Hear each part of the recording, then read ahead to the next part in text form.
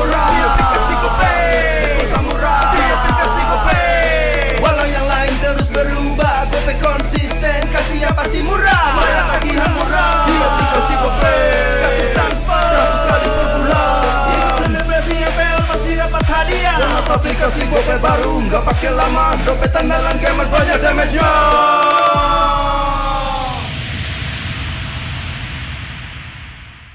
Dia tidak akan segan untuk menghadapi siapapun yang berani melawan.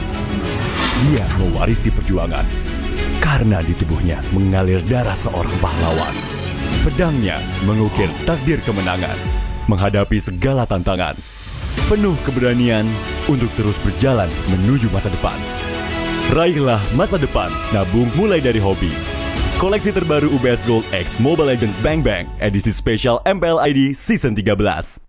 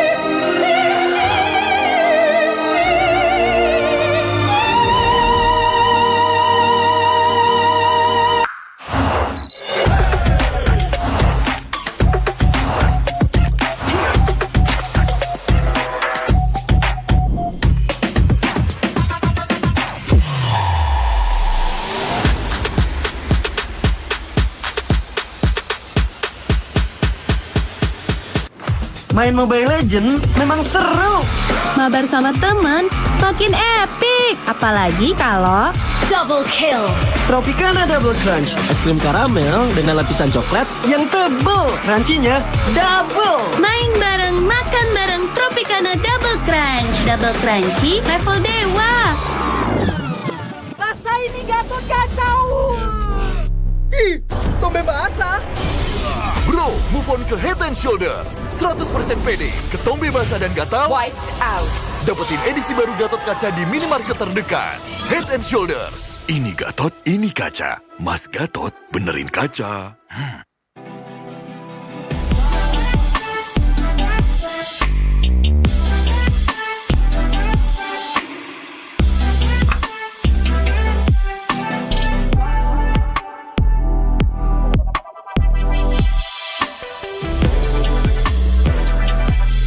Wow, finished. See you later. Time to go. Okay.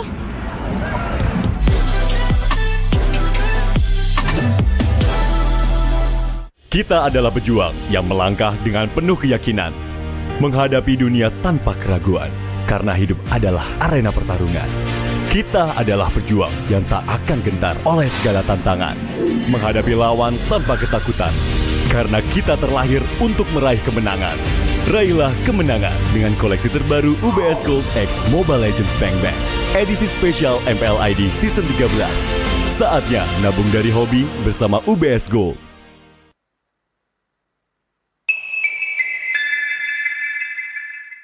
Bapak akan kehilangan ingatannya. Masih inget ini, Pak?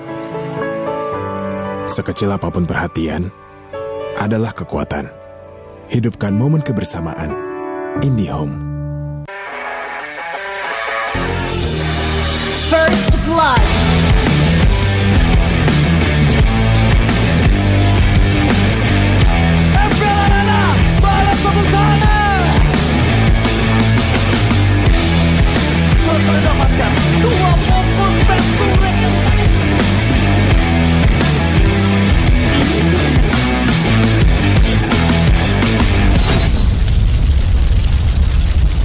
Pengen belanja banyak barang kebutuhan tapi malas keluar rumah.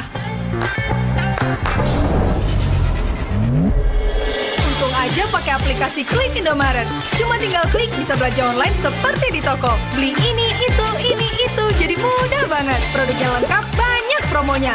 Gak perlu pusing, bisa pakai alat bayar apa aja. Wah, 1 jam udah sampai, gratis ongkir lagi.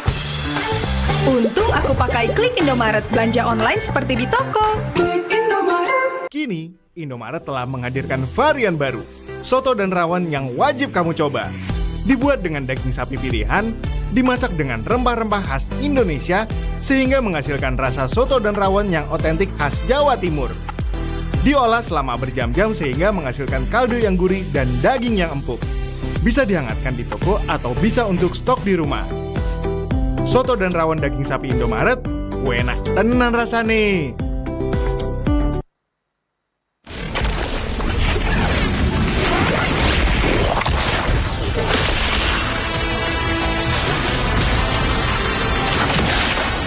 Strike first and without mercy.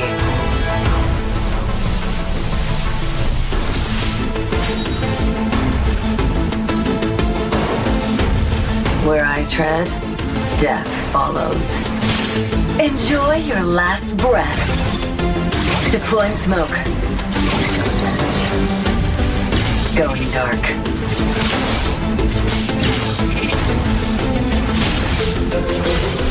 War is my trade. Death is my craft. Backup plan? I am the backup plan. My destiny is what I make of it.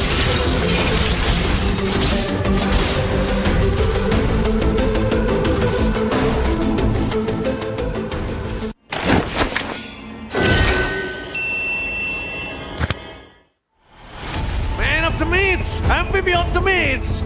Mari kita sambut, ini dia, Fabian!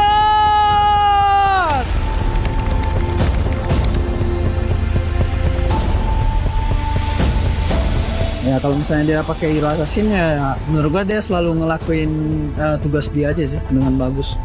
Gua udah tahu dia lama sih, maksudnya udah lihat dia lama, emang player assassinnya jago banget.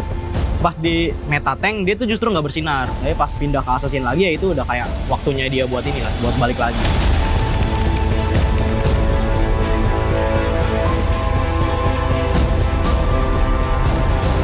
Masa ya gue nggak bisa sih kayak gue gitu. Gue dulu tuh denial banget kan orangnya. Soalnya emang bener-bener dulu gue kayak nge-stuck gitu kan. Ternyata emang dari diri gue sendiri.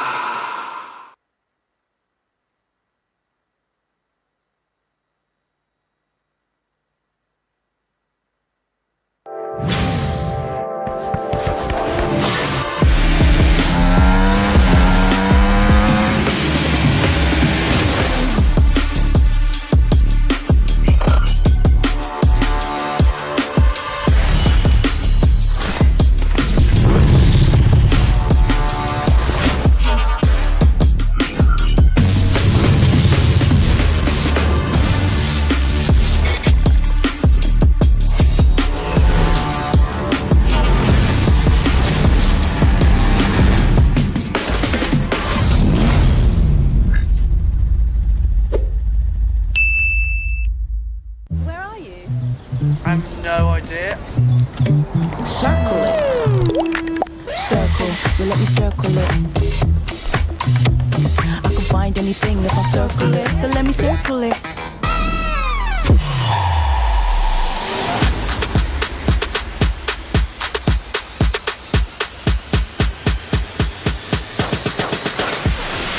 Teman murah, di aplikasi GoPay Samurai, di aplikasi GoPay. Walau yang lain terus berubah, GoPay konsisten, kasih yang pasti murah. Bayar tagihan murah, di aplikasi GoPay. Gratis transfer, 100 kali per bulan. Ikut selebrasi MPL pasti dapat hadiah. Download aplikasi GoPay baru, nggak pakai lama. Dompet andalan gamers banyak damage-nya.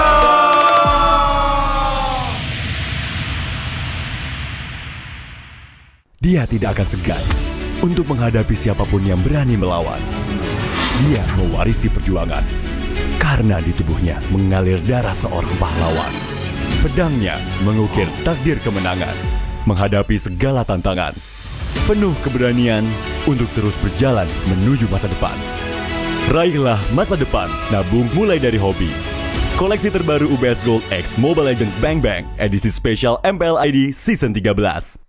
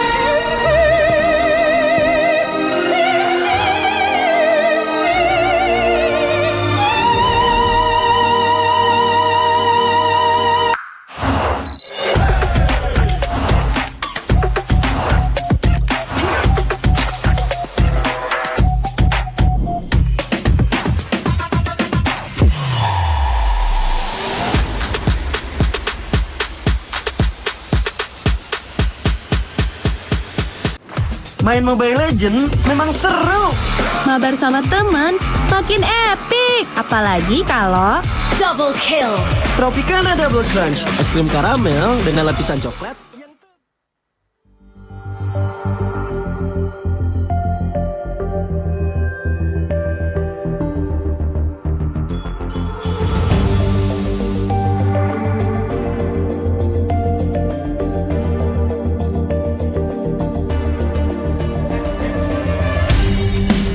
Kan berdiri dan terus berlari, terus ke arah puncak tertinggi. Ku takkan berhenti, hanya sampai di sini. Kemenangan abadi menanti. You know we won't miss if we unite our focus. And if you haven't noticed, we all nyalakan apimu. Hadapi semua tantangan, hadang semua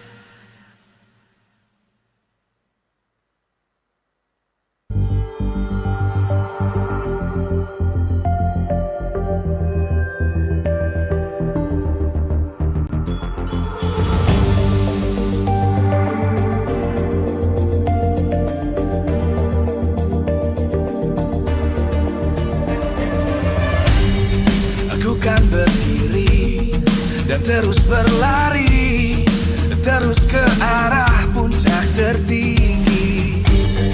Ku takkan berhenti, hanya sampai di sini. Kemenangan abadi menanti. You know we won't miss if we unite our focus. And if you haven't noticed, we all live. Nyalakan apimu, hadapi semua tantangan, hadang semua serangan, jatuh bukan halangan. Bakar semangatmu, janganlah engkau menyerah. Kita akan buat sejarah. We all this, we won't miss. We all this, we won't miss. Saatnya beraksi, jalani ambisi.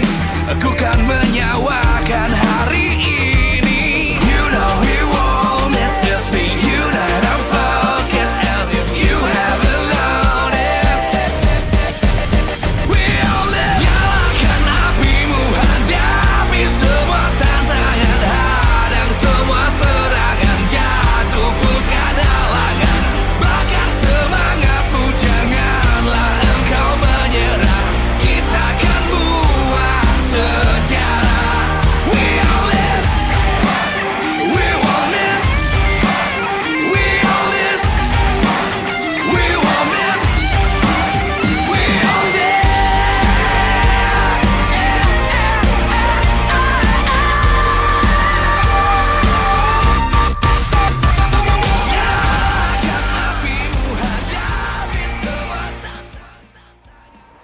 Man of the Meats, MVP of the Meats.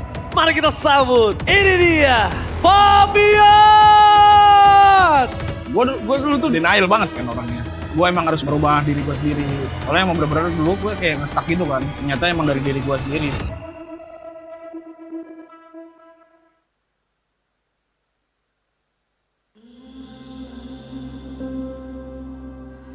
Tentang Fabian pastinya ya. Karena memang dari Fabian sendiri ini nggak bisa dianggap remeh loh. Dia jungle yang punya pool hero lumayan luas. Assassin Boy, ya jelas banget. Karena memang ya dia sering banget pakai tiba-tiba muncul Fanny, tiba-tiba main Link. Ya walaupun memang kalau dilihat dari MPL kemarin, performa Fanny-nya lebih baik. Dari awal banget gue kenal ML ya. Yang benar-benar kompetitif tuh pas masih SMP kelas 7. Kalau dulu mah masih bilang kayak dark system lah ya. Tapi kalau pas yang benar-benar kelas 7 itu yang tadi gue bilang, itu kayak benar-benar gue main fokus kayak ikut turnamen warkop lah. Habis itu gue ditawarin temen gue nih di Freeport Esport pas MPL season 6. Di play-nya tuh kayak bener-bener bantai semua lah. Pas udah masuk MPL regular season, ya udah awal-awal kayak terpuruk banget, bener-bener anjlok banget lah. Soalnya kan itu baru pertama kali juga kan masuk pro scene. Ya bisa dibilang mental belum jadi lah, ya kan. Alhasil nggak lolos playoff. Gue coba lagi MPL season 7 play-in lagi kan. Cuma gue di situ main mid lane, nggak lolos kan. Pas nggak lolos itu gue langsung cabut dari VOS. Habis itu gue ditawarin sama ya Liquid ID di MDL season 7. Cuma itu pertengahan karena seingat gue tuh si Van naik MPL. Nah, itu udah pertengahan juga. Cuma di situ emang susah buat playoff. Habis itu alhasil nggak lolos playoff lagi. Gue tuh pas season 8 gue tuh udah di kick dari Liquid. Ya udah gue teriak lagi nih di Liquid ini karena emang gue relasi di tim main dikit kan. Jadi kayak gue coba lagi Liquid, tontonnya masuk lagi kan. Season 9 ini awalnya tuh start udah lumayan paten lah timnya. Cuma yang awalnya bagus tapi semakin lama semakin menurun kan. Habis itu nggak lolos playoff lagi. Season 10 gua coba lagi di MDL. Alhamdulillah win streak kan kemarin. Karena MPL ada problem kan. 0-2. Jadi gua naik sama Yeskiel sama Widi.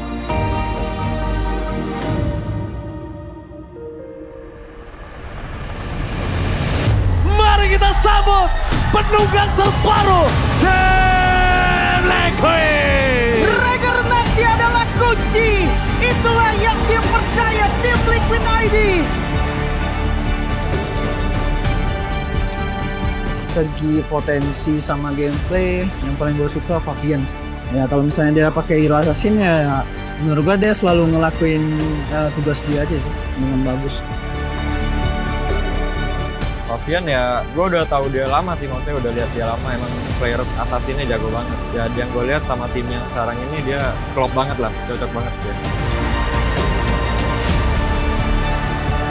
Man of the Meats, MPL of the Meats. Mari kita sambut, ini dia, Fabian! Dengan Joy-nya ya, tadi sempat kita bilang Joy susah dan memang terbukti susah. Tapi itu bukan menjadi hambatan, bro. Dan tadi semacam ada Winter Crown sih, itu jawaban buat Fabian.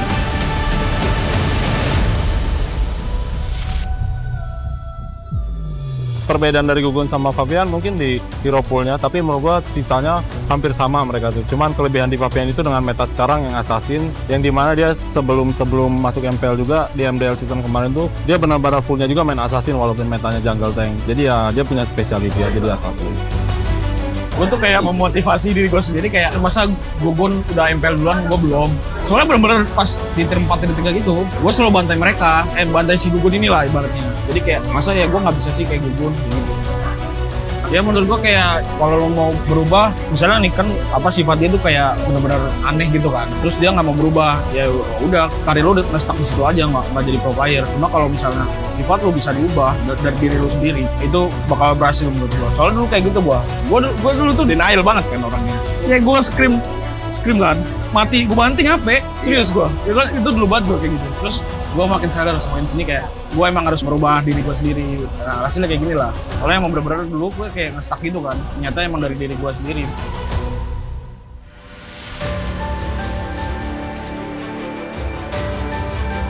Depannya gue minta buat tim gue biar saling support aja kitanya. Biar kita semakin kuat, terus juga ada chemistry-nya. Kembali lagi, tujuan kita tuh apa? Ya tujuan kita kan pasti kan juara kan. Terus sama series juga, segala macam. Cuma ya gue harus ngingetin lebih detail lagi sih. Terus juga biar dia sadar diri aja.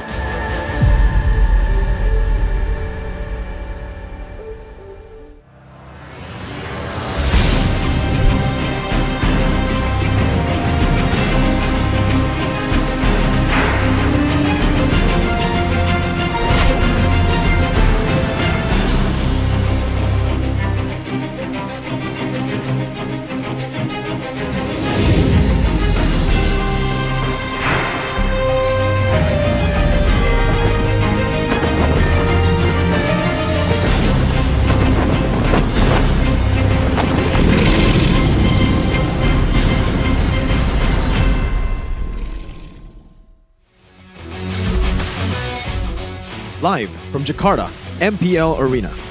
MPL Season 14 is powered by Munta. Presented by our official tournament smartphone, Samsung Galaxy. Official e-wallet, GoPay.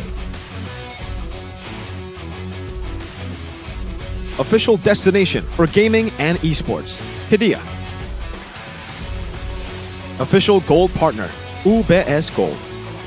We own this.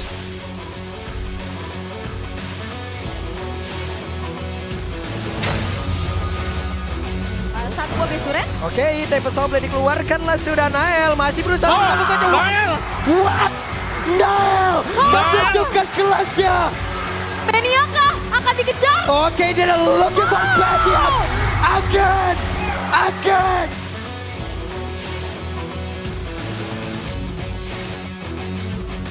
Maka dari recall-nya ya. Iya.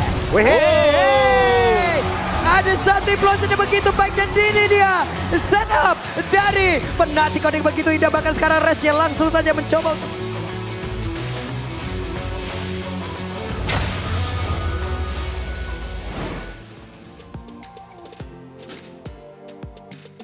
Super Fans, selamat datang di hari yang ketiga, di hari Minggu, hari menjadi penentu bagi tim-tim yang beradu di MPL Indonesia Season 14. Hari ini 3 match akan berlangsung dan semuanya memiliki arti tersendiri bagi tim-tim yang beradu. Hari ini bisa jadi 2 tiket akan diamankan oleh 2 tim yang beradu. Dan bahkan tidak hanya tiket playoff, namun juga tiket upper bracket. So, sebelum membahas lebih lanjut, izinkan Bude mengucapkan terima kasih buat antusiasme para super fans yang lagi nobar-nobar yang ada di MPL Arena. Dan juga tentunya Big appreciation kepada para sponsor dan partner kita karena MPL Indonesia Season 14 powered by Moonton, presented by official tournament smartphone Samsung Galaxy, official e-wallet GoPay, official destination for gaming and esports Kidia, official gold partner UBS Gold. Dan tak lupa juga kita juga punya partner in esports, ada Campina, Head and Shoulders, Oraimo, Telkomsel, Dunia Games dan juga IndiHome beserta dengan Witring. Dan juga ada supplier kita, ada Klik Indomaret, Erigo, Yummy Choice dan juga Saturday. Acara ini supported by PBSI. Dan support yang terus menerus hadir dari seluruh penjuru Superfans mengakibatkan banyak sekali nih yang naik turun, ada yang naik terus. Performa dari tim-tim yang beradu di MPL banyak sekali mengejutkan kita semua. Seperti apa dan probability apa yang tadi Bude bilang juga, tiket bisa jadi sold out. Kita akan ngebahas dari klasemen sementara, inilah dia. Dan tentu saja kita melihat bahwa ada 3 tim yang beradu untuk upper bracket. RQC, tim Liquid ID dan juga Bigetron Alpha. Dan untuk match pembukaan kita hari ini bisa jadi 1 tiket untuk upper bracket diamankan oleh tim Liquid ID. Karena jika mereka menang otomatis Bigetron Alpha mereka nggak bisa mengejar match point kemenangan dari tim Liquid ID. Jadi akankah tim Liquid bisa mengamankan upper bracket untuk hari ini? Karena Alter Champs pun dari Alter Ego mereka ingin mendapatkan tiket playoff. Jadi kemenangan ini berarti banget untuk memanjangkan nafas mereka, mempertahankan posisi mereka di regular season ini agar tidak zona merah dan tereliminasi untuk babak playoff seperti halnya EVOS Glory dan juga Rebellion Esports. Dan kalau ngebahas tentang probabilitas masuk ke babak playoff, 2 tim di 2 match kedua dan ketiga bisa mendapatkan tiket playoff. Karena kalau Fnatic Onyx bisa ngedapetin kemenangan melawan EVOS, Fnatic Onyx akan menjadi tim keempat yang lolos playoff. Dikarenakan gak bisa nih yang lainnya untuk mengejar poin kemenangan dari Fnatic Onyx. Tapi di match ketiga pun gak kalah mendebarkan karena dari Geek Fam sendiri, mereka punya kesempatan nih untuk mensecure tiket playoff yang kelima. Dengan memenangkan matchnya melawan Dewa United. Jadi ini bisa jadi dari Geek Fam melawan Rebellion Esports. Jadi melihat banyak sekali probabilitas yang bisa muncul hari ini. 3 tim, ada 3 tiket yang bisa mereka amankan. Tiket upper bracket ataupun tiket playoff. Dan 3 match hari ini patut kita saksikan bersama-sama. Patut pula kita nantikan dari hasilnya. Akankah lagi dan lagi tiket upper bracket yang diperebutkan 3 tim bisa disecure oleh tim Liquid ID dan tim Alter Ego yang lagi kepengen go to Bandung. Mereka akan mempertaruhkan yang mereka miliki. Tren positif didapatkan oleh kedua tim. Tapi hasilnya tentu saja akan disaksikan di Land of Down. Maka dari itu, The Cavalries, apakah kalian siap? Dan Alter Champs, mana semangatnya nih?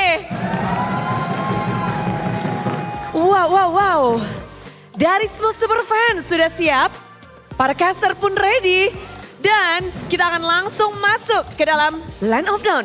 Match pembukaan di hari Minggu inilah dia. Tim Liquid ID dan juga Alter Ego.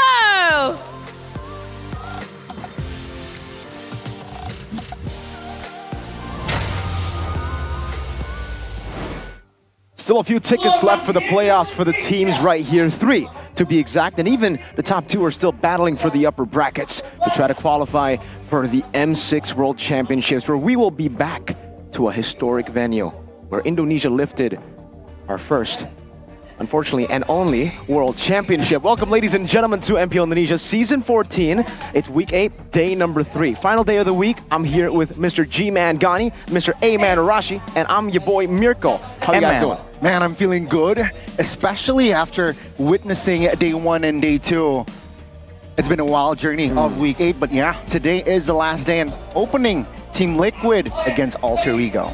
got a banger of a match. I feel like it's kind of rare for us to actually start off the day with the match of the day. I feel like so far it's been a bit of a rare occurrence, but here we are, man. Who would have thought that this match would kind of be highlighted, but look at today's schedule to see what we're talking about exactly. We got TLID taking on Alter Ego, and then our match of the day, Fnatic Onyx actually taking on Evo's Glory for our second match. Fnatic Onyx on the rise after beating Bigatron.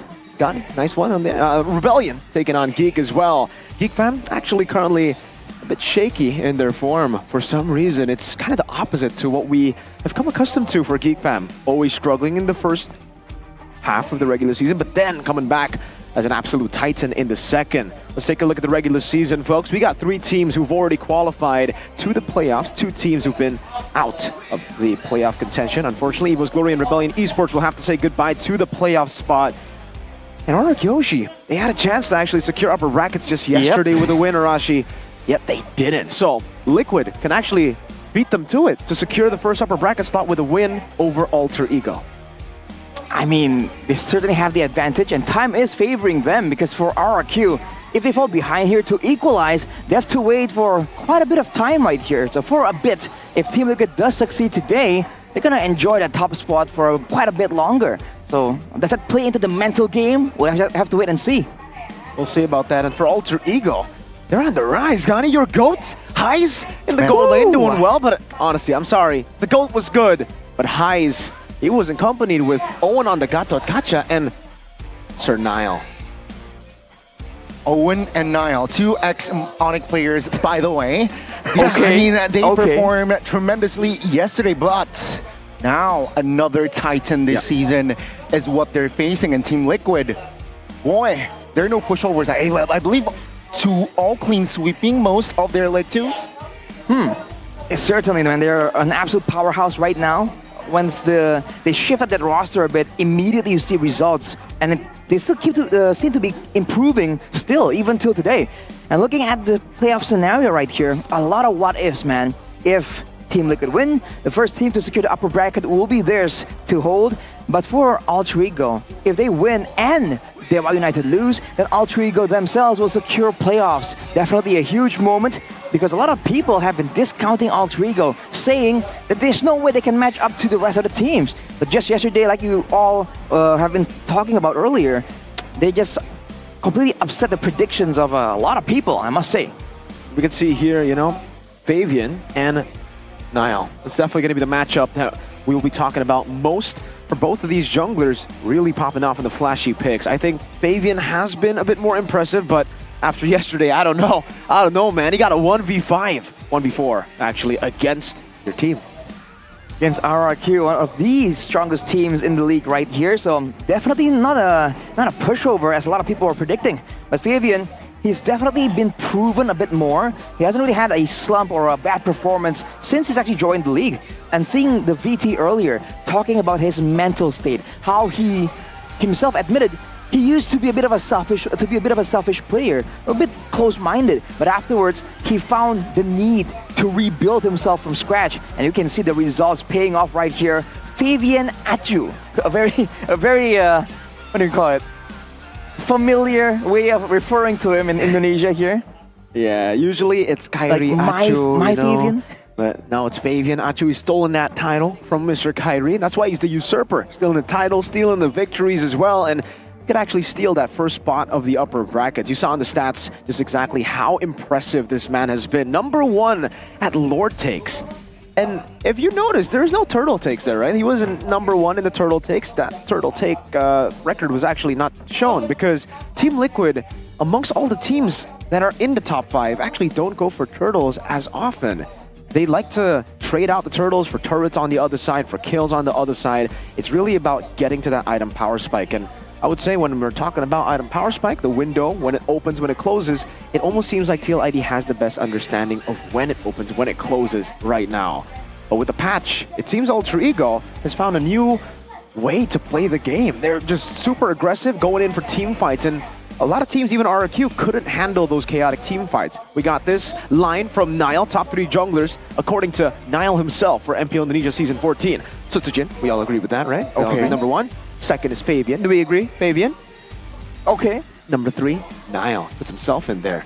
No. What do you think, folks? Do we think Niall's number 3? Arguable. But I do see why he thinks that way, right? I mean, he has been performing, right? Alter Ego, unfortunately for the first leg, especially Alter Ego, couldn't really perform to his standard, but second leg, especially week 8, week 9, maybe they found their gem. And only a minor adjustment can make or break the whole team composition. You can see there's definitely moments here where they do falter by all means, but as of right now, that aggression, that chaos, I think it's a great approach, especially with a lot of teams kind of leaning towards the methodical side. And look at this play, dude. That's exactly what happened yesterday. A heartbreaking moment for all the RRQ fans, but Niall is stepped up to the plate, finds a way to punish the overextension, the greediness almost of RRQ. This is the man of the hour right here. We've been talking about him as the tip of the spear for Alter Ego all the way from the early weeks. And now, with him gaining momentum, with the team gaining confidence as well. Looking at the stats, he's definitely not showing up right here, but don't let the numbers mislead you. When it comes to pure individual performance, this guy has been an absolute menace. Now with the team maybe affected, maybe gaining all that momentum and confidence, if they can all kind of grow to match Niall, Alter Ego can be a very dangerous team to go up against. We gotta remember, Alter Ego, I think Anti-Mage said this in Season 8, but the team that you don't want to meet in the playoffs is always almost Alter Ego, because they're just so unpredictable. They can go be the bottom 4, not compete against the top 4 at all, and then suddenly just beat number 1. That's what we saw from them yesterday. No one really thought Alter Ego could do it, especially with them being Niall-centric. And against Keskute, someone who really puts in the respect towards his opponents. But unfortunately, he let that Ling go in game number 2. He let the Gacha go, a new signature pick for Owen. So the 3 faces will try to, again, utilize those 3 faces to maybe manipulate the draft in a way where it could be an assassin versus assassin. Now that's a question for me, honestly. Fabian, he's never shy to take on the assassin battle. 1v1, you can go Ling, I can go Fanny. But no team has given him that 1v1 duel just yet. I have a feeling Alter Ego, after a win yesterday, will be confident enough to actually leave the Fanny open, say, you go Fanny, I go Ling. Let's do it. Who's better? Or no assassins at all. No, or maybe Fabian will just try and match that early game chaos, early game aggression, using the Alpha, one of the other picks that he's really comfortable on. And that kind of aggression, that sustain and tankiness really lends itself to the early skirmishes, and more importantly, the chaotic approach that Alter Ego likes. So we'll have to see what options both teams try and go for, as right now, Nino, Niall, Roundel, Owen, and Heis will be playing. Team full of potential. They weren't able to achieve it in the first half of the regular season, but now all of a sudden, the 3 faces have come online. Which mask will they bring today? Will it be Niall again shining in this match, or will it be otherwise? Ladies and gentlemen, let's welcome Alter Ego Esports. The villains walk up on stage with swag. Niall, the main man of the team. It was Niall Esports just last week, but yesterday we saw everyone perform to make this team truly a team to be scared of. Now, will Liquid be scared of them? Having the mental of gods, I would say, coming in as rookies and stomping on everyone in the second leg. The team that we're going to see here with the lineup that will probably not change is undisputed, undefeated in the second leg. Aran, Fabian, Yehezkiel, Witty, and Aaron Shaky. Like you mentioned, Mirko, supreme confidence, even better execution. How will they perform today? So young, so promising, but they shine so brightly. Addicted to the rush this season. Ladies and gentlemen, this is Team Liquid. The Cavalry have always been addicted to the rush, even when they were dragons. Previous seasons always looking for chaotic battles. I think TL will bring Alter Ego to their comfort grounds, man. Alter Ego want to make it chaotic? Team Liquid, they have been the chaotic team. It's another day at work for the Cavalry. Controlled chaos was the method for Aura before Team Liquid took over. Now, that same kind of vibe, that same kind of mentality really lends itself with the volatility of the new members, of the rookies. Let's just see how it goes, because it all starts right here, right now. Our Marshal Dainang comes in through. You can see Coach Saint DeLucas and Facehugger so far, they've been having a great second win once the new backup, the new massive hero pool comes in from the new players. But for Rekt, let's see how he's able to lead and develop the team even further after a great performance just yesterday. We were actually, questioning the fact that Aldo's nowhere to be seen on stage yesterday, but Styx and Rekt, they were able to prove us with a performance against RRQ. The draft was amazing. Even though game one was a bit more one-dimensional, we could definitely see what they were going for. Early neutral objective fights. And you know what? Let's take a look across the regions, folks. The fastest leveling jungler in each region. In Indo, we have Sutsujin and Favion with 8.57, 9.22. So, Flick, brother, what is that? 7.52. Shout out to King Kong and Skies too, but 7? How? That's 7 seconds. No, I'm joking. It's 7 minutes. Okay, 7 minutes. It's not even 8. No, that's true. It's not even 7:53. Arashi, explain that. It's just really quick. What else can you say about it? That's what she On said. the Roger, right? With the fast clear, you can kind of understand why the speed is there. But 7.52 seconds? Man, I gotta take a look at that game after today is over, man. You gotta see how exactly he's able to achieve that as we hear the drums of all three go immediately come alive. The rival showdown here, the duel of the assassins. Looking at the win rates, actually hovering right around that 60-70% win rate point. But for Fabian in particular, that Nolan has been something else. Coincidentally, on the other side, Nyland was something we were repeating again and again in the early weeks. We'll see if that hero, adjusted now by the patch, is it still gonna be as prio? Is it gonna be contested? So far, yes, it has been prio. Hey, Gani, it seems not only is the cavalry addicted to the rush, but the Ultra Champs are addicted to the rush as well. I don't know if you guys can hear it. You probably can, but the Ultra Champs are going wild in the building with their drums of war. Let's see, first pick selection for TLID. Interesting, being the home team, usually they opt to go for second pick, 76.47% win rate, but they have been doing well with the blue side as well. They've always just prioritized the high-lows, actually, whenever they get first pick. So maybe that's the same reason they go for first pick this time. Maybe they want to take the high-lows, or maybe they notice Owen has been getting away with too many Gata Kancha picks. They might want to take it out for themselves. Or, let's go crazy genius mode here. Maybe they want to take the assassin before Mr. Nile can take his. It all depends with Weedy the Wise as well. All right, I mean, Weedy, very, very well known. I think not a lot of players read the patch, but Weedy likes to read the patch. That's why he's witty. We call him witty because he is witty and he's pretty litty. And wise. Wise, yeah. Wise is in Philippines though. All right, well, witty.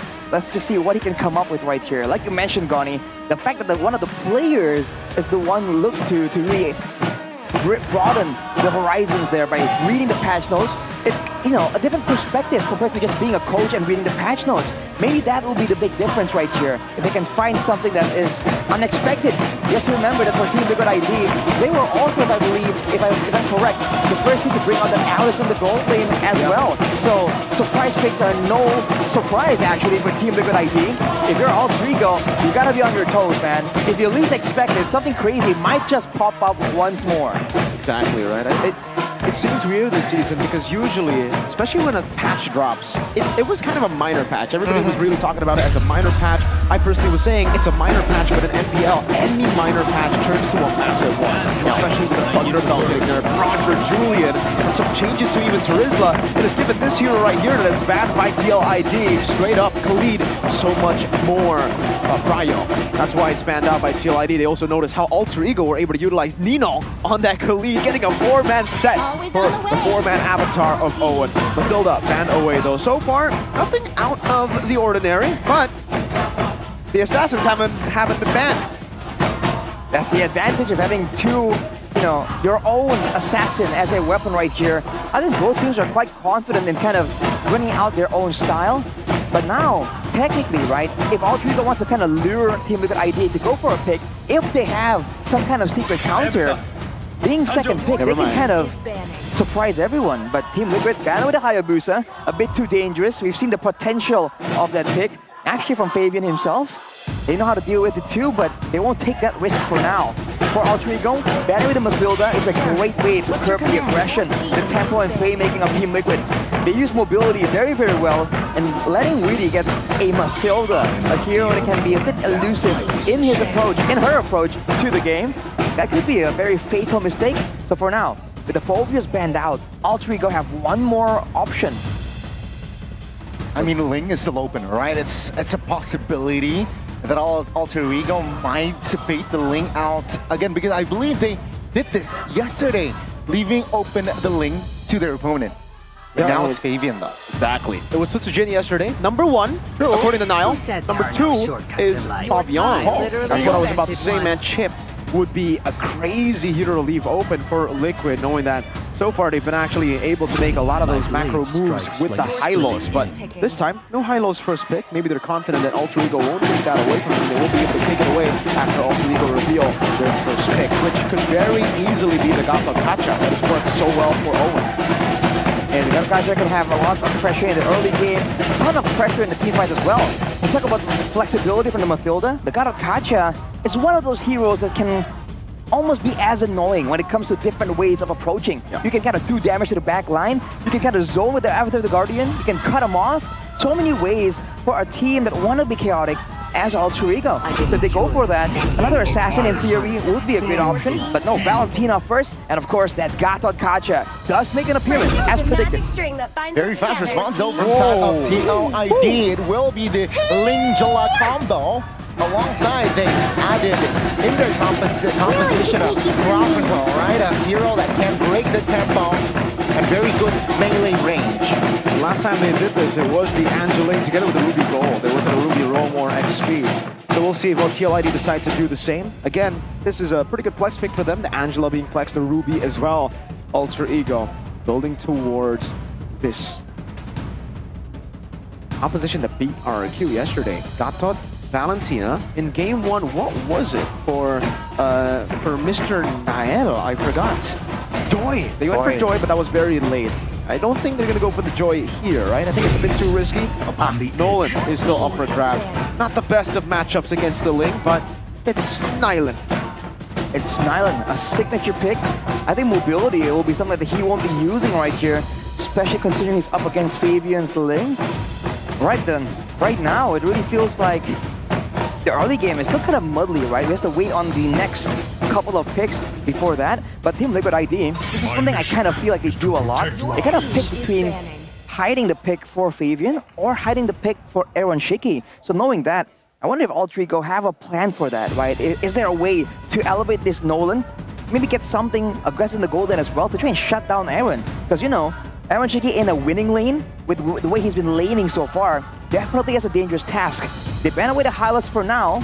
Now for Team Liquid, what's the idea here?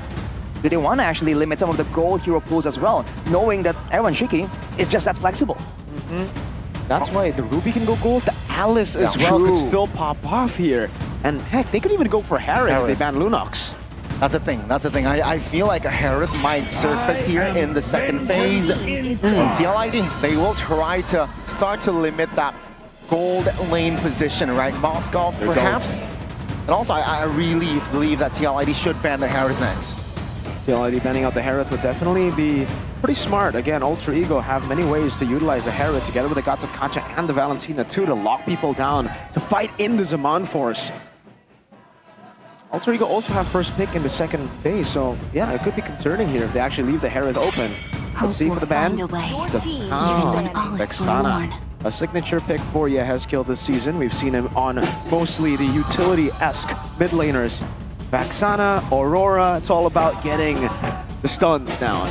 It's all about getting the catches, and especially with the Vexana, you have to remember, Yehezkiel has no issue at all flickering forward, even against assassins. He thinks that moment, that momentum will be more important. The Team Liquid banning away the Edith, wanted to make sure that Alter Ego not really having a lot of options here when it comes to a damage-dealing, aggressive kind of EXP.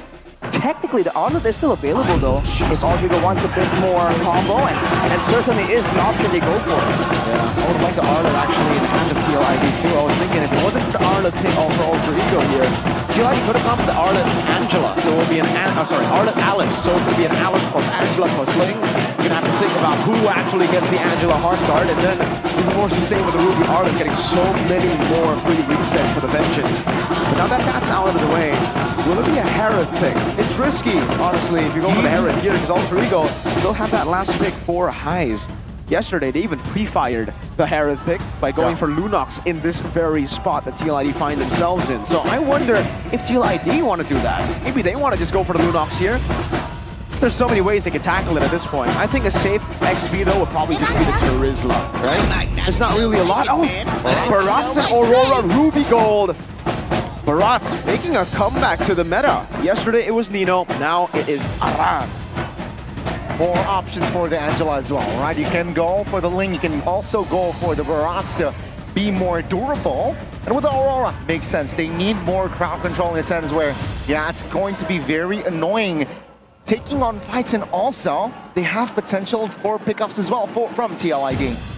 Now for Team Liquid ID, they don't have a marksman in the back line that's vulnerable, and even their mid laner has the pesky passive of the Aurora. Alter Ego, what do they want to put in the hands of the GOAT, of Ghani's GOAT, in this gold lane? Leading up against a Ruby, and also, you know, dealing with a link pressure, something safe will be ideal. Wow. They go with the Claude for that mobility, for that AoE to combo as well. But we've seen that with the Claude, it's so situational, right? You need ideal circumstances to really succeed in the current meta. And with those circumstances, I think it's fitting. It's fitting for the Claude here, right? The only real threat, I would say, would be the Ruby. When you get too close, you can get stunned, but the Ling, you do great on the Claude against the Ling. You can blink out of the Tempest of Blades. It's pretty safe against the Barats and Aurora. Oh, it's just the Barats first. You have on-hit damage with the Claude. It's all about that attack speed, so you will be able to shred down the Barats. Honestly, I have to agree with the counter index here. Definitely seems like Alter Ego, Sticks and Wrecked might just be cooking. What do you think? I think when it comes to the fights, Alter Ego definitely has a bit of an advantage. And that Revitalize, you have to remember, is quite misleading because it doesn't only work for one person. They all can benefit from the extra regeneration as well. But when it comes to the macro, especially the macro of Team Liquid ID that has been so decisive and fast, I feel like they have potential here with the Ling Angela combo. 5 seconds. Well, you heard Arashi, folks. Now we're just gonna get into the game. Ladies and gentlemen, welcome to game number 1. Into the land of Dawn we go. It's the battle for upper brackets and playoffs. Alter Ego a win away from trying to secure playoffs. A win away for upper brackets for Favion on the Ling, who will be starting on purple. Same goes for Nile. Got a flash of that Moonton emblem real quick. Shout out Moonton. Shout out Moonton. Let's see how this game plays out though. Witty being on a utility Angela, definitely not as durable or as maneuverable as the Gatokacha in the hands of Owen. So in theory, in the early game, Alter Ego have a lot more ways to really open up the map, get some control there, you know, abusing that Gatokacha. Ooh, hang on a minute. Wow. That was a steal from your Haskill, the Hailstorm. That's why he's got the confidence to even go lethal ignition. Yesterday, Aurora just go for impure rage, but Yeskill is always on the lethal ignition. 2v2 now, it's gonna be Roundel flickering away, so that's info. No flicker for Roundel for the first turtle.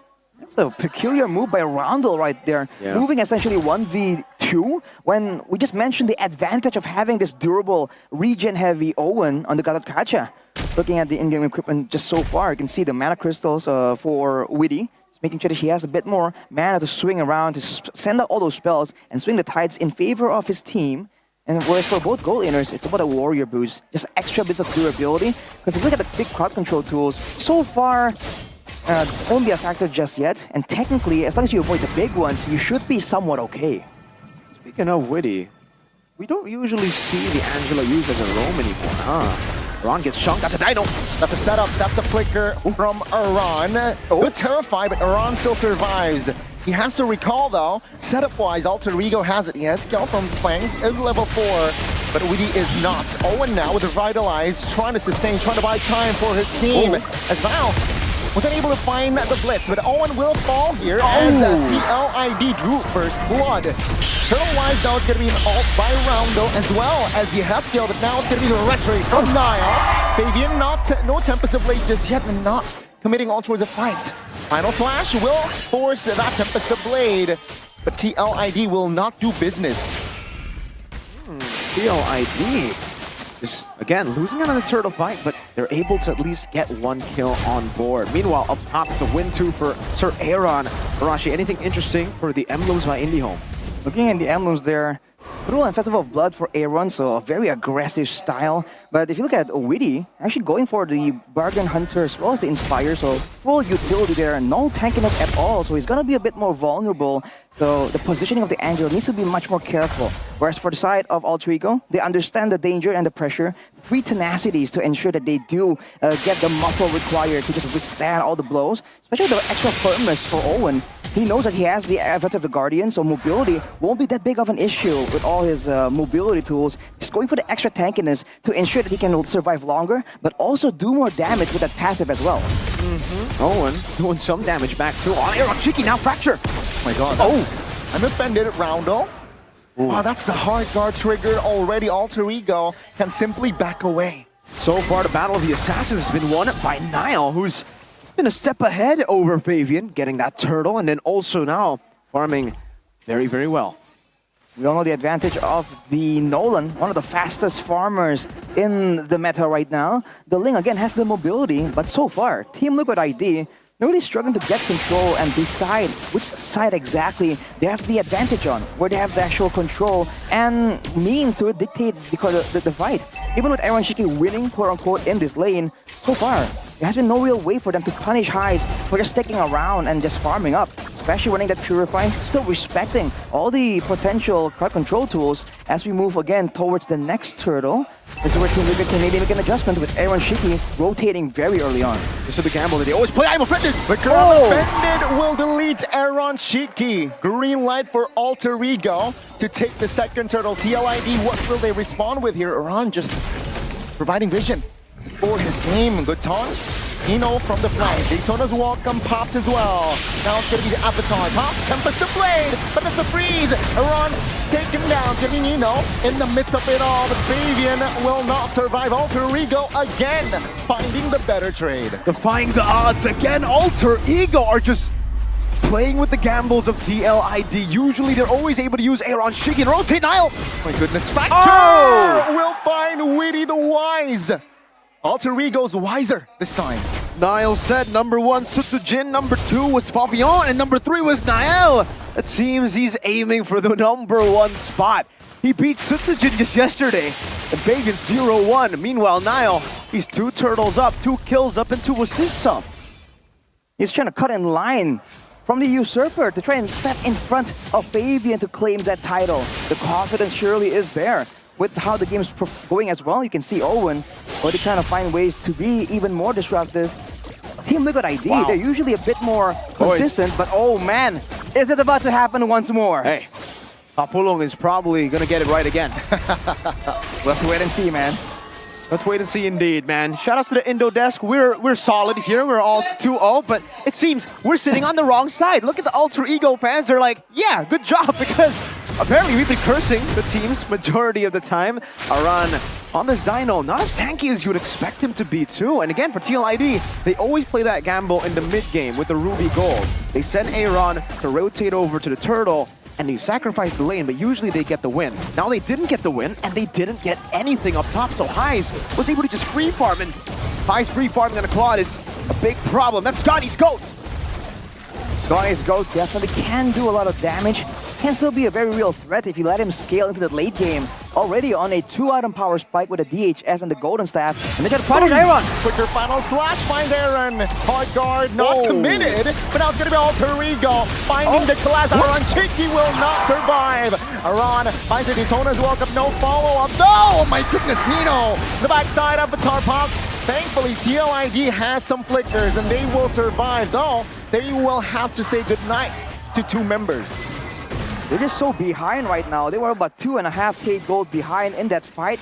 And you see Alter Ego, in true Alter Ego style, just muscle their way into the backlines, cutting off Team Liquid from their objectives.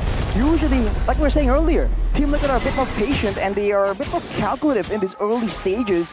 But they don't really seem to be giving Alter Ego the same kind of respect. They should know that with all these AoE tools, these early fights are going to be brutal for them to take.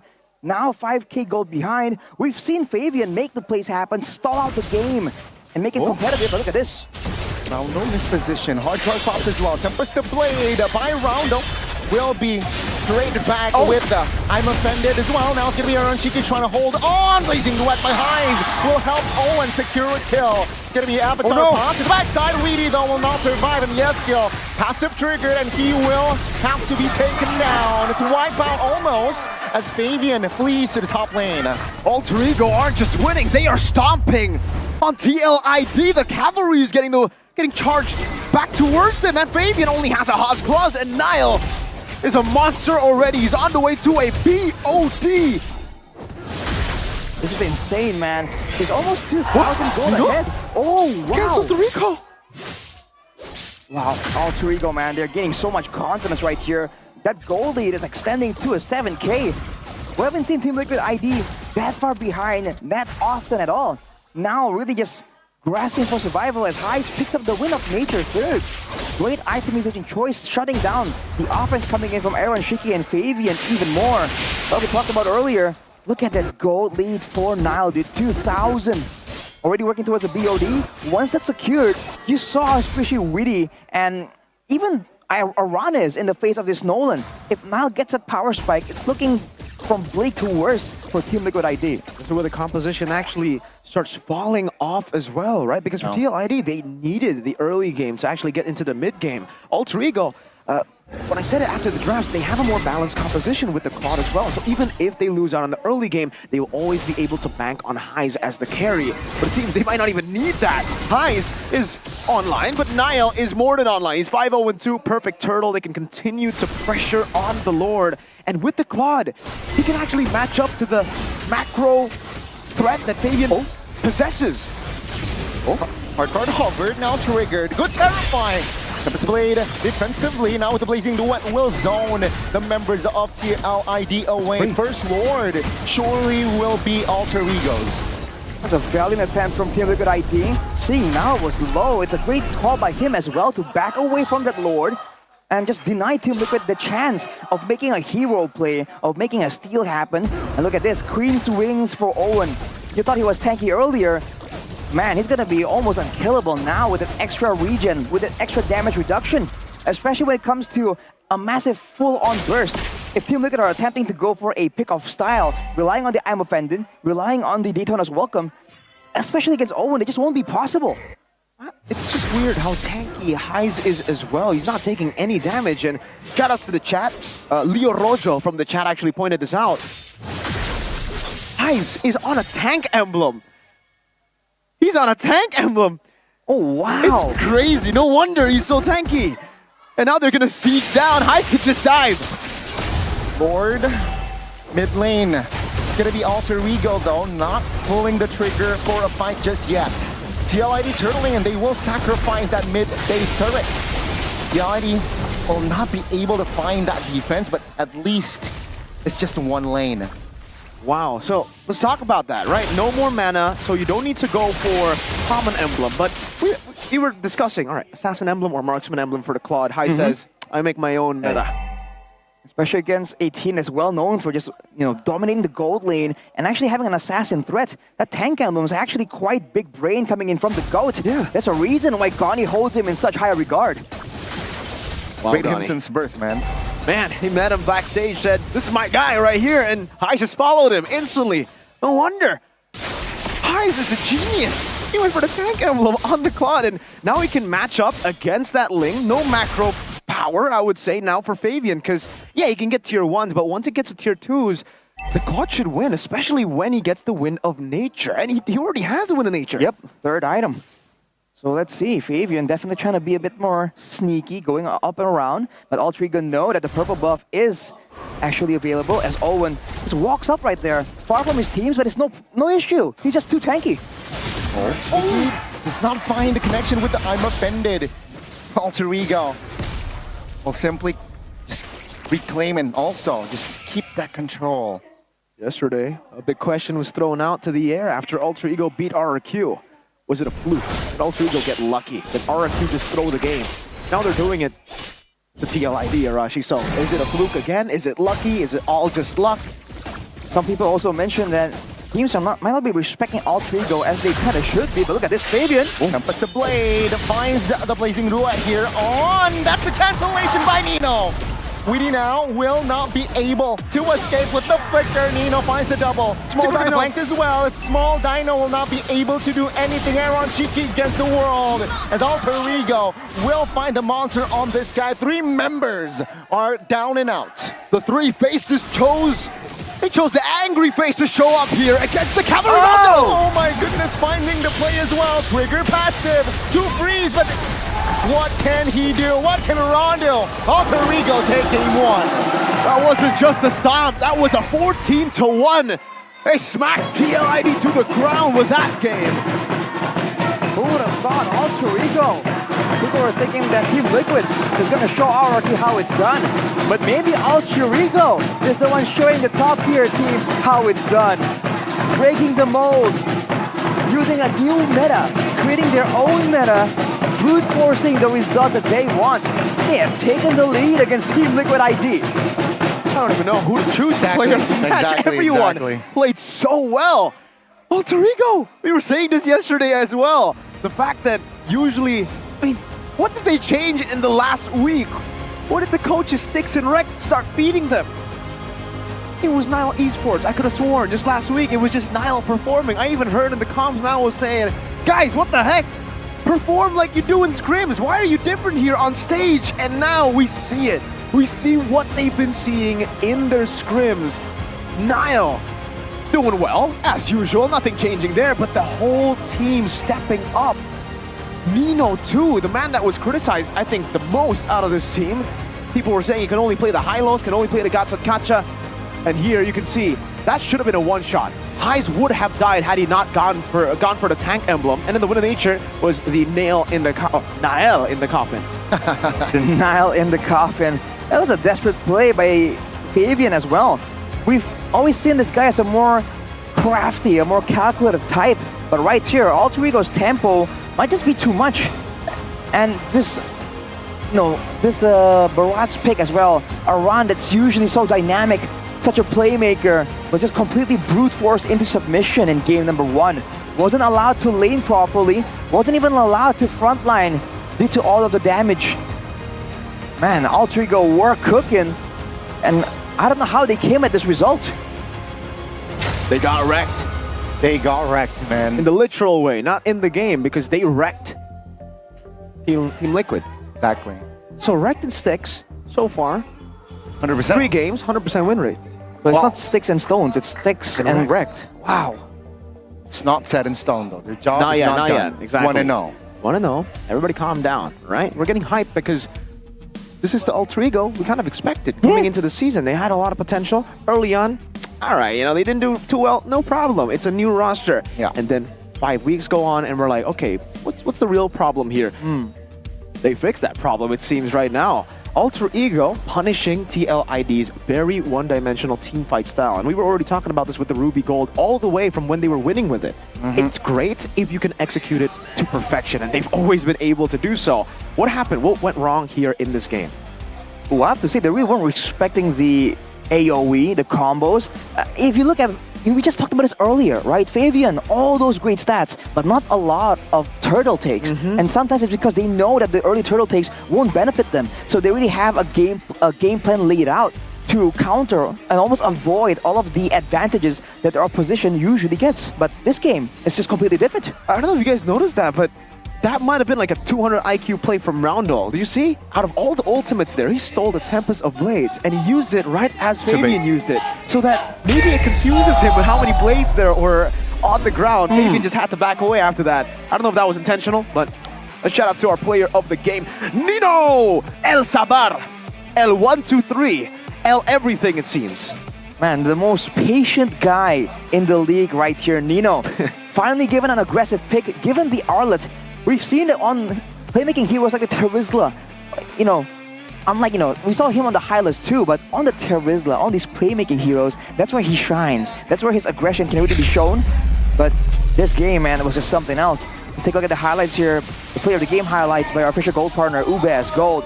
All during the early game, there was this big play where they were focusing on Owen.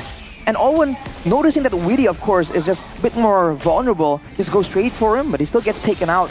But not for long. Immediately, his team knows that there's a window here to punish, and they go straight for it, man.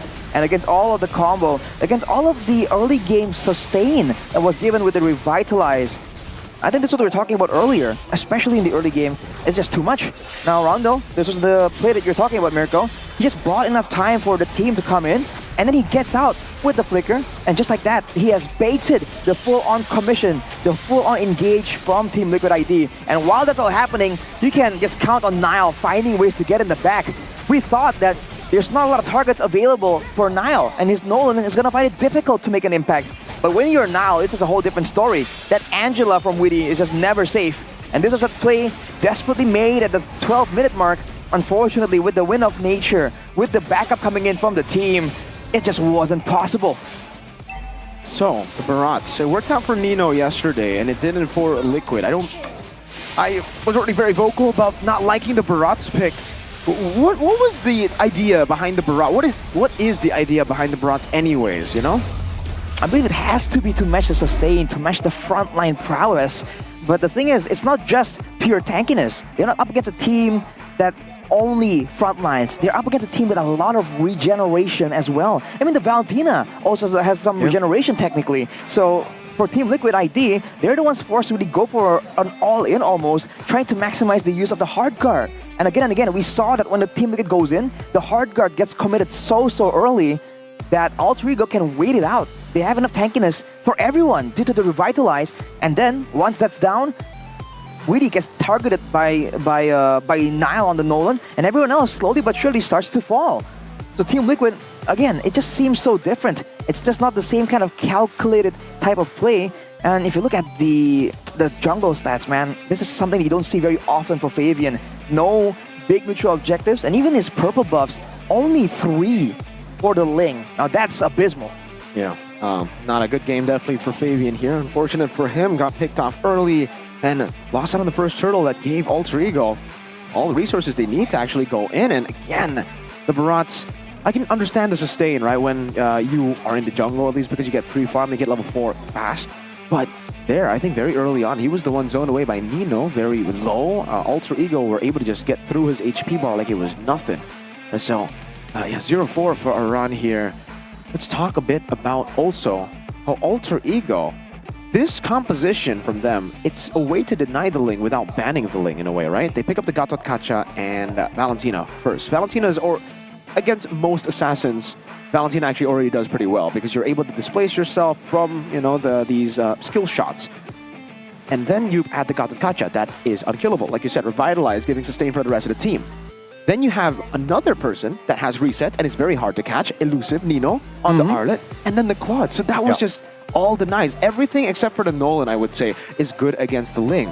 And yeah, 4 is better than 1. And Team Liquid, with the Angela Ruby, they were playing just for the Ling.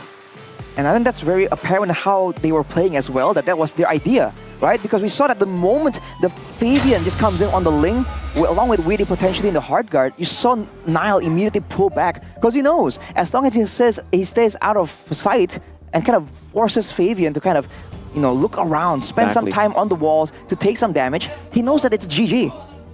Tough opening for TLID seems like today. I think it's time for them to maybe bring out another composition, perhaps the Alice, to support the Usurper. They got to recall what they did in their previous matches, and you got to recall in your games if you want to show your opponents who's the boss, especially these recalls that you see here. Whoa, we got the brand ambassadors here of TLID as well. Okay, let's see how many times she has to draw it. That's 1 of 10 times. That's 10. Oh, she's already done 20. You see that? 30. 30. Oh, come on. If she gets another one, if she gets pity 200, I don't know what to say, man. Another one. Another one. That's 50. That is 50. Another one. More. Oh man, that's a lot of diamonds already. That is 60. Oh, 600 diamonds. Oh, 700 diamonds. She's gonna lose all her diamonds. You can crit till you get it. Does she have unlimited diamonds? You can, lady, you can press the 10 more spins.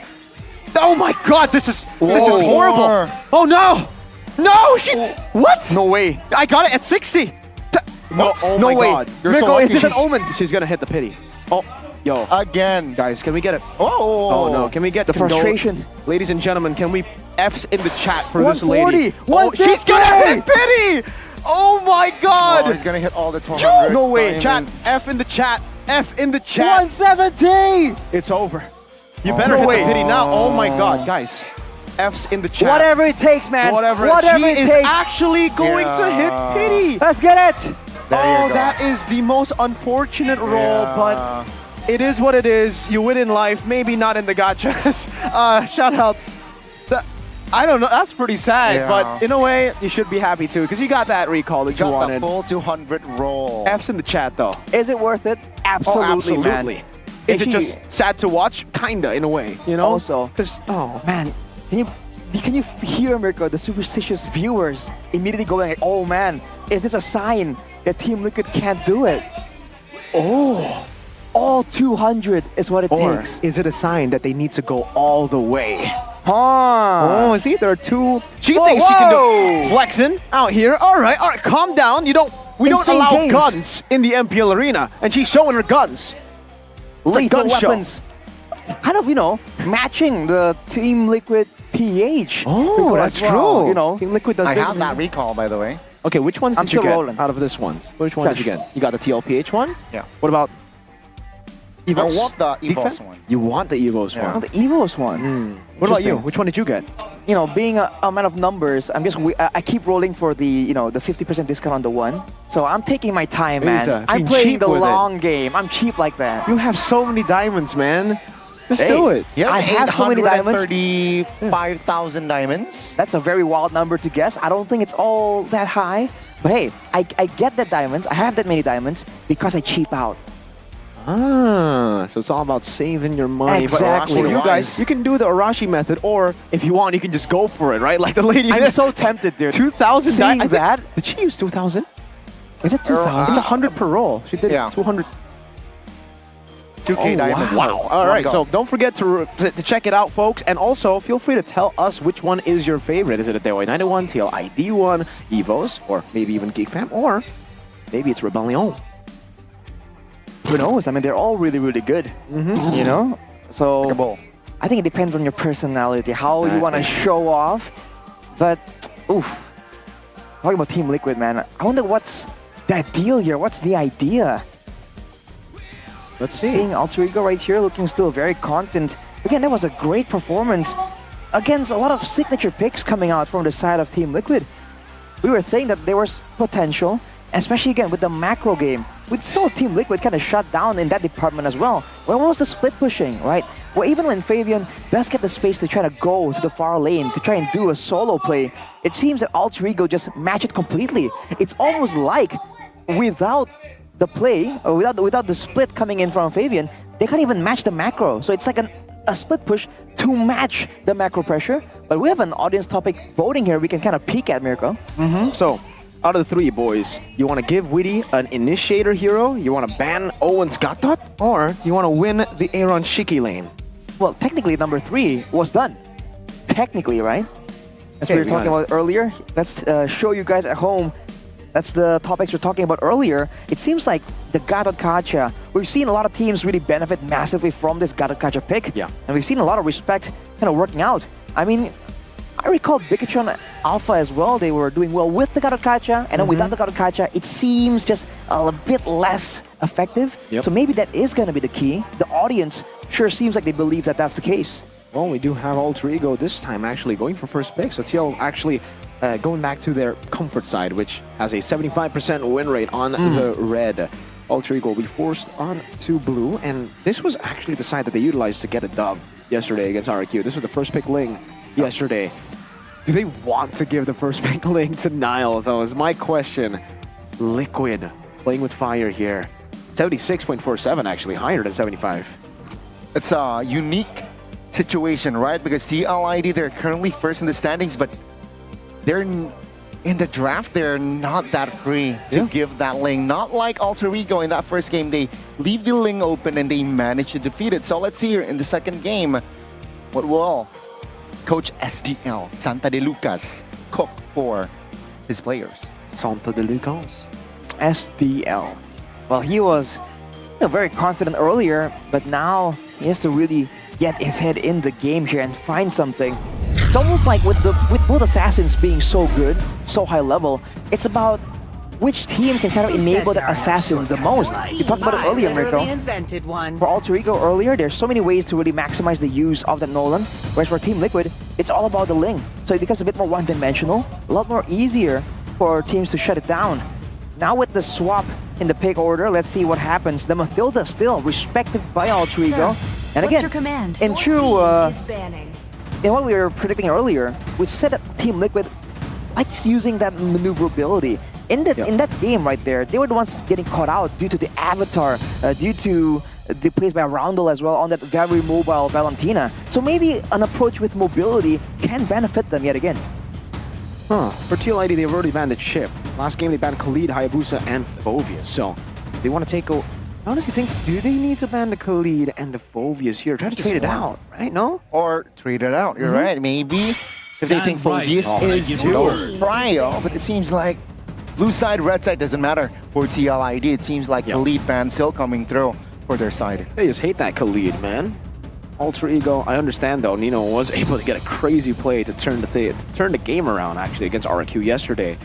But for Alter Ego, will they just stick to their... Well, they don't need to ban the chip anymore. Do they ban the Hayabusa that Liquid banned out? Or what do they want to get banned now? I feel like this is a really funny situation to find in, because it seems like Alter Ego are the ones that can have so much more potential now. Team Liquid are the ones kind of pressured, but it will be the Hayabusa banned away by Alter Ego. In a way, it kind of forces Team Liquid to respond and, you know, unless they can secure an assassin of their own, you know, ban one of them out.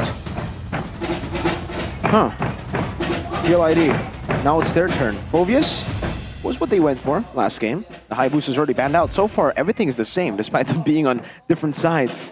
But with more heroes left open here, technically Team Liquid can benefit a bit more and get a bit more prio picks. The Gatot Kacha though, do you think it's important enough to be potentially first picked by Alter Ego? Because they ban away the Ling. So if Alter Ego go for the Gatot here, then Team Liquid can secure the Nolan and have one of the better assassin choices, and vice versa. I prefer the Phovius still here. You know, Gatot Kacha is prio, and Owen has been rocking it very well, but giving it to Ran. That's the catch, right? Yeah. I actually think Gatot may be better though, right now, yeah, because I think Gatot is, in a way, pretty good up against the Phovius too, because you can actually just, whenever he jumps in, taunt and then deal damage and a sustain back up, but they agree with you, Gani, they want to go for the Phovius for Nino. Now it actually gives Liquid the opportunity to either go Gatot. I think they need to now, because then they'll get Phovius and Gatot if they don't, right? Usually Liquid would just go for Hylos, but now I think they might have to deny the Gatot. Well, I feel like this Phovius though, it's not the same kind of pick like the Arlet, like the Khalid. Not a lot of playmaking potential, just a lot of damage, a lot of dive and sustain. Destruction. So it's a whole different playstyle, and I'm wondering if that's gonna affect the performance from Alter Ego. But for Team Liquid, it's gonna be the Gatot for sure.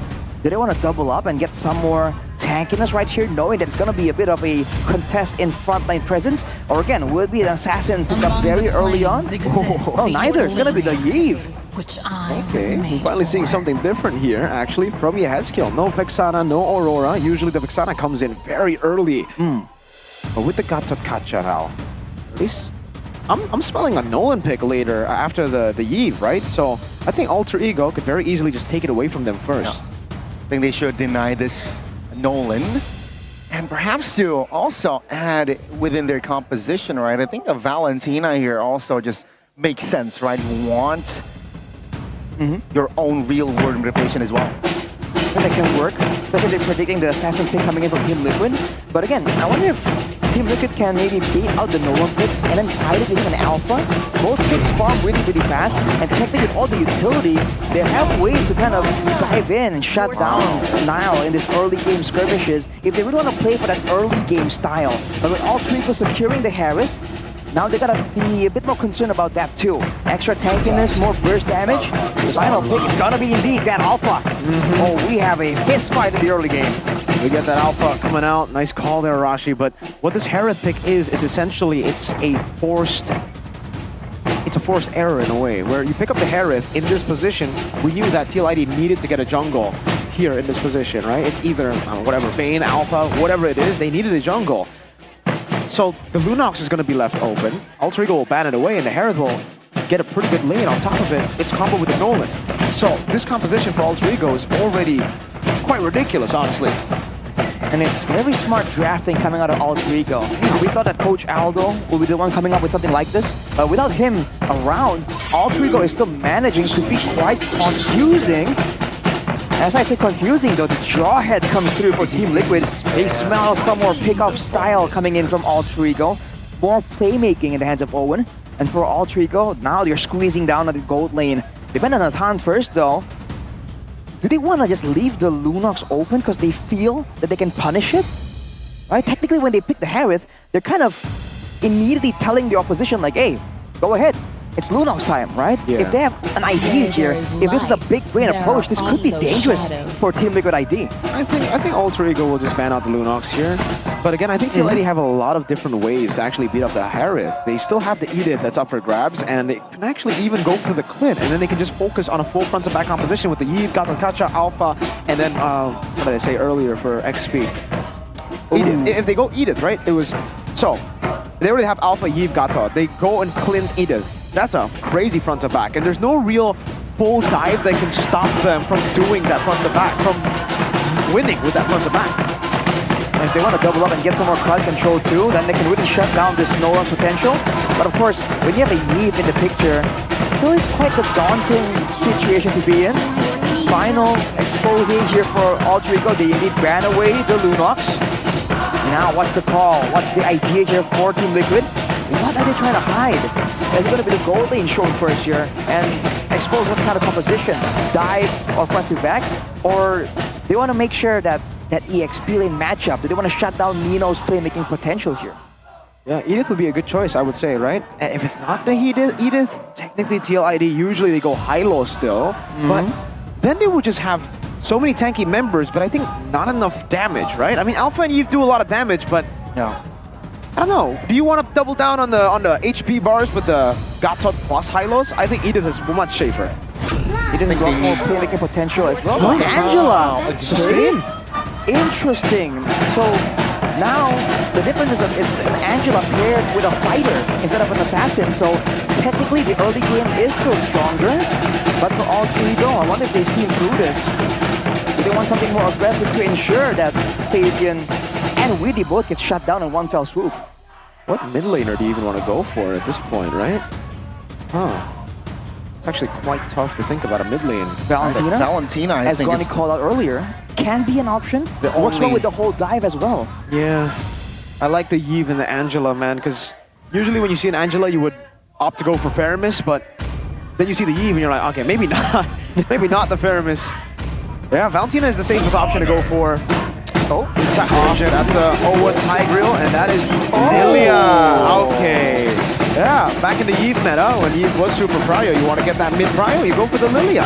And now with the Tigreal too, this was the pick that Keyboy used yesterday to beat the Angela, right? You just go in, try to look for sets, and then the rest of the team follows up before the Angela can even sustain everybody back up. It's all about that burst.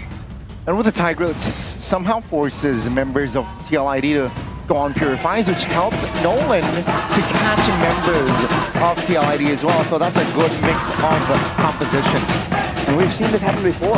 An assassin gathers everyone together, trying to use safety in numbers, but then the Tigreal comes through. So Purifies might come through. I think the only saving grace for Team Liquid is that they have a hard guard to stop with the... There you go. They have the Angela to stop the pick-off potential, the pick-off threat, and they have the Avatar of the Guardian to zone everyone else just in case the Tigreal goes for a big engage. But when it comes to damage output, man, that Lilia pick certainly gives a lot of concerns here for Team Liquid.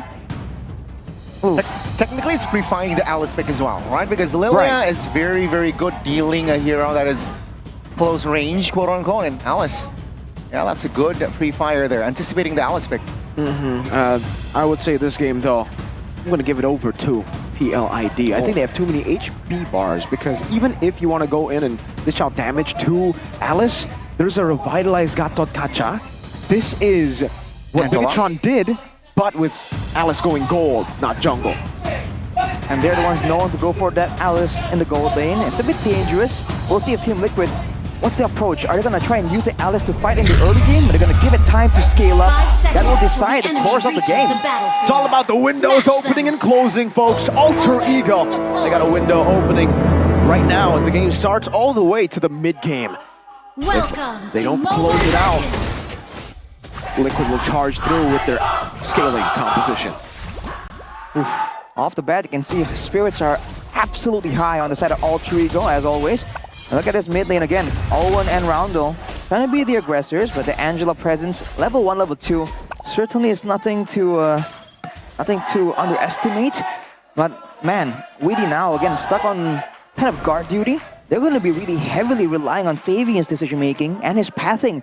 Because again, without any real front line in the beginning, they're going to wait for Fabian to be in the right position to even attempt anything aggressive.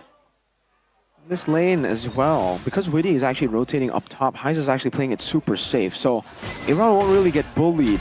Up until Alter Ego maybe rotate up top, which is going to be good for TLID. This is what they want. As long as they go even in the early to mid, that's all good. And Aran is actually the one on the Gatot Kacha, so it's not a roaming Gatot Kacha, unlike what Bigatron did. Let's take a look at the emblems though here by IndieHome. Vitality and tenacity.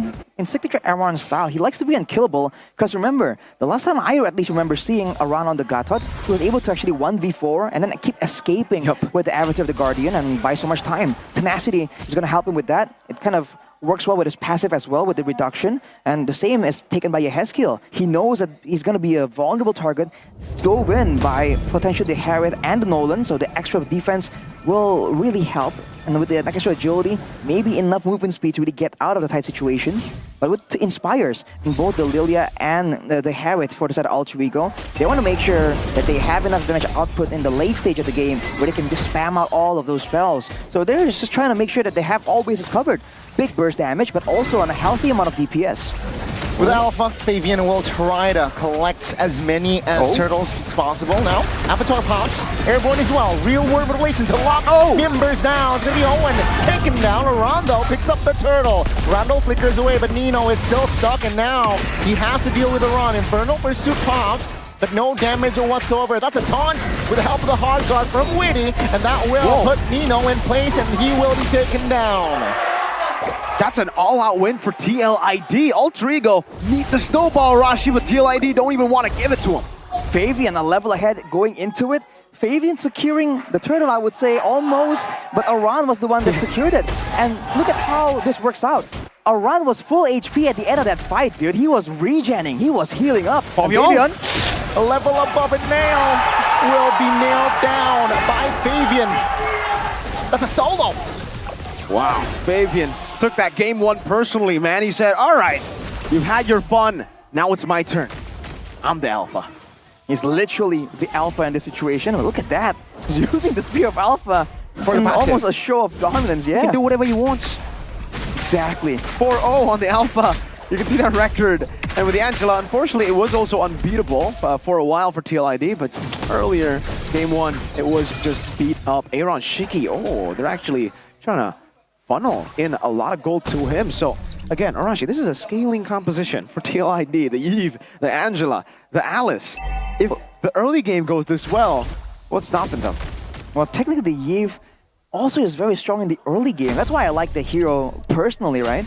But seeing it earlier, that could also be another factor here. The damage output from Yehezkiel. Now that he's not on a utility, big AoE, single moment type of mage, he can stand there and deal damage.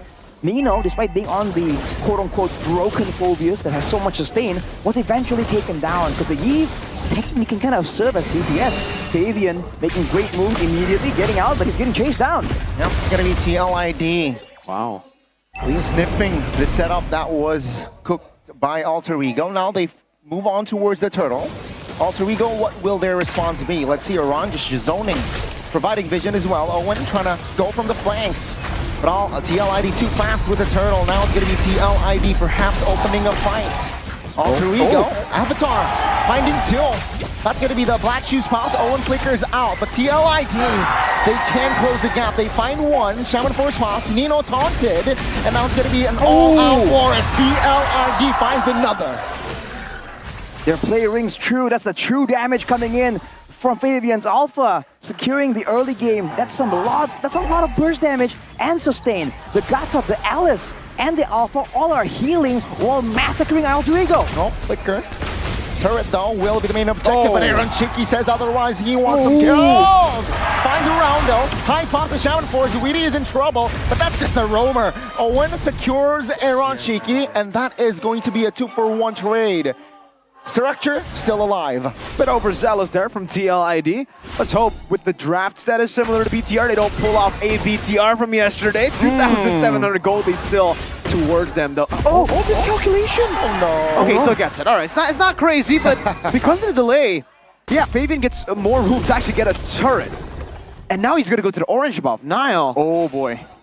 Both no retry, 8 seconds, Fabian on it. Fabian inside the bush. Roundel is helping, giving info, but that's gonna be the retribution from Fabian. Hard guard pops, Roundel. Oh, Lucky's pop again. It's gonna be Alter Ego though with the ambush. Fabian in trouble, but the damage is enough to take Nail down. Now Revitalize to save and buy time, but Roundel shuts him down. It's gonna be Nino surviving a run now, stunned up implosion, and that will be the damage. Not enough to take him down just yet. He finds another. If I go down, you go down with me. That's a 2-for-2. It looks like it's a fair trade, but that was a 2v5 for the longest time. Witty was just... actually, Hestia just came into last hit, and Aaron was free farming. Turret mid was taken down, so TLID gets so much more value off of that 2-for-2. The jumping on the purple buff here might be too dangerous, though. They surely will get on it. Nice. Shaman Force popped by Highs. It's a 2v1. That Aaron Shiki knows that he will not have enough firepower, so he backs away. That's a great sign for Team Liquid ID, though. The fact they were winning so handily when they're not with their full potential. I mean, the Hestia, one of their main DPS tools in this early to mid, and even to the late game, wasn't even in that fight, and they were able to kind of trade equally. Wow, 4K gold lead on the composition with a scaling Alice that's getting more terrifying by the minute. Alter Ego will have a lot of damage still using this Lilia, a lot of AoE, but from the looks of it, there's just too much tankiness from Team Liquid ID. They might not even be forced to group up together. They can just sustain individually for days. Yeah, and even here, if Aaron Chiki is alone, Nile, Roundel, say they all go in onto him, there's a hard guard, global presence, right? That's why the Alice, Angela, plus Gatakacha is broken. They've added a new layer to it, which is the Alpha, so everyone can sustain. And then the Eve just gets a proper front to back because of it. Owen, but that's a concealed flicker and implosion. Committed! It's gonna be the Avatar trying to save it. Shiki still goes down. Ron revitalized, Witty in trouble. High's dealing enough damage and he back away. Ron now looking for an angle. Roundel forced to use a flicker with the RWM threatening his life, but Nino pops vengeance. It's gonna be Nino trying to buy time for his team, but Ron shuts him down. It's gonna be TLID. 1-for-1. Yeah, the difference here for Aaron Shiki compared to Bigatron Alpha's Alice yesterday is Aaron Shiki's building full damage. Meanwhile, for Super Ken on the Alice, he went for Clock of Destiny and then full tank. So yeah, Aaron Shiki will be a bit more vulnerable. But that's why you have more frontliners too here. It's not purely just the Alice. And you have to remember that even if he goes full damage on this Alice, that still kind of improves his sustain as well, and directly. So it doesn't mean that the Alice is even all that vulnerable, especially with the hard guard in the mix as well. And you're seeing it earlier, that's some crazy pressure coming in, especially from Aran. A stark contrast to the game number 1, where on the Barrage, he wasn't able to do a lot at all. Now he is sustaining, he is playmaking, and he is doing absolute damage, man. A lot of these kills were just smashed down by the Gatakacha, and with the Lord coming up, there's no reason why Team Liquid can't really force another fight yet again. Oh, they're gonna force it out here. TLID doing what Alter Ego did to them in game 1. Trying to serve them the same dish, but this time, I don't know if Alter Ego can even try to contest. You can see the movement coming in from the Yi. Actually still zoning. All-One wants to try and threaten a play, threaten a moment, but with all the vision, with the range that Yehezkiel can kind of be effective from, it's just not possible. Looking at the in-game equipment, the Blood Wings just for increased survivability, more movement speed once the shield breaks as well. But Aaron, he will cancel the recall. Now it's a 2v1, potentially 5v1. Got up in mid though, but Niall will be taken down in the bottom side of the map. Niall caught alone. The assassin battle in game 1. In game 2, it's not the assassin battle. That was just a 4v1. That was brutal. Oh boy, it's a whole difference. I think Fabian right now is sitting on a whole item lead over Niall. So it's definitely the turntables almost immediately. And look at this, with all the sustain, with the high ground as well, their sieging potential is dangerous. There's a lot of clearing that Roundel has to do, and he's only standing on an enchanted talisman and a glowing wand. And it's a 3-level lead too, right? If the item build isn't enough, 3 levels on Niall he is on the alpha. He decides, if you want to go with assassins and you want to ban my assassins, I'll play the better game here. I'll play the fighter into your assassins, tank it up, and then now real world manipulation. Yep, already pops. Top lane now being the main agenda for TLID. Roundel, Avatar pops. It's going to be knocking 2 members up. Owen taken down. Base hurt as well. Aaron Shiki jumps in. Finds a Roundel. Highs Purify out of the way, but now they got it clear. Lord is still up. Niall trying to sacrifice his life. Lord is still up, and ladies and gentlemen, in the first match, we got a game 3. TLID pulling all the stops, just like that brand ambassador who was rolling for the TLID recall. They went all the way. We're gonna see game 3 in the series. TLID, can they do it? One more game to go for upper brackets. Who needs mobility when you can just double down and fully commit with all that sustain available? There's nothing that Team Liquid has to fear. We talked about it earlier, Mirko. Eliminating targets for the assassin, knowing that Niall is going to be a very important part of Altrigo's game plan. They just go for all tanky heroes in the gold lane, in the mid lane, in the EXP, in the role position. Everyone just face tanks that damage, and Niall can't do anything about it. Gee. Realis, Angela, Gatot wasn't broken enough at the Alpha, who also wins you the early game. So you have the late game covered, and you have the early game covered. You got everything covered.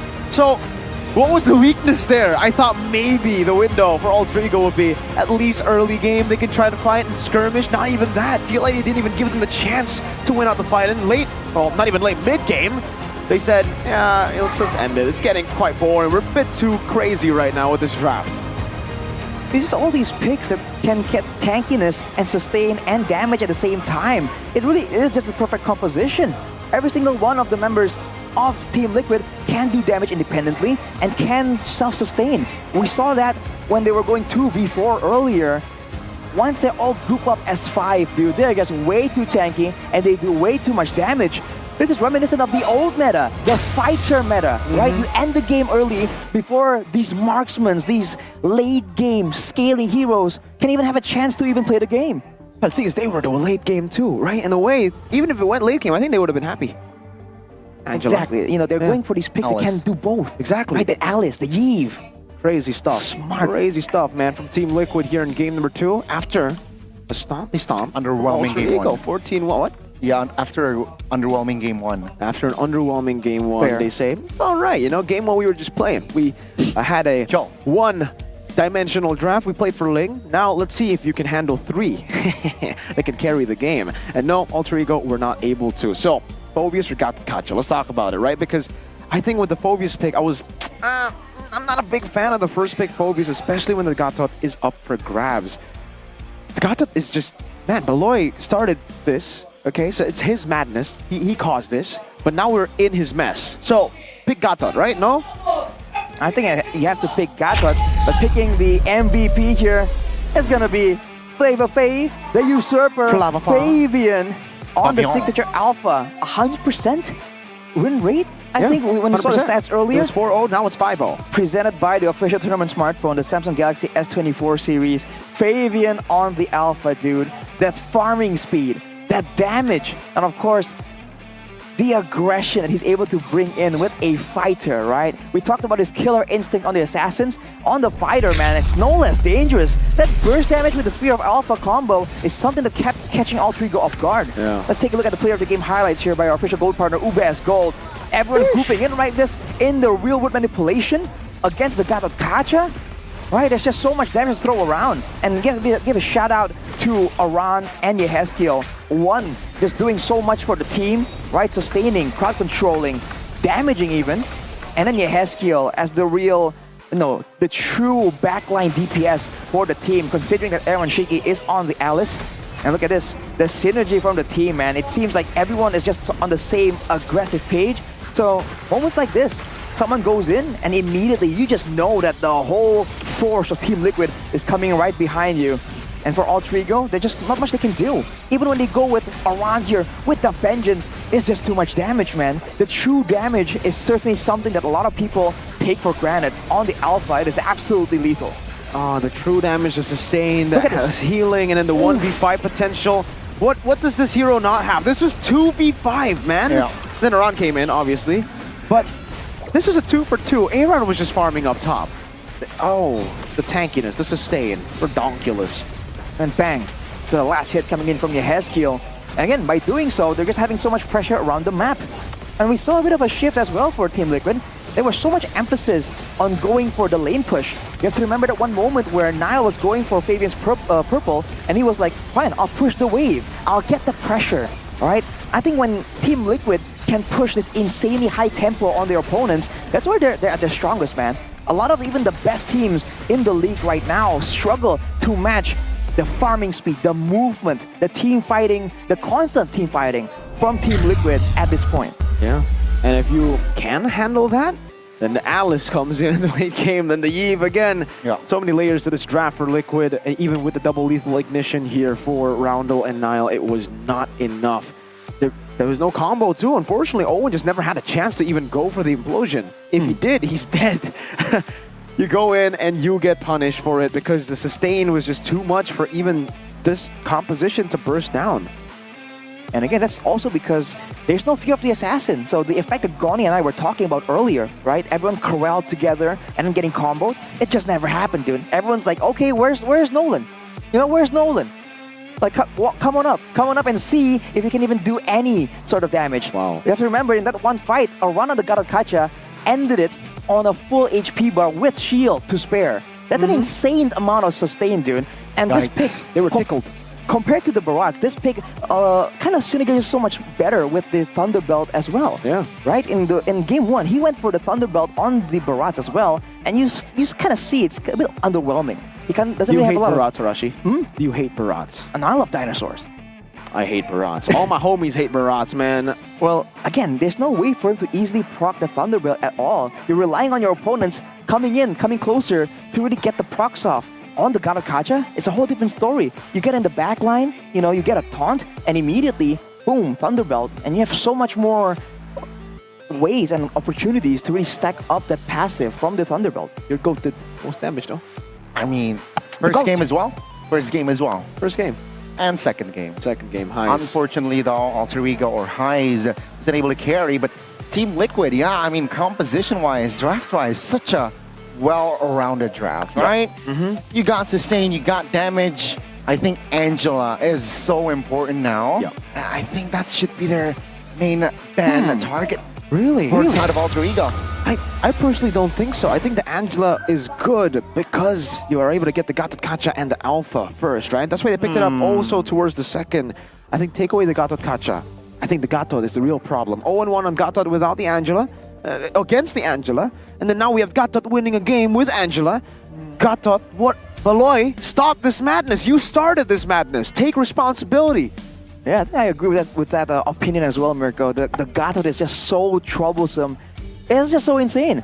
And this isn't even a new thing, right? Yeah. Unlike a certain product that we just love to see, it's not even a new unboxed thing. It's been there the whole time, what are you talking unlike about? this Galaxy S24 FE, dude. Wait, I know the S24. What's the S24 FE? Unbox it and take a look. You know what the FE? I've never seen this. I've never seen this. Arashi specs. Well, here's the thing, right? This is the Samsung Galaxy S24 family lineup. The Galaxy S24 FE. Wait, for those of you who want a phone with a flagship performance, This is honestly... You got a cable with it. Hey, listen. Wow, it's a flagship performance, but at an affordable price. That's the main difference right here. You can get the S24 FE for just, guess the price. I want to beat you to it. 9 million. Yeah. 9. This is a flagship phone. A flagship performance. 9 for mil? 9 mil. Do the honors. That's crazy. Samsung, Unbox it, man. is that even I'll open it? possible? Yeah. And This is for me? Sure, Yeah, why this is not? for me? Right? Because not only that, it comes with the Galaxy AI features that makes your photos look even better. We talked about this, the AI features.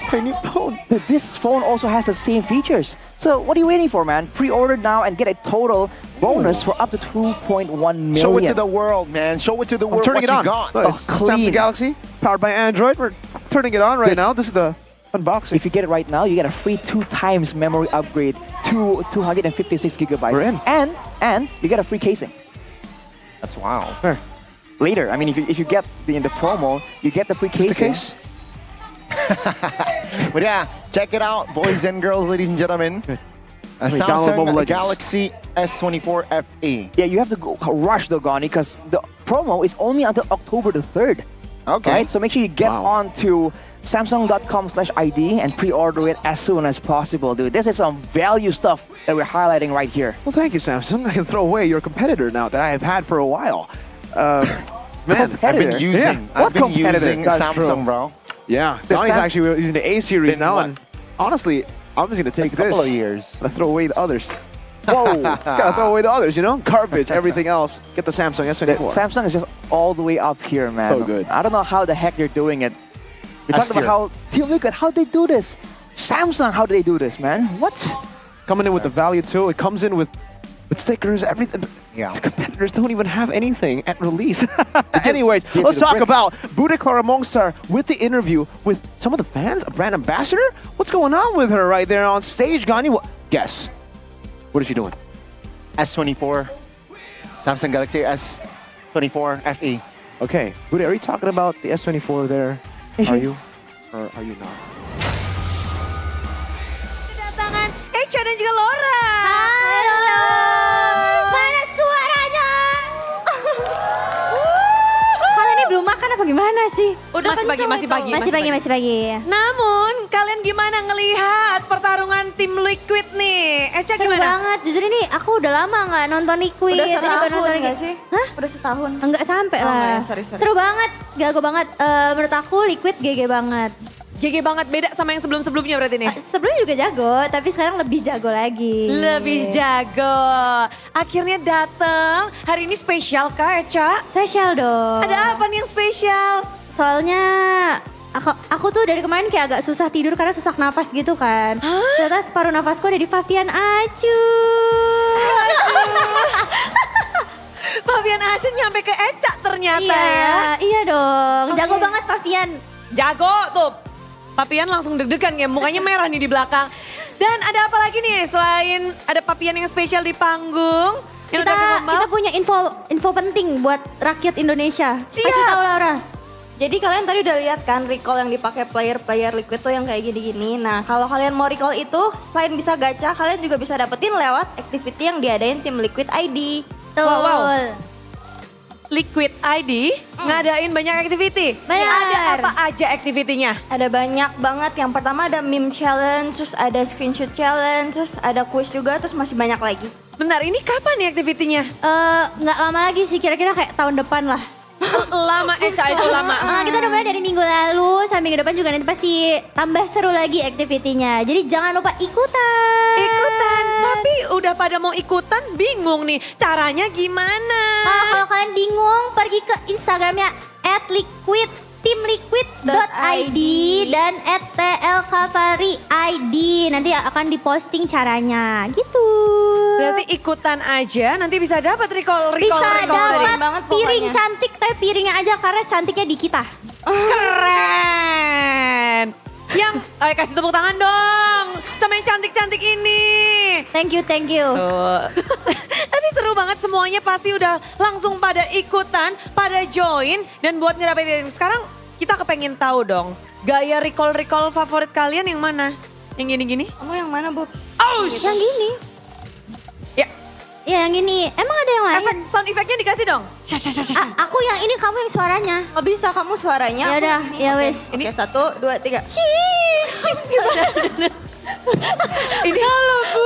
Wah kacau mulai nih. Ulang. Wah kacau. Ya nanti kalian beli sendiri lah biar lihat sendiri gimana suaranya dan efeknya. Ya, karena tadi Echa juga udah ya. Iya. Udah dapat meskipun mahal ya. Tanganku agak bau sih kayak. Iya. Nanti Laura juga ya tunjukin ke kita. Aku langsung coba. Baik, tapi kita akan melanjutkan nih. Game ketiga yang mau disampaikan untuk game ketiga kali ini. Laura. Kamu. Aku dari tadi berdua. Ya udah. Satu-satu. Semangat buat tim Liquid. Nanti kalau misalnya menang nanti Laura bakal traktir Yawi.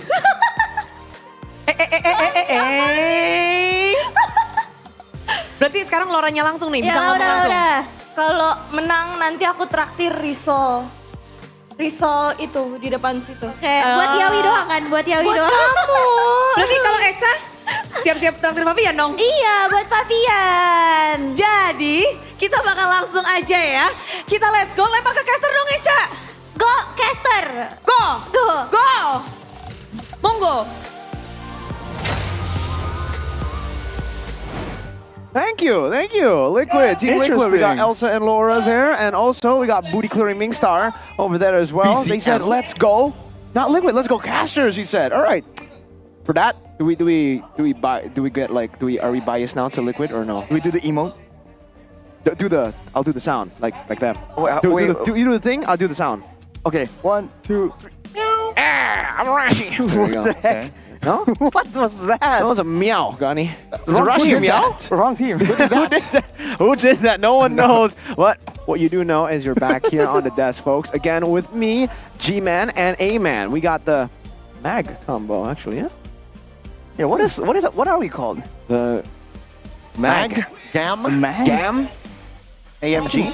AMG. I like that. I like that. You like AMG? AMG. There you go. We're the AMG combination, and we're back with the game. 1-1. Liquid, 1 game away from securing upper brackets, with Fabian getting the player of the game. So not only is he a step away from securing upper brackets, he's a step closer to also getting the regular season MVP. Right now it's number 3, just below Skylar and Sutsujin, and he's with already getting MVPs in the first day. I think he was player of the match that time. I think he's caught up to Sutsujin and Skylar, especially because Skylar and Sutsujin didn't get MVP points yesterday because they lost. This could be the chance for Fabian to take the regular season MVP mantle. It's so close, and you have to remember, they'll potentially have a showdown later on, and it's going to swing the balance of the MVP even more. Man, that'll be hype. But let's talk about how Alter Ego can improve. This is the audience topic voting. Tied at 1-1. How can Alter Ego win Game 2? Let's see. Minimize mistakes, 21%. Stay disciplined like in Game 1, 48%. And contest the Gato Kacha pick, 31%. Discipline was not the issue, brother. Yeah. How do you stay disciplined when you've just gotten out-drafted? No, you can play discipline 9 games in a row with that draft against the other draft, and you will not win. Especially considering, remember, the other team's disciplined too. If the other team throws like big, yes, then it will be different. Exactly. You can't rely always on your opponents to throw. But maybe they're saying about particularly the early game, they weren't respecting the alpha prowess, you know, the Angela, all that sustain. Maybe that's what they're talking about. But I'm more in line with number 3, man. That Gatot Kacha, I think it's just way too valuable. Again, in a chaotic match like this, the Gatot Kacha provides so much more value with so little effort. You don't have to make any crazy outplays. The avatar by itself is a lot of pressure. The tankiness that you get from your passive is good enough. And you just have a very easy way to get sustained. You tap a button. And it's a flex pick.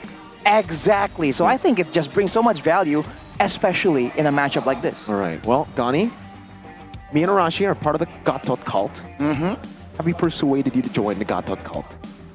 I see your value. I see your vision. You see the vision.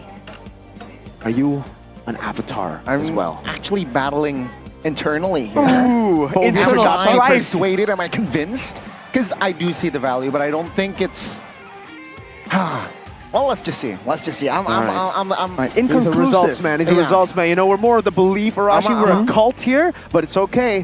We'll get Gani. We'll get him into the Gatot cult here very soon. Second pick for Alter Ego. One day, Gani, you will join us. One day, just like all those maybe today out there, man. One of us. One of us. You'll be one of us soon, Gani. 55% win rate on the blue side. It's the 40% win rate on red. So, yeah, actually, Alter Ego decided to go back on red. That they were able to get a dub on, but I think the prio will be a bit different this time around, right? We were talking about the Gatot Kacha. Game 1, Liquid got the Ling. They chose the Ling over the Gatot, and it, bit them back in the butt. Let's see here if Alter Ego is just gonna ban it out. Actually, run deep. Liquid banned the Ling. So now it's like, all right, it's already a different game here. Khalid and Ling banned away. Well, with the Matilda ban away, I was thinking this might be the more difficult point of the drafting phase. They banned with the Fanny, but now, if they're really concerned about the earlier composition, they have to think about the Gattacacha and the Alpha. Unless, of course, they want to ban one and then like pick one for themselves in exchange. All right, Nile has been performing well on the Assassins, but we haven't seen anything too crazy when it comes to the quote-unquote fighter performance, at least not just yet, especially against Team Liquid, a team that knows how to deal with it. We have to wait and see if that is a risk that they are willing to take. Let's see here, will the Gattacacha or the chip, is still up and available. Alter Ego, I think they're still discussing their are they willing to let it go? It seems like it's going to be the Angela band out here. So chip and Gattacacha, TLID, which one would you go for? Okay, now it's different. We were talking about Phobias, Gattot, chip or Gattot? Oh man, chip or Gattot? I might lean more towards the Gattot technically, because you can kind of save your teammate getting jumped on. And then chip teleports Avatar, boom. Exactly, you can save, you can counter engage like that. And both teams so far, we haven't seen too many big brain macro plays. It's all about brute force, man. And in that component, a squirrel can't hold a candle to the mighty Gattacacha. Chip, squirrel. People call Chip R7, R7 Chip.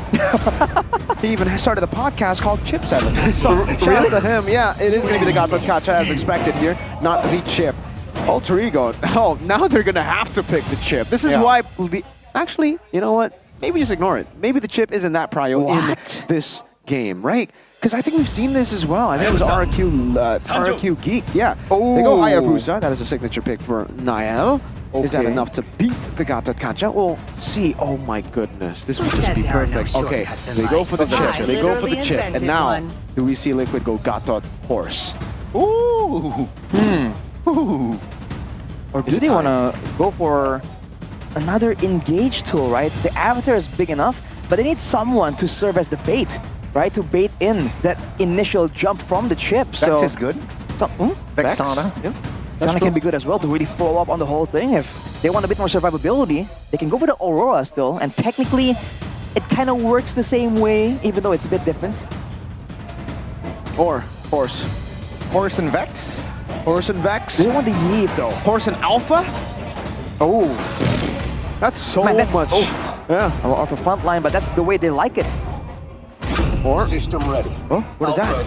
That was an Alpha, right? That's an Alpha, I believe. Okay, and the Yeve. That's gonna be the Yeve. Interesting. No Vex, no Hylos. Huh. A Yeve against the Hayabusa. That is quite dangerous. They must have some kind of foolproof solution here, some kind of protection, because otherwise, that Yeve is easy pickings, man. I've been on the receiving end of this matchup. Yeve against a Hayabusa, it is not fun.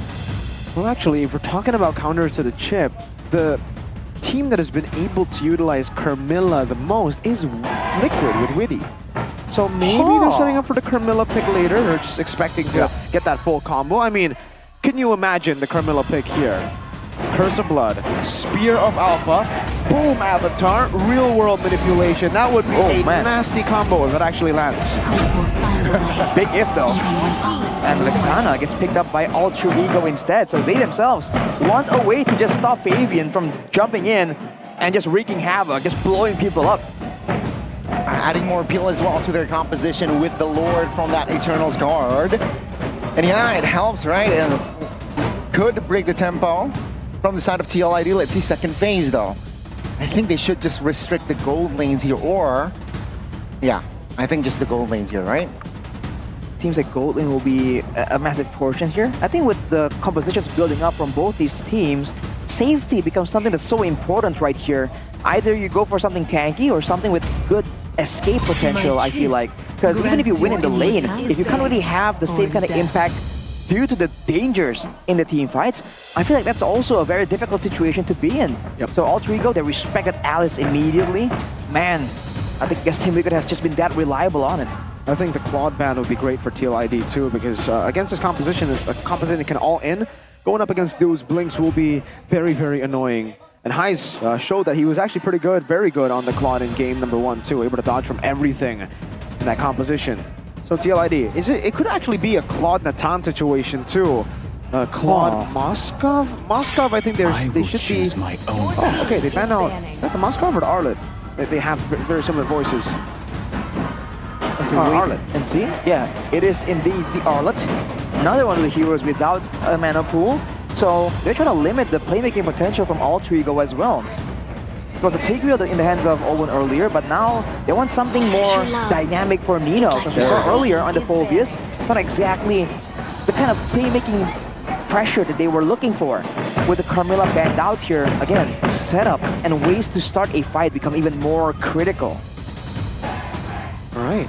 It's an Arlet ban, the Carmilla as expected. I am the They don't priestess ban of out the primal Claude, lightning, instead ban out the hunter of all Edith. the evil gods. Away from Alter Ego. Okay. So what do they want? I honestly think the Claude will be pretty good here, no? The Claude, the Herod here for highs. The Hereth against this comp would be a bit scary. It's the same as last game, right? You play with the Zaman Force and then you're just going to get punished by the range of the Eve, the all-in potential of Alpha and Gatot. Interesting. I think the EXP lane also is a bit more dangerous here. Alter Ego can assume that Aran will be piloting this Gatot Kacha, but that's not a surefire deal just yet. That's the flex potential we've been highlighting just earlier when it comes to, you know, multiple benefits of going with this Gatot. I think hiding the gold lane might be a good idea here for Alter Ego. Deny a winning matchup. Horseman. You take it away from Liquid. Yeah. So Nino will rock the horsey. TLID. Is it Dino again? Oh. I'm not a fan, dude. I love dinosaurs, but the Barats just doesn't seem as appealing right now. Something bigger, you know, something with more ways to stall long enough for the Alpha and the Gato to come through would be so beneficial for Team Liquid right here. Just don't know what exactly would fit that description off the top of my head. Honestly, they can still also go. Oh, they go Hereth. What? Cho and Hereth. Okay, so the Cho to try to counter the Hayabusa, I guess, trying to go for the lockdown onto Hayabusa. The Hereth, just a combo there for a little bit more magic damage. But they have 3 now magic damage dealers. Eve, Gatot, and Hereth. Alpha could be a standalone. It really depends on how he snowballs. Alter Ego, last pick. It is the gold lane. It could be a Lunox too. They have a Hayabusa, so I don't see why not. And in the whole dive composition, it makes sense too. Just get in there. You can dodge a lot of damage with the Brilliance as well. Dude, but Team Liquid now, they stepped away from this AoE approach. Now they're going more for solo playmaking, almost pickoff. And technically they can do so because the Hylas is squishier than usual later on in the game though. In the early game, it's still an absolute menace. And it will indeed be the Lunox sealing the deal right here. Oh boy. Oh boy. Alter Ego, do they have enough damage to tackle the Alpha and the Gatot is the big question. They have enough frontliners to actually make it a long fight. And they have the chip to fasten the pace at the early phase of the game. I think I like Alter Ego. I feel like I'm biased towards the Gatot in a way, because I think if Aran can again be the main, you know, just be annoying, it could be tricky for Alter Ego to really get some momentum on. But again, it depends on the game plan, right? Who is supposed to be in the front? Is Willy gonna stay in the back and prevent the Hayabusa from making plays? Or is Aran gonna wait for a potential opening to use an avatar as a counter-engage tool? So many things hinge on the approach and the game plan of how these heroes are going to be used, especially for Team Liquid. Good questions, Arashi, and those questions will be answered in the Land of Dawn. Ladies and gentlemen, welcome to game number 3. Liquid need 1 more game win to secure upper brackets. And for Alter Ego, it's still the battle for playoffs. Here it is in the Land of Dawn we go. For the first match, how will it conclude? Woo-wee. Final game right here. It's been an intense one, stomps back and forth, but now the final one is coming through. And already seeing the chip pressure, still matched by the Cho though. When it comes to clear, right, which is a big factor in rotations, I do feel like Team Liquid actually have a bit of an edge. They have the Alpha and they have the Cho. Look at that. With the Eve as well, they can clear this wave really, really fast. It allows Yehezkiel so much more ways to channel the impact of that Eve to the other lanes. Let's take a look at the in-game equipment actually also. Nothing too crazy here. Both of the gold laners going for respect. And it is just all about waiting for the neutral objective battle. Lethal Wanderer though, Witty walking up. looking for an engage. Onto Zoan just to poke him down. But yeah, nothing too crazy for the first minute. If both Romas trying to go for this, this trade battle, the chip in theory can sustain back up more reliably. But looking at the emblems by IndyHome here, especially in that gold lane, Tenacity Inspire for Aaron Shiki, and that's the Assassin emblem and the Master Assassin for High. So the GOAT of Gone is trying to go as aggressive as possible, whereas the chip actually goes for the Wilderness Blessing, for the roaming around potential, but going for the firmness as well, trying to be a secondary front line. But look at the damage. Yep, that's the poke damage from Chol. That's Flicker though, already burnt. So that's going to be a very, very value info coming the first hurdle. Yep, it's a win for Alter Ego there. That trade, Nile also. Wow, good move by Fabian there, using the Spear of Alpha to displace that. Now going in. Block Shadow. Oh, next, but that's a taunt! That's a cancellation! And Team Liquid, they drew first blood with the revitalized pots as well. No jungler, so that's going to be the green light for TLID Alter Ego. Seems like it's Alter Ego no for the first 2 minutes. Overzealous Nile on the Assassins. You're good, but you can get punished still. Aaron Shiki getting some on-force faster and already putting down the pressure on Highs. Wow, despite the chip potential, the chip pressure, Team Liquid again showing that signature strong laning. And I guess now it's just trying to make a big difference and try to go for an aggressive play, but not really. They're dragging on towards the Horsey. Vengeance pops Nino. Or his pathway will not be able to fight. Oh my goodness, Fabian will be taken down. And that's a great response by Alter Ego. All right, TLID doing the same thing, right? It was Nile getting overzealous. Now TLID think they can actually shred down the horse, but the horse doesn't get shredded that easily, especially with a Vengeance not revitalize. Exactly, the Vengeance horse. And Iron Shiki forced to go in for the cart. Purify. Takes it out with the Purify. Great resource burned by Alter Ego though. They can come back and set up for a play. Look at the pathing portals. Purify their portals. Let's see with the portals now. Snow spell, and that will be a short kill on towards the gold laner. Oh man, every time I have a chip in my game, I just play super safe, and that's why, man. You walk up just a bit, you use your Purify, 4 members coming, like they just come in around, man. They come around any angle possible, no problem. They have very close portals, and you get a shield now. They buffed the chip last time, remember?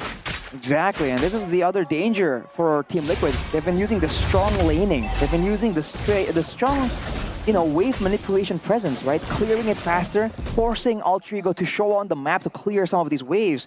But now with the chip, they just come in, participate in the kill, and then get back to what they were doing just before. That's a flicker. Wave Dragon, Purify pops.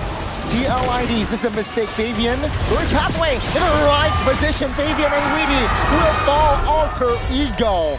What are you guys on?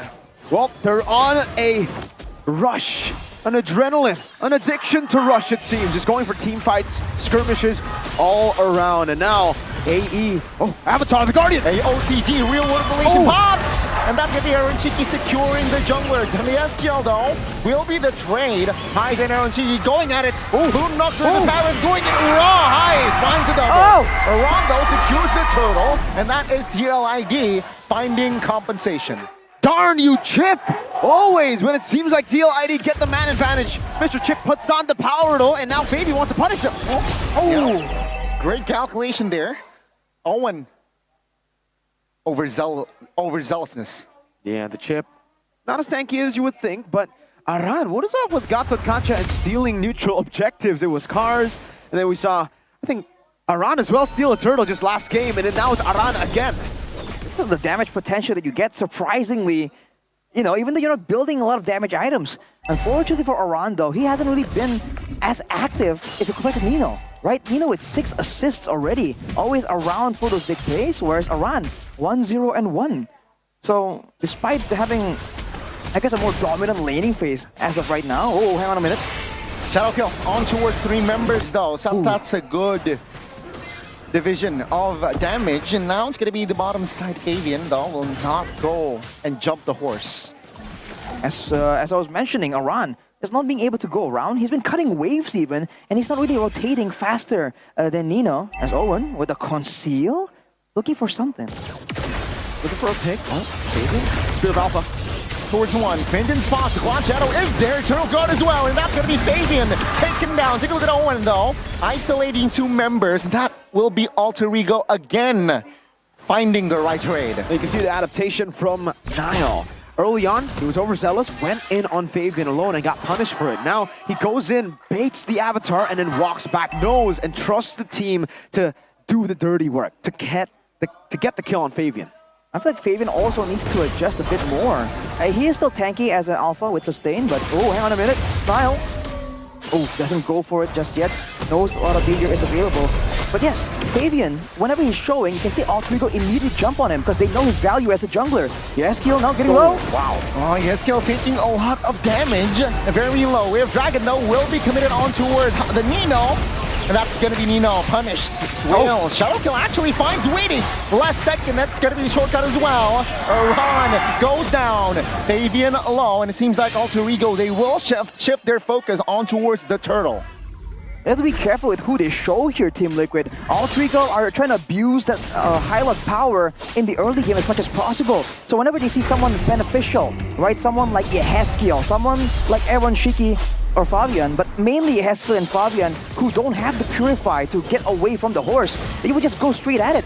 And even when Team Liquid can kind of respawn and counter-engage, at that point they've lost too much HP. So they gotta send the right members to the front line. And in theory, it should be Aran. Even though he wants to stay in the back and use the Avatar, they just need him to stay in the front and take away the focus. Because that is what Nino is doing so much better than he is right now. Alter Ego, they're doing what that lower third said, buying a ticket to the playoffs, but through a win against Liquid, they can do it. They can make it to the playoffs with the way that they are playing right now, and the fact that they have a 1,000 gold lead, they can still scale pretty well with Highs and Nile too. And for Teal ID, the Alpha does fall off, you know? The Gatot Kacha will be able to help the sustain, but remember, without the Angela, it is a bit tougher to pull off this Alpha Gatot Kacha, and it's not with an Alice. So far, the Harith has had little to no impact in the fights because of Heist. Because it's a Lunox always there to wait for Aaron. Owen now got isolated. Now with the Purify Owen with the shortcut as well. He will fall though. Niall taking a lot of damage. Heist as well. That's Aaron Cheeky claiming the double. And that's CLID with the right collapse. Aaron Cheeky finds the triple. Alter Ego go one by one into the team fight, into the portal. All into Aaron Cheeky. You said it, I mean, I was just saying Heist was holding Aaron Shiki by the leg, and Aaron says, not if you go in one by one like that, you're food to me. Oh, wow, just like that. Everyone down. It is early in the game, though. There won't be a massive moment for Alter Ego to lose a lot of those base turrets. But dude, Team Liquid, that was perfect execution. Engaging initially with the Way of the Dragon, and then once the portal is up, the preemptive Avatar of the Guardian. No matter what Alter Ego do right there, they're forced to let go of one of their members, let Owen get picked up for free, and give control to Team Liquid, or get into the portal and get landed on by Aran. And that's exactly what happened. Let's take a look at the replay here by the official Team smartphone, the Samsung Galaxy S24 series. Okay, initially it was good, right? You got the pick onto the chip, you got it down, and then the portal comes down, but then they all... Oh no, Nino wasn't there, the front line, and the backliners came in to just eat the damage. Oh, that is just unfortunate. Niall went into the Avatar, brother. Exactly. Unlucky. That's the issue with the portal, man. Everyone gets put all in the front line, but look at Owen. Yep, with the conceal as well, looking for the clangs, but now it's going to be punished immediately. Good immobilized, but seems like Alter Ego wasn't able to follow up damage. Rambo goes down and TLID. They're on a roll. Avatar does not land on Nino, but that will be momentum fully for the Cavalries. With one fight, they get the Lord. They had a 3,000 goldie, now it's 4K. And the early game that they wanted to get that they weren't able to, doesn't even matter. They can get it in the mid game against Alter Ego. Oh man, that passive of Alter Ego, even with his new lineup, it's still there. Oh man, it's just so devastating. And you have to remember, this has been a long and arduous journey for Alter Ego. Losing a fight in that fashion, you have to question how they're doing mentally as the Lord comes through. This is the first Lord, ladies and gentlemen, Alter Ego. They will not lose their mid-base turret Fabian. Spear of Alpha defensively, and that's a good defense with the Glorious Pathway. Yeah, still though, TLID, 5,000 gold lead almost. Very comfortable lead. So now the big problem for Alter Ego is they lack front line. in a way, because the chip just dies instantly. Whenever he tries to go and put on the portal, yes, he can purify out of the CC, but then he's dead. After that, the backliners are just so easy to target. We have a game fact by GoPay. After the 1.9.20 patch update, Chip received a buff to his ultimate. Again, guys, changing the 50% slow effect to an immobilize effect. However, his 4th skill experienced a nerf, so at least we get the adjustment, increasing the cooldown from 20 to 60 seconds. So he can't just portal. He can in the field. Oh, Arhan. Okay. Oh, okay. Oh, that was spooky, man. But then it comes down again to the fact that Alter Ego have a front-to-back composition. The Hylos, the Vexana, great hallmarks of a front-to-back. Whereas for Team Liquid, we talked about this earlier. The Harriet can kind of be divey, can kind of be independent. So can Aran, so can Fabian. And just like that, the threat of the portal is kind of, mitigated, not by big AoE, but by the fact that they can't really have an easy way of actually getting into the portal, right? There's a chance that they can enter the portal only to meet their demise. So now I think the pressure is really on Owen. He needs to find that right engage on the right person and the right moment where Team Liquid just won't be ready, won't be there to really stack up all the crowd control. As we take a look at the items here, Wishing Lantern after the Glowing Wand for Yehezkiel. It's a lot of damage. Even the 10th members are going to be taking max HP damage, so that's a massive problem. And with the Queen's Wings, Fabian now should be more confident than ever. Look at this though. We have Dragon from Owen. Shortcut pops. Owen, is this a mistake? Owen taken down as Aaron Shiki finds the unstoppable. Alter Ego, they're learning. They're learning. Well, they are learning, but at the same time, they have just let their roamer get beat up. But, this is the problem, right? The ultimate was ready, it was put down, and they're probably like, you know what? Not this time. Yeah, no. And just like that, this chip that was so respected, that's such a big problem, is slowly and surely becoming a non-issue. No, Alter Ego. The chip is read out. What's the win rate on chip in this season? I think it's 0%, no? Oh man, you blink and you miss it. That is a free lord over to TLID, and they can't even go for a trade. Just a tier 1 up top. TL are happy with that. And looking at the item built by Nino, he went for the Dominance Eye straight to the Radiant Armor. But again, the issue is with all the resistances, his HP pool just is so much lower. And of course it's not as severe because he doesn't run the Revitalize, he's going with the Vengeance. But when and where he pops it is going to be so critical. Well, now with the Lord coming down into the mid lane. Oh, 9, wow. Let's see, Shadow Kill, potentially the final push of the series. Real Revelation pops!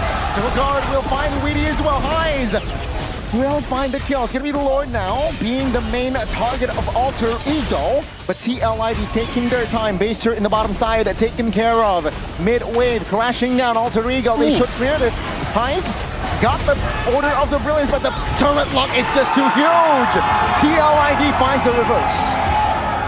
Team Liquid Indonesia are the first team to secure upper brackets in MPL ID Season 14. Congratulations. 0-2 start to the season with the previous lineup, and then 3 rookies were promoted. Aaron Shiki, Fabian, Witty, with Yehezkiel 2 from MDL, and that was all it took.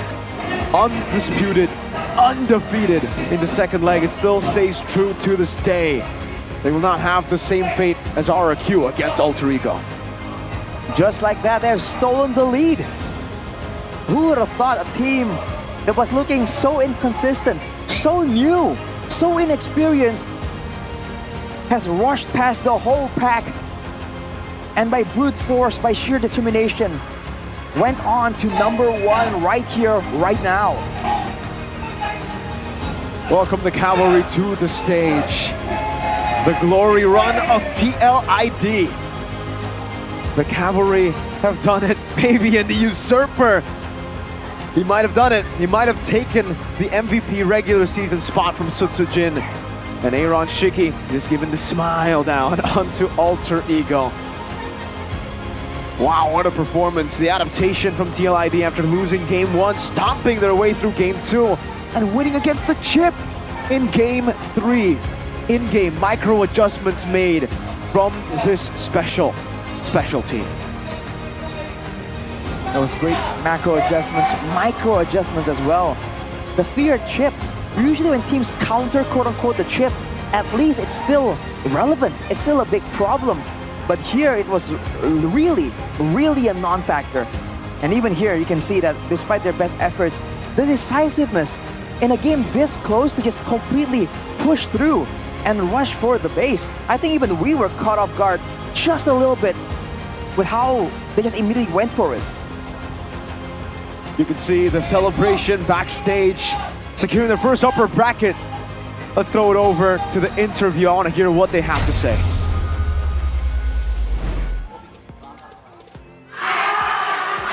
The Cavalry, inilah dia. Upper bracket untuk babak playoff untuk tim Liquid ID. Match penentuan kalian untuk bisa mendapatkan 1 tiket upper bracket. Bagaimana kalian bisa menghadapi match yang begitu krusial ini dengan tetap tenang atau sabar? Bagaimana kalian menghadapi match hari ini? Sesuai plan gue sih Bude. Kayak apa tuh? Gue kasih mereka menang 1 game terus kita bantai 2-3. Ini ngasih senang 1 game? Gue kasih senang 1 game karena isinya bocah-bocah Shark Syndrome semua di situ. Wow. Panas juga ini.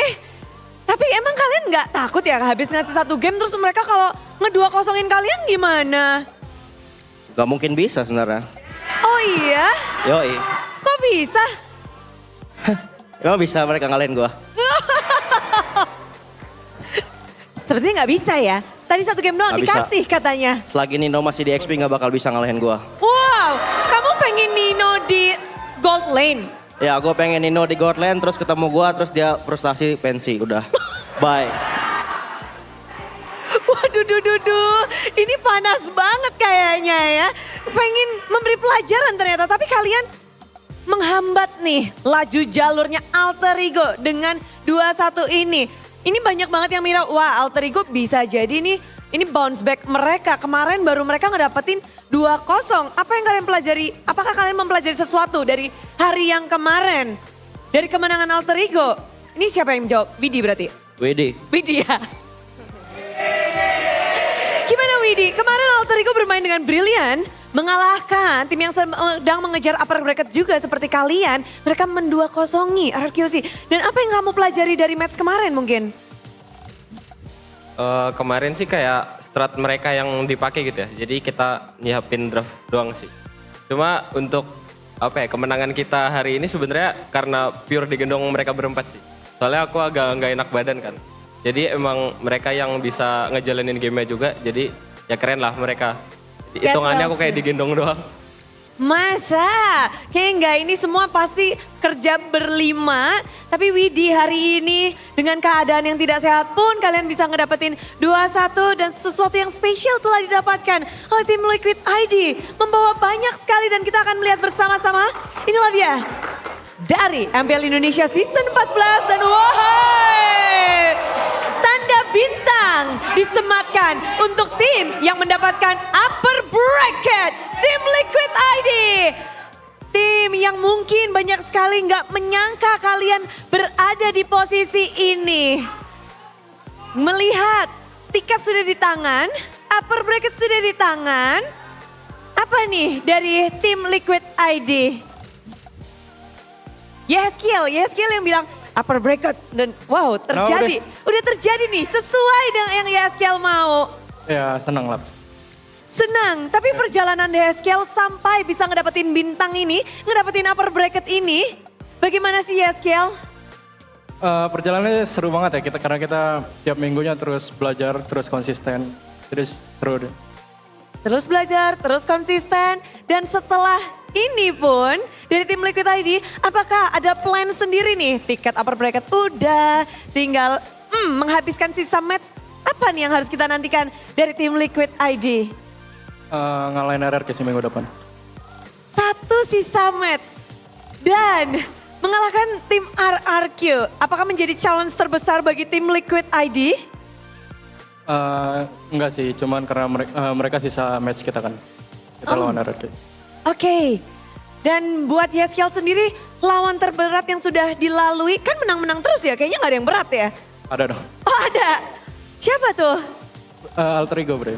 Barusan? Iya. Kenapa? Mereka jago banget, kompak banget mainnya. Kompak banget, tapi lebih kompak kalian dong berarti kalau menang. Iya, soalnya kita yang menang. Oke, melawan tim dengan kekompakan seperti Alter Ego ini, apa yang kalian lakukan tadi? Lebih kompak dari mereka sih. Jadi kompak dibalas dengan kompak. Iya. Begitu mengerikan dan dari Aran pun sendiri akhirnya nih ya ngedapetin kemenangan lagi atas Alter Ego. Udah. Ada pelajaran apa nih yang telah terjadi di Land of Down? Apa ya? First pick Gatot aja kali Bude. Hah? First pick Gatot aja. Oke, bahkan kalian ngelepasin chip ya? Iya tadi udah. Jadi Gatot Kaca ini adalah kunci kemenangan untuk tim Liquid atau khusus untuk lawan Alter Ego? Khusus untuk Alter Ego doang. Kenapa nih Gatot Kaca? Karena Gatot mereka game 1 nyusahin kan, jadi kayak daripada lawan lagi mending steal pick aja. Enggak Bude, sebenarnya kita ngambil Gatot tuh gara-gara mereka cuma main pakai otot doang. Kalau tim Liquid mainnya pakai apa? Pakai otak dong. Makanya dikasih chip susah itu bingung. Aduh bingung banget saya. Waduh bingung. Tapi ada yang gak bingung karena ada yang spesial juga dari Aran dengan Gatot Kacanya. Udah. Ngebuat hal menarik. Pertarunganmu, bahkan kita akan melihat bersama-sama. Ada yang spesial juga akan kita bring up lagi nih. Karena ini dari Aran pesannya, saya ada pesan untuk AE. Untuk AE, baca sendiri Ran, ini pesanmu nih. Enggak lah Bude, tadi mukanya Nino udah menangis Bude, kasihan. Oke, kalian ingin gak lolos sendiri atau saya yang bikin kalian tidak lolos lagi? Ya kalian menghambat sih. Tapi ngelihat performa Alter Ego hari ini, Aran masih berpikiran hal yang sama atau enggak? Kalau mereka gameplay masih sama kayak hari ini, masih ada kesempatan lolos sih. Jadi peningkatan Aran rasakan dari Alter Ego? Ya dari pas ketemu leg 1, leg kedua lebih susah. Lebih susah. Dan ngelihat perjuangan Alter Ego yang mereka berkembang terus, Aran merasa ini bisa masuk playoff. Lawan mereka memang berat-berat bisa dibilang ya. Yeah. Ada yang mau kamu sampaikan lagi gak sih buat Alter Ego?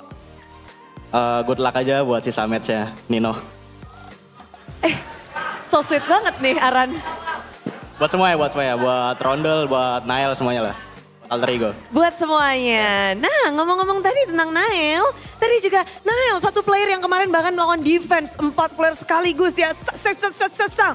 Maniak didapatkan. Tapi sekarang lawannya adalah Fabian Acu. Aduh senyumannya. Gimana ngelawan Nael hari ini? Satu player assassin yang tajam banget. Bahkan kemarin performanya membuat semua caster juga terbelalak. Kamu ngeliat Nael yang kemarin dan yang sekarang gimana? Jagoan kemarin. Kenapa ya bisa jagoan kemarin? Karena sekarang kan lawannya aku, dia kena mental kali. Aduh, bagaimana caramu nih ya? Tadi kamu ngedapetin solo kill juga ya? Ya. Berapa kali? Itu enggak? Enggak, soalnya nggak peduli. Wow, nggak peduli. Susah nggak nge-solo kill Nael? Susah, jago soalnya. Tapi tetap aja jagoan aku. Haha, udah dapat upper bracket. Ya alhamdulillah aja Bude, semoga pas di playoff-nya juga nggak gimana-gimana. Semoga menang terus di setiap match. Semoga menang terus. Memang ada yang bisa menggoyahkan tim Liquid ID kalau udah kayak gini? Ada cuman diri kita sendiri. Itu. Berarti menjaga diri sendiri ya? Ya. Oke, tapi tentu saja kalau ini diri sendiri kalian bisa untuk menjaganya. Next yang lawan RRQ dari Fabian Acu, ini kan Om bilang waktu itu Suzujian adalah nomor 1 untuk saat ini. Melawan yang di atasmu sendiri, bagaimana kamu bisa membawa dirimu biar bisa head to headnya tuh nggak kena mental, lalu bisa memberikan performa yang baik. Dari Fabian sendiri gimana nih? Paling main aja terus tontonin match mereka, terus ya udah menangin. Udah menangin, Ya, betul. menangin. Ada mau sampaikan mungkin pesan-pesan buat Suzujian Acu? Nggak mau berkata-kata sih, yang penting main aja. Terus Yang menangin. penting main aja. Ya. Tapi ada dong pasti kata-kata upper bracket. Dan tadi ya, Echa bilang kalau menang, Echa mau traktir kamu. Traktir apa dia? Sama dia. Nanti Adila tuh, Echa udah, sesuai janji Echa ya. Oke. Tuh, dia bilang Fabian Acu loh. Echa Acu.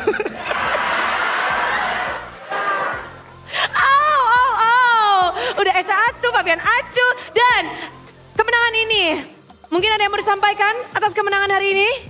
Si Widi mau ngomong. Boleh, Widi. Dia lagi sakit, dikasih tugas lagi. Oke, silakan Widi. Sebelumnya maaf dulu karena nggak bisa ngasih performa yang terbaik. Cuma kemenangan ini buat kalian, buat Kalvar yang ada di Bekasi, Sanger, Karimun, sama di Bandung Barat. Makasih. Terima kasih dan juga pasti yang ada di MPL Arena yang terus mendukung dengan suara terbaiknya. Tapi mari kita sambut tim yang memiliki upper bracket. Kita sambut bersama-sama suaranya. Mari beri semangat untuk tim Liquid ID.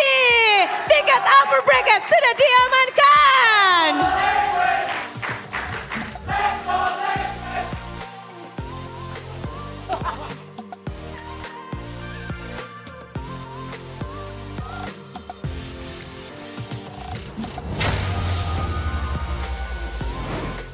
Let's go, Liquid.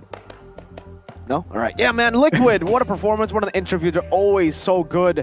I think they're better on stage than they are in the game. It's not because in the game they're bad, but it's just so entertaining. I'm glued to the screen and I always want to listen, unlike a certain team.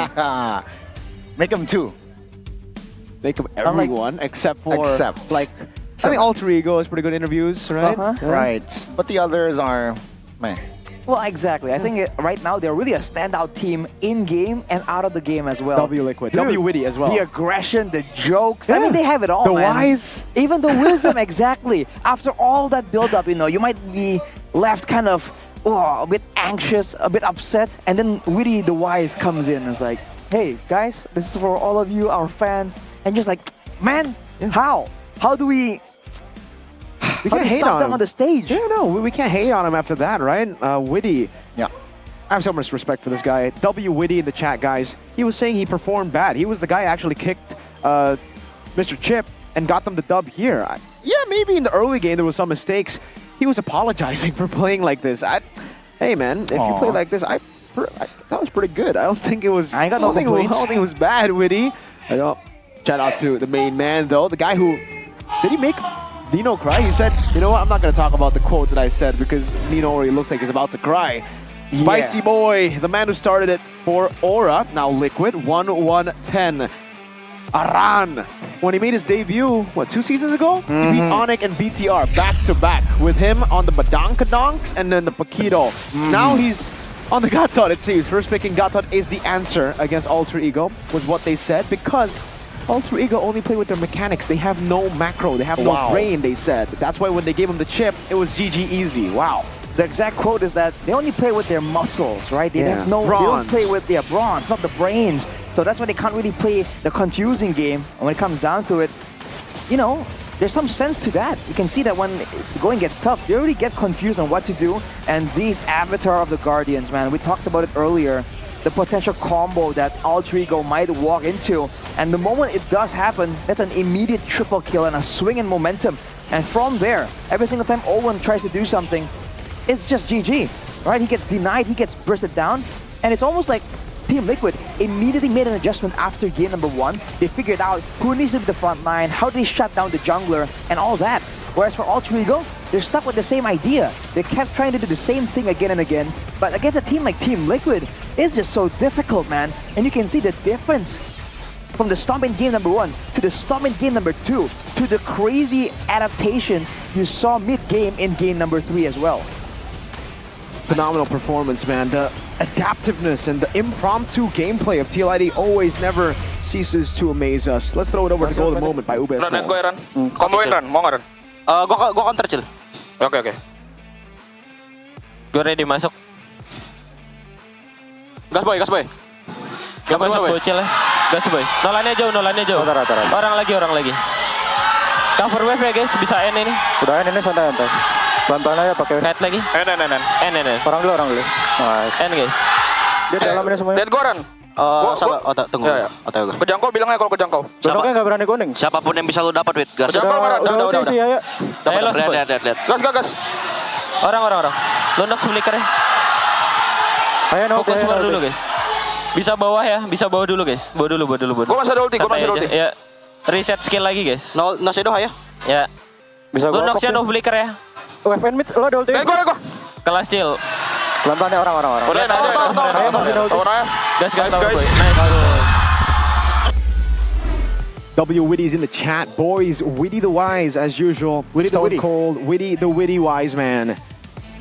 Making the calls, slowly but surely. No one getting overhyped in the game. So they saved all of their energy for the interviews, right? No one was yelling, no one was screaming. They were just ready to let loose in the interview, and they just stayed chill in the game. Dude, they were up against the most patient, the chillest team in the league. Sabar. Right? I mean, it makes sense for them to match that calmness. And I think that's exactly where Witty the Wise really shines there.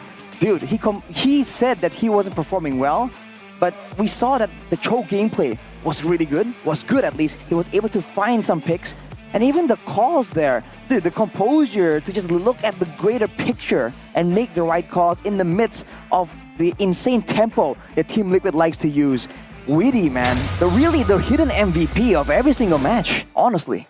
W shot calling, man, from Witty indeed, and it's big. The other four members are listening as well. Very, very clear communication. I think TLID will go far. Galing Romy wants Alter Ego to go far as well. He wants to give advice for Alter Ego, so let's read it. Actually, Alter Ego's gameplay has improved, I agree. Their strategy is no longer monotonous. They just need to work on their execution as they tend to be indecisive and get stuck in star syndrome after winning a game. Keep strong, Alter Ego. Do we agree with this star syndrome?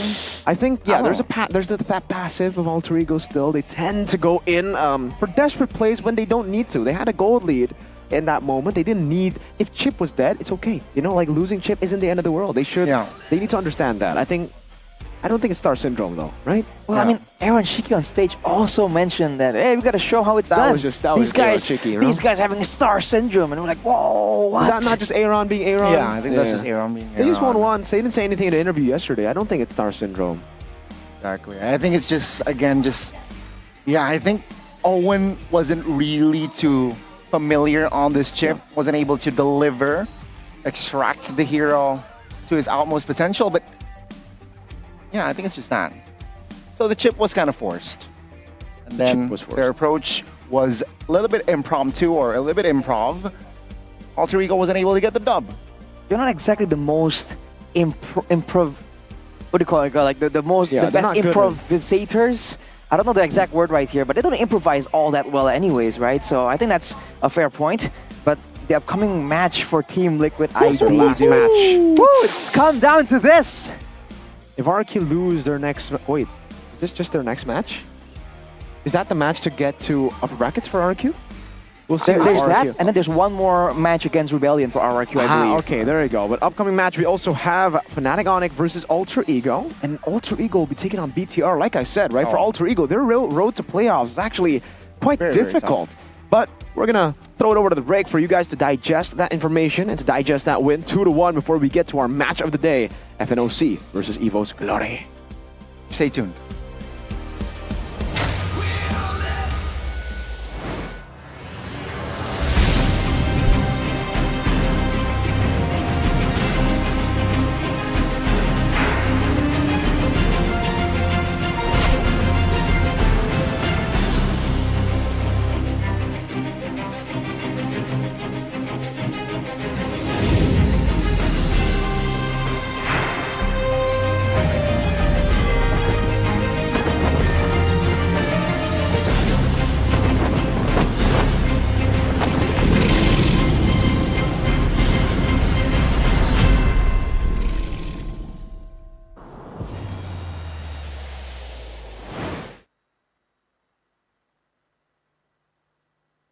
Where are you?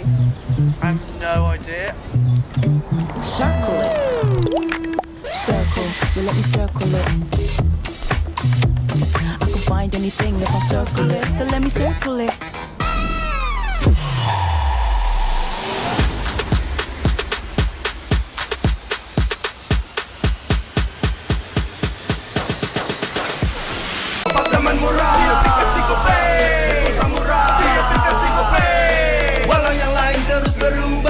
Konsisten, kasih yang pasti murah. Bayar tagihan murah. Di aplikasi GoPay, gratis transfer 100 kali per bulan. Ikut selebrasi MPL pasti dapat hadiah. Download aplikasi GoPay baru, nggak pakai lama. Dompet andalan gamers banyak damage-nya.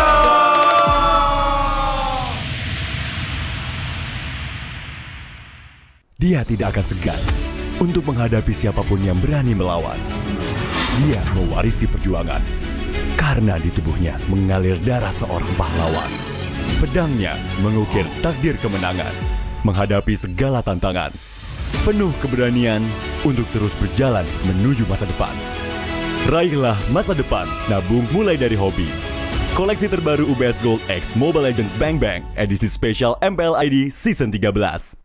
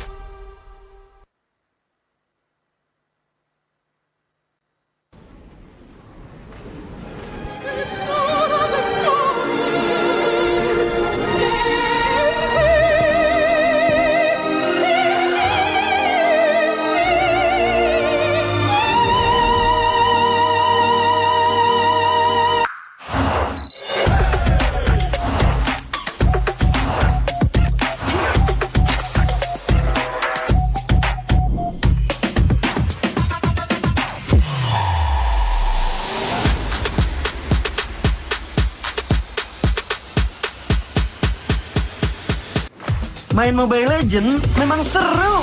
Mabar sama temen makin epic. Apalagi kalau double kill. Tropicana Double Crunch, es krim karamel dengan lapisan coklat yang tebal. Crunchy-nya double. Main bareng, makan bareng Tropicana Double Crunch. Double crunchy level dewa. Rasa ini Gatot kacau. Ih, tombe basah. Bro, move on ke Head and Shoulders. 100% pede, ketombe basah dan gatal Wiped out. dapetin edisi baru Gatot Kaca di minimarket terdekat. Head and Shoulders. Ini Gatot, ini kaca. Mas Gatot, benerin kaca.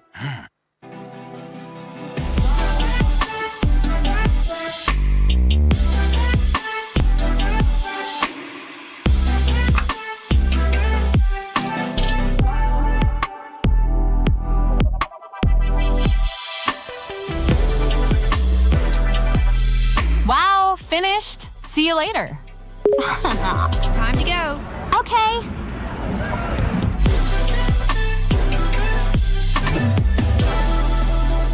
Kita adalah pejuang yang melangkah dengan penuh keyakinan, menghadapi dunia tanpa keraguan, karena hidup adalah arena pertarungan.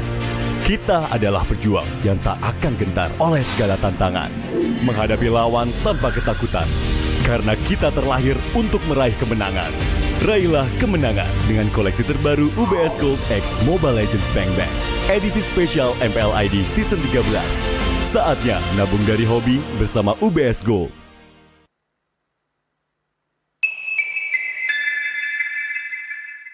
Apa akan kehilangan ingatannya? Masih inget ini, Pak?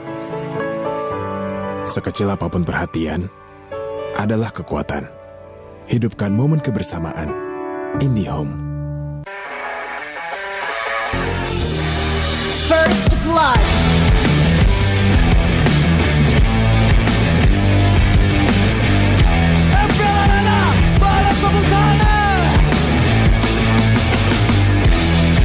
Mendapatkan 2 momen penturan yang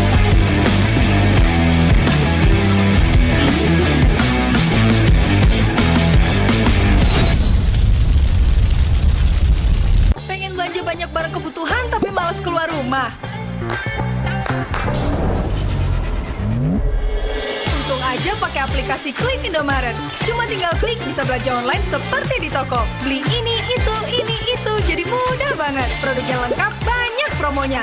Gak perlu pusing, bisa pakai alat bayar apa aja. Wah, 1 jam udah sampai, gratis ongkir lagi. Untung aku pakai Klik Indomaret, belanja online seperti di toko. Kini, Indomaret telah menghadirkan varian baru, soto dan rawon yang wajib kamu coba. Dibuat dengan daging sapi pilihan, dimasak dengan rempah-rempah khas Indonesia sehingga menghasilkan rasa soto dan rawon yang otentik khas Jawa Timur. Diolah selama berjam-jam sehingga menghasilkan kaldu yang gurih dan daging yang empuk. Bisa dihangatkan di toko atau bisa untuk stok di rumah. Soto dan rawon daging sapi Indomaret, enak tenan rasane.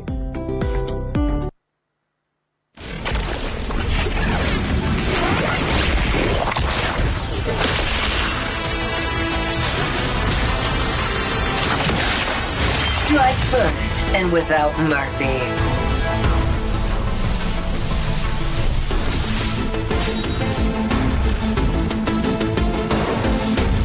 Where I tread, death follows.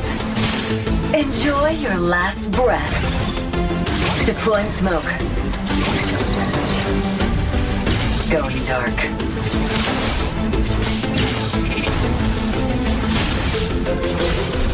War is my trade. Death is my craft. Backup plan? I am the backup plan. My destiny is what I make of it.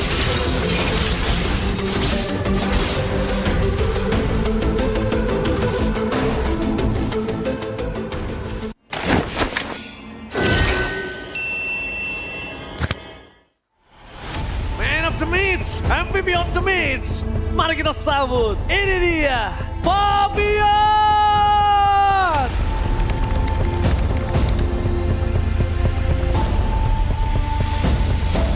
Ya kalau misalnya dia pakai hero assassin ya menurut gua dia selalu ngelakuin tugas dia aja sih dengan bagus.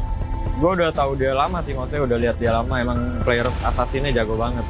Pas di meta tank dia tuh justru nggak bersinar. Tapi pas pindah ke assassin lagi ya itu udah kayak waktunya dia buat ini lah, buat balik lagi.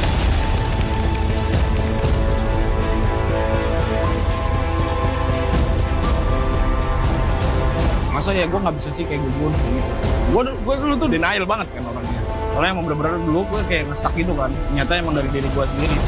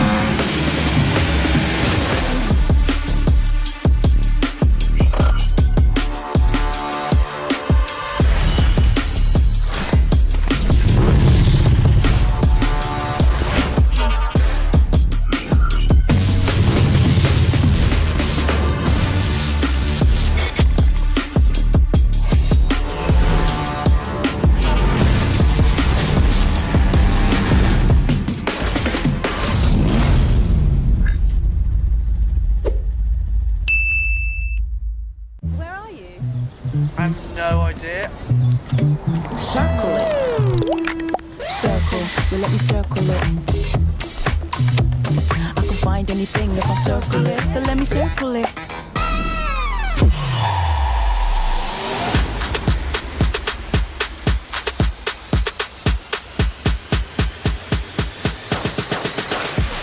Apartemen murah, di aplikasi GoPay.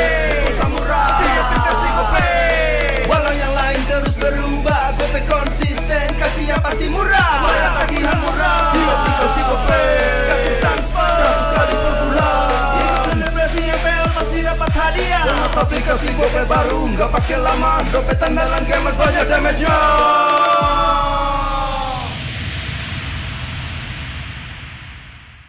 Dia tidak akan segan untuk menghadapi siapapun yang berani melawan. Dia mewarisi perjuangan karena di tubuhnya mengalir darah seorang pahlawan.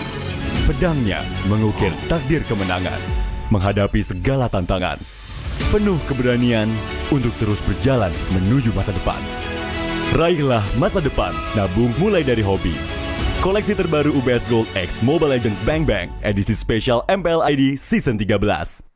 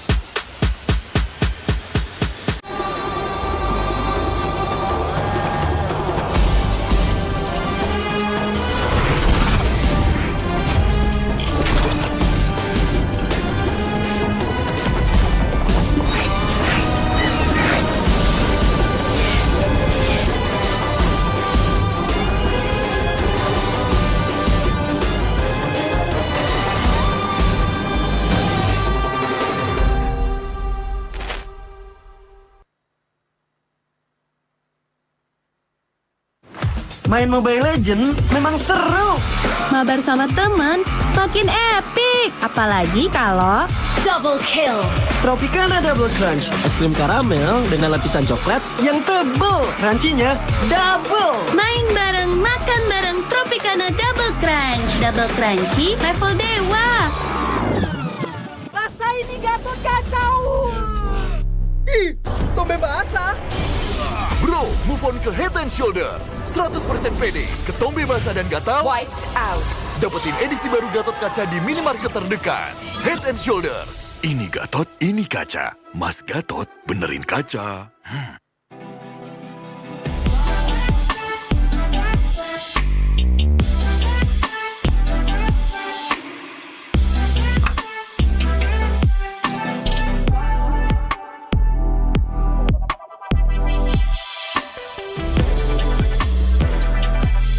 Wow, finished. See you later. Time to go. Okay.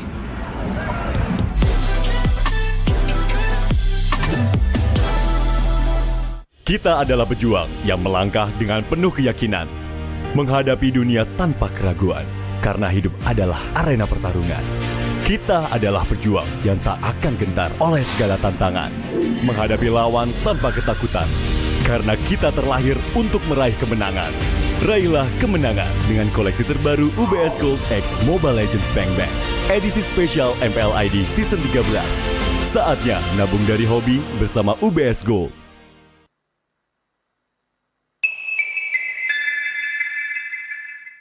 Apa akan kehilangan ingatannya? Masih inget ini, Pak? Sekecil apapun perhatian, adalah kekuatan. Hidupkan momen kebersamaan. IndiHome. First Blood.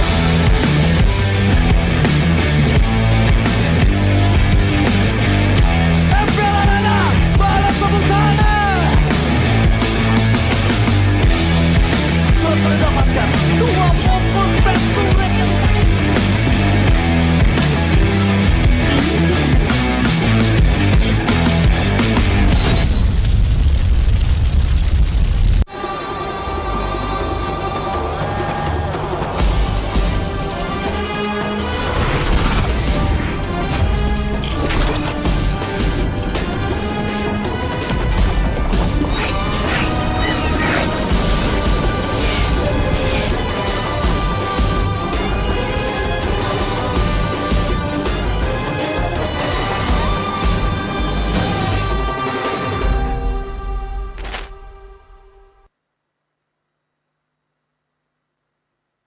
Pengen belanja banyak barang kebutuhan tapi malas keluar rumah.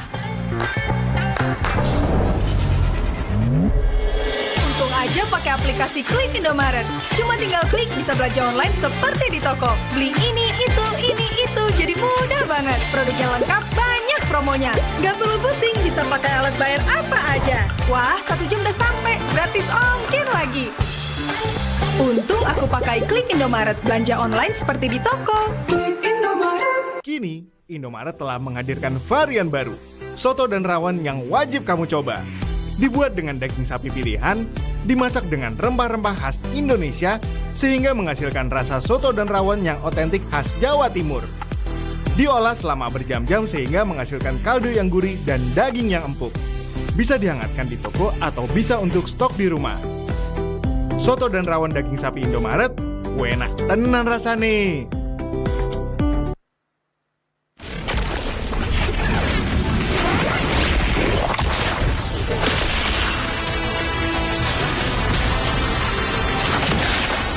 Strike first and without mercy.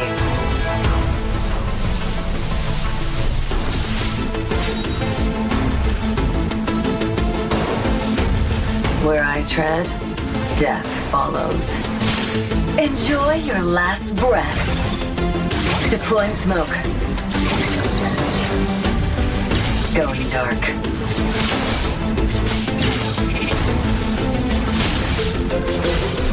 War is my trade. Death is my craft. Backup plan? I am the backup plan. My destiny is what I make of it.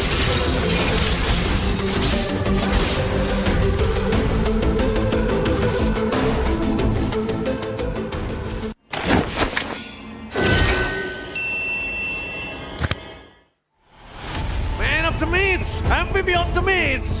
Mari kita sambut, ini dia, Fabian!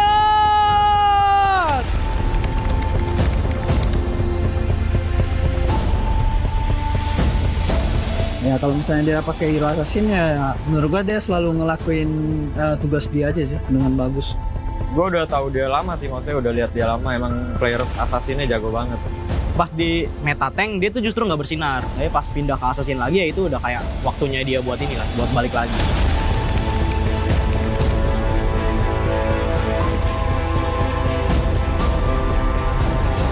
Masa ya gue nggak bisa sih kayak gue dulu tuh denial banget kan orangnya. Orang yang bener-bener dulu gue kayak nge-stuck gitu kan. Ternyata emang dari diri gue sendiri.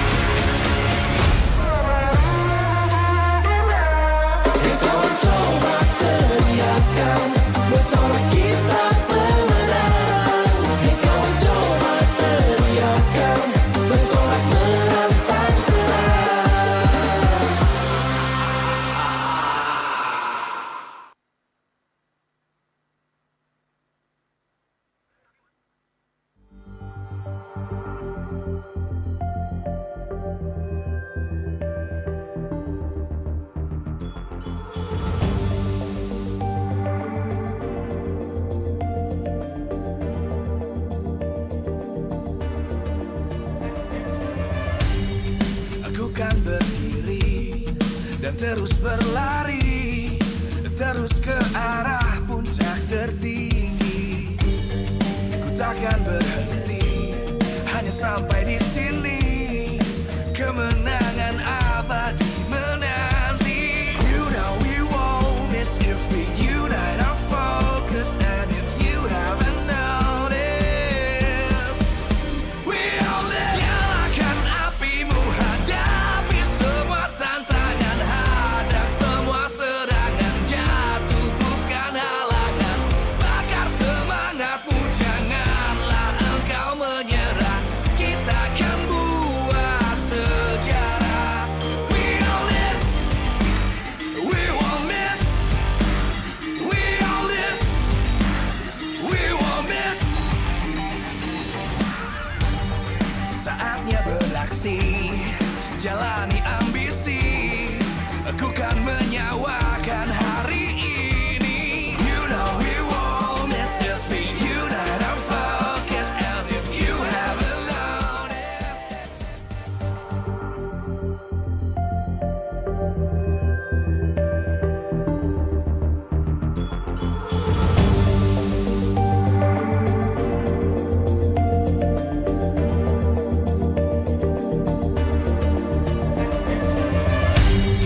aku kan berdiri dan terus berlari, terus ke arah puncak tertinggi.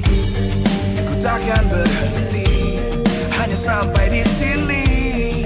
Kemenangan abadi menanti. You know we won't miss if we unite our focus. And if you haven't noticed, we all live. Nyalakan apimu, hadapi semua tantangan, hadang semua serangan, jatuh bukan halangan.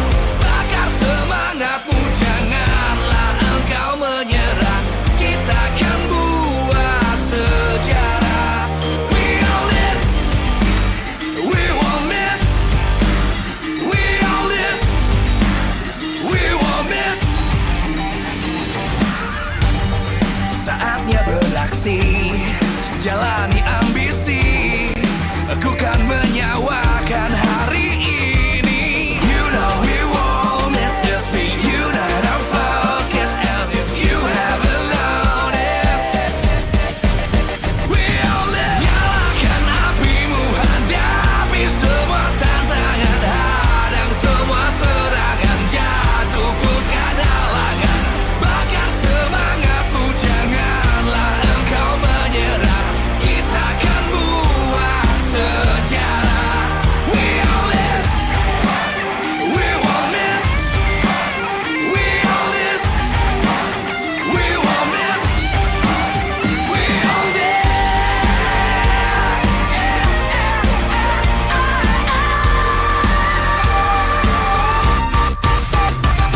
Nyalakan apimu, hadapi semua tantangan, hadang semua serangan, jatuh bukan halangan.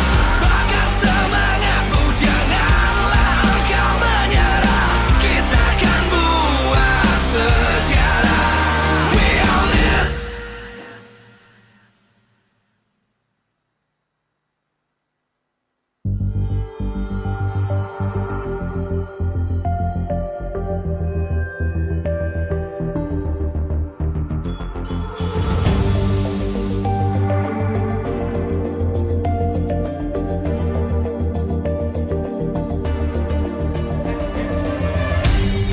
Aku kan berdiri dan terus berlari, terus ke arah puncak tertinggi.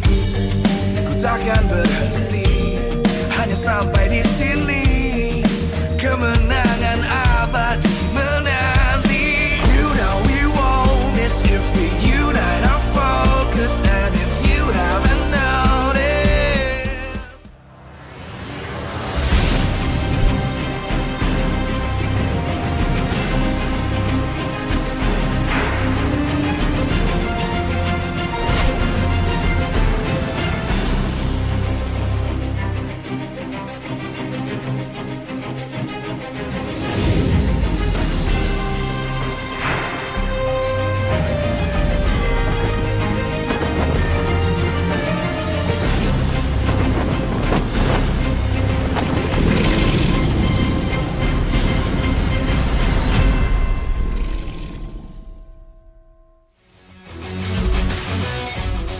live from Jakarta, MPL Arena. MPL Season 14 is powered by Moontalk. Presented by our official tournament smartphone, Samsung Galaxy. Official e-wallet, GoPay. Official destination for gaming and esports, Kadia. Official gold partner, UBS Gold. We own this.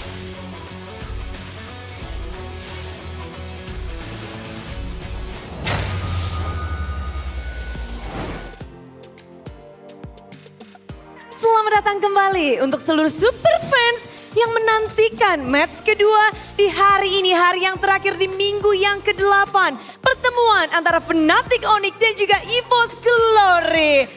Dari match kedua ini kita akan mencari tahu akankah Fnatic Onyx bisa mengamankan tiket playoff hari ini. Tiket playoff yang keempat. Tapi tentu saja lawan mereka EVOS Glory yang cukup tangguh bisa jadi menjadi penghalang mereka. Dan untuk menyaksikan banyak sekali pertempuran, banyak sekali kisah yang terjadi di minggu yang ke-8, minggu ini tentunya begitu spesial. Bukan hanya karena pertarungan 9 tim, tapi juga karena ini bertepatan dengan ulang tahun MLBB yang ke-8. Dan ini akan menjadi tentu saja MLBB 8th Anniversary Petualangan Akbar. Dan menariknya kita bisa dapat hadiah banyak nih selama sebulan penuh dari 27 September hingga 27 Oktober 2024. Karena itu kalian bisa ngedapetin banyak skin gratis. Dapetin epic skinnya AK yang Marvelous Maestro secara gratis. Dan juga banyak banget nih event-event seru. Buat kalian yang penasaran, ada apa aja sih event serunya? Mari kita cek bersama-sama, inilah dia MLBB 8th Anniversary Petualangan Akbar.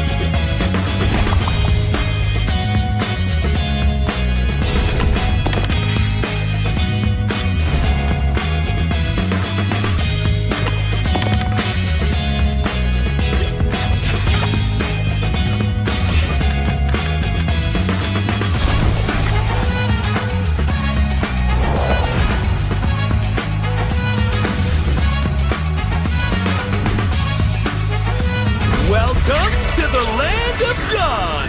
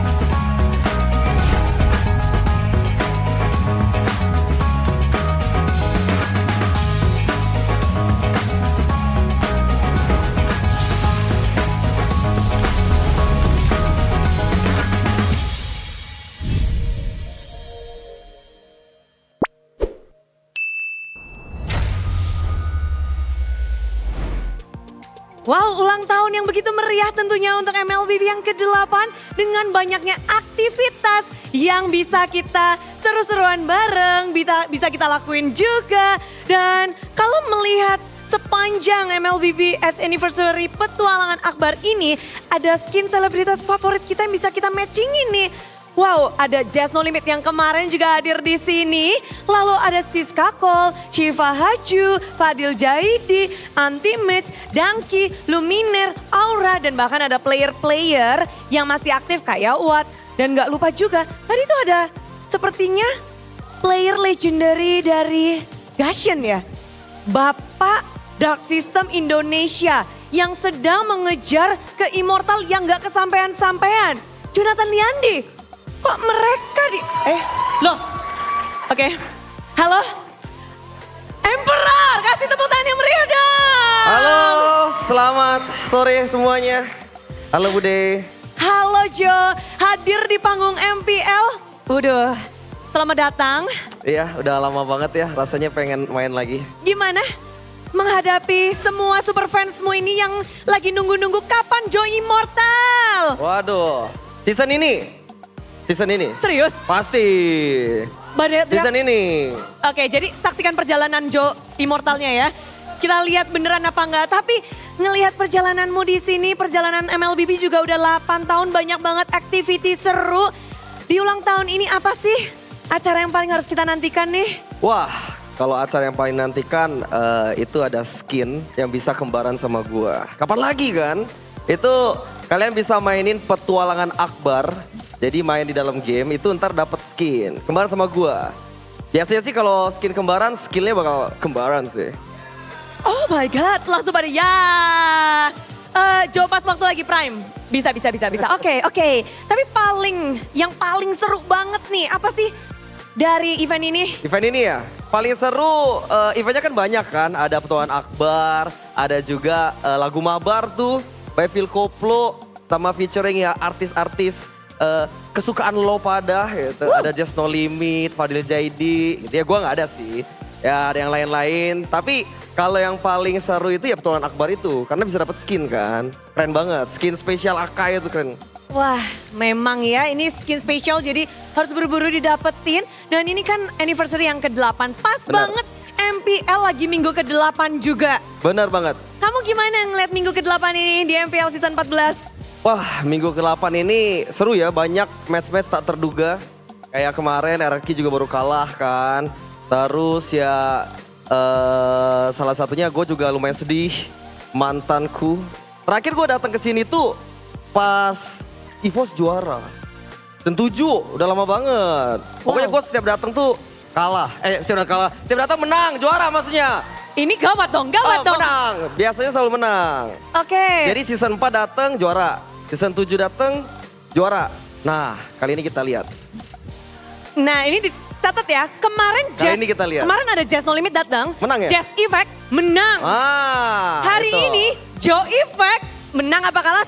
Tulis di kolom komentar. Tapi hari ini kan lawannya lebih gila. Lawannya Raja Langit hari ini kan. Tapi Raja Langit lagi di tengah-tengah nih. Iya sih, tapi kalau kemarin kan kayak tetangga lah lawannya. Nah ini kita lihat Joe Effect malam ini seperti apa ya. Oke, sekuat apa ya Joe Effect ya untuk EVOS Glory. Dan kita lagi masih nih ngebahas tentang ulang tahun yang ke-8 juga. Apa sih harapan kamu di ulang tahun yang ke-8 ini untuk MLBB? Harapan aku untuk game tercinta ini ya semoga semakin meriah, semakin banyak skin gratis ya kan. Kalian pasti suka kan penonton. Semakin banyak event-event menarik dan Dark System dimusnahkan. Loh nanti kamu hilang dong? Enggak dong, ya kalau gue beda. Kan beda. Bapak Dark System Indonesia? Enggak. Banyak yang lebih aneh-aneh itu banyak. Banyak banget. Jadi mending kita hati-hati ya sebelum dihilangkan nih sama Jo. Dan Jo, pastinya rame banget di ulang tahun yang ke-8 ini. Ada yang ingin kamu sampaikan gak sih sebelum kita memasuki match hari ini di match kedua? Paling ya selamat anniversary buat Mobile Legends sekali lagi yang ke-8. Semoga komunitasnya semakin besar juga, semakin sehat. Dan juga untuk para benih-benih muda yang mau jadi pro player, semangat terus. Semoga bisa suatu saat membanggakan Indonesia juga di kancah internasional. Amin, sekeras-kerasnya. Dan panggung ini bakal sebentar lagi diguncangkan oleh dua tim ini, Fnatic Onyx dan juga EVOS Glory. Berarti kalau prediksi Jo? Prediksi ya. Prediksi sih kalau berdasarkan data historical gitu kan. Ya gue datang Evo selalu menang. Jadi mungkin bakal menang deh. 2-0, 2-1? 2-1 lah mungkin. Asik. Buat Sonic maaf ya. Maaf nih, tapi semuanya akan dibuktikan di Line of Down. Akankah ada Joe Effect di panggung MPL hari ini? So, caster, siapkan dirimu. Super fans, bersiaplah menyambut Fnatic Onyx dan juga EVOS Glory.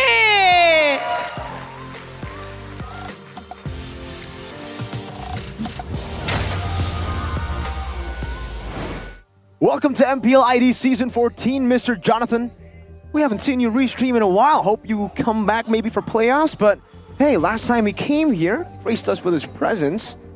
They won Season 7. It was in this very arena as well. Back then, it was actually no crowd. It was during the time of the pandemic, but he still made his way here to support EVOS, and they did ultimately win against Bigatron Alpha in the grand finals. Remember, Just No Limit, Justin just came yesterday supporting EVOS as well. Man. They won. So will it be different today with Joe, or will he share the same blessing as Just No Limit did yesterday? Because listen, whenever he restreams an EVOS game, usually the Joe effect is a loss. But when he comes here, maybe it's different, right? When you restream, it's a lose. If you come here, maybe win. I mean, he himself was saying that whenever he comes to the arena, as far as he can remember, EVOS always won. So he has utmost confidence in the Joe effect, as he dubbed it. So we'll have to wait and see, man. With Fnatic Onyx looking kind of shaky, that can be a possibility. But yesterday, up against Bigatron, I don't know, Mirka. How do you think they're looking right here? Because I think that they still have potential, but for the most part, some of the same problems really seem to still be in place. Like a bit of the lack of coordination, right? A bit of like the lack of a proper united decision-making. Securing the playoffs for the 4P champion, this is going to be the decider match. In Leg 2, in the history of their matches, it's been a whole lot of losses, but they actually won against Bigatron, Mirko, sorry to say. But if Fnatic Onyx wins, Fnatic Onyx will become the 4th team to secure the playoffs. If they don't, though, then they go down a weird rabbit hole.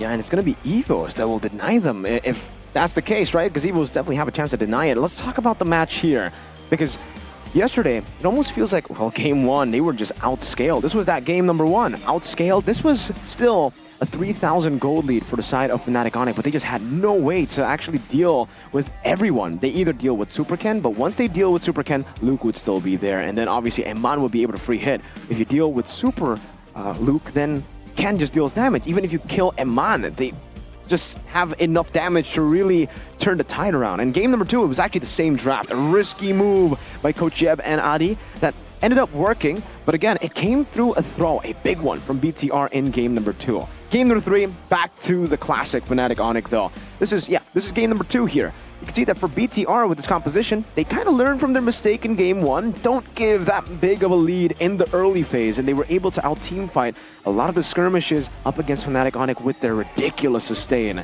But for Fnatic Onyx, you never can really take them lightly. Even with a draft like this, you can't make these throws, man. Fnatic Onyx are still always on point with the execution.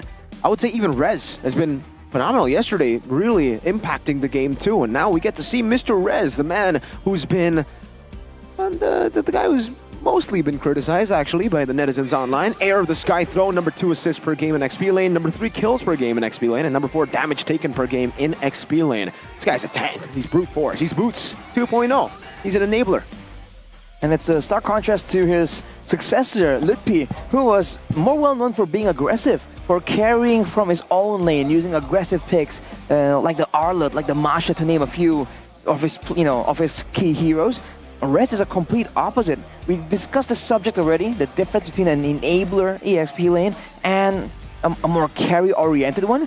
But now, with the looks, with how execution and beginning the fight becomes so much more important, then maybe this is the change that Onyx require, right? Now with Rez also enabling, this also kind of opens up more windows for Keyboy to make the plays happen. And we've seen a lot of Keyboy moments, but more recently, we've also seen some real Keyboy moments. Just yesterday, 3-man always getting Bigatron Alpha with that implosion on the Tigreal, Gani. 2 best teams in the world, am I right? As of now, right? As of now. Oh, yeah? It's very scary seeing yesterday's performance. But yeah, I mean, EVO's Glory on the flip side, actually similar to AE, right? They found their jam a little. Yeah. They defeat RRQ and they got a win yesterday as well against RBL. Oh my lord! Now that I notice it, actually, yesterday was a series of throws that we saw because RBL also really just threw this game too with X-Men on the Akai all throughout the game, beating EVO's Glory. I think they had a 7,000 gold lead and they could have just ended the game, but unfortunately Matt didn't hit the base. That was one of the big moments as well. But also X-Win not able to identify how to utilize that heavy spin against the Kaja of Dreams in the mid to late game. Certainly adjustments need to be made, and a lot more and more as teams get closer and closer to skill and game plan, then the in-game adaptations become so much more important right there. Because against teams that can adapt on the fly mid-game, not even mid-match, mid-game, right? If you stick to your usual methods and you don't have plan Bs and plan As, I think it's going to be very difficult. So that is, I think, a big task for any team. But we'll have to see how this goes. Captain Psychots here with not a lot of impressive stats, but you have to remember he came in very, very late in the season. So the stats, once again, as a lot of stats do, doesn't really do him justice. Psychots as a enabler, as he was the captain back then when EVOs were able to actually grasp somewhat of a world title. So his decision-making at least seems to be pretty okay, but again, the synergy among the players of EVOs really need to be cleaned up as well. Kind of weird how he's number 8, and also in the standings they're number 8. Last time it was 7, the number that's always with EVOs. Oh, why is it 8 now? Because they're 8th. As of now. Yeah. Oh, yes. Oi. I mean, that's the way to put it, Gani. But they're up against Fnatic Onic, and hey, EVOs are looking pretty good though, You got to be careful. They beat RBL. A lot of people might just say, yeah, RBL, bottom team, right? But they also beat Rex Regum Kayon just last week in the Classical Derby. And that's something that Fnatic Onic have not been able to do this season, Gani. Oh, just this season though. Just this season though. All right, we got some fire in Gani. Let's see if EVO's got the fire in their They're back with Natco, not Brands. What? Psychots, Annabelle, Clockwind, and Dreams. And Natco coming back in. Wow, let's see what they can bring up to the stage right here. With the switcheroo today, it will be Natco in the lineup. Will they roar and soar high to their victory? Ladies and gentlemen, this is EVO's Glory. The White Tigers, wounded, beaten down. They have no shot at playoffs, but they have nothing to lose either. Up against the Sky Kings, maybe this could be their bittersweet revenge. It was Fnatic Onic that stopped them from getting a title in Season 11 and even Season 13. Maybe this is the time to say, we've had enough of your domination, Sky King. And as pronounced, the Sky Kings, Rez, Kyrie, Sans, Keyboy, and CW. Same core lineup. And today, they're actually still fighting. So it's a huge contrast between them and the roster we saw earlier. Let's see how they look. What kind of performance can we expect from these confident faces? The Titans humbled this season, but they still have more to go. More to say. The Sky Kings, ladies and gentlemen, looking to find more victory. This is Fnatic Onic. Fnatic Onic, the Sky Kings, despite a 4-game match lose streak, they're still coming out on top, still able to perform at their best yesterday against Bigatron Alpha. Will they be able to do so against a very, very scary EVO's Glory on the rise? And with all the heat to try to take revenge. And it all starts with the game plan. We saw that EVOs haven't able to really find a winning formula. But again, the win conditions they require are very important to the overall success. So now with our Marshal Dainang comes Coach Age and Coach Kochiev with Adi and Caleb. The drafting phase, man, with two brilliant minds clashing again in this highlighted match of the day. You can expect a lot of weird happenings. We've seen a lot of emphasis swing towards the Assassins, but now it's leaning more towards that Galakacha, that flexibility, that sustain and tankiness. That really seems to be a surefire way to, at the very least, confuse your opponents just due to the sheer possibilities allowed to you by such a, such an unusual pick. And if you take a look at both these teams, they actually have a very, very similar playstyle. Play for Annabelle, play for Kyrie, Enable, Psychots, and Rez. Basically the same kind of player as well, enabling. But let's talk about EVOS. After failing to qualify for playoffs, they are actually on a roll. Beating RQ, beating Rebellion, and then now, question mark, are they going to beat Fnatic Onyx? Question mark, are they going to beat Geek Fam? Geek Fam they already beat last season, you know, they actually stopped Geek Fam to qualify from MSC. But Fnatic Onyx, that was a different story. No, absolutely different. Sure is not the same pace, not the same scenario. So, let's see, man. The rival showdown here between Rez and Psychots. A lot of heroes in their shared hero pool, but for Psychots, the Yuzong and the Glue comes in quite surprisingly as a dive solution there. You can get an Assassin, or at least you can get a very aggressive EXP laner, and this Yuzong in particular is a hero that he is very well known for. When he won the IESF title, I believe, he was running that Yuzong and was shutting down the whole backline. It's a whole different approach compared to Rez that's more in line with the current meta.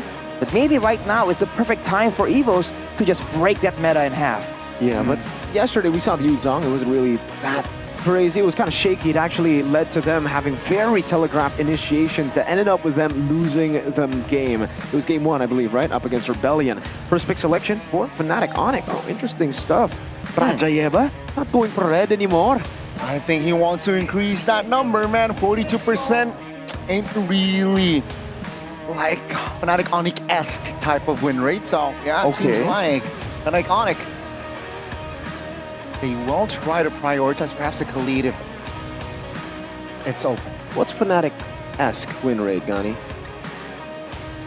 Upper bracket style, you know? Well, upper bracket so style. Fnatic Onyx aren't Fnatic Onyx this season? No upper brackets? That. Okay, I can say that. Season right. 7 till 13, it's always upper brackets. Season 7 though. You want to bring that up? Regular season. Oh, Jonathan Leandi. Hey. 2-1, he says. Sir Joe, we got Queen Rana in the building as well with Sir Joe. Mr. Joe. Let's see if we can have the desired buff so far.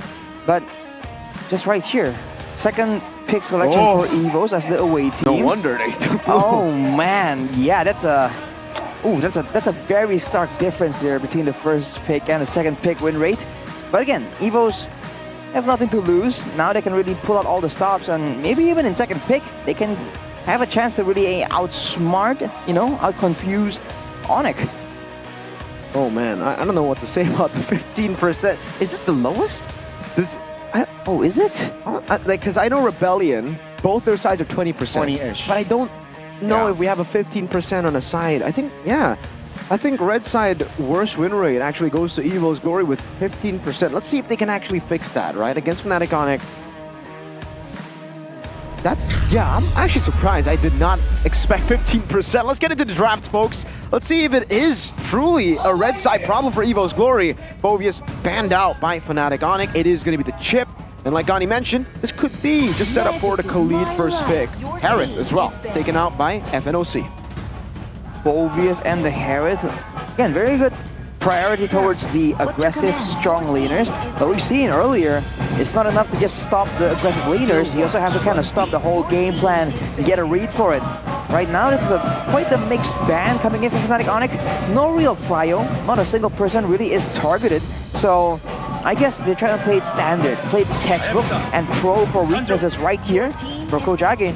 Chip, Fanny, and the Ling. So still, of course, a lot of respect for the Assassins. But as predicted, the Khalid, the new rising star in the meta, immediately gets sniped away. What if we get the same exact draft as yesterday? BTR versus Fnatic Onyx. What if this is the Alice Gatot Kacha pick?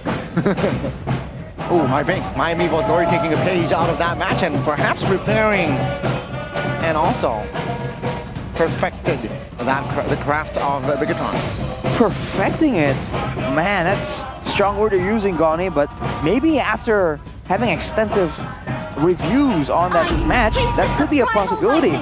Edith gets picked up, and along with that, no, it's the Nolan. I'm kind of concerned about the fact that the Matilda is kind of left open, but we'll see what are the options that Coach yet goes for as Valentina comes through. Okay, so this is so far pretty...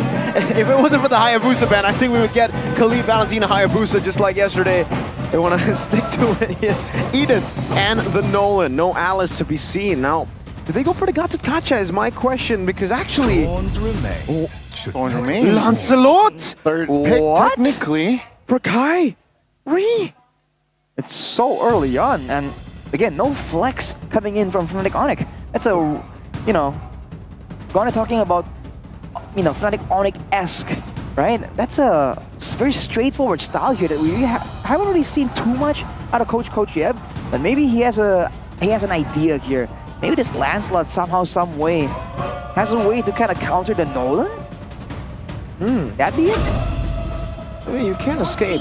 That's a fair miss. Oh, against the Valentina. All right, that was pretty brave. I think they're confident that Plockwood maybe can stay away from the Valentina IMU and maybe try to use the NetherRealm late in the fight. Getting into the second phase now, both marksmen actually not picked up just yet. I wonder if Fnatic want to set up for another 1-1 pick for Calvin Winata. A 1-1 against this composition? I mean, the safety that the Crossbow of Time brings for you. We've seen how difficult it is to be a gold laner in the current meta with all the damage flying around. But for Evos, banning this Natan, right? Still denying a lot of the late game shred. The fact that the Natan can kind of do damage to everyone at the same time. It's a great precaution going with the Faramis pick. But for Fnatic Onyx, they're banning with a Franco. So they're actually opting to shut down Dreams instead. And maybe they think that without good engage, without good setup there, even with the sustain given with the NetherRealm, they can just outmaneuver it, kite back from it, and re-engage as they see fit. I think we can expect a Kaja ban after the Franco, right? We saw how Dreams can impact the team with the Kaja pick, and let's see here, Boss Glory, what will they go for? What do you think? 1-1 against Faramis. It's not the best, it's not good, not actually. The best. Yeah. So I guess that Faramis pick is them trying to anticipate a 1-1 pick. And they also anticipate the Melissa. That'll be great against this composition. Against the Nolan as well, actually. That is the Kaja ban. There you go, Garni, Franco, and Kaja taken away. So this is actually a full shutdown onto Dreams. They pick up Valentina, making sure that Tigreal won't show up, Minotaur won't show up, Atlas won't show up, and they ban the Franco and Kaja. Now it puts Dreams in a tough spot. They go for the Moskov first here, and I believe the Edith, will still be utilized as flex. That is the only pick that I guess Dreams can still utilize. And then maybe they go for something like a Terizla to match up the Khalid. But in that matchup, Khalid is just a better version of that man, of Terizla. Yeah, at this point it really is. Because to sustain, Khalid can do it without minions, without units around. He can rotate faster, he can have the technically more surprising engage. I guess in a sense, Terizla has a bit more potential if you can take it to the late game, where the changes to his passive now from 30, it can scale up to 35%, but that early game is going to be rough. And with Fnatic Onyx finally picking up the Gatot Kacha that has been talked about, along with the 1-1, wow. Might not be as ideal to deal with the Faramis, but maybe Fnatic Onyx have a different plan, right? Cancel maybe the NetherRealm with the Avatar of the Guardian, and then just buy enough time for the 1-1 to shred through. They're just utilizing it to kite, I think, you know? The 1-1's really good at kiting, yeah. If you are dependent on the Crossbow of Tang, if you just really want to go for damage, Faramis does have a way to actually beat the 1-1, but the way that the 1-1 was used yesterday, in the win at least, against Big Eternal, was kiting. You make them use their resources, and you just kite away, wait for their resources to be depleted, and then come back in to clean up. So for Evos, now they need a way to actually, I don't know, Edith. Is it going to be Flex, XP, or... and also it adds the pressure to build the winner crown early as well, right? With the 1-1, maybe you are forced to build that winner crown quite early as well, but that's going to be the Kai coming through. I don't really necessarily like that guy. I prefer him on a Kufra. Yeah. Their initiation will be very dependent on Psychots, and it's pretty telegraphed with the Edith. You go Earthshatter, you just have to guess whether he wants to go for the Flicker, and I think in the big moments you should be able to predict that. So, Fnatic Onyx, they have a more balanced composition, but the easier way to put it is they got Gatot Kacha. Yeah, they do have the Gatot Kacha, so technically some ways to try and outmaneuver.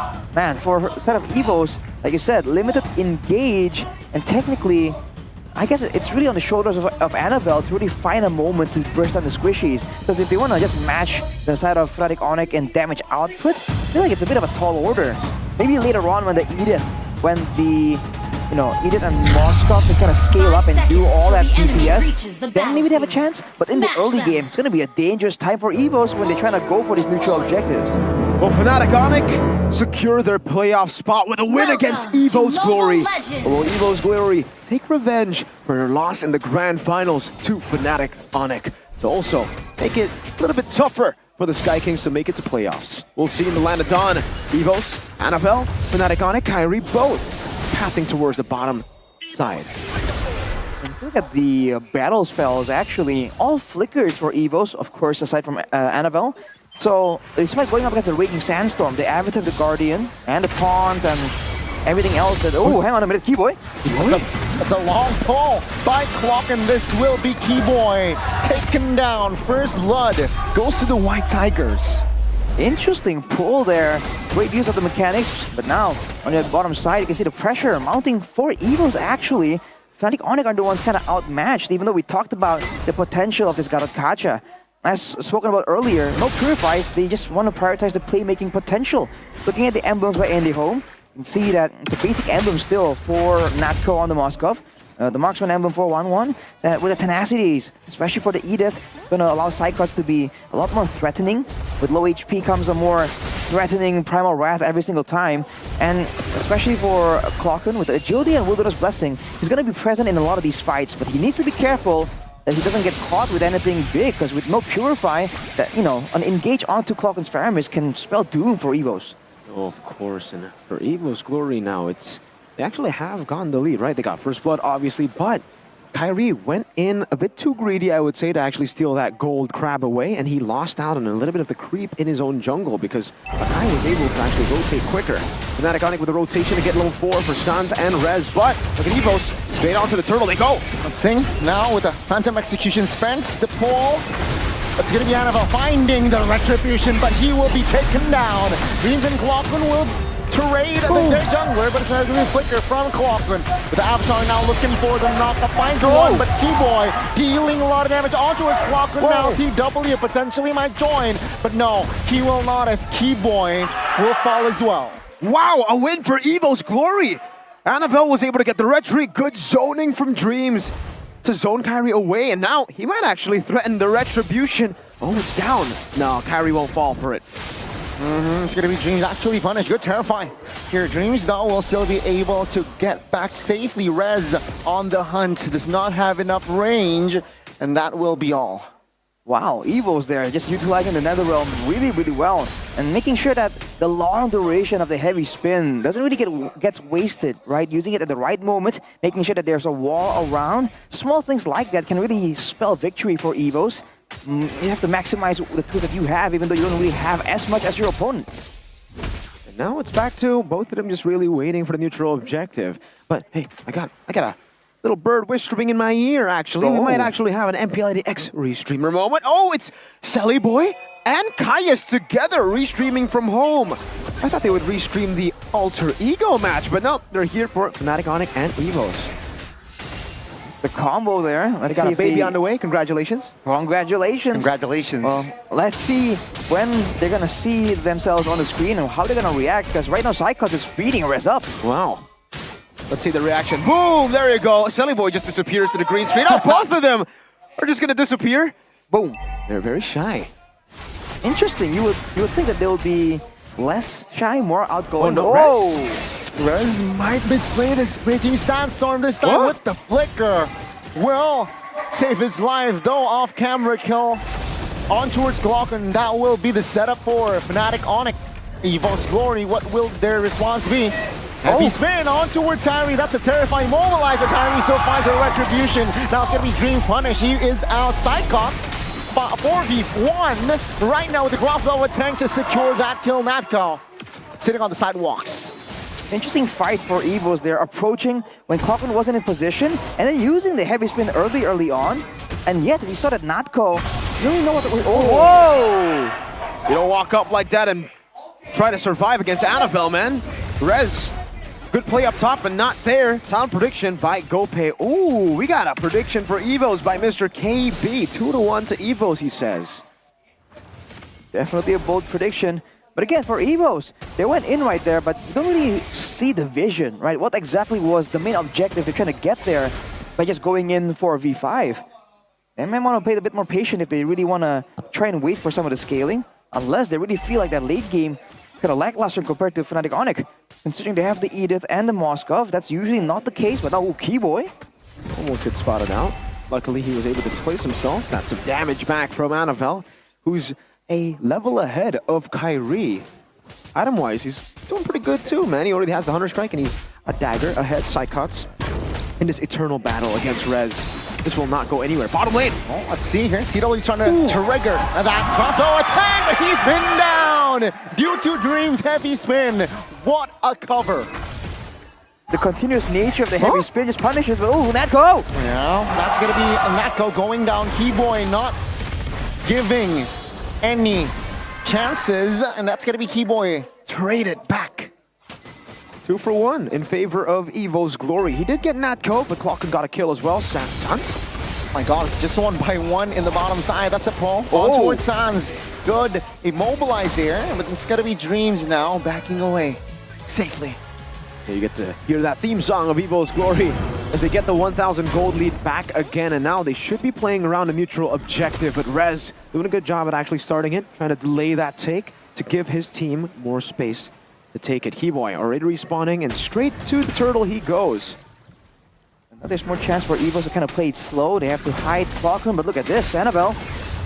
Annabelle zoned away this time by Rez, but Clockun, Cycles, and Dreams, they're up to something good. Terrifying with the Raging Sandstorm. It's able to find Annabelle, and he goes down. Another round popped. Rez will try to survive as he goes down. Kyrie secures the turtle, and that will be Rez down and out. Though, Cyclops, it's going to be the trade. Natko jumping in with the Spear of Destruction. Taking some heat, but no damage whatsoever from the Moskov. Now it's going to be FNOC punishing Natko with CW securing that kill. Looking for the double on towards Reason. He gets it. Extra gold for CW. Back and forth again, but it's Fnatic Onyx who always just are able to come back from that gold 1K lead that Evos have been grasping on. Again in that fight, well played by Rez, using Raging Sandstorm forward and predicting that Annabelle would use the second skill to the other side of the wall with his flicker to still catch Annabelle despite the dodge. And look at the in-game equipment right here. CW has been finding a lot of success already in 2 items, 1,400 gold, 1,500 gold ahead of Natko. So the DPS output in these fights are already massive, even though there's a 2-item power spike for Natko as well. And with the Netherrealm available for both teams, technically, you gotta be careful. Avatar of the Garden used up on towards Cyclops. He can't move. Crossbow attack though. He's tanking it up. He goes down. Keyboy surviving. That's a silence. Spear of Destruction will not be committed by Natko. Never mind. He jumps in and he falls immediately. CW claiming the killing spree, and that's just FNOC dominating. Just playing with the team fights and outplaying Evo's Glory in these team fights. Getting Psychot so low, the Avatar, and then Natko making a desperate move to try to save the situation. Seems like now it's going to be Annabelle trying to give heat on towards Rez. Very calm, very composed. But this really seems like Evos, at every single turn, they're always late to the party. It seems like at every single fight in the past, like 2 or 3 minutes, there's always a bad situation happening to them, and then them trying to overcompensate, to try and save it, to try and get something back for the troubles. I feel like they have to play it a bit more calculatively, especially against a team like Fnatic Onyx. If you do go for an engage, or you blow an ultimate, or lose a member, you can't expect to just go up against them and win purely with micro, right? This is a team that has great micro skills as well. Definitely, man. See here, Fnatic Onyx, they're trying to set up for this Lord. Taking it rather slow, though. Evo's Glory, they can't find an angle to penetrate through. That's set up by Fnatic Onyx. Now, seems like the Lord will be committed. It's going to be a comfortable take for the Yellow Porcupines. A free Lord over to Kyrie in the jungle. Just with the Lancelot this game. CW, 4-1 on the 1-1. Faramis is a counter, not to CW. So far, so good. Even in the lane against Natko, he hasn't really been able to match up against CW's 1-1. Annabelle is waiting up there. I think it's just really hard for even a Nolan to kill the 1-1, you know? Like, Ling does really well.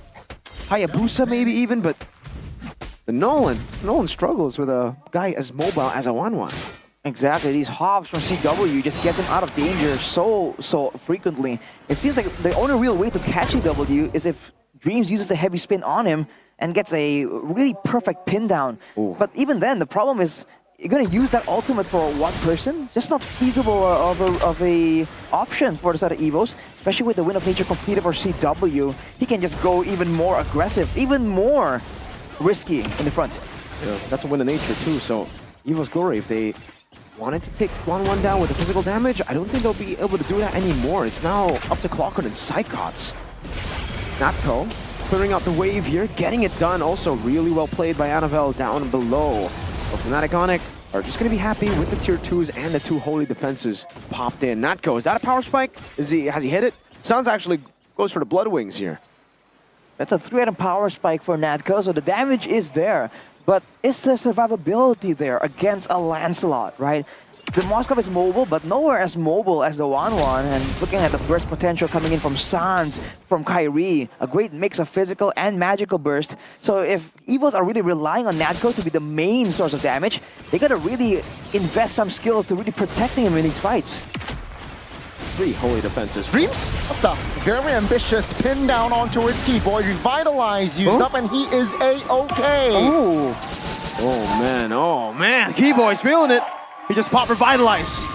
That was an attempt by Clocken to kind of pull him back, but I don't think it worked out. No. The chain was there with the Stampede, but it just didn't proc the right way. Not sure if there was an interaction problem right there, but looking at the items right here, man, with the Endless Battle and the BOD, it's a lot of damage coming in from Kyrie. In a single flash, that's the nature of this Lancelot. And the God of Kacha from Keyboy, already with the Dread on armor, it's gonna be so tough to take out. Glory backing away. That's Dreams taunted. Immobilized as well. Oh my goodness, burst it down. Crossbow attack popping. Clockman, good night. Psychon's very low, but it's still able to back away, and that's Fnatic Onyx.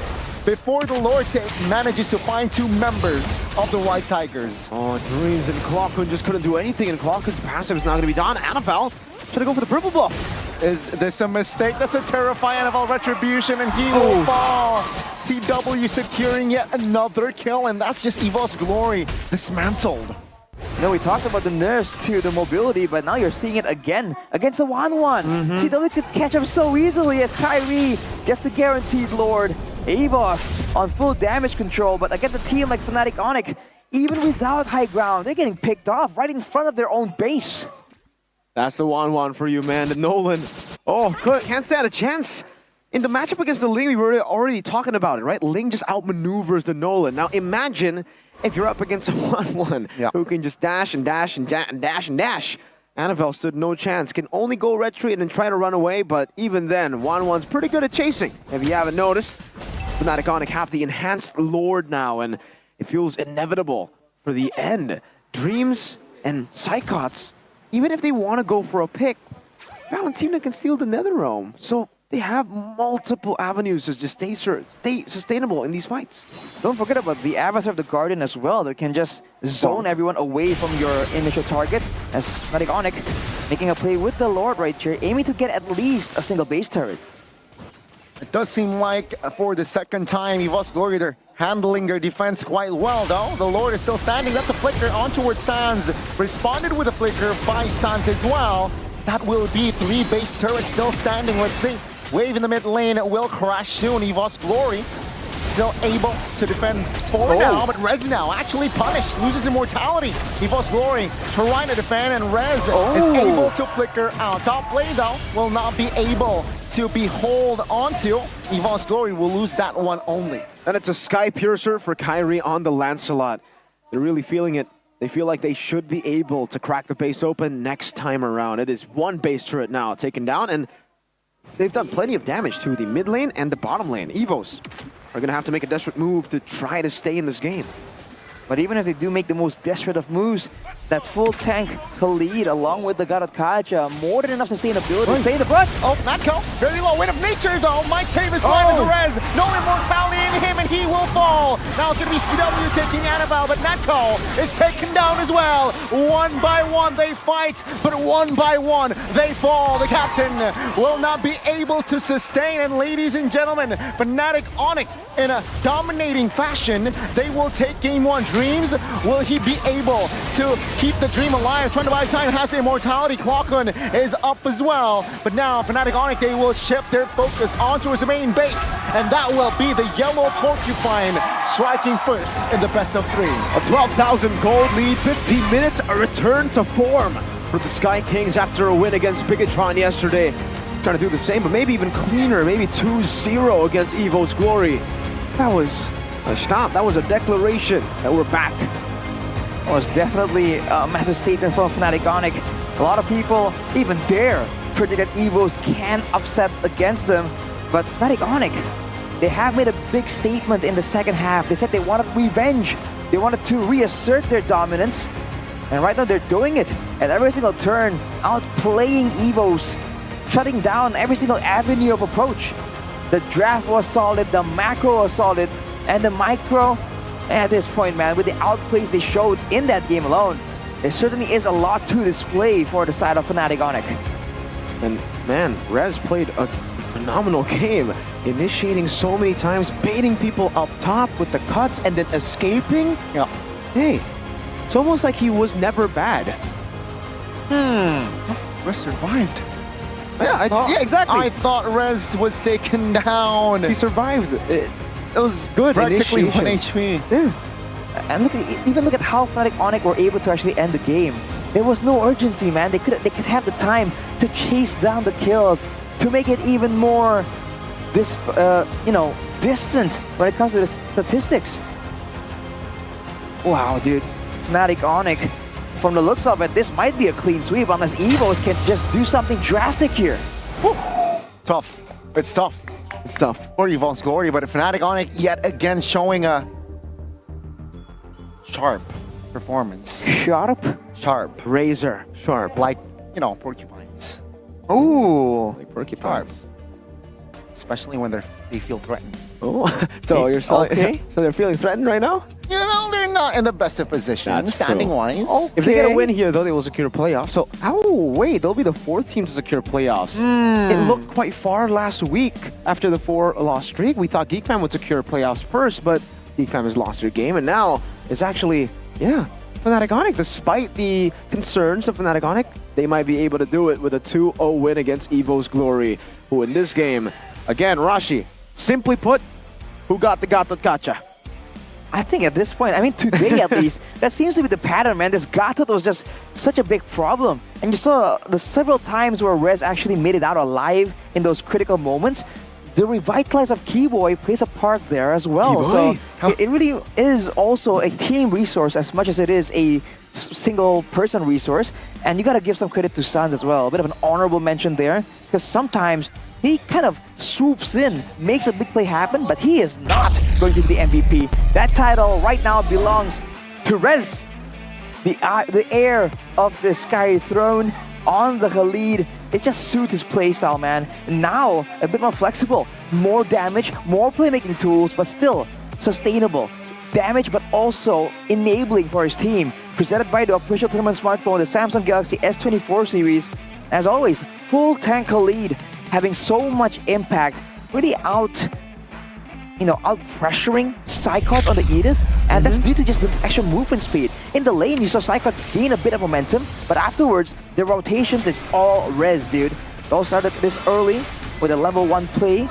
This is the highlights by the official gold partner UBS Gold, and you can see, especially in the mid game there, Fnatic Onyx just came online, and once Evo's expanded... Look at this prediction. Oh, there you go. Crazy. Exactly. Once Evo's used up some of the tools, Fnatic Onyx immediately identify the disparity. They immediately recognize that they have the advantage right here, and they can make the play happen. And the fact that Natko dared to just come into some of these dangerous situations, man, that's a bold move. So many times, man, they were able to get these initiations, and Evo still tried to fight. Yet Natko taking the Spear of Destruction multiple times to his demise. And again, there were a lot of things that you probably don't see here for Rez, but he was able to cut the wave up top, baiting Psychots, and I think it was Clockun. and then always just following up for the team, initiating for the team. Nothing too crazy, but that was the game, right? Fnatic Onyx just played really well all together. Ooh, even there, that Raging Sandstorm actually landed, and we thought that he got taken out, but look at the small takes of the Revitalize, and look at Sans stealing away the heavy spin. So by all means, dude, every single member from the side of Fnatic Onyx were making plays of their own. This is the Onyx that everyone was waiting on, right? The Onyx where every single member can be that X factor that can surprise the opponents and secure the win. And individually, confident as ever, and just outmatching their opponents. Shoutouts to the boy, Rez, you can see that. That's the pose. The babyface killer. He's toying Evo's Glory. Oh, hey, okay, toying with Evo's Glory. That's a 13,000 gold lead by the it's a 13,000 gold lead by the end of it. Wow. Impressive stuff for Fnatic Onyx. This is why the Khalid was always banned in match number 1, by the way, guys. Like, Khalid is just, it's Terizla if he was better. Just better. I mean, simply put, the same kind of tools, the same kind of ways to play it out, kind of. But yeah, it really allows a lot of these enablers to actually be a bit more aggressive. Because even on a full tank build, only with a Thunder Belt, you can still be a real threat towards the backline. You're saying I'm a full tank build. What does that even mean? I don't know. But yes, looking at the objectives, you would think that the jungler wasn't really shut down, with the purple buff actually still being relatively equal. But Fnatic Onyx, it seems like their focus was elsewhere. In this meta where an advantage means you go in the jungle, you deny the purple buff and shut down the jungler, it seems like through other ways, just through aggression, through forcing team fights, they're actually able to shut down Annabelle even when he still gets his fair share of purple buffs. What do you have to say, Gani, about your team's performance? I mean, Hey, that smirk is back. That's match 1, dude. Di atas langit ada Onyx, you know? Oh! Above the skies is where Onyx resides. Okay. So, Gani, are they going to win this season? You know. You know. That's a lot of sound for a very little meaning, bro. You know. You know what I'm saying, bro. Yeah. All right, CW. 4 rings just ain't right. Oh, 4 rings ain't right. You gotta get more? Less? You gotta lose it or you gotta gain it? Yeah? There's no losing in Fnatic Onyx, man. Ooh. Okay. Let's not talk about MSC though, right?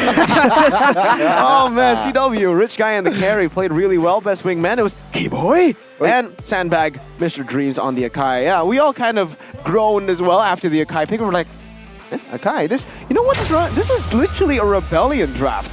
Edith XP, Akai, Roam. And I always criticize Rebellion for going Akai, Roam, Edith XP because there's no real initiation. It's Edith, but it's very telegraphed. And it's Akai, but I think you'd much rather use the heavy spin to disengage. And we get to see that, right? It's not a lot of value, honestly. So, and Keyboy got that. He got the value. If you guys want to get the value like Keyboy got the value, download GoPay.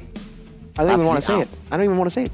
You need to guess right now. Yeah. What do you need to do? Obvious. You've been here. You've watched MPL ID for 8 weeks now. 3 days now for 8 weeks. For you first timers, what do you have to do? Keep updated, man. Exactly. You still don't. You want me to repeat? Okay, so if you download GoPay, this is the gamer's wallet that packs a punch. That's a punch. With GoPay, you can vote for the winners of each of the matches here, and you get a guaranteed GoPay coin on your first vote. 1 token with every vote. Collect these tokens to exchange free skins, GoPay coins, gaming smartphones, and even electric motorcycles. You can get an electric motorcycle through getting your prediction right. And Arashi loves skins. That's why he uses GoPay to buy the latest skins to look cooler. And he gets the value. How much cash back do you get when you buy skins with GoPay? How? You get up to 20K. Gee, and it sounds, some people would say like a 20K, that's nothing. Well, over here, by the way, that's a full meal. That is a full meal. Can come by 20K, but it also adds up, bro. Do you know how many skins you're supposed to collect? How many? For the World Collector? How many? For the World Collector? Yeah, it all adds up, dude.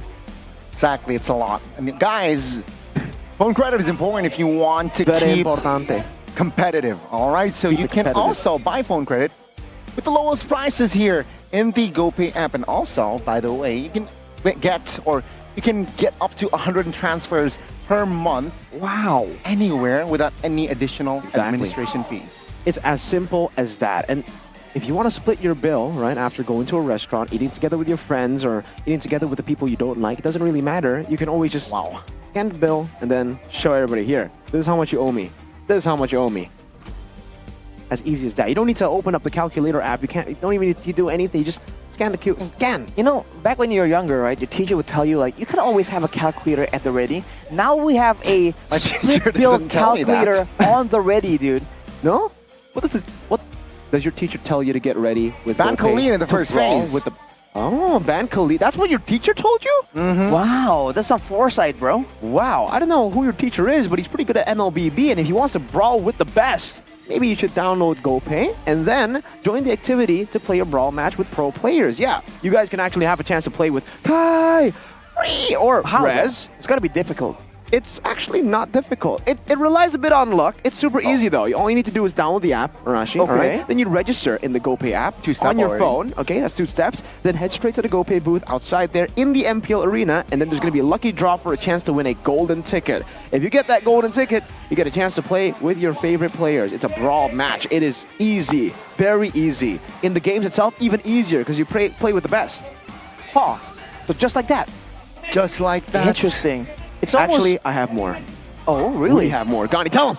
Tell him. Here. Arashi, you want more value with GoPay. With GoPay. This match, there will be Waktunya BBG or Bagi-Bagi GoPay. It's time for BBG. Do you know Indonesian? Do you know what Bagi-Bagi GoPay is? It's, Are you Indonesian? Like GoPay Are you sharing. Indonesian? Huh? I am Indonesian. It's Okay. GoPay, I don't know, distributing? Sharing? Giveaway, right? In a way, it's a Giving away what, giving though? away GoPay. So Exactly. 50 million total GoPay coins will be Whoa. spread it out to all you guys out there. So go ahead and pay attention to the screen because there's going to be a code that comes up on stage later. You can redeem free GoPay coins. People have already gone like meals, free stuff, really, literally with it. So I've been abusing that too. I'm just going to say, shout outs to GoPay. Thank you so much. I actually got.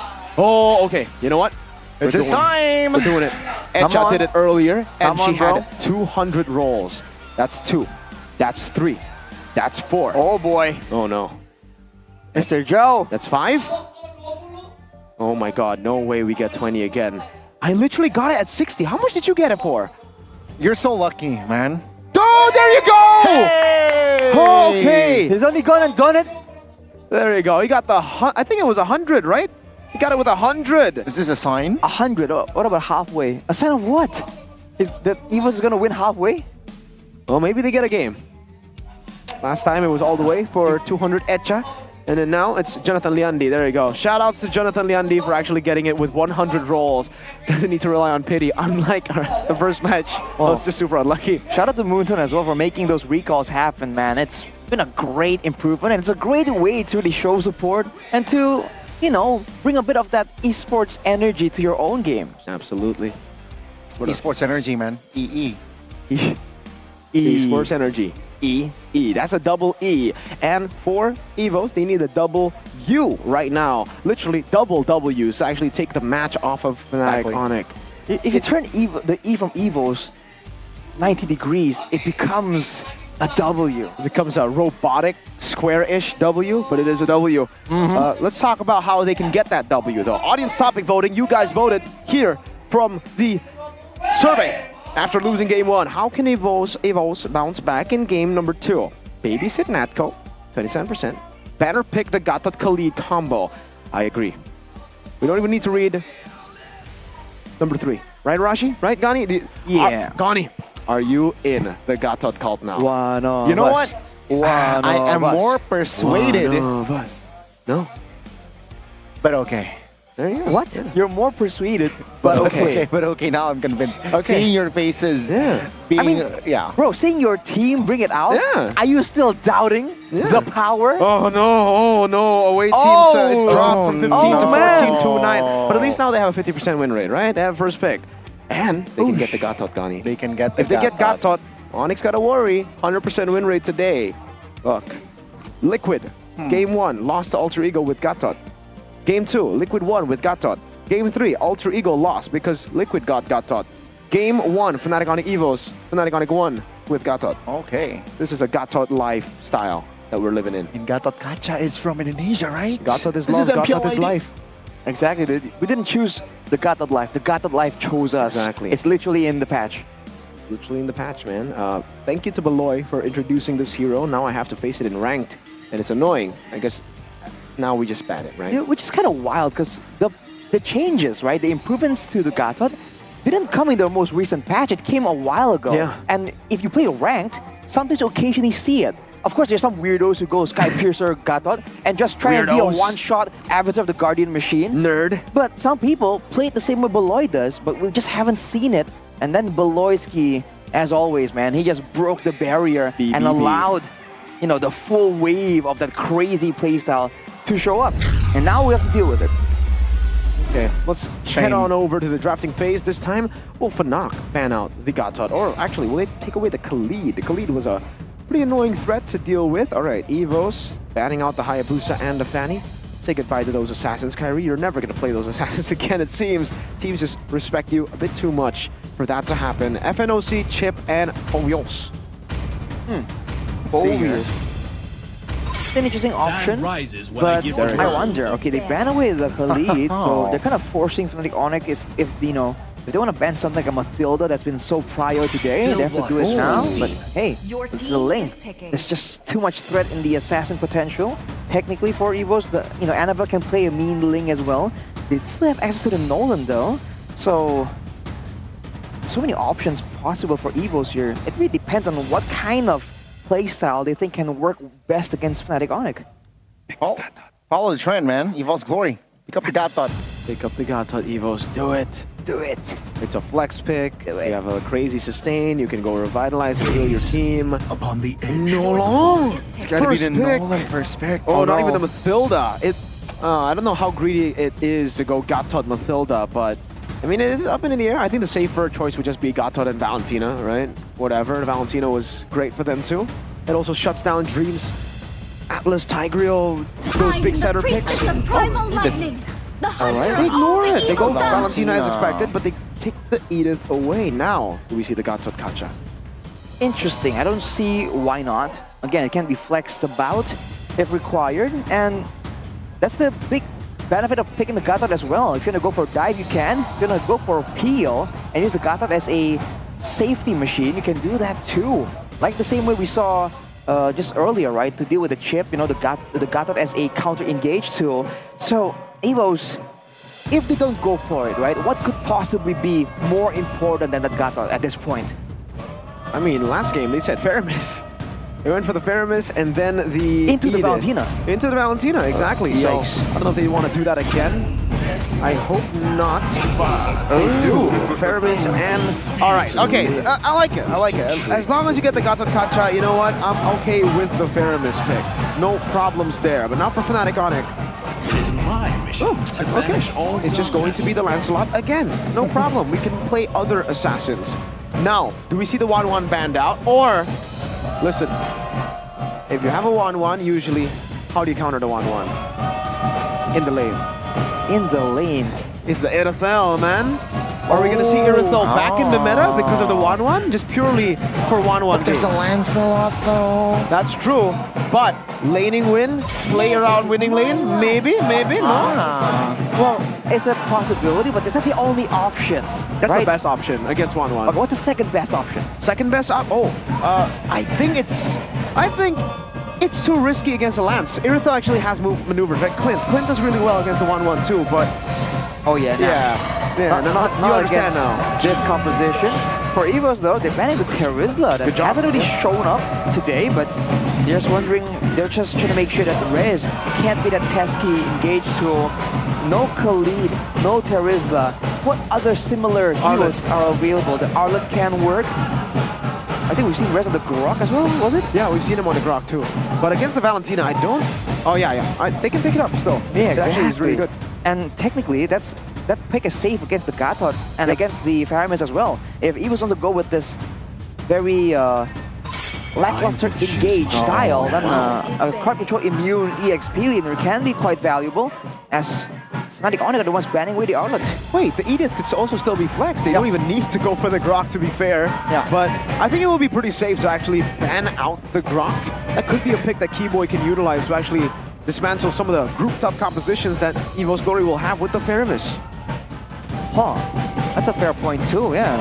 In theory, Evos will be clumping up together, but the man is targeted towards the 1-1. All right. Seems like Evo's Glory, they will not deal 1-1 in the second game. What's gonna be the option here for Fnatic Onyx? What do they have up their sleeve? Is it Alice time? I don't think so. With this composition, it definitely seems like a bit more of a normal comp. Picking up a pick for Key. I think gold lane first, flex the Edith all the way to the end and get a good matchup. But what gold laner would you go for here? Carry? I think Claude is pretty safe. I don't like the carry against Nolan Faramis. Yeah, that makes quite a bit fair of sense because again, the mobility of the Claude can really help out surviving against the Gatot, and you can still shred too, even though not as reliably as a carry. Beatrix. Oh, is it actually Beatrix? Yeah, it's I was Beatrix. thinking Burst works well against the Gatot, but Beatrix is a very bold move, man. Is this a possible Beatrix Kaja? If they want to go for it, I think they sense that Evos might still be able to go for Franco and Beatrix. Again, the combo that Dreams and Natko really likes are Kaja Beatrix. So they actually just steal away the Beatrix, deny it away from Evos, and now we're in a tough spot for Evos Glory. This is why they didn't ban the Kaja, because they're just going to pick up the Beatrix. You can still see Kaja carry, but oh, Lancelot and Edith, and like, there's so many ways to displace, or just to be untargetable, so that the carry will have a hard time. I wonder what they're going to go for. Hylos and Natan. Okay. Wow. We talked about this earlier, Mirko, doubling down with the Hylas and the Gatot, and now with the Nether Realm as well. It's a lot of tankiness. It's a whole meat wall with 2 lives and the Natan. But their physical damage is only going to come from the Nolan. So technically, Fnatic Onyx can kind of predict what kind of damage can come through to the main front lines, because there's no way that Annabelle is going to be trying to deal with the frontliners, with the Edith, right? The shredding on the front line. There we go. Franco. Yep. Franco-Beatrix combination. This is a pretty standard composition that we actually see a lot. When you have Beatrix, you go Franco or Kaja. It was actually Evos that really likes to do this, but recently we have seen Keyboy play the Franco a whole lot more. So will it work? Will this be the composition that gives them playoffs? The Sky Kings, again, facing off against the White Tigers, who are still, doesn't matter how this game unfolds, out of playoffs. All right, man. I mean, looking at the drafts right here and some of the battle spells, we got a bit of a sneak peek. The lineup rating kind of favors Evos, but man, at the same time, I don't know. It seems like they're already overloaded on sustainability, and with Fnatic Onyx playing for burst instead of playing for DPS, I feel like they're susceptible to falling behind. It all depends on Keyboy on the Franco though, but if, you know, if we can judge his performance from the past couple of matches we've seen him on the Franco with, I feel like it's looking quite convincing. 5 seconds. Let's go, ladies and gentlemen, into the land of Dawn we go. We saw the Franco in the screen earlier, and now we're gonna see the Franco in the game. 3 picks for Franco. For Mr. Keyboy in the last 2 matches yesterday against Bigatron Alpha twice. But I think when it comes to the sustain and the damage for Evos, if they are able to get Natan to a good spot, Evos should still be able to get this dub. I like their composition. It's just, like you mentioned, Fnatic Onyx have a lot of ways to actually stop that from happening. But I could say the same for Evos. It's got the Hylos in the early game. I feel like it depends on how they fight technically. If Fnatic Onyx can kind of get their hands on Natko, on Annabelle in the early game, there's a lot of tankiness, but it might not be enough. But look at this, Sans. Quite low, Annabelle. Wow, what a calculation there by Sans. He flickered out, so no first blood here this time. Double revitalized too for Dreams and Psychots if the tankiness itself isn't enough of a threat. Now face up against the double revitalized. What's the plan for Fnatic Onyx? Are they gonna still try and brawl it out, get those pickoffs with the Franco, or are they gonna wait a bit longer? Agility and Wilderness Blessing for Keyboy, but he might not even get to move here. Yeah, this is gonna be tough. Keyboy will not spend his flicker. He knows that he can't escape though. In the mid lane, it's gonna be clocked and pressured. Still able to juke a Kyrie out though. Kyrie not able to get the trade this time around. It is still Sans who has the winning lane for now. But this matchup for CW versus Natko in the gold lane, it's a non-lane. Like, Beatrix can't really fully bully the Natan, even at level 4, you can get a cheeky snipe in, but Natko will be able to clear if you shove with your entropy, and he's able to actually maybe even out-trade if he dodges away from the big ults from the Beatrix. I think intervention from the other players might be required, but going into the turtle right now, no level 4s for a lot of the players from both teams, but Annabelle goes for it. It seems like the turtle will go to the hands of EVOS Glory. No compensation yet from Fnatic Onyx. Man, that's the approach that Fnatic Onyx are going with right here, just dodging away from a lot of these big fights, knowing that the Revitalize, yes, it's a spot that kind of scales up, but, you know, especially in the early game with the high loss, still a lot stronger here than later. Maybe just playing it slow, trading, getting to the late game is the option they want to go for. In that case, the EVOs need to step on the gas pedal, man. They have to pressure Fnatic Onyx and not really waste all of this early game advantage that they have in clearing and burst potential. Yeah, and look at this lane, as expected, very tough for CW. He actually didn't buy boots, he didn't buy anything. He went straight for the Sky Piercer. That is the fastest Sky Piercer buy, I think, of the season, right? Yeah, instant, no boots, no nothing, just SP. Keyboy in the bush. Natko has flicker, so this is very possible, but Dreams is around. That's a flicker. Iron Hunt as well. Dreams is there to help and sustain. Revitalized pop. CW wasn't able to get the clean kill. Yeah, it was cancelled. That's why with Dreams there, doesn't need the Purify. You bloody hunt, but it's easily cancelled. Well, fortunately, there was backup there, but that won't always be the case. Now, Fnatic Onyx going aggressive. It's just slow, really, for both these teams, but yeah, no. Fnatic Onyx are gonna have to be like really smart about it. This execution has to be perfect for them, which isn't strange. It's pretty normal. Fnatic Onyx always go for these kinds of compositions where execution must be at tip-top shape, but so far, especially in the early game, EVOS will have an overwhelming lead just from the sustain and the activeness of both the Zgatot and the Hylos. One gets you movement speed, the other can just jump from halfway across the map. They can technically do a double pincer, right? A Glorious Pathway in the front, an Avatar of the Guardian in the back, and now you're really out of options. But Fnatic Onyx, they're grouping up on the turtle. They want to go for a fight. See here, they want to contest as well.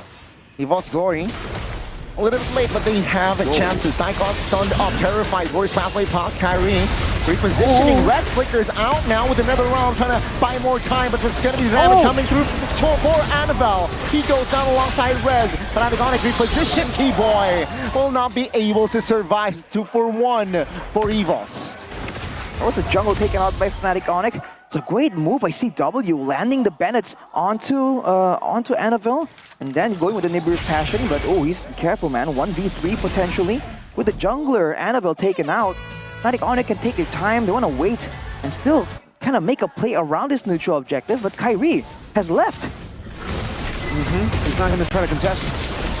It's going to be EVOS Glory finding the turtle, and Fnatic Onyx will not be able to respond. Freebies for EVOS Glory, 2,000 gold lead, but the turtle is the least of Fnatic Onyx worries. I think the biggest worry for them, Kyrie? No, he should be out. Yeah, he gets out, but the biggest threat to Fnatic Onyx is Natan. He is 2-0, he's been free farming. No one has been able to pressure him. Item-wise, he's already into that Starlium site very soon. 1,000 gold ahead of the Beatrix. That's massive. And remember, frontline is not a problem. The only problem for EVOS will be damage if the Natan doesn't scale. But they're playing for the Natan as expected, and now Natan's scaling. If he gets the Starlium, it's already good. If he gets the Holy Crystal, can Fnatic Onyx withstand that? It's almost like Fnatic Onyx have the confidence they can kind of deny him in the late game. They do have an assassin, they do have a very mobile mid laner, but again, at the same time, that is the main strength of EVOS. So if you're playing with the assumption that you can deal with the biggest weapon, that's still a very presumptuous move to be made by Fnatic Onyx. And if they want to play the pick-off game later, again, picking off the Gatot Kacha doesn't get any easier with time. With more items, with more ways to stave off the damage coming through from Fnatic Onyx, EVOS can find more ways to open up the map to allow Natko and Annabelle to really get those plays going. Again, it's Keyboy that can kind of make the big plays happen, get those pickoffs. The thing is, it's going to be hard to get those pickoffs. He needs to land his hook on Natko or Clockun. Clockun has Purify, so he can get out if he gets hooked. Natko is very hard to hook, and there are two frontliners that if you hook, your team might actually pay for it, right? You hook the Gatot in? Oh, no. I don't like that. You hook the horse in? Yeah. So he needs to be precise with it. Like really, really precise. Big advantage for Onyx right now is that they actually have the assassin advantage, but Psychots. That's gonna be Psychots pulled back with the hunt. Never round her by time. Good silence there. But now it's gonna be Dreams. Targeted, taken down. Now it's gonna be Rez flickering out. But Kyrie looks for an angle. Does not find it just yet as the turtle will fall for the White Tigers. It's a perfect turtle again. Perfect turtle for Annabelle on the Nolong. Here for game number 2. CW! Oh! Renner's apathy almost finds the mark. So, all right, that's the plan, right? You want to try to get as many Skypiercer stacks as possible on CW, and then maybe that is the win condition to get through the health bars of Evo's Glory. Technically, it makes sense. The Skypiercer kind of executes on percentage HP. So if their frontliners kind of wants to wait till the last second to pop Revitalize to just try and bait someone, they might pay the price against this build coming into CW, but Off-camera kill. T-Boy, no flicker. But I believe he used his bloody hunt now. Fnatic Onyx will try to reposition, recalibrate. This is not Evo's Glory. They are trying to move and jump Kyrie, but Kyrie has space. Hey man, Natko is very close to Holy Crystal, and he's still free farming. He's very close, and he's gonna get a turret for free, another wave for free to shove it in. Okay, once he gets the Holy Crystal, have Evos officially just scaled Fnatic Onyx, or do Fnatic Onyx still have that win condition with the Beatrix? I think it comes to execution. Natko though doing a lot of damage right there. Jeez. But yes, if T-Boy can make the play happen, can land the initial surprise pick, and Evos can lose one of those big frontliners, that could be enough to tip the scales in favor of Fnatic Onyx. So once again, this is just a burst versus team fight composition. And it all comes down to how well the pickoff is coming in from Fnatic Onyx. And as of right now, especially when they're kind of losing under pressure like this, with no answer for the Netherrealm too, then they have to rely on Kyrie to try and make some kind of big plays happen. Flicker Bloody Hunt finds Annabelle with the help of Kyrie. He will fall. Lord is up. Evo's Glory. Info 2 members bottom side. What will they do? Rez flickers out, but Sans now caught in the no man's land. He falls. Very, very adaptive play from the White Tigers, now moving on towards the mid lane. Good pull, but no hunt. Rez wasn't able to find the knock-up. Evo's Glory finds another. Oh, CW. Wait, Yeah, flicker. Oh, Evo's Glory. Oh, we're staying there. Welcome. Kyrie secures. Kulokun. Natko very low. Oh! What? Natko finds the outplay though. CW shuts him down. Important kill for Calvin Winata. 1-2, Calvin Winata getting the shot down with the Renner basic attack, not the apathy. W mans CW. That's another Skypiercer stack and a shutdown, but Annabelle's already on it. Good taunt. Sans now. Flickers out. Kyrie looks for an angle. Retreat battle. It's It's Kyrie! Kyrie moves back, pulled back, but now it's gonna be fall. He's gonna fall. CW repositioning. Actually hits Dreams. Evo's Glory.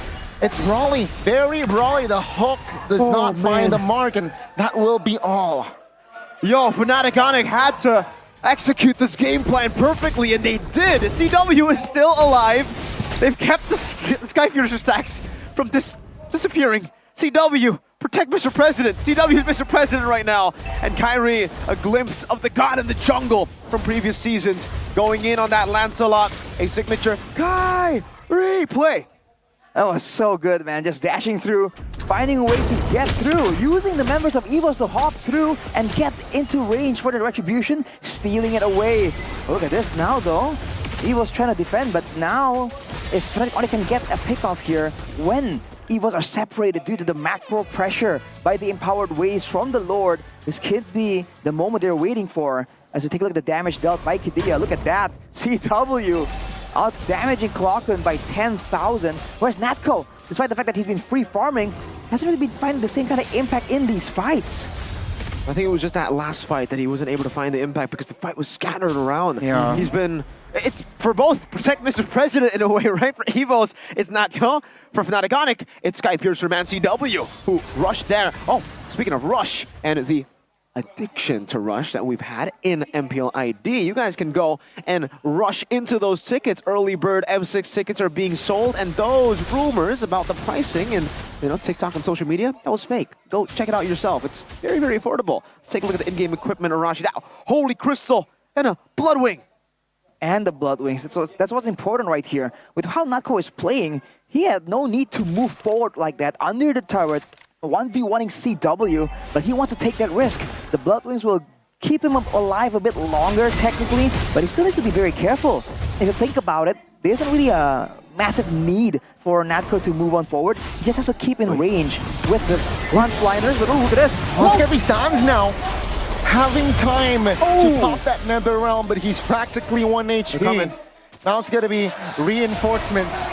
Fnatic looking for an angle. Dreams is there to shut it out. Now, Roy's pathway popped. Rez now in the middle of it all.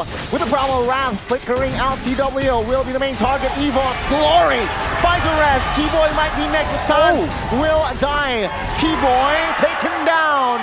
That's 3 members of Fnatic. Onyx deleted. Well played, Evo's Glory. Out team fighting and getting out of a tough spot. It looked like they overcommitted to Sans in the bottom lane base turret, and it looked like Fnatic was going to get a flank, but Evo's just stuck together and won the fight. And did a great job pressuring the right members at the right time. I mean, when CW was coming up to try and do something, you can see the movements coming in from the main frontliners, just trying to tank some shots, trying to make sure that the right people can do much with Kyrie. Not again, right? See, no angle, good. The captain sniffs something is wrong in that bush. And now it's back to a 2,000 gold lead. Luckily for Fnatic Onyx, CW still hasn't lost the Skypiercer stacks, and that's really the main strength for this composition for Fnatic Onyx. But is it enough? Only 2 kills to carry this game. Certainly is a lot to ask. And Keyboy now going for the fleeting time. Not really considering a lot of the tankiness aspects. Not even going for the Winter Crown to get the uninterruptible Bloody Hunt. So Natco now with the Wind of Nature, now he's going to be immune from CW and Kyrie. It's going to fall in the hands of Rez and Sans try and get something, but whoa! That's the hook, not the hunt though. Dreams, half HP Lord charging the bottom side turret. Taken down now. Fnatic Onyx repositioning. Oh my goodness, that's unwise! That's gonna be 2 members of Evo's Glory down and now Fnatic Onyx. Will look for Klokken. Is still able to get out, but Natco and Annabelle might actually find a pick off cheeky one. They're inside of the bush. Let's see, Lancelot and Valentina Sans is going. Can they sniff this one out though? Oh, Silk Klokken get the better of Keyboy this time. Wait. Oh. Okay, no, CW doesn't walk there. Okay, they recall. What was that? Evos went in. Like, Dreams died. Okay, was a mistake, right? Popped in Glorious Pathway and died. But then Captain Sidecuts decided to jump the base. Arashi? Solidarity, man. Solidarity, man. You can say that. That's cool. That's good and all, but that has costed them quite a bit. They gave CW more stacks, and I think there is where we really see the full extent of the damage potential. I mean, where the heck did Dreams go to? He disappeared like a magic trick. CW just deleted him off the map immediately. That's a spa. The Skypiercer abuser. Right there, and he also got DHS, so it's BOD, Heptasis, Melfic Roar, DHS, and that was a rush on the Skypiercer. Now he has three kills on the SP. So now, with that knowledge, now Fnatic Onyx knows that if they do get a really ideal hook, even though it's on the frontliner, CW now has scaled enough to actually do enough damage. Now it becomes tricky. Now the roamers have a lot of work to do. Keyboy needs to find the right hooks, and now for Evos, the roamer, actually the frontliners need to be a lot more diligent in checking the map, right? To make sure that even anyone goes in, there'll be some backup there. Maybe send Dreams in and then let Psychots kind of zone everyone with the Avatar of the Guardian.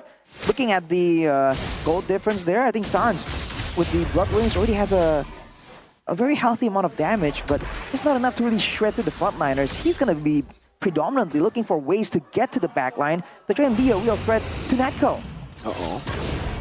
Rez now jumped on just by Dreams though. Fnatic Onyx, they know now most of the members, Evo's Glory is in the area of that river. Dreams now Cyclops to revitalize. Oh my goodness, that's a purifying. Thankfully for Glock and Keyboy Hawkeye moment. It's gonna be Evo's Glory now, repositioning and just taking it slow. Okay, that was close, man. I thought Clockwood was dead for a second. I think CW saw blood in that hook as well. Yep. Because he popped into Bennett's rage instantly. He trusted Keyboy with his life on that one. But look at the damage output and the poke coming in from Fnatic Onyx. They're so good at this, just not committing, but now Dreams goes for it. Force pathway. Now it's gonna be Rez. Good Terrify. Annabelle doesn't find the kill. Another round to save his life. Dreams quite low. Another round from the side of Evo's Glory pops as well. Both teams now still standing 5v5. Dreams are very low. No mortality, so that's important. Yo, that was well played from both these teams, Evos and Fnatic Onyx, but honestly, more impressed by Fnatic Onyx with this composition. They gotta have perfect execution, and so far, they've done it. Evos have made a few mishaps, and that has given Fnatic Onyx even more room. You make an inch of a mistake, they take a mile. See, they're blitzing the Lord. They will find it. Scores pathway though. They are going to force a fight. Rez has immortality, will lose it. Revitalize to buy time. Good Terrify, but Tycots will not be able to find the mark. Rez sacrifice. Fnatic Onyx with 4 now. Remember, they have the Lord. Will they breathe the purple out? Seems like Evo's Glory, they say no. Okay.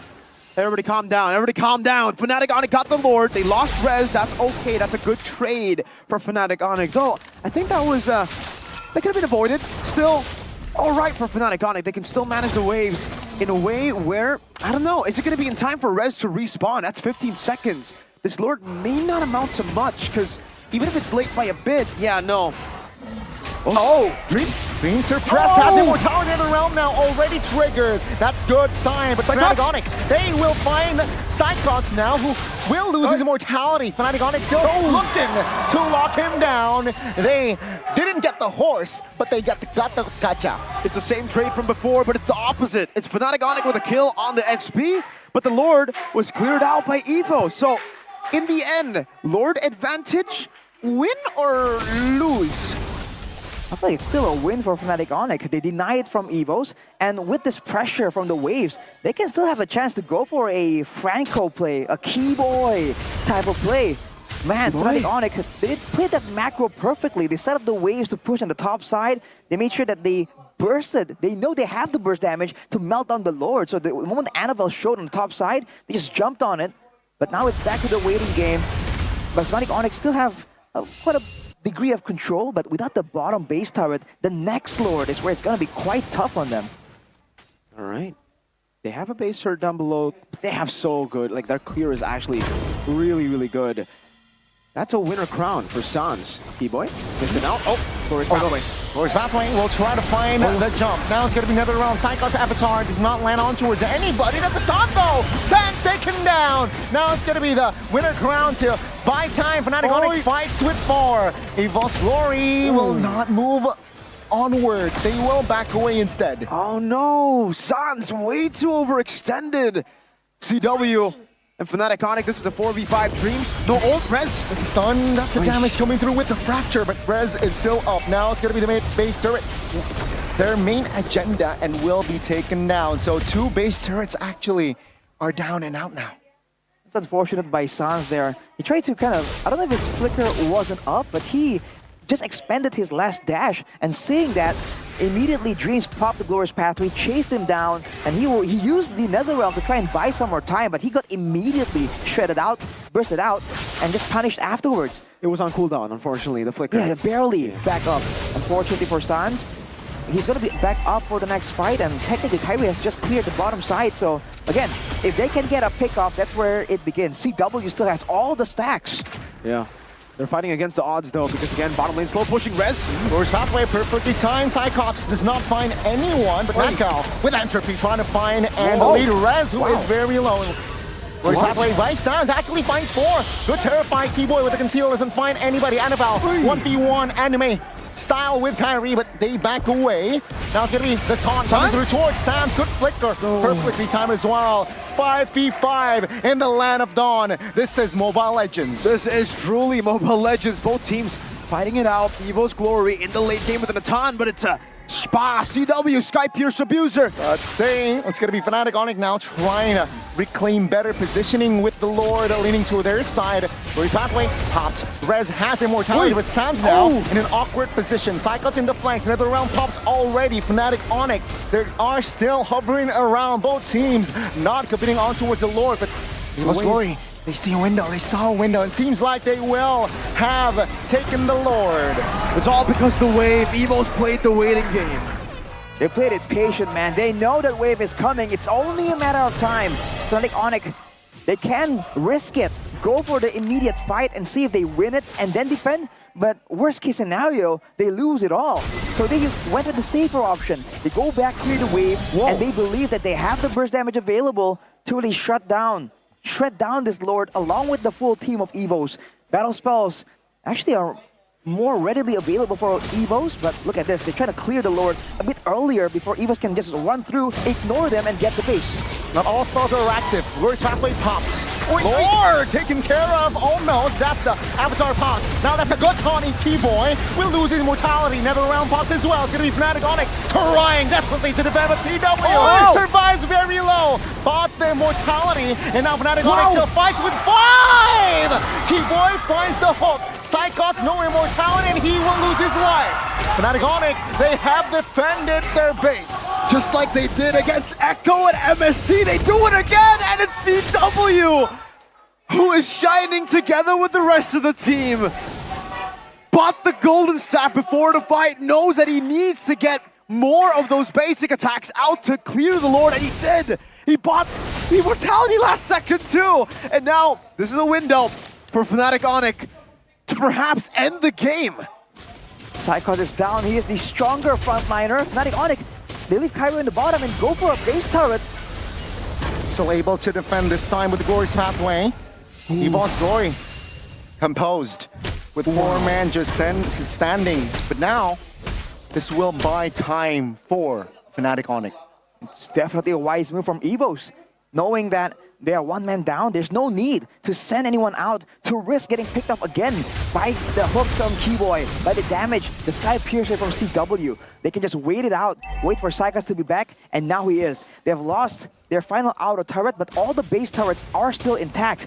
But they won't enjoy the same kind of benefits because the turrets on the side of Fnatic Onyx is on the far side. Now Onyx can go back and try and play the intelligent macro style. But look at the adaptation. Cyclops immediately getting the Twilight armor. Gonna be very effective at mitigating that poke damage coming in from CW and Sans, who are already standing at like a full item build. And for Fnatic Onyx, it's CW just rotating the items here. Rose Gold.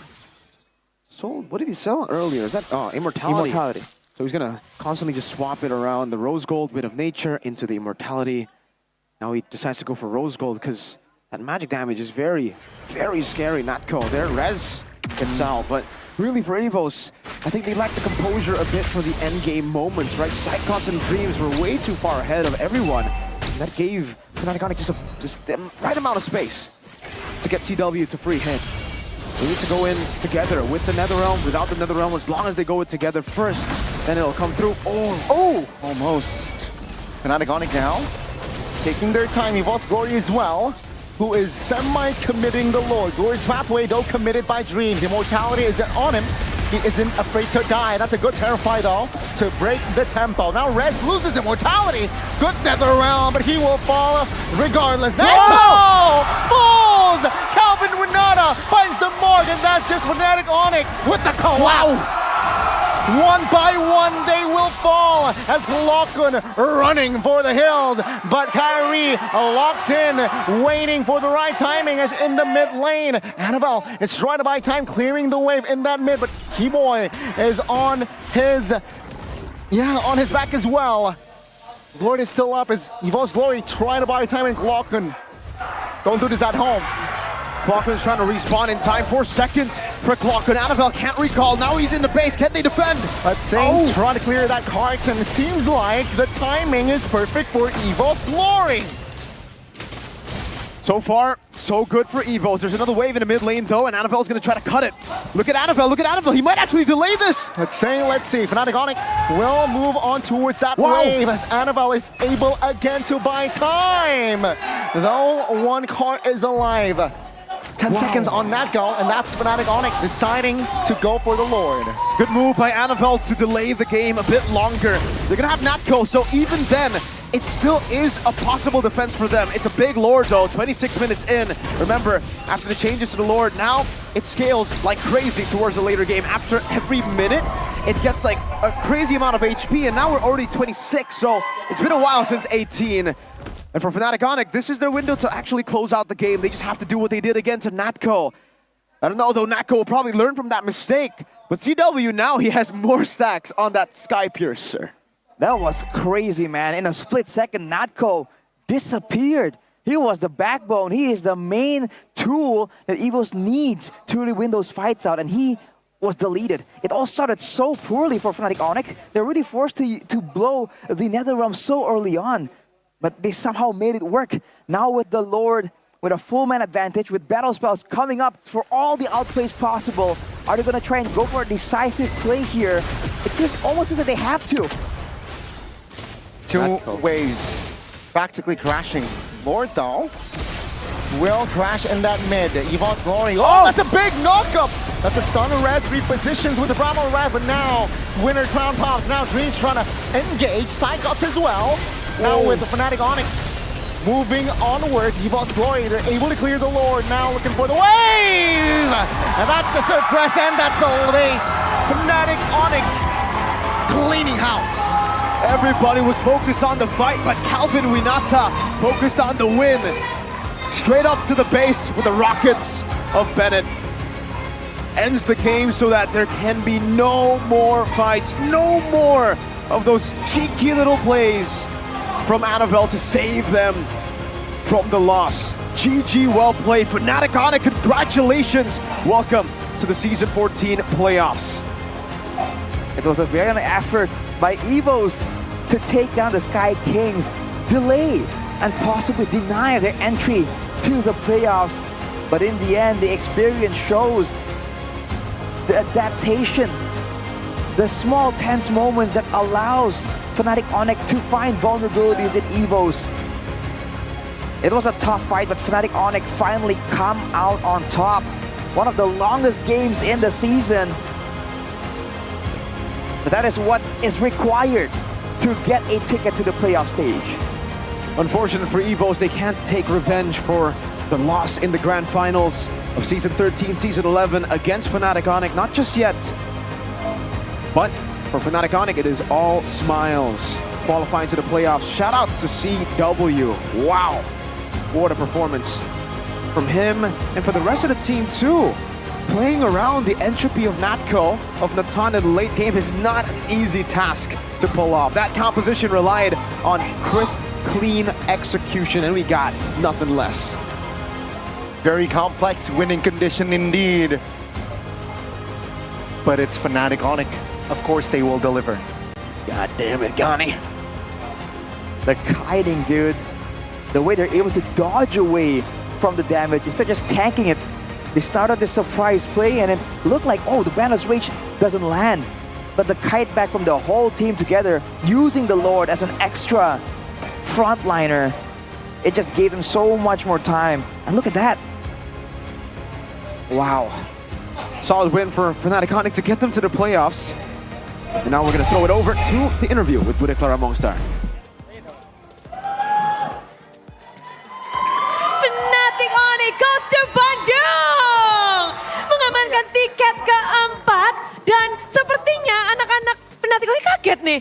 Cewek, kamu nggak sadar bahwa ini adalah match penentuan kalian tiket Bandung? Kaget sih tadi bilang ke Bandung. Mau kemana, Boy? Memang mau kemana kalau nggak ke Bandung? Enggak lah, maksudnya kan mau tahu masih ada 2 match kan, harus Betul. menang gitu.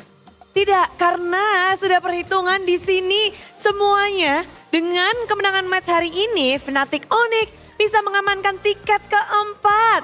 Sudah valid, we. Beneran deh. Iya, oke. Oke. We, kata-katanya dong untuk kemenangan hari ini dan tiket Bandung, tiket playoff. Sebenarnya kita nggak ada kata-kata sih, cuman dari Kiboy kan karena dia lihat tuh penampilan opanya itu loh, Bude. Iya. Ini buat siap-siap ke Bandung kayaknya ya King potongan. Sumin namanya. Oh, King Sumin. Cowboy, Keyboy. Katanya mau ada kata-kata, kata cewek dengan potongan baru. Goes to Bandung. Oh, hey. Udah itu aja. Iya, yang paling seneng banget Gilang sih katanya. Gilang, Iya. tapi semuanya pasti senang. Satu-satu deh, nggak usah lempar-lemparan lagi ya Keyboy udah. ya. Ya dari race dulu lah ya, kan dia playoff pertama nih MPL, anjay. Oh, kalau kalian udah biasa gitu ya? Ores main di MPL season 14, lalu langsung ngedapetin tiket playoff untuk race sendiri. Apakah ada artinya tersendiri atau bagaimana? Ya alhamdulillah sih. Ya. Alhamdulillah dapat playoff. Ya. Lalu apakah ini ingin dipersembahkan untuk seorang yang spesial? Siapa ya? Ya paling orang tua. Orang tua? Ya.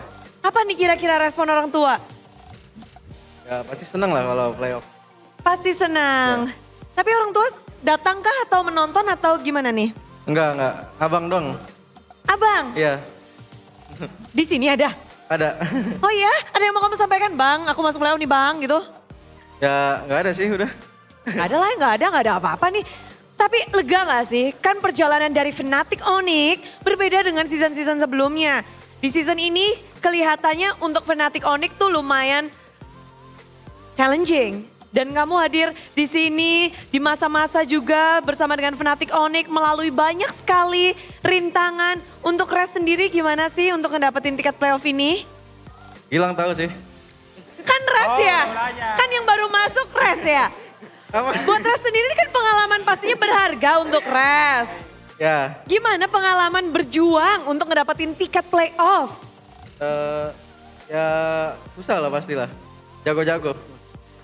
Jadi di season 14 ini jago-jago. Dulu pas di season-season sebelumnya kamu ngeliat tim-tim di MPL kan lewat layar, lewat ini doang. Setelah melawan semuanya, bagaimana Res? Ya jago-jago pasti semuanya. Berarti pas ditonton jago, pas ngelawan juga jago? Iya sama. Sama aja. Siapa nih yang mungkin untuk Res menjadi salah satu support system terbaik di Fnatic Onyx sampai hari ini dan membuat Res berkembang? Karena banyak banget nih yang ngomong, wah Res berkembang sekali. Semuanya lah Mas. Abang-abangan ini? Iya semuanya. Kamu sama abang-abang ini, kalau waktu itu Lutfi sih digembleng habis-habisin ya. Mereka ngegembleng kamu juga kah? Gimana? Takut, oh udah ini lebih parah lagi kayaknya nih ya.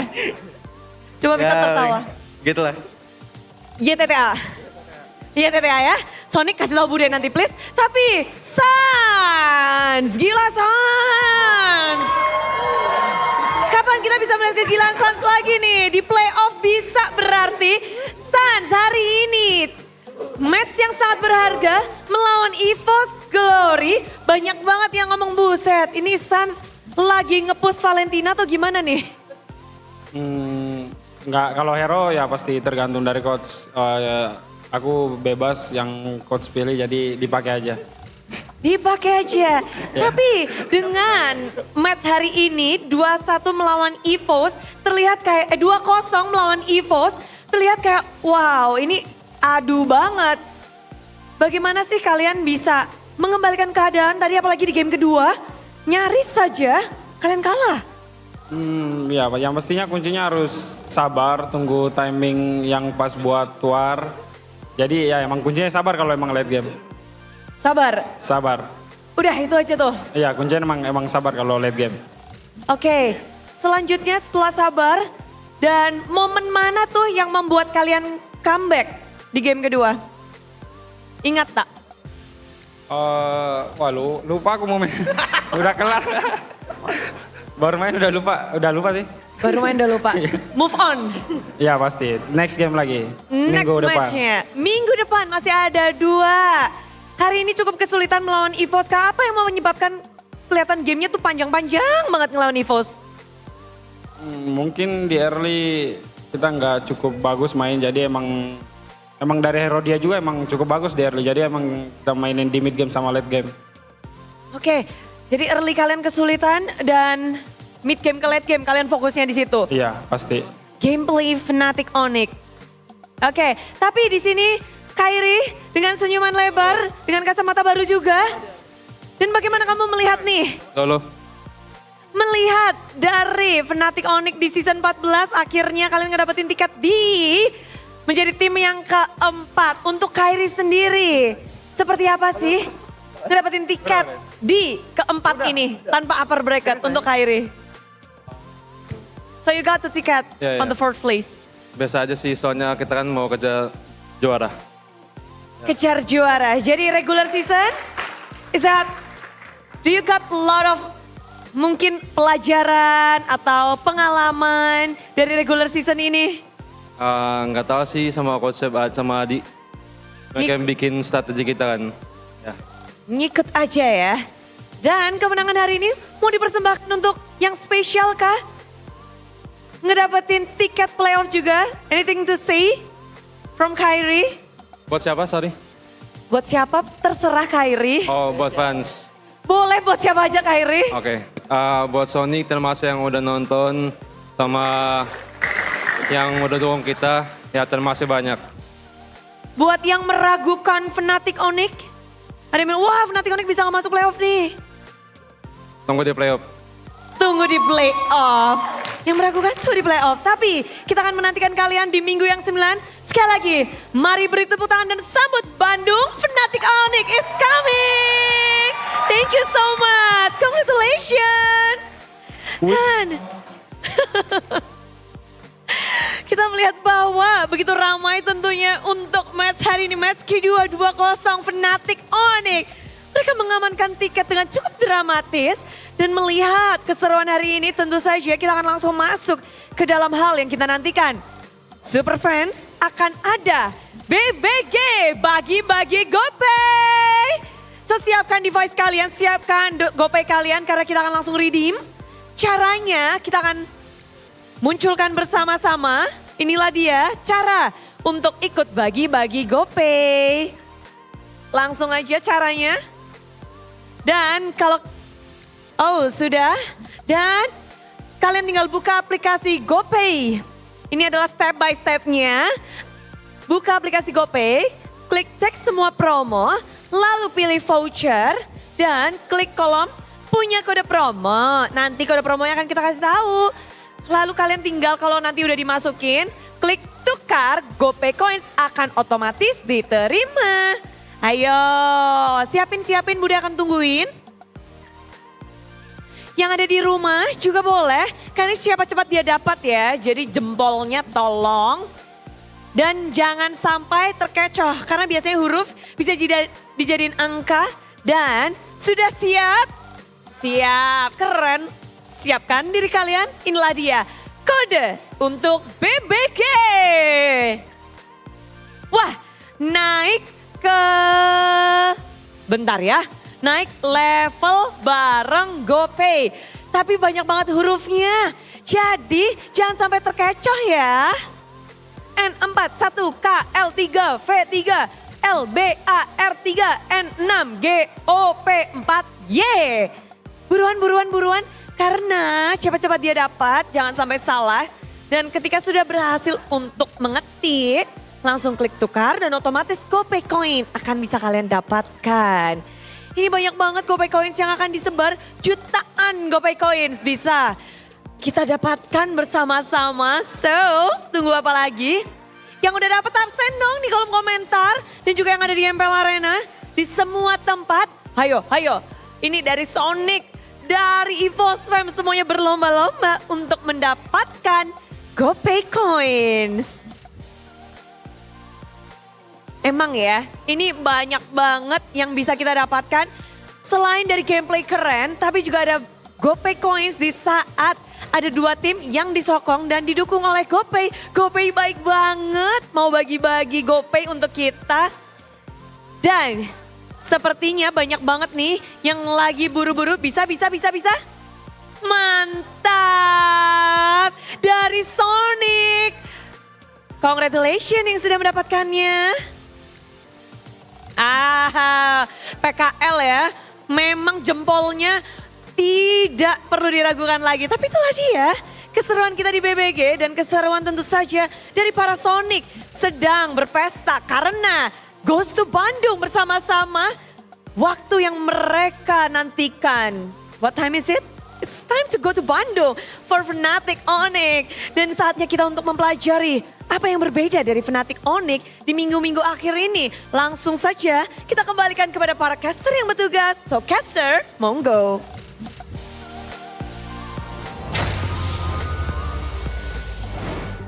The best teams in the world have qualified to playoffs. It's good, it's good. BTR and It's a good Onyx, feeling. by the Why am way. I We're referring to excluded? BTR and Onyx. Wait, why am I excluded? What did you say? Why am I excluded? Did he say something? What? What is this disrespect? I don't know. Alright, Which okay. team do you support again? Which team? RQ? RQ. Oh my god. I Have we forgot. not? Are we not part of the bigger picture? Are they qualified already? Have they? All right. Qualified? Hey. Yeah. All right. So, hey, man.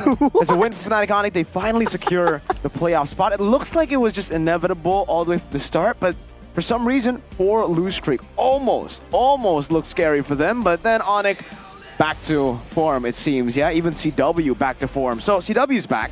Kyrie is back to form. We just gotta wait for Suns, maybe, to get back to form, and Keyboy, maybe, to get back to form. Once those two get back to form, we're gonna get a 5-peat, man. Maybe. That's all I can say. Definitely Maybe possible. is all I can say. Hey, season 14, man. Anything can happen. We've already established that that is the case. So, that too is in the cards, right? Anything or one thing can happen. Only one thing's been happening the last 4 seasons. We'll see if that changes. Player of the match, though, it's your boy, Baldwin Winata, CW, presented by the official tournament smartphone, the Samsung Galaxy S24 series, 6-0-5. In all that mess, in all that chaos, taking it to the late game without taking the weapon mastery, and he is still able to get it done, to do what is required for his team to get the dub. Player of the match here, with the highlights from the official gold partner, UBS Gold. You can see that, of course, everyone else, Rez, baiting out spells, Sans, getting the Netherrealm of his own. They're all important to the success of Fnatic Onyx, but CW is the core component. When he gets zoned out, when he can't do the damage, immediately Fnatic Onyx can falter. But of course, Kyrie, shout out to him for making this crazy play. The play we used to be used to, the crazy jungle mechanics. But again, CW staying alive with 0 deaths against a Nolan, Annabelle's Nolan, against Psychots on the Gatot as well, and finding ways to just be effective and always rationing that battle spell, the Flicker, for when it's almost absolutely necessary. And man, late game Beatrix, even without the weapon mastery, that's a lot of damage, dude. And I think several times in this game, members from EVOs are caught completely off guard. The damage coming from the Bandit is also AoE, so when everyone's clumping up like this, there's just extra value coming through. And man, Natko barely walked into the range, the AoE of the Bandit's rage, and he just got immediately deleted. That's the sky-piercing abuser, CW. And from there, the swing and momentum was enough for Fnatic Onyx to just run with that tempo. It's all about protecting CW in the back with the Sky Piercer, who's an absolute abuser. And look at this, the space, he doesn't care about the fight, goes to the base instantly. Let's take a look at the golden moment by UBS Gold. Gua dulu belum. Depan aman. Ambil lang. Coba flicker gua nih. Enggak mau apa? Lihat ya. Lo mau gas? Gue TW. Gua maju nih. Udah bang guys, sabar gue lagi TW guys. Gold ya. Udah masuk guys. Gua tahu semua tuh. Tuh. Gua ke belakang. Perangin aja. Gol tidur guys. Fokus perang aja. Bantai ya cowok yang keluar ini. Mana mati? Kita menang tengah lagi. Ya. Dia mau maksa lagi. Kayak lo masih jalan. Dia sekaratin luar, cok. Biarin aja. Dia di sekaratin luar itu. Coba tahan guys. Enggak bisa. Orang aja sama guys. Aman. Lihat ya guys. Go guys. Gua ada. Aman. Gol ulti. Masuk ya. Dia belum gigit kayak kalau dia kayak. Satu Sabar guys. Depan. Ini guys, harus guys. Tahun aja. Mati elusnya. Nice bang. Bisa Ayo. Cobain ya. Mati nggak guys? Mati. Santai. Guys, lihat gue ya, gue bisa kena nih kalau ada clear. Yang ada dulu masih belum. Coba maju. Gua ada ulti guys. Pressure dulu nih. Budi pak ya. Lalu guys. Gator maju. Gatot dulu depan. Doti. Barang Lord ya. Pecah tuh si Nolan guys. Fighting bisa maju pelan-pelan. Gua tahun lagi nih. Minyo kita masuk ya guys. Gue cobain guys, Gue ambil gatot ya. Bisa. Nice. Crisp, clean, cold, normal, Fnatic Onic, really for the communications and the interview. Ooh, dude, 28 and 8. Oh We my talked about the Lord. number. What's going on with Evos and 8, man? It just seems like it's always 8 targets. Man, you know, season 10 it was 7, and season 12 it was 7 again, I think, right? And then now we just see 8. Oh, it's also MLBB's 8th anniversary. What is Wait going a on? minute. They upgraded, man. Hey. What? This is surreal, folks, but it's okay. It's okay.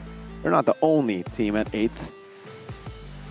I That's believe Manchester United are also... Oh, no, they're 11th. They're even worse. Whoa. Are you gonna throw shade like that? Let's take a quick look at the itemization, man. Towards the end, it's all about the burst, right? With so much damage coming through from the damage dealers, it's not about items like the Radiant Armor, like the... like the Blade Armor, right? You can see the transition towards the Twilight Armors, the Athenas, the Immortals, right? Anything to just survive that much longer in the fight. Especially in this late game situation, Fnatic Onic, they've always been a team that excels in that maneuverability, the back and forth, the kiting, the baiting of their opponents into dangerous territories. But man, they show it again right here. In theory, come on, in theory, this Natan is supposed to take over and shred everyone. No one can even stand in front of him for longer than 2 seconds. You can see even Rez, one of the main frontliners for Fnatic Onic, is forced to back away so early on with a flicker or with a onward. But somehow, some way, they just found a way to just exploit that aggressiveness. And look at the carry, man. 158,000 damage from CW on that Beatrix. That is insane. Calvin, win. Nada. Exactly. Bald, win. Nada. Ata. That's what we have for CW every single time, but it's man. Now I'm starting to believe Ghani's delusions. Is it really a delusion? True? Fnatic Onic were just like, you know what? We won 4 times. Let's give everybody entertainment the regular season, and then in the playoffs, fine, we'll play MLBB again. You know, it's scary now that I see it, but that is still... Name me a jungler that can rock the Lancelot this season. We just saw hang on a yesterday. minute. Annabelle played the Lancelot. Yeah. Yesterday, who was it? Who played Niall? it? Was it Niall? No, it was not Niall. Wait, was it? I believe yeah, Niall Niall played did. the Lancelot too, but not yesterday. That's Not yesterday, yes. Who was it that played it? I remember yesterday there was a Lancelot. It wasn't Kyrie. True. Well, so if we can convince Ghani to join... Jin played Lancelot too. Sujin. Yeah, there's a lot, Ghani. Lancelot. Who played the Lancelot yesterday? He's getting stuck on it, folks. No, because I called the Lancelot pick on that guy. Who? All right. You know what? We're just going to see first. Clean sweep over Last Fnatic match? Onic. How can Evos bounce back in the next match?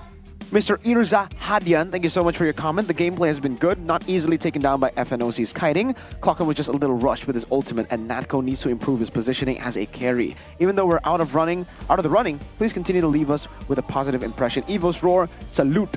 Unfortunately for Jonathan Liandi, that blessing of his is not true now, okay? Yikes. So just a coincidence, apparently. Unfortunate, Sergio. Not today. Not Apparently, today. Fnatic just Onic no limit. denies the Joe effect. The Joe effect was where maybe he needs to watch MPL playoffs so that Onic can win again. Interesting. You can see the Let's hope you don't smirk meet from Bigatron Ghani, dude. On the first day, Ghani. Bandung we go. Bandung we go.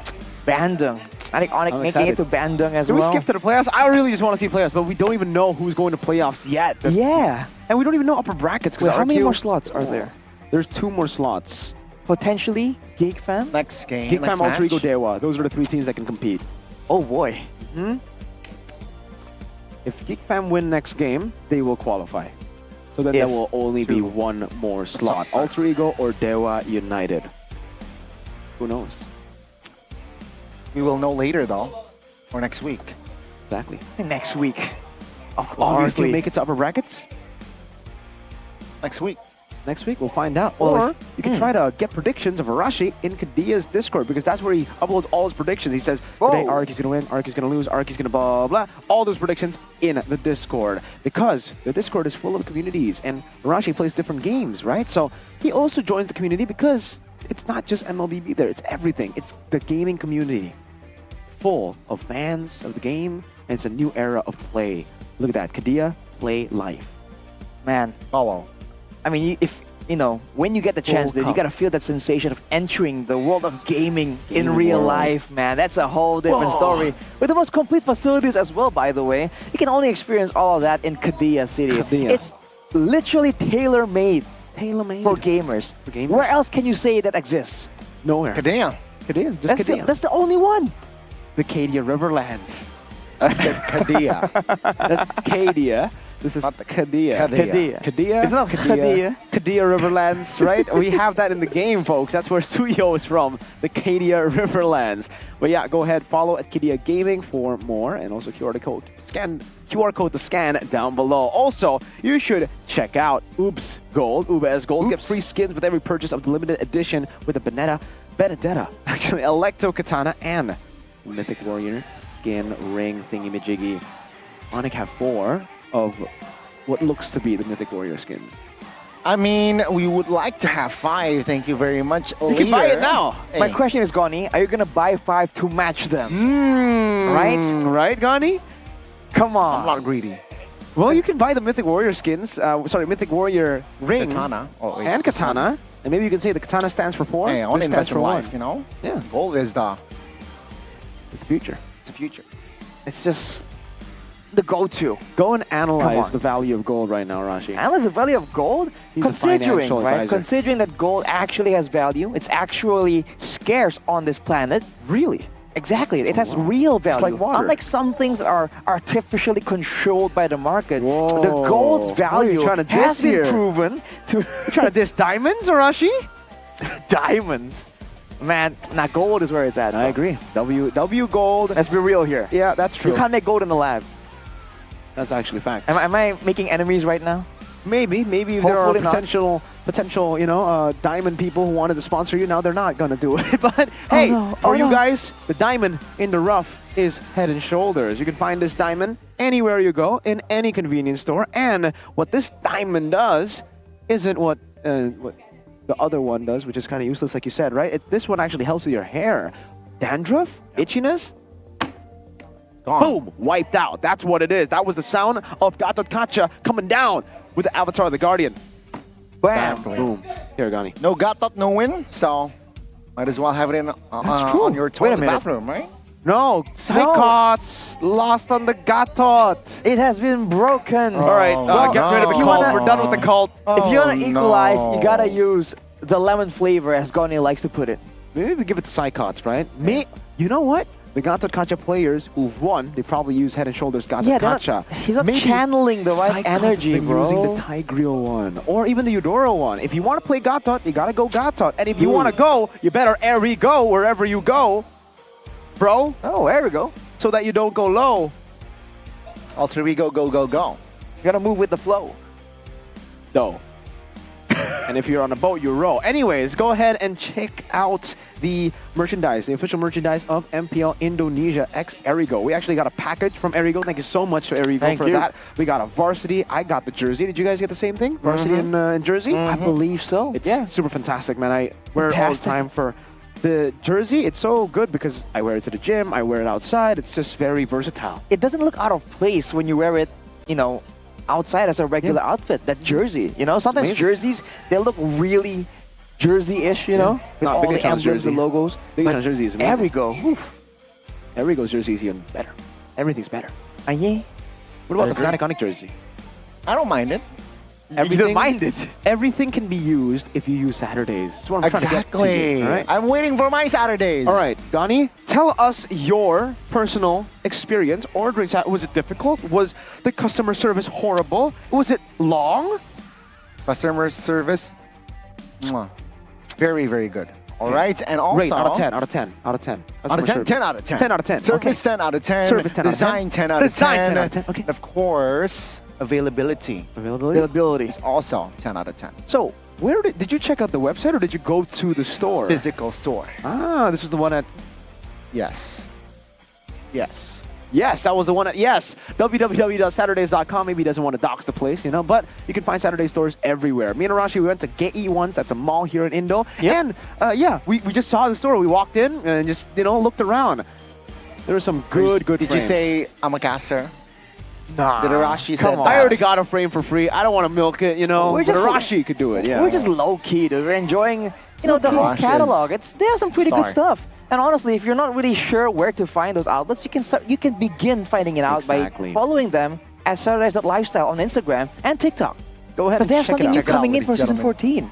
Wait. Yeah, we're still waiting on The that. MVP collection that we have is there's gonna be something new. There's gonna be a. Duh. You should have waited, Gani. Hey, New season, bro. why not get the Hey. double kill? Huh? Wait, what? Get two. Get two. Oh, Why you not get get the this double kill? collaboration and then you get the new one later. Get the I'm a double greedy kill. boy sometimes. He is a greedy Sometimes. boy, and if you can be the greedy boy every time, because with clicking the mart, it allows you to be greedy and honestly just stay in your home doing whatever you want to do without leaving your house. Just go ahead Oh. and order everything at once. That's Fair. greedy in a good way, right? Like Clicking the mart. you gotta do it at once, so you don't have to do it back and forth. And Exactly, time. Exactly. Time is of the essence. Time is money. And money you can get with the value from Click Indomart. There's a lot of promos as well out there. We actually got a gift voucher code too. Thank I you, used mine. Indomart, man. I've already used mine too with Click Indomart. And I'm going to have to say false advertising, Click Indomart. You say specifically that it's 1 hour and it will arrive. No, it arrived sooner. You are lying to your customers. You are better than what you promote. That's a W, fake out false advertising. That's a W right there. They're trying hard to be humble, bro. They're trying to be Like, humble. Come on. But it's amazing, really. I use Click Indomart all the time. Comes around like 20 minutes even. Exactly. So, ladies and gentlemen, don't miss out. Shop online like you shop in store. Click Indomart is the way to go. There we go. Wherever you go, Click Indomart. Wherever you go, Saturdays. Ubers Gold. Wherever you go. But wherever you go, it's kind of hot in Indonesia. Oh, it's been very hot.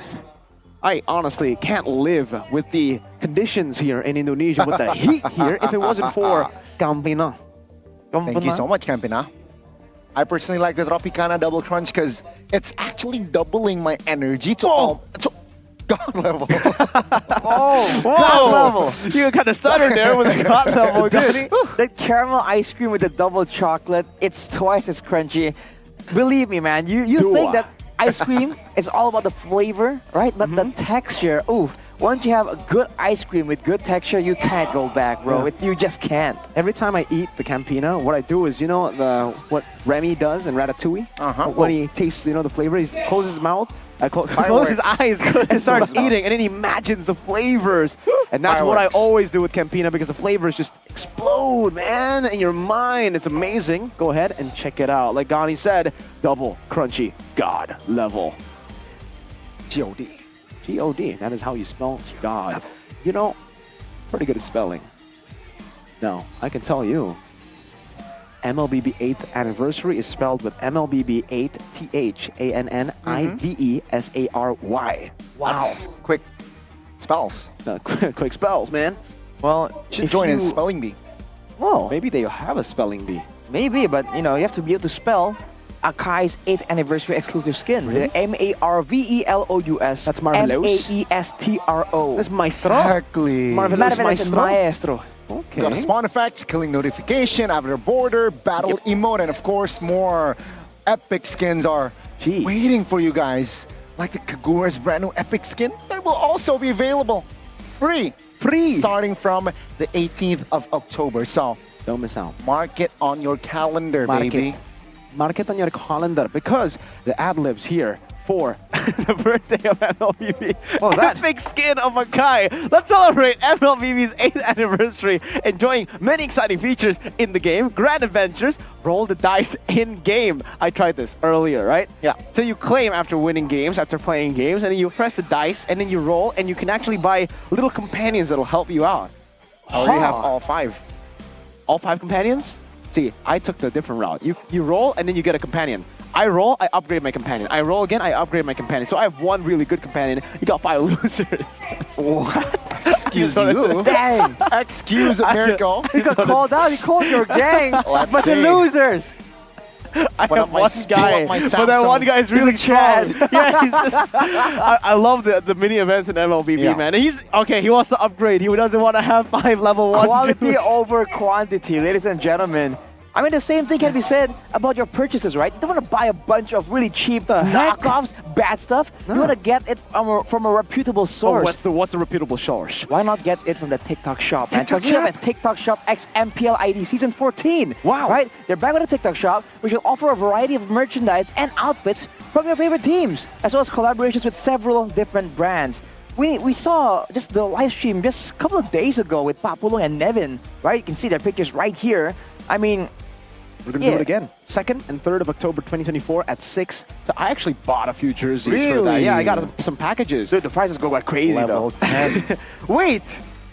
Oh! Level 5. Okay, so you have one cool dude and then you have 4 randoms. Double approach, double kill. That's pretty cool. Tune in to our live stream as well, as there will be a range of special prices got the available capybara tank. that you will not find in the usual shop. Okay, and there will also be discounts up to 90%. That's the big seller, man. 90% discount during the live stream only, though. So stay tuned on MPLID social media, and we're going to see you there. Yeah, head and shoulder, anything. Oraimo, everything that you see on the desk, except for obviously us. Maybe Arashi. What the heck do you mean? Maybe Arashi. You just have to figure it out, right? Exactly. I want to know. I ain't one of your 4 losers. I got a level 10. So he's got one cool guy's companion. But luckily, his team is really cool, and his really cool team will be going up against Alter Ego and Dewa in their upcoming match. So Alter Ego will have to get through this Fnatic Onic. The Fnatic Onic who have regrouped and who have been really good now. And then Dewa, man, they're really gatekeeping Alter Ego and Dewa.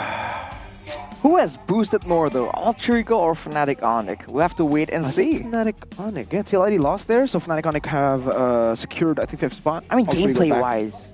Wait, oh, hang on a second. Did Geek Fam drop? With that match, yeah. Yeah, so Fnatic Onic won. If Geek Fam are 5th and Fnatic Onic are 4th. If Geek Fam wins this, then they will reclaim their original position. I see. All right. So if you guys want to take a look at Geek Fam as well, they're going to have to go up against Evo's Glory. Before that, though, we're going to see RBL later on. Also, for you guys back at home, buy your tickets now because there is still one more week of the regular season that you guys can actually come and participate. And then you can get a discount, 10%, 10K GoPay coins, cashbacks for a limited quota, pay with GoPay. Tickets start from 85K. If you guys want to see the conclusion to who makes it to playoffs, who makes it to the upper brackets, come and join us. And also, upper brackets, playoffs. What is the playoffs? Well, the playoffs is what the teams are fighting to qualify for right now, and it's going to be in Bandung. Last season, we brought unforgettable moments. You guys remember those unforgettable moments, man? Fnatic Onic winning for their 4th time. Bigatron Alpha That's what they're choking called in the playoffs. That's why it's called unforgettable. RRQ Hoshi. We don't talk about them last season, and this season will be even more spectacular. Free entry for all the visitors, too. In case you don't have tickets, it's no problem, guys. You can get tickets to watch in the stadium itself, but you can also watch in the watch party outside in the festival, where all the booths for merchandise, team merchandise, MPL merchandise, Erigo, everything will be there, too. And what are we doing in the playoffs? We're trying to get a ticket to M6, the World Championships. For us Indonesians, this is a very special place because this M6 Malaysia Axiata Arena was where Indonesia lifted our first and only World Championship title. The stage was litty as well. It was mad litty. Oh, so mad litty. Well, there's a lot of history here, so you can't miss it, man. Make sure that you do get your tickets with the early bird promo because from, I think, the 5th of October to the 7th, you can enjoy a 20% discount on tickets and exclusive M6 merchandise as well. So for more information, check out MLBB Esports' social media, dude, and don't miss out. Check it out, ladies and gentlemen. You don't want to, because M Series only happens once a year. True. So if you do not attend, gotta wait next year. Wow. Yeah, and then if you don't attend next year, you're gonna wait another 2 years. That is time indeed. A whole year waiting for your chance to join. And, you know, who knows where next year's gonna be, right? It might not have the same historical significance. This is one of those events that you really wanna witness in person, dude. Come on. Definitely. It's back to Axiata Arena, man. It's back to M1. I honestly can't wait. Gani can't wait. Rashi can't wait. Together we're the can't wait desk. And unfortunately, we'll have to wait. You guys will also have to wait for our final match of the day. We're not done yet. We got through our match of the day, but EVOS have lost here. Let's see if their brothers, Rebellion, the blue team, can win, or will it be the same fate that both these blue teams have to face? See ya. after this game, after the whole segment actually.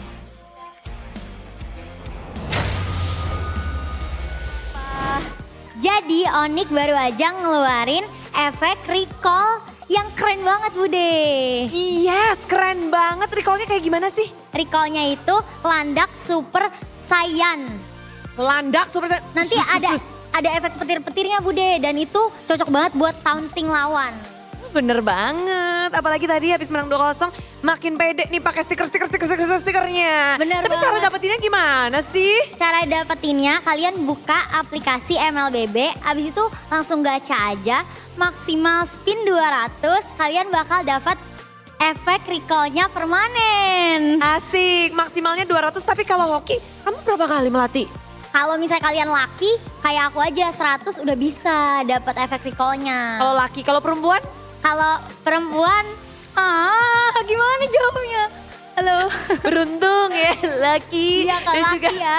Perempuan kayak Bude kemarin sih 200 sih Bude dapatnya. Aduh. Bude nggak laki emang sih Bude perempuan. Tapi ada yang mau disampaikan gak sih dengan kemenangan hari ini? Akhirnya ke Bandung.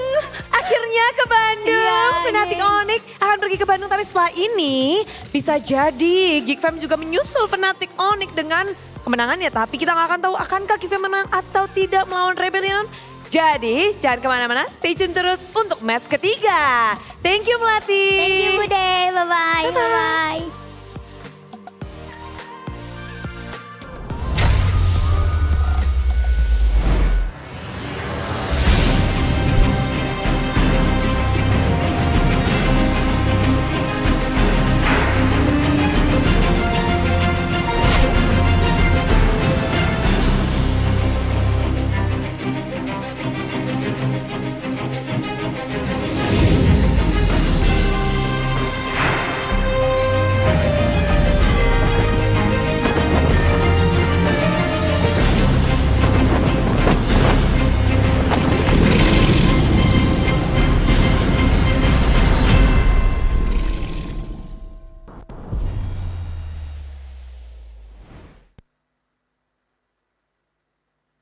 Where are you?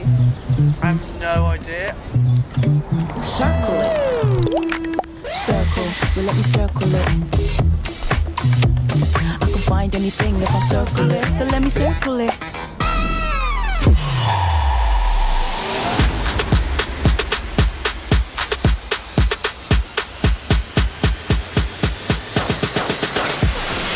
Teman murah, di aplikasi GoPay samurai, di aplikasi GoPay. Walau yang lain terus berubah, GoPay konsisten, kasih yang pasti murah. Bayar tagihan murah, di aplikasi GoPay. Gratis transfer, 100 kali per bulan. Ikut selebrasi MPL pasti dapat hadiah. Download aplikasi GoPay baru, nggak pakai lama. Dompet andalan gamers banyak damage-nya.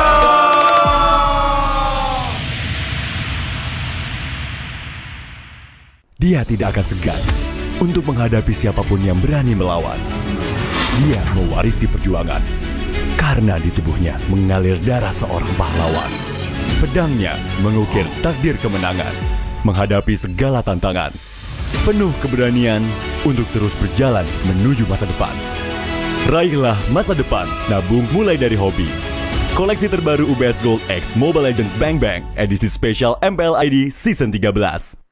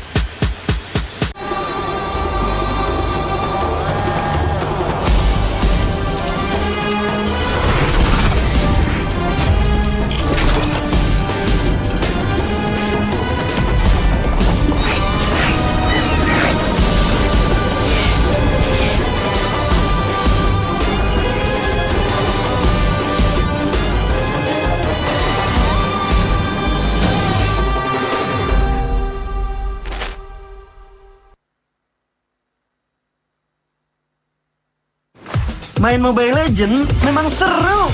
Mabar sama temen makin epic. Apalagi kalau double kill.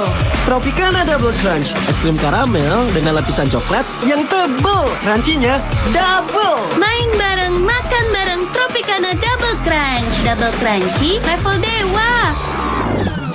Rasa ini Gatot kacau. Ih, tombe basah.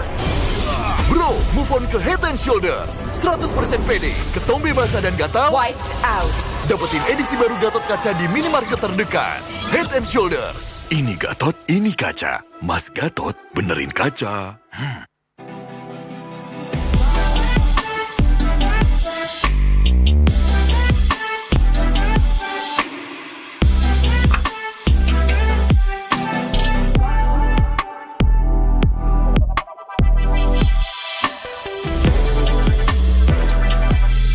Wow, finished. See you later.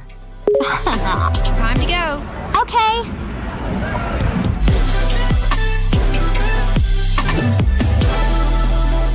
Kita adalah pejuang yang melangkah dengan penuh keyakinan, menghadapi dunia tanpa keraguan, karena hidup adalah arena pertarungan.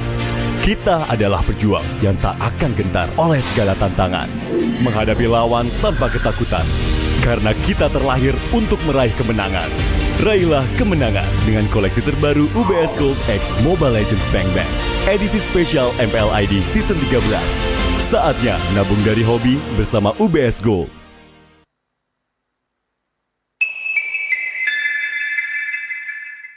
Papa akan kehilangan ingatannya. Masih inget ini, Pak? Sekecil apapun perhatian adalah kekuatan. Hidupkan momen kebersamaan. IndiHome. First blood.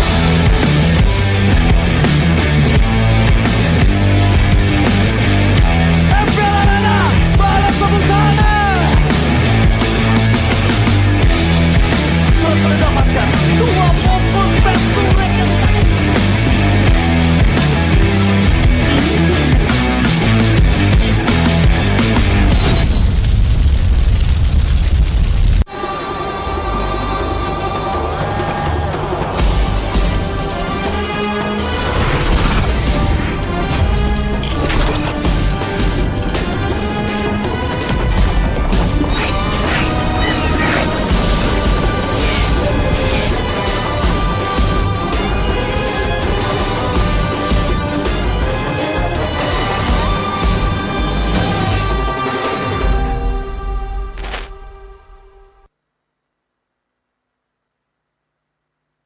Pengen belanja banyak barang kebutuhan tapi malas keluar rumah.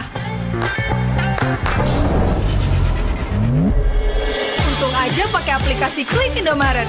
Cuma tinggal klik bisa belanja online seperti di toko. Beli ini, itu, jadi mudah banget. Produknya lengkap, banyak promonya. Gak perlu pusing, bisa pakai alat bayar apa aja. Wah, 1 jam udah sampai, gratis ongkir lagi.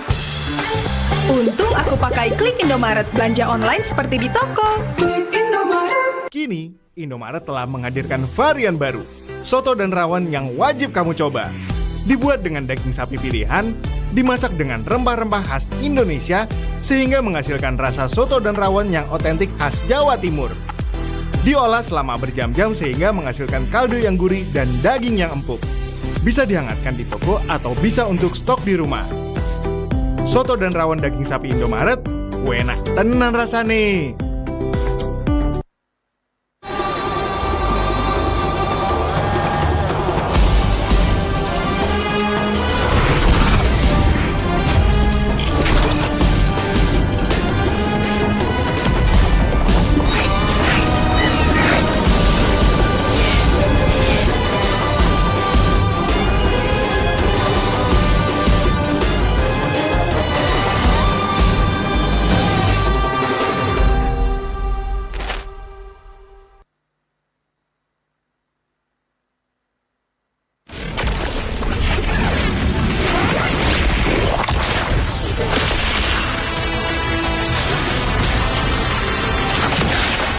Strike first and without mercy.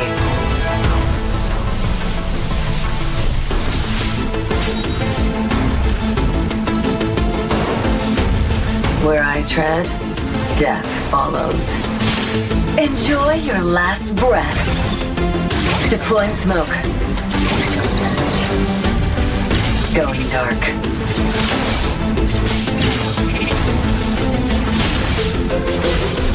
War is my trade. Death is my craft. Backup plan? I am the backup plan.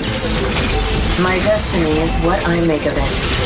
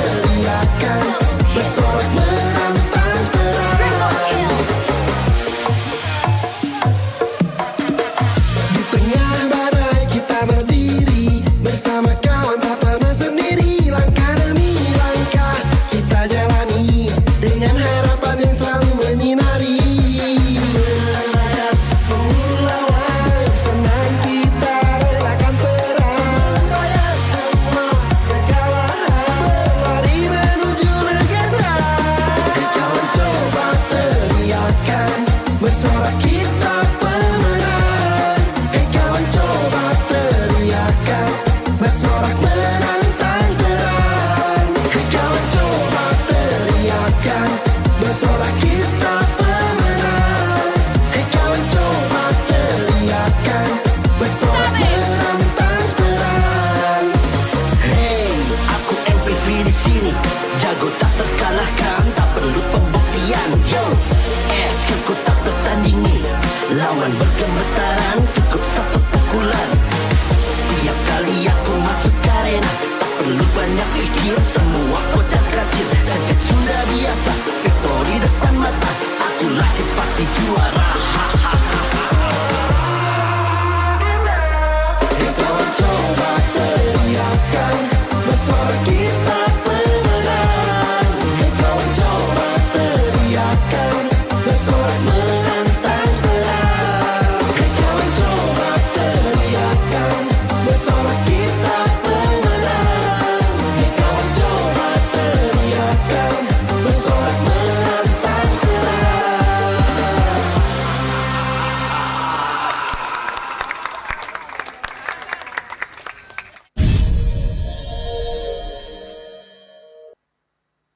Where are you?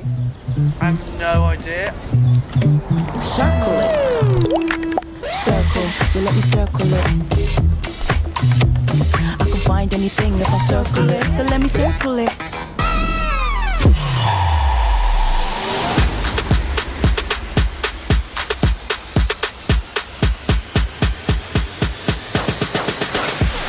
Pakaman murah, dia aplikasi GoPay samurai, dia aplikasi GoPay.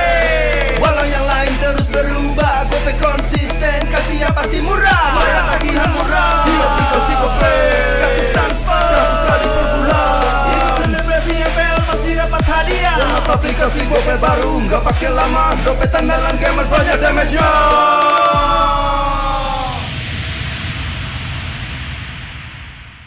Dia tidak akan segan untuk menghadapi siapapun yang berani melawan. Dia mewarisi perjuangan karena di tubuhnya mengalir darah seorang pahlawan. Pedangnya mengukir takdir kemenangan, menghadapi segala tantangan. Penuh keberanian untuk terus berjalan menuju masa depan. Raihlah masa depan, nabung mulai dari hobi. Koleksi terbaru UBS Gold X Mobile Legends Bang Bang edisi spesial MPL ID Season 13.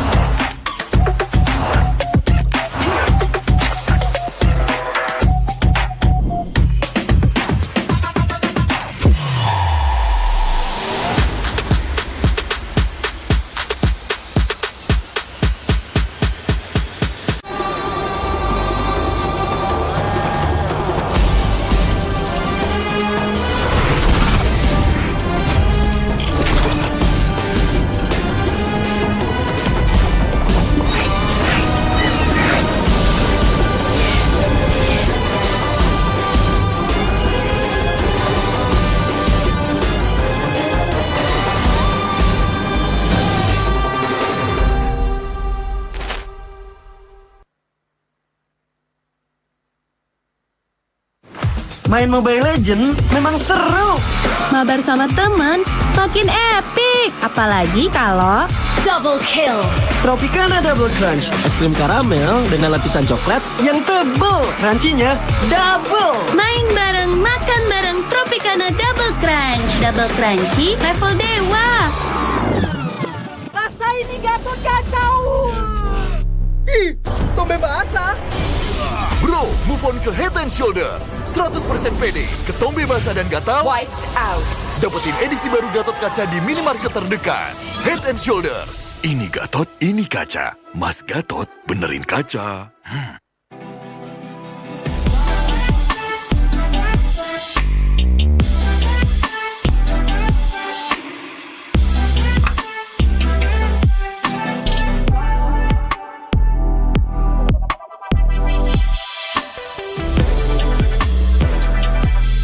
Wow, finished. See you later.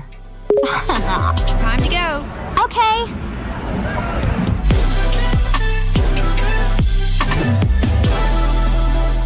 Kita adalah pejuang yang melangkah dengan penuh keyakinan, menghadapi dunia tanpa keraguan, karena hidup adalah arena pertarungan. Kita adalah pejuang yang tak akan gentar oleh segala tantangan, menghadapi lawan tanpa ketakutan, karena kita terlahir untuk meraih kemenangan. Raihlah kemenangan dengan koleksi terbaru UBS Gold X Mobile Legends Bang Bang, edisi spesial MPL ID Season 13. Saatnya nabung dari hobi bersama UBS Gold.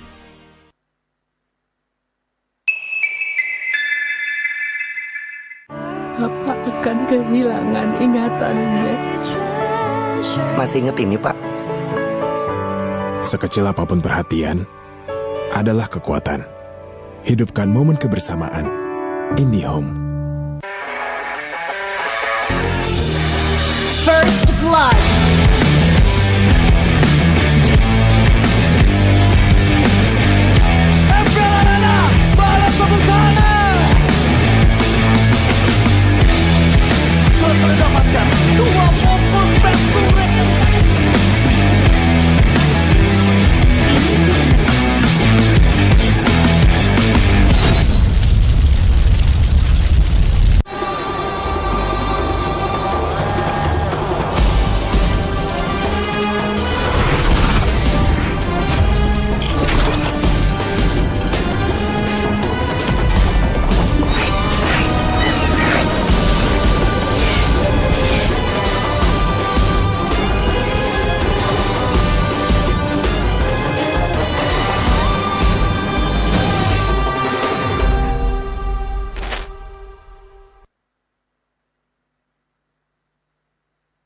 Pengen belanja banyak barang kebutuhan tapi malas keluar rumah. Untung aja pakai aplikasi Klik Indomaret. Cuma tinggal klik bisa belanja online seperti di toko. Beli ini, itu, jadi mudah banget. Produknya lengkap, banyak promonya. Gak perlu pusing, bisa pakai alat bayar apa aja. Wah, 1 jam udah sampai, gratis ongkir lagi. Untung aku pakai Klik Indomaret, belanja online seperti di toko. Kini, Indomaret telah menghadirkan varian baru, soto dan rawon yang wajib kamu coba. Dibuat dengan daging sapi pilihan, dimasak dengan rempah-rempah khas Indonesia, sehingga menghasilkan rasa soto dan rawon yang otentik khas Jawa Timur. Diolah selama berjam-jam sehingga menghasilkan kaldu yang gurih dan daging yang empuk. Bisa dihangatkan di toko atau bisa untuk stok di rumah. Soto dan rawon daging sapi Indomaret, enak tenan rasane.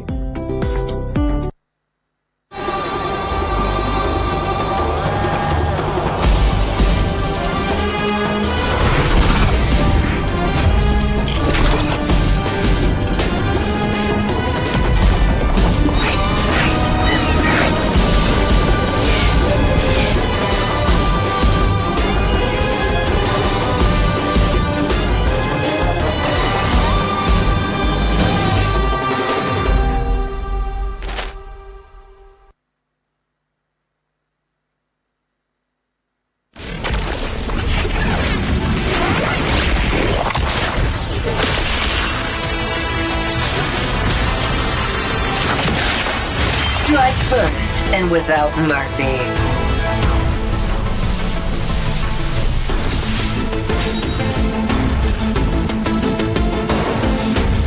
Where I tread, death follows. Enjoy your last breath. Deploying smoke. Going dark.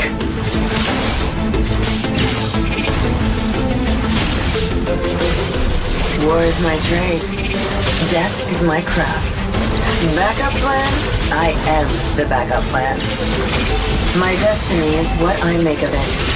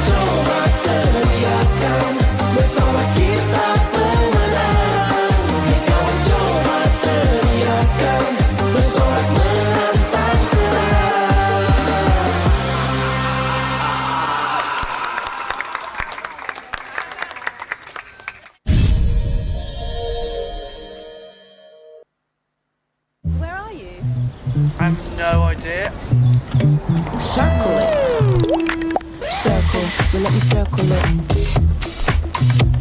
I can find anything if I circle it. So let me circle it.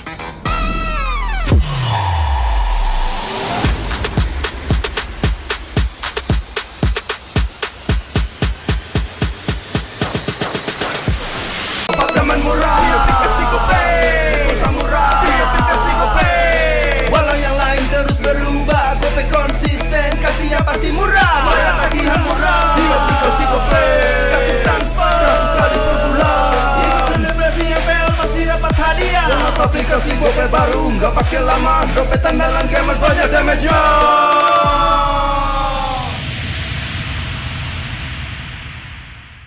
Dia tidak akan segan untuk menghadapi siapapun yang berani melawan. Dia mewarisi perjuangan karena di tubuhnya mengalir darah seorang pahlawan. Pedangnya mengukir takdir kemenangan, menghadapi segala tantangan. Penuh keberanian untuk terus berjalan menuju masa depan. Raihlah masa depan, nabung mulai dari hobi. Koleksi terbaru UBS Gold X Mobile Legends Bang Bang, edisi spesial MPL ID Season 13.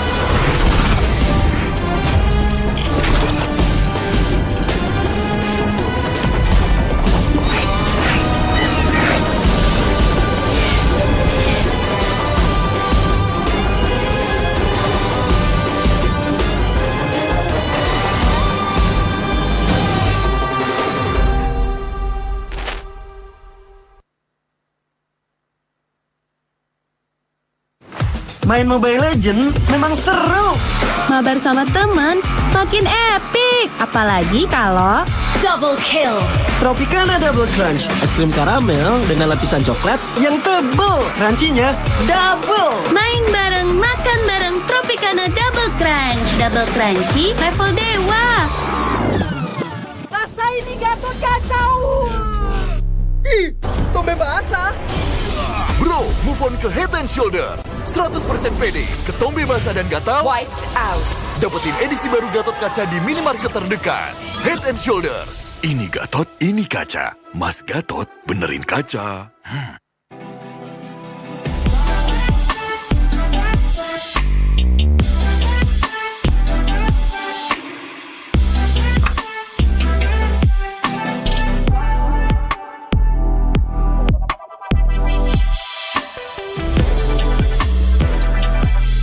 Wow, finished. See you later. Time to go. Okay.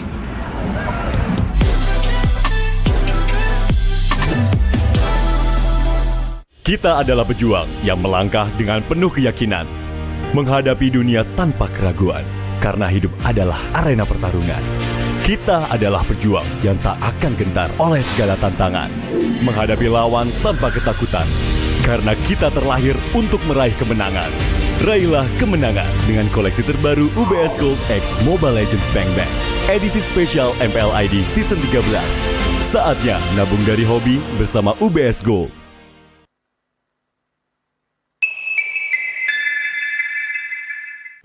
Apa akan kehilangan ingatannya? Masih inget ini, Pak? Sekecil apapun perhatian adalah kekuatan. Hidupkan momen kebersamaan. IndiHome. First Blood.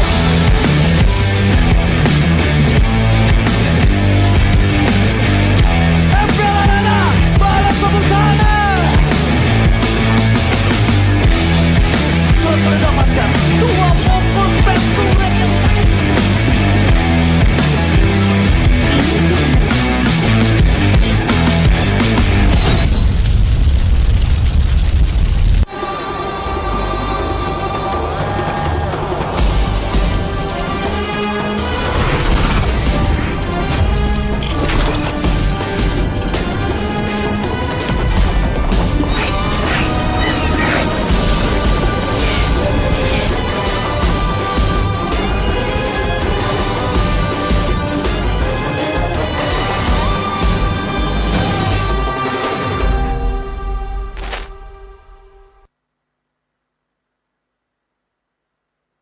Pengen belanja banyak barang kebutuhan tapi malas keluar rumah. Untung aja pakai aplikasi Klik Indomaret. Cuma tinggal klik bisa belanja online seperti di toko. Beli ini, itu, jadi mudah banget. Produknya lengkap, banyak promonya. Gak perlu pusing, bisa pakai alat bayar apa aja. Wah, 1 jam udah sampai, gratis ongkir lagi. Untung aku pakai Klik Indomaret, belanja online seperti di toko. Kini, Indomaret telah menghadirkan varian baru, soto dan rawon yang wajib kamu coba.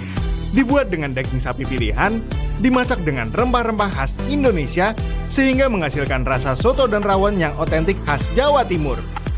Diolah selama berjam-jam sehingga menghasilkan kaldu yang gurih dan daging yang empuk. Bisa dihangatkan di toko atau bisa untuk stok di rumah. Soto dan rawon daging sapi Indomaret, enak tenan rasane.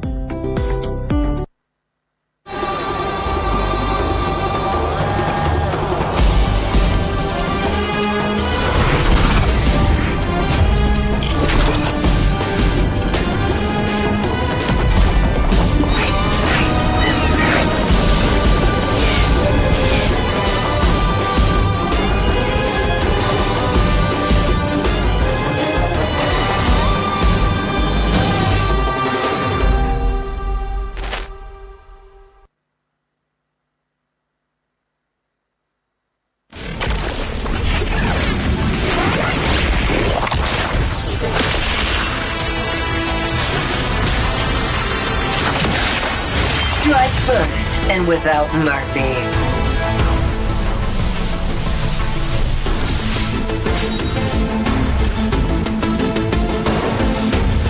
Where I tread, death follows. Enjoy your last breath. Deploying smoke. Going dark.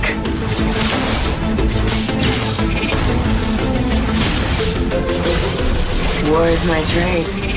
Death is my craft. Backup plan? I am the backup plan. My destiny is what I make of it.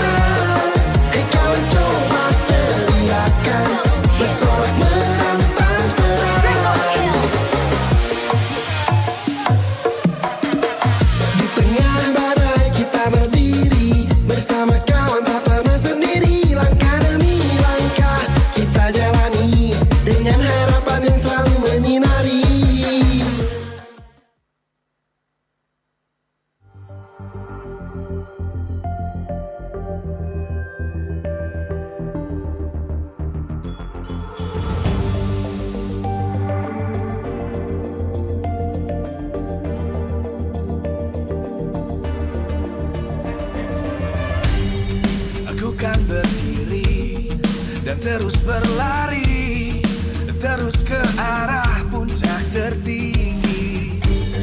Ku takkan berhenti, hanya sampai di sini. Kemenangan abadi menanti. You know we won't miss if we unite our focus. And if you haven't noticed, we all live. Nyalakan apimu, hadapi semua tantangan, hadang semua serangan, jatuh bukan halangan. Bakar semangatmu, janganlah engkau menyerah. Kita akan buat sejarah. We all this, we won't miss. We all this, we won't miss. Saatnya beraksi, jalani ambisi. Aku kan menyawakan hari ini. You know we won't miss if we unite our focus. And if you haven't noticed,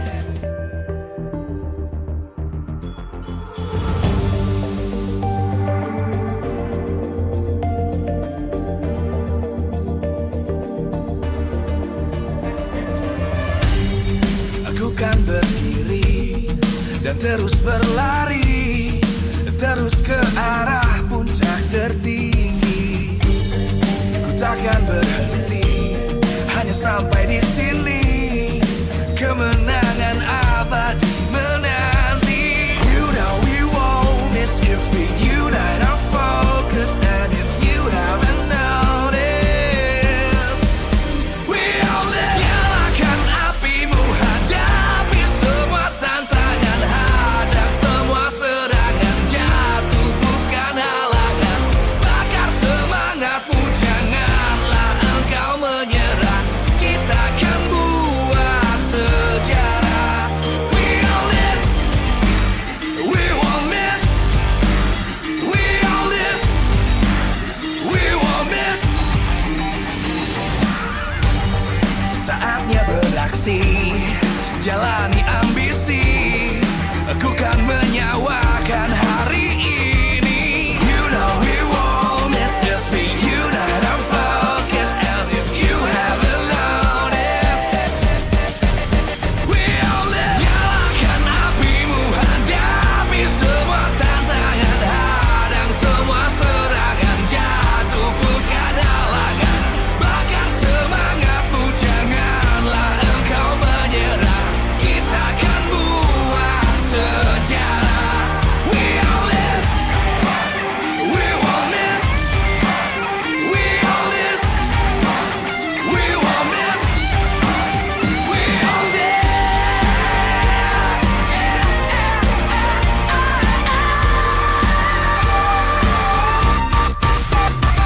Nyalakan apimu, hadapi semua tantangan, hadang semua serangan, jatuh bukan halangan. Bakar semangatmu, janganlah engkau menyerah. Kita akan buat sejarah. We all this.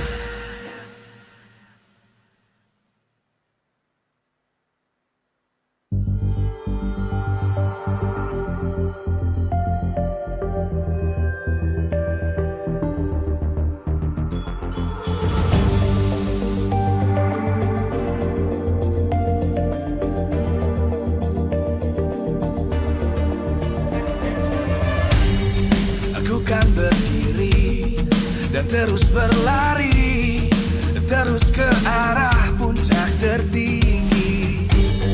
Ku takkan berhenti, hanya sampai di sini. Kemenangan abadi menanti. You know we won't miss if we unite our focus. And if you haven't noticed, we all live. Nyalakan apimu, hadapi semua tantangan, hadang semua serangan, jatuh.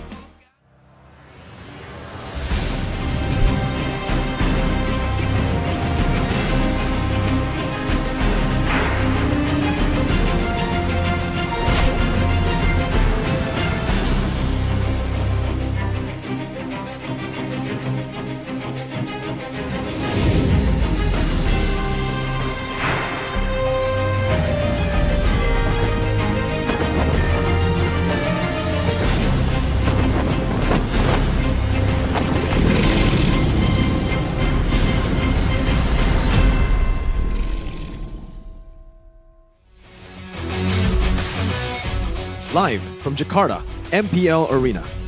MPL Season 14 is powered by Moonton. Presented by our official tournament smartphone, Samsung Galaxy. Official e-wallet, GoPay. Official destination for gaming and esports, Hidea. Official gold partner, UBS Gold. We own this.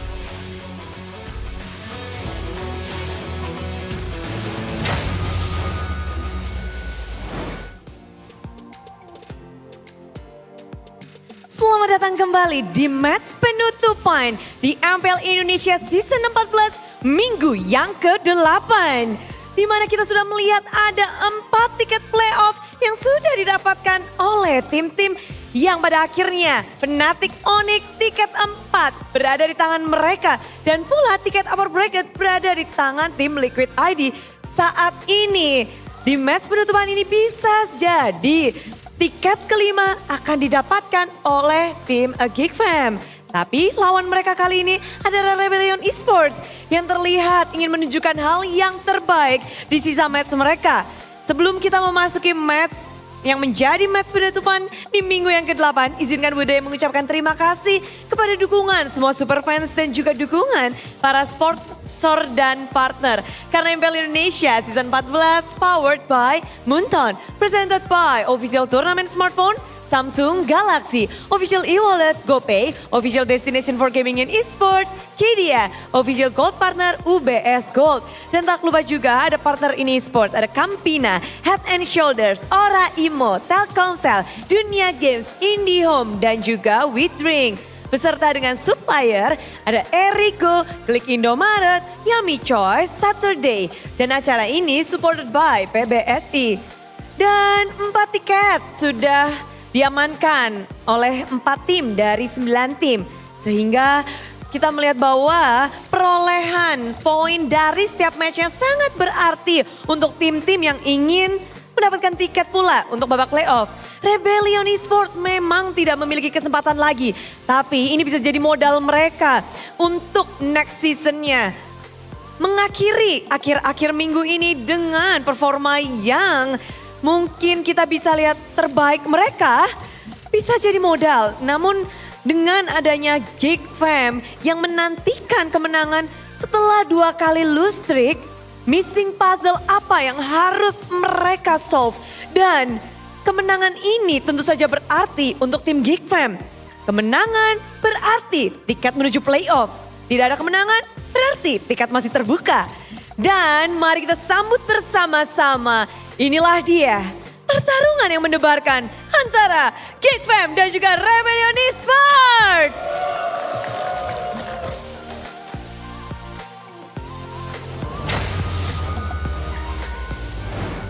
We got it real simple, folks, for the matchup right here. Rebellion are already out of playoffs. Geek, 1 win here, playoffs. Lose, a bit tougher. They're going to have to go through another match and maybe even not make it, right? Again, competition is as tough as ever. Welcome back to the English Desk. It's your boy Mirko coming here with Gani and Arashi for the final match of Week 8. AMG combo right here. And yeah, it's going to be very interesting, especially after match 1 and match 2. 2-1, 2-0. What score will Geek and Rebellion give us? That's going to be 1-0 the question. Yeah. It's also Vincent up against his ex-team, right? Oh. So, I don't know how this is going to play out. First leg, it was actually still, despite Geek Fam winning, I believe, it was RBL who was able to get a few good shots back at Geek Fam. The big hurdle for Geek Fam seems to be Chidera also being a bit too passive. That was what Aaron said, at least, in the interview. And a lot of the Vincent picks have been nerfed by Moonton. Looks like they got a personal vendetta against the guy. Is Masako playing? Is Gobs playing? Or is it too late to make a change? It's week 8, to be fair. Yeah, I feel like a lot of teams would say it's too late, but at the same time, you're still seeing some surprises here and there. Like Alter Ego with Sticks and Wrecked? Well, exactly. And in a way, right, if there's a team that's gonna do something crazy towards the end of the season, who better to do it than Geek Fam, right? The team with the best anime arc every single season, again and again. here again, the missing puzzle, who is the best formula? We've seen so many combinations, and they're giving it a lot of time as well to really find out the right combo right here. So far, I feel like they settled on Chidera and Veldora, and there's potential there. But as you mentioned, Mirko, and as everyone mentioned as well, man, that gold lane is so passive. You can't do anything without Beloyski. If they want that kind of volatility, that kind of, I don't know, confidence, playmaking potential, Masako comes to mind. But again, it is pretty late, and if they do so, it's gonna be quite the risk. The return from scrims and from their trials need to be worth that kind of risk. So is it worth the risk? I don't know. What lineup would they deploy anyways, right? Because Veldora seems to be the one who's been playing together with Chidera. It was initially Chidera and Gobs, I remember, and it was Veldora and Masako. Then they swapped it out with Veldora and Chidera. There's one combination then that they have not tried. That is Gobs, Masako. I don't know, again, it's just too risky, I feel, to actually bring out Gobs and Masako. A combination you've never tried before. Maybe they've been doing it in scrims, but they only had 1 day to prepare. They played with Veldora and Chidera on day 1 of week 8. True, I get the risk. But Geek Fam, I don't want to say that they're in a safe position, but they're not in a need red alert type of situation. You know, I see. So, yeah, I mean, it's late, but I guess if they want to explore their roster, hey, why not? Because technically, playoffs, I don't think you can explore or experiment roster there. No way, dude. You don't Gotta experiment. Are you sure? This is the team that was down 2-0 against RQ and brought Marky and suddenly reverse swept RQ. Oh, Are you sure about that? You're right. Yeah, so exactly. That switch hitter mentality, right? The fact that they can bring in someone in the brink, in the edge of defeat. That was kind of what makes Geek Fam kind of terrifying to go up against as well. So I guess right now we have to wait and see. Especially against a team like Rebellion. A lot of people are saying kind of like a done deal, right? Rebellion isn't doing so hot. Geek Fam, a bit of a slump, but they're still, up there. They're still projected to really win it and get to the playoffs. Maybe they'll stick with the same combination, right? And then with the break, with the 2 weeks before playoffs, they can start cooking once more. Let's see if they can cook. And if they do want to cook, technically Masako is an ingredient, right? I mean, so maybe they're going to have Chidera help them cook in the gold lane. Just give them some tips and advice, because Masako, it seems like it's a coin flip in a way for Masako and Chidera. You either get a very passive gold laner in Chidera or you get a very aggressive gold laner in Masako. I think for the aggressive one, you can tone it down just a bit. Masako, he's already had the experience and he's actually performed really well. That was when they were able to get a win against Fnatic Onyx 2. Masako, I remember the Moskov plays from Masako, the Spear of Destruction from downtown, always landing. And he is a clutch factor. For the longest time, even in MDL, if you guys didn't know, in the MDL Grand Finals just last season, it was Geek Fam Jr. with Masako in the lineup, together with a few familiar names like Mueza, versus RRQ Senna. That was with Dyron, Edok, and Rins. 3-0 start to the Grand Finals for RRQ Hoshi, and Masako came in clutch with a reverse sweep, helping the team to secure the win. It was also together with Gobs. He was in Geek Fam Jr. too, and he actually went back-to-back because, one with Bossu and then one with Geek Fam Jr. That's why I see a lot of potential, honestly, for Gobs and also Masako. I think give them the time, and they should be able to surpass Veldora and maybe Chidera. Oh, there's definitely some potential there. I think, is there a possibility that Geek Fam can kind of pick and choose depending on what kind of team they're up against? Like get an aggressive laner when they're up against a more passive team? It'll be quite the sight to behold, right? A team with different rosters for different teams instead of different compositions. Something that Geek Fam, sounds like something that Beloyski would cook up, right? Exactly. But, at this point, again, we're just speculating of the most exciting possibilities. Who knows, right? Beloyski and his big brain, sometimes you just can't see where the bottom of that intellect lies. If there is a team that can do it, you're right. It's probably BBB that comes up with the scheme, the war crime general, big brain Beloy. Very stable as well. So let's see here. Who will they deploy for this match from the side of Geek Fam? Oh, wait, what? Oh, it's a new combination. It's Masako and Gobs. Let Geek Fam cook. BBB is cooking something up in the Geek Fam kitchen. Which spice will they bring to the table in this match? BBB, will he be able to lead this team and secure one more spot to Bandung. Ladies and gentlemen, this is Geek Fam. Walking onto the stage, confident as ever, the jackets draped over their shoulders. A new combination in the 8th week, in the final match of the 8th week. Geek Fam once again pulling a quick one on everyone, us on the desk included. Let's see, is this the secret recipe they've been holding back, or is this another risky move for Geek Fam? Up against them today, Cars, Ether, Suelo, X-Win, and King MATT. Very easy mistakes to solve for Rebellion in their last loss against Evo's Glory.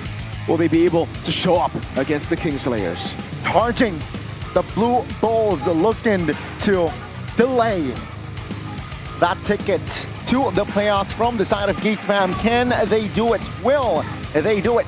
Will the Engine Cars be able to find and win his lane as well? Ladies and gentlemen, Rebellion Esports. Vroom vroom, Mr. Cars, the enabler in the XP.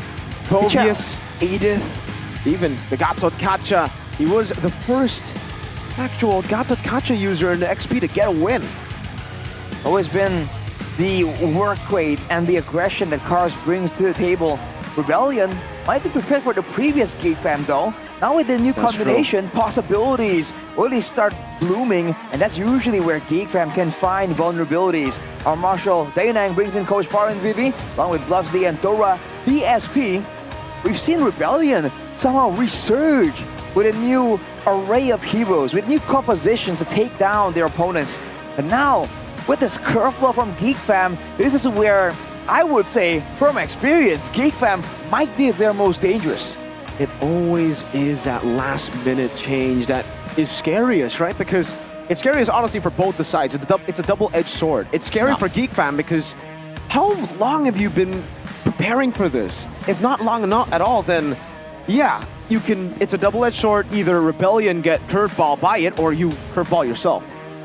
Here's a victory here by the Samsung Galaxy S24 series for Rebellion, playing with a nothing-to-lose mindset and contest the Gatot Kacha pick for Cars and X-Win. It's been an excellent pick, and Rebellion are one of those teams that can be confusing at times with how they're playing. And with X-Win being proactive, but also needing to be defensive, the Gatot Kacha just shines as such an ideal pick.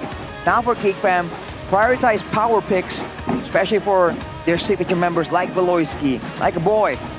And the boy and Beloyski creating space for Vincent to secure the objectives. The retribution is on point. Yep. But the setups there needs to be cleaned up a bit more. That is it, ladies and gentlemen, for the first keys to victory of the day, actually. We haven't seen a lot of keys to victories for today, but now it's clear cut, man. Both teams know exactly what to do. All comes down to the execution. It really does. And yeah, for Vincent, most of the assassins that he's been able to find success with, even the fighter like the Roger, has been nerfed. And that actually, in turn, kind of stops him from getting these retribution wins. Usually on the Nolan, he's able to get in because of the mobility that you had before the patch of the Nolan nerfs. So with these nerfs, it's going to be extra hard. You have to put extra effort for Beloy, for Dobbs, and even a boy to get the space for Vincent to get in there. Looking at the stats right here, the lower grade is actually very, very close to each other. So if both teams are cleaning up, if both teams can play consistently and drag this out to a late game, dude, they're both kind of volatile in the Lord contest kind of scenario. We would assume that in the Lord dances, Geek Fam will have an edge, but right now, right, we have no idea what to expect. As the away team, Geek Fam will actually get the first pick selection, which is also the higher win rate side for them. The home team Rebellion going for second pick. They don't mind being first pick, but now with Gobs and Masako, will that affect some drafts, right? Some heroes on the other side. You have very low percentage here from the side of Rebellion being below 35%. Blue side and red side, a little alarming. Not as abysmal as the 15% or 14.26% of Evos on the red side, but yeah, they don't really have a preferred side, it seems. Both red and blue suffering the same kind of situation. Abysmal win rate. But it's okay for Rebellion. They've actually improved in a way where like you said, Arashi, they're leaning more to just comfort now, right? They go for the Zaz, they go for the Gatot Kacha, even the Phobius is no problem. But then you see in the other lanes, like for Matt, personally I don't like it, but Roger still, they've been leaning to a lot of comfort. I think it's cool that they're still willing to play these heroes that have been quote-unquote nerfs. And I mean, in the right conditions, it can still have potential.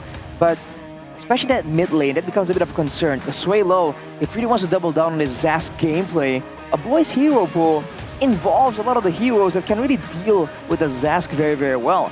Usually aggressive lane clearing and also good AoE to shut down the Nightmare spawn. With the bit of the nerfs to the tankiness of the Nightmare spawn, with the help of a good roamer like Beloyski, that duo can shut down Sway Low's playmaking potential. And we all know that Sway Low is one of the key members to the aggression, to the setup of Rebellion. So let's see here for Geek Fam again. The big question in the air is, how will the synergy be? What's the chemistry going to look like? And what is Gobs going to play? What is Sir Masako going to play? Veldora is more of that carry type. Oh, there you go. Geek Fam instantly enabler. Gobs is an enabler. They go for the Khalid first pick. It's an Edith and the Alpha response from Rebellion. Interesting. The Hellcat and Nolan respect from Rebellion. I guess they really feel like, hey, we have no idea what to expect from Gobs. We'll risk that compared to Beloyski or Vincent. But right now, not leaving a lot of options for Vincent, as we were talking about earlier. Not a lot of options here. He might be forced to usually pick a hero that has been kind of nerfed. As you can see immediately, the Aurora, the Gatot, and the Khalid. This is a lot of pressure, folks, for the side of Rebellion. The only real pressure in the early game they have is the Alpha. But now with the Mathilda, I believe this strat is still standing at a 100% win rate. No, not 100%. I believe it was like 80, 90%. One loss, unfortunately, for the Mathilda Alpha. It's the Mathilda Phobius that is still at 100. This says, though, Geek Fam, they're not concerned about Vincent's hero pool, right? Draft, I feel like second phase Rebellion will limit the jungler more. I think for Rebellion, what would make sense here when it comes down to actually banning out Geek Fam's picks? They've already dealt with the Nolan. They don't really need to care about the Ling and the Fanny, as usual. What? Is it going to be... Okay, they're actually going to set up for a Harith pick, it seems, for their gold lane, for Sir Matt. Usually would expect maybe even a Julian ban against Vincent. No, the Julian not being as strong, limited by the enhanced size, clearing speed, and damage potential. Good way to shut it down. Ban the Lunox, maybe ban the Moskov as well. It's been a signature play, signature hero to playmate for Masako. Especially with a composition like this where you want to get in there, you want to do the damage. That kind of elusive, fast-moving marksman like the Moskov can be a bit of an issue. But with the Faramis banned away by Geek Fam, they want to get an all-in right here. In theory, with the Avatar of the Guardian, they can really benefit from everyone crowding together. But that's just not the way they want things to go. They want to make sure that they get a clean, all-in burst execution. Yeah, they don't want to deal with that sustain that Rebellion can actually pull off here with the Mathilda Alpha and the Edith. We saw a glimpse of that, or actually the best form of that with Team Liquid just earlier today. Alice, Alpha, Angela, Gatot Kacha on top of that. Luckily for Geek Fam, they have the Gatot Kacha and the Khalid already, so immense initiation power. Rebellion respecting the Moskov now. Okay, so it's not setting up for the Harith necessarily. It's more of, Masako, we know what you can do on the Lunox. We know what you can do on the Moskov. Those were the two wins you got when you played for Geek Fam. Again, it's a signature hero and a counter. The Harith most likely will show up here, and it's great. It's all of this dive potential, all this AoE. Can also run the Purify still, so a lot of defensive options in the battle spells too. Final ban here, it's gonna be done a ton from Geek Fam. Very, very interesting. All right, just like that though, Rebellion, are they gonna expose that Harith? More importantly, what's the response coming in from Geek Fam right here? Because you can't really get a read on their strategy just yet. That's the flexibility that the Khalid and the Gatot Kacha really brings to your composition. Oh, you're right. I mean, let's see here. It's going to be the Alice. Okay. King Matt will rock the Alice. Will he be able to do so? Geek Fam, though. Yeah, I mean, Gatot Kacha is going to be going to roam position. So, what do they need? By the way, for Matt, this was the signature pick for Matt in Season 7, Grand Finals against EVO's Legends. That was Matt when he was on the fighters in the gold lane. We were talking about this just earlier, I think a couple of weeks ago, but we were saying that maybe his strong suit isn't these marksmen, it's those fighters that have been showing up occasionally in the gold lane. But for Geek Fam, they're doubling down on the Julian, man. They feel like they can make it work or they're forced to make it work. But along with that, that's a Claude. Interesting. Very situational. And against a lot of chase just like this, might be a bit too dangerous. But I guess Masako feeling a little confident right here. Final pick for Rebellion. Is it gonna be this Ask against the Aurora? Unlikely. With the Yi ban away, is it gonna be a different kind of high ground, long range artillery hero for Sway Low? Let them come. Oh. They will only make What? my blade sharp. Benedetta? Wait a minute. Alice mid? No, huh? I don't know. We're gonna have to wait and see, folks. What? Benedetta mid? It's on Benedetta Sway mid. Low. Oh my lord. No way. Yo, some new tech. If Geek Fam want to bring in a new liner, Rebellion are just gonna bring in a new composition. Benedetta in the mid lane. It's crazy. He's the guy who brought Terizla mid, to be fair, so he's kind of crazy. He's kind of local, man. And lineup rating and counter index says, Sway Low, I like what you're cooking. Interesting. Wow, counter index and lineup rating both siding with Rebellion. They have the better late game potential, higher damage potential, and higher survivability.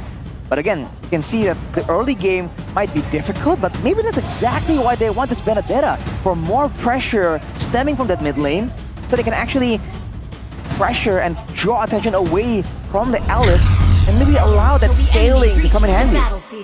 Let's get into the land of Dawn for game number 1, Rebellion. Nothing to lose. That's why they're bringing out all of the crazy picks here. Benedetta in the mid lane. We'll see exactly how this works out with the Mathilda. They technically lack range, right? Yeah, they're a team fighting composition. All fighters, technically. So, we'll have to see, man. The clearing speed, as always with Alpha, is always very, very fast. So Vincent needs to try and find ways to kind of keep up. But with this mid lane Benedetta, you know, you do think that there's going to be some more pressure there with a fighter in the mid lane. It's going to be more difficult to gank, so you can kind of pressure a bit more and skirmish a bit better. And like that, look at the roam coming in from Sway Low, very, very fast. Also lethal ignition, by the way, for the Benedetta. So we're going full damage with this one. Sway Low on the Benedetta. We don't usually even see... Oh, actually, it was also Rebellion, just with Ryota in the jungle when they go for the Benedetta. Right. So maybe it's a whole different play right here. Usually it's a big AoE Frigid Glacier that you have to look out for. Now it's the Electro Final Blow Petrify combo. In theory, right? It's still an AoE crowd control tool. All depends on how it's being used right here. But look at this, Matt already garnering a lot of attention. Looking at the emblems by IndyHome, he's running the Festival of Blood and the Thrill with the Impure Rage. So still, he's trying to survive, get some regen, and scale to the late game. Whereas for Masako, he's going with the Assassin emblem, Tenacity and Vitality, so trying to get a better all-in chance and getting a lot of damage there too. Seems like Geek Fam, they're moving towards the top side of the map, but yeah, I mean, Rebellion and Geek Fam, they will not take the risk. But Beloyski face checking, that's an airborne, and the Spear of Alpha. Revitalized though to buy time and survive. Aether will be the main target, and with Gobs and a boy, they will pick up first blood. Frozen by the ice-cold mid laner, Aboy. Cars able to clear out this mid wave. Aether definitely too aggressive there. Well, that's what the Garakatra gives you. The ability to face check and take the whole combo off guard and somehow still come out on top. That Garakatra early game with the Revitalize is definitely a massive problem, and Rebellion need to respect it. They have to understand that they cannot burst Beloyski down. Not yet. With a few more items, that could be a possibility. But I guess that first sequence of events could be a valuable lesson that Rebellion can use to adapt. You can see the stats here for Rebellion Esports, 3 wins and 9 losses. Matt actually going in. Blazing duets. 2v1. He just wants to clear now with the Petrify connecting though. Masako threatened. That's the avatar of the Guardian dodged by Sway Low. All good for Masako. Takes a 2v1 with the sprint, just outmaneuvers them. And the Petrify wasn't combined together with the final blow, so easily dodged away from Masako, who already has the DHS. Seems like now, Swin is just checking the area, checking his surroundings, and Masako still able to find some extra gold top lane. Valuable gold for a scaling gold laner like the Claude. Look at the talent prediction though by a new application, GoPay. Unanimous vote aside from Professor KB. Wow, Professor really giving Rebellion. He also predicted Evos actually today. So he's cooking something. Vincent doing some damage. Ooh, ouchies. Vincent on the Julian. Definitely still respectable damage coming out of the Julian. But again, once it comes to the neutral objectives that cannot be ignored, that's where you can see the real value of the, the Julian nerf that's making it so difficult. As of right now, it's just a waiting game, but when the moments do happen, it really feels like GameFam have more control over what happens just due to the superior regen, the tankier frontline too. So Rebellion, they have to find a way to get to the backline, right? Surprise GeekFam somehow. It's all the slow game really for GeekFam because their composition relies heavily on just going for neutral objectives. They have so much CC. Gatot Kacha, Gobs with the initiation, and again, it's all about getting space for Vincent to get the Retribution, right? If he does, Retribution, more like 100-0, not 50-50. Does seem like now with the Raging Sandstorm, dodge, circling Eagle. Where's there? Now Suelo looking for a boy. Flicker from a boy, but Vincent gets the Retribution. Rebellion, they will fight again. No, they will back away, but GeekFam, they will find bodies. X-Win down, it's gonna be Cars next. As Rebellion, they were not able to find the composure in that turtle. It all began so well for them. They were able to beat out the Raging Sandstorm and the Avatar of the Guardian. No big combo was landed, but afterwards, they thought that they have the upper hand because of that.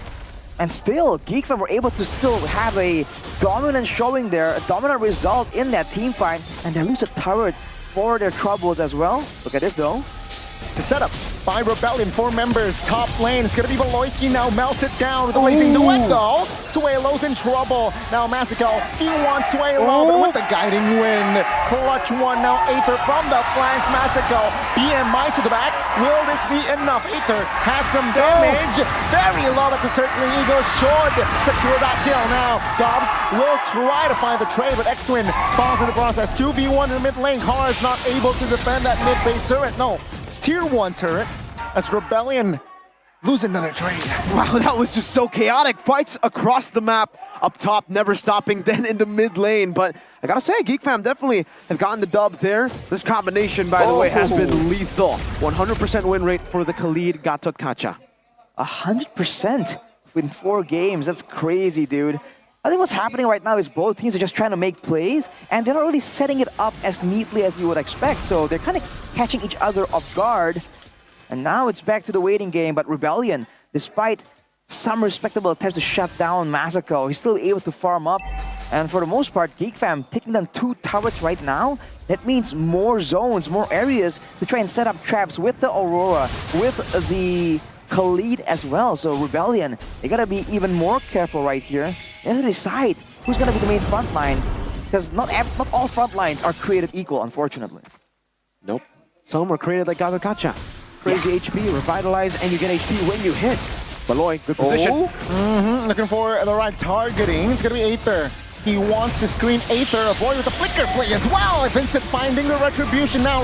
Suelo needs to reposition. That's a knock-up from Cars. Primal Wrath popped as well. Revitalized though will be triggered now. Max is not in the fray as well. Mexico will try to find and hug the turret. Pops Rebellion, no casualties. He pops a sprint too there, so anticipating maybe a final blow coming down, but Suelo already used it, so Rebellion will actually be able to take a turret for their troubles. But it's traded for a turtle that, at this point, I think is worth it for GeekFam. Every single person on GeekFam having a lead against RBL. Just doing so much better right here, abusing all the combos. I mean, you saw what happened. Rebellion were in position, but Aether, there's no chance. If he kind of forces to stay there to be competitive in the Retribution battle, he's gonna get comboed and taken out almost immediately. And the fact that Massacre is running the sprint against what is essentially 3 fighters, I think that's a great selection there. Maybe with a Flicker or with a Purify, he can kind of save himself from one small moment. But now, even if all 3 of the fighters of Rebellion just go full chase on him, he can just sprint and run out. It's the maneuverability of GeekFam, and it's surprising because Rebellion have the Mathilda. You'd expect that they'd be able to outmaneuver GeekFam maybe in some of the skirmishes, but unfortunately, the CC from Geek Fam is a bit too much to handle. Golden Staff already for Masako. Circling Eagle, okay. Onto Gobs. Just putting the pressure down, but Khalid, I think, just doesn't care. Going into Gobs too, now clearing in the mid lane. What will Rebellion look for at this point? I'm confused. Ooh, now let's see here. What will they look for? I mean, it's so complex, the winning condition. Yeah. I think they need a combo in the late game. Right now, they just need Matt to scale. They need some items, some damage potential for Suelo. Because, you know, at this point, they are making their way to the backline, but there's just not enough damage for them to be a legitimate threat. Suelo and Gobs, is it going to be 1v1? I don't know if Suelo wins this. You gotta run away, I think, Suelo. Oh, my goodness. Suelo and Gobs going at it, the mid lane versus the XP laner. As the final blow will be the trump card for Suelo's escape. So there you go. Nope. Final blow for a while. Gobs actually down below, so there's not going to be initiation. But when it comes to healing, yeah, Gobs definitely has the Vendetta beat with the healing that he has on the Khalid. Rotating back to the team. That Raging Sandstorm should be back below. Haunting one member there, but it seems like Rebellion, they're also not able to penetrate per se. Vincent shows top side. Well, the Mage, Rebellion are also finding it difficult to really match the poke game, right? They can allow a boy to just keep throwing on these hailstorms, whereas for Rebellion, they're just staying there and taking some of the hits, waiting for a big engage. Whoa! Hearts with the flicker, looking for an engage, but now with the Raging Sandstorm does not connect onto anyone. Guiding Wen is saving cards, but now Suelo 1 HP! Whoa! Beloyski shredded down alongside X-Win, both roamers now not in the picture. It seems like it's a reset for both teams. Oh, big whiff there from Gobs, unfortunately. Raging Sandstorm, flicker, and it did not connect onto anyone. He didn't expect Rebellion to actually dive in. And because of that, Rebellion actually are able to delay a bit longer. So with this delay, Arashi, are they waiting for Matt's power spike? Absolutely. I think he's critical to actually ensuring some form of success, but he's only on the Stallium side after the Clock of Destiny. Way a far cry from the damage output that Masako has with a 3-item power spike, and you're seeing it right here. They're trying to shred the Lord down. Turn now, taking a lot of heat, but he will reposition. Now the Lord, though, is committed, and that will be Vincent taking another nude. X-Win dies in that process. Mats isolated and not be able to escape. That's an Avatar connecting onto her 2 cards, frozen everything. That's going to be Masako claiming the double. Gee, Geek Fam, pull the trigger before Rebellion can even respawn and recuperate. Only a Starlium side, you said, and now he's going to be down in the dumps. Masako with a double. And this composition, hey, I don't think they're going to do too well when it comes to clearing waves with a Benedetta mid. I guess a Benedetta can dive in, can cut some of the waves, but at this point, it's just way too dangerous. That's going to be the clear, the turret passive used up. Oh, 1v1. Whoa, whoa. Petrified. It's a final blow. Suelo finds a solo. Vincent, though, is in the area and will take avenge. There we go. Well, we get a 1-for-1 there. Masako a bit too greedy. Doesn't have to purify. Doesn't even have to sprint earlier. It was still on cooldown, and you get punished by Suelo. Lethal Ignition does a hefty amount of damage. That's a great, I think, trait for Rebellion, though. Now there's no marksman to really whittle down the turrets.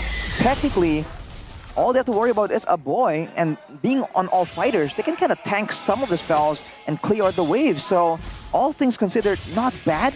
And if they want to go for a fight right here, that can also be a solid option. Without the shred coming in from Masako, maybe then these sustained fighters can last a bit longer.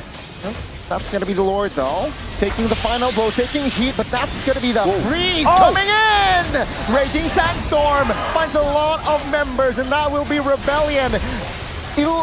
Eliminating what? Eliminated 2 members. Cars taken down. Aether. Spirit of Alpha finds 1. What? But that's way low. Having the last laugh in that fight. Masako. Oh, that's a basic, but that will be Masako. Shifting his focus on towards the mid-base turret. All right, they all just came crashing down, but luckily they got Masako to clear up for these turret. Petrified! Oh no! Round 2, volume 2, but now with the blazing duet, he will know! Masako finds the outplay. I'm telling you, this guy's got that clutch factor in him, man. The 1v1 against the Assassin this time, able to maneuver away with the BMI.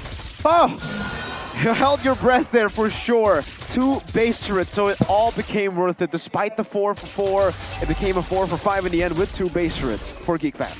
Rebellion kind of seeing a potential solution right there. If they can get Geek Fam in a fight like that, or they can actually last a bit longer, bait out some fights with a back and forth, bait out some of the ultimates, they do have a good chance of outputting that damage.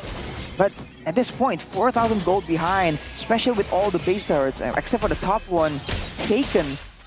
Fortunately for them, like the far side is still going to be having a base turret up, but they got to be a bit more careful here. And I don't know if they feel confident enough to actually contest the next Lord.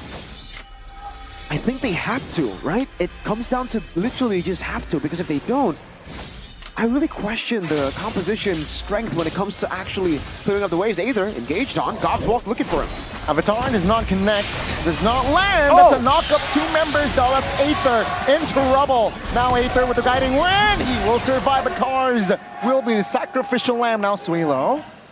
He finds the flanks, looks for 2, good immune. Petrify like to find a blow, but Loisky low HP. But Gauss is there, has enough damage to take him down. What? The Blood Ode was able to get, or Flowing Blood rather, was able to get the kill there. Beloyski couldn't maneuver away. Now it's still Geek Fam on the offense. 2 members defending. Matt and Aether trying to buy time with the flicker. Matt so aggressive, nowhere to grab though, as he will be deleted. Reiki Sandstorm inside, base quite exposed, and ladies and gentlemen, Geek Fam takes game 1. GG. It was just clean from the start. That Gatot and Khalid pick early on. They're able to get the lead so early. Snowball out of control, and that Alice, the Benedetta mid, the cheese picks from Rebellion just did not work for Rebellion. It's unfortunate for them. But for Geek Fam, man, we definitely saw the aggression that Aaron Shiki was telling us about Masako. Dude, the X factor there, the willingness to just go toe-to-toe when the going gets tough. They went band for band. And Sway Low fell short, man. Dude, you gotta wonder for a Rebellion, what was the idea there? They tried to leverage all those fighters to get an early game advantage, but they just lost out to the composition, to all the stall, crowd control, and AoE that Geek Fam has. And to make things worse, they were falling behind on gold so early on. There's a different, alternate possibility there where they can actually prolong the game longer, where you can see the damage from Matt actually was almost enough to one-shot Masako. Not just yet though. And Geek Fam very intelligently just capitalized on the momentum. I mean, like, come on, Rebellion, if they wanted to utilize the win condition as well, I get it. You want to try to contest for the initial objective, but you can't just be standing there so close to the Lord when very clearly Suelo is on the other side of the map clearing out the waves too. They were setting up for it, and the other 4 members didn't want Suelo to set up for it, it seems. You know, it was a mess for Rebellion in the later stage of the game. Meanwhile, for Geek Fam, we know how composed they are in the late stage. That's BBB. That's Big Brain Baloy. That's exactly what you need when it gets difficult, when it gets confusing. Man, being in a late game composition like that against Valoisky, it's gotta be difficult, man, because you know that a straightforward approach won't work. But if you're trying to outflank and outsmart BBB, good luck, bro. I mean, we saw Suelo attempted, but even when he does get the jump on them, at that point, it's a bit too late. You almost wonder if he could have done something like that a bit earlier, but then you remember that the Gatot Kacha is just in your face the whole time, dude. You have no idea. Gatot Kacha, man. Welcome to the club. Welcome to the clan. One of us, bro. We're the Gatot clan. Gatot cult. That's us. Shout out Head and Shoulders. Shout out Head and Shoulders. They saw the vision before even Beloyski, by the way. But you know what's sad? Beloyski brought this pick into MPL. He won in his first game, and then he lost in his last 4 games on the Gatot Kacha. Ouchie. Finally, he gets a win again on the Gatot because he brought it to the table. Unfortunately, other players have been able to make it work better for now. But he's not too shabby here with the Khalid combo. This was one of those fights that got kind of close right there. And eventually, Suelo, stuck in the 1v1, had to go for the play, dude. I don't think he had any other option. And he got close. He got very, very close. But, almost is never enough. Hashtag Vin Diesel. Hashtag Vin Diesel. Hashtag Gobs. Is it Gobs? Is it a boy? MVP for game number 1. Give it over to Mr. GOBS Gobs. Hey. Back-to-back MPL champion, by the way. appearing back in the roster and immediately stealing away an MVP. Welcome back. When we talk about engagements, it's always Beloyski, but now Gobs shows that he can pull his own weight when it comes to engaging. Presented by the Samsung Galaxy S24 series, and here is the Player of the Game official highlights by our gold partner UBS Gold. And you can see from the early game, dude, they really thought that with the Alpha, with the Benedetta, surely we have enough damage. But you forgot, right? Gatot his passive gives him reduction for physical damage. So usually a mage would actually be a better option to shutting him down. But there he's able to sustain long enough and do so much damage. And you gotta mention the targeting from the side of Rebellion as well. It's not really ideal, right? A boy, Vincent, as well as Masako are relatively safe in the back. When they go for those dives, they're spending a lot of time and attention on the frontliners, on Beloyski and Gobs. And that's just not the ideal way to play this composition. You want to trade one of your fighters' life for the marksman, because overall, that will be a net positive. And you can see it here, right? When they go for broke, when they go for an all-in. Again, unfortunately, just a bit too late. At this point, Masako has been hardcore farming. It was still a razor-thin margin, but in the end, it was still a victory. And here, again, Suelo is too far to contribute, and you just can't get away. Avatar of the Guardian, Raging Sandstorm, and just like that, it's a done deal. Even if Matt has the damage, the fact that he's zoned away from the fight for so long means that it's kind of pointless anyway. X-Win used the Guiding Wind. Aether didn't tap the Guiding Wind, I think, there. So, an interesting choice there for Aether, maybe trying to go from a different angle. But obviously, this led to the game loss. Yeah, I don't know. Rebellion really didn't need to posture up like that when it had Suelo up top. They have a Mathilda. That's a safe way to open up the map. That's a safe way to actually bring people into the turtle fight, or sorry, Lord fight at that time. Anyway, so yeah, Rebellion. It was already a complex draft, complex win condition, but they couldn't hold on to the very end. I think it was actually a bit more straightforward. Just everyone just rushes forward, but Geek Fam, with their composition, made it difficult, right? Just sealed off the straightforward approach. So now they're the ones who have to try and do the BBB approach. And I think you also have to give an honorable mention to a boy on the Aurora, man. The chilly breeze that he's been just throwing out in the midst of a long fight. They've been landing, dude. He's been freezing Suelo and Aether when they're like mid-dash. So the accuracy on that crowd control tool, on top of the Frigid Glacier, a boy on the control mages is just such a menace to deal with, dude. Especially now with a team which technically doesn't really have an assassin. Yeah, we didn't see a lot of that Mathilda bring the alpha towards the back line kind of play. For the most part, it's almost like X-Wing was just an exit plan, which is not, the full potential of this Mathilda pick. And you can see the damage dealt there, 69,737. Masako cooking. Yeah, way more aggressive compared to Chidera there. Even in the laning phase, actually going toe-to-toe, 2v1 even, no problem. Yeah, for Geek Fam, honestly, this is just a really clean game from them, right? There was one mistake, if you want to call it a mistake, when they tried to overcommit, but then Masako was like, yeah, nah, that's not a mistake. We're just playing around. Once I put on my try-hard pants, we start winning anyways. They got the base turrets anyways too, so even if they got wiped out, I don't really think that Rebellion would have been able to get much from that. No Lord, maybe a tier 1. Exactly. You can even say that maybe if Rebellion played it a bit more calmly, right, a bit more calculatively, they could have really won out more there. There are some moments where they were kind of late on the retreat, and that cost them several players' lives, which is why it resulted in a 1v1. So, hey, wow. It's a lot of fix, man, for a Rebellion, but I don't know, do they start at the game plan? Was that their whole idea, right? Just go for the fighters and then just go for broke in the early game? Because I think, especially against Geek Fam, that's a tough order, bro. It's very tough. Seeing Rebellion's game 1 as well, I mean, yeah, their execution isn't sharp. Masako and Gobs, welcome back, man. I mean, what a performance game 1. Game 2, though.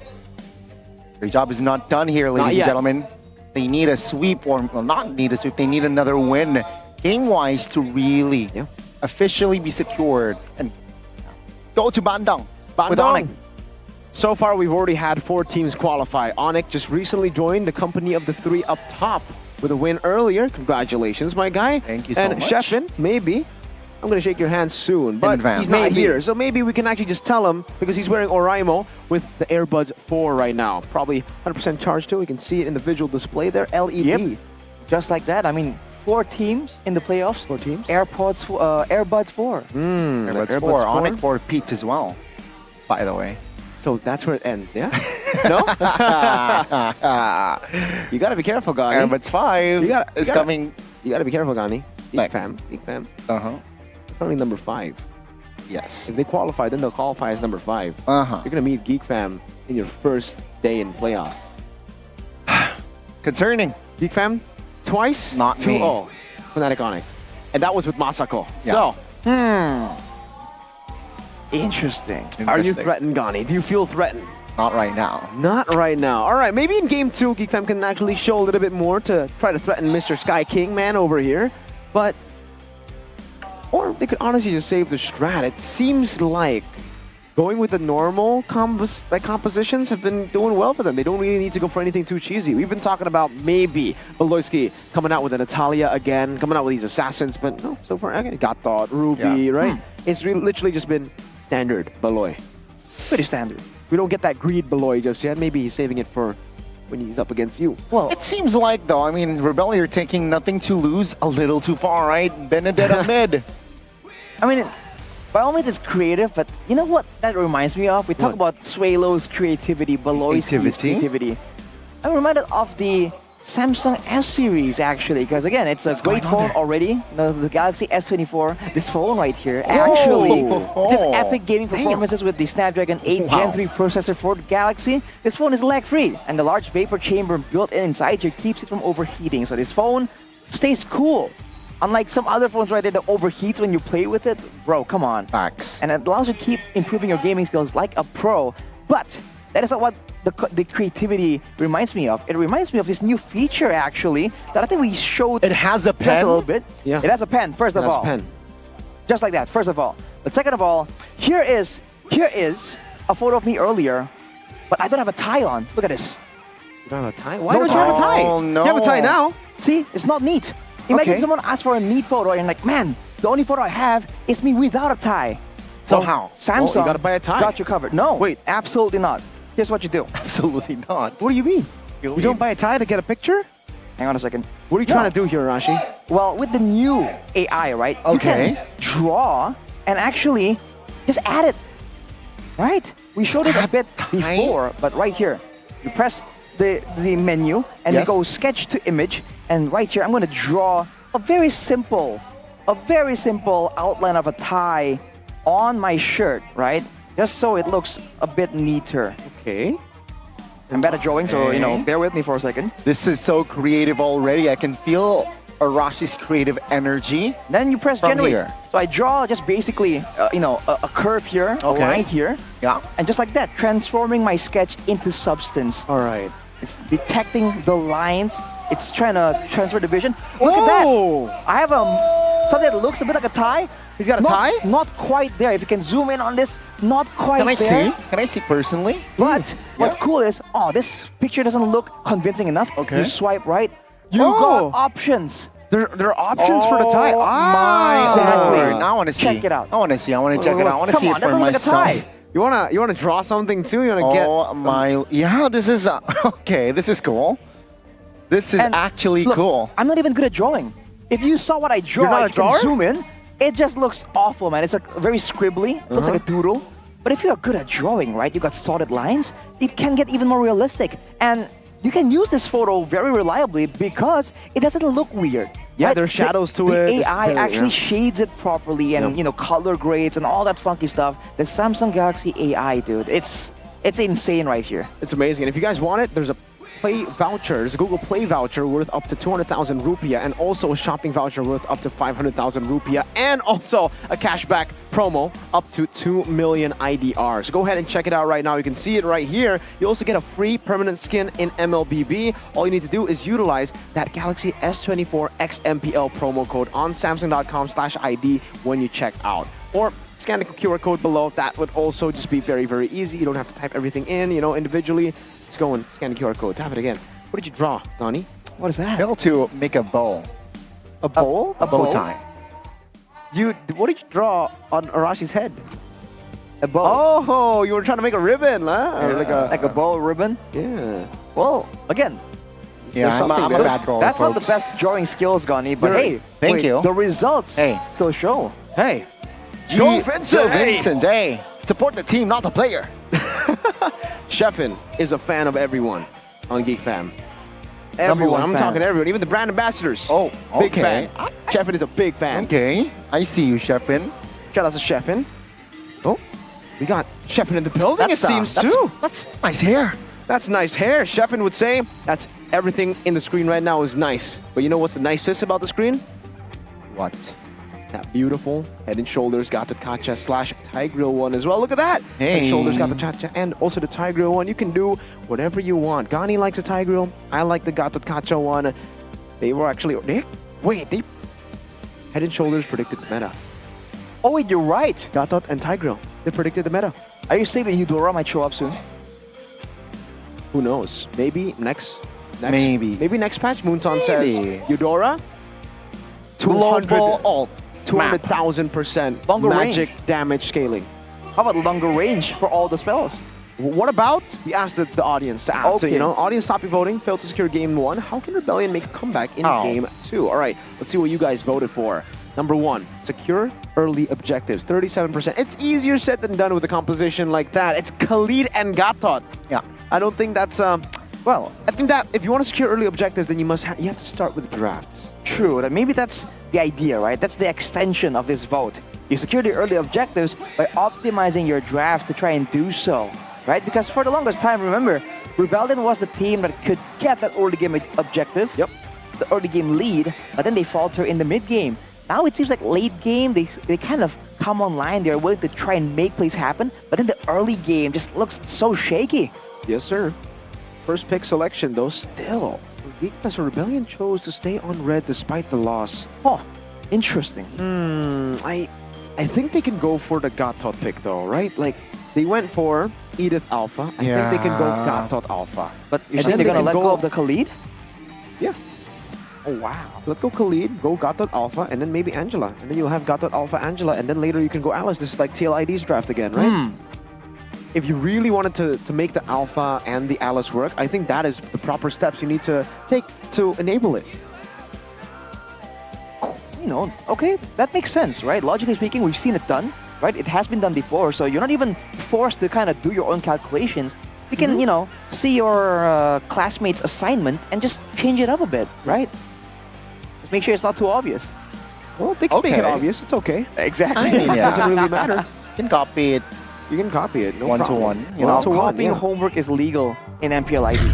Well, we'll see about that. In the drafting phase here, will Let's go. Rebellion try to steal TLID and Bigatron's homework?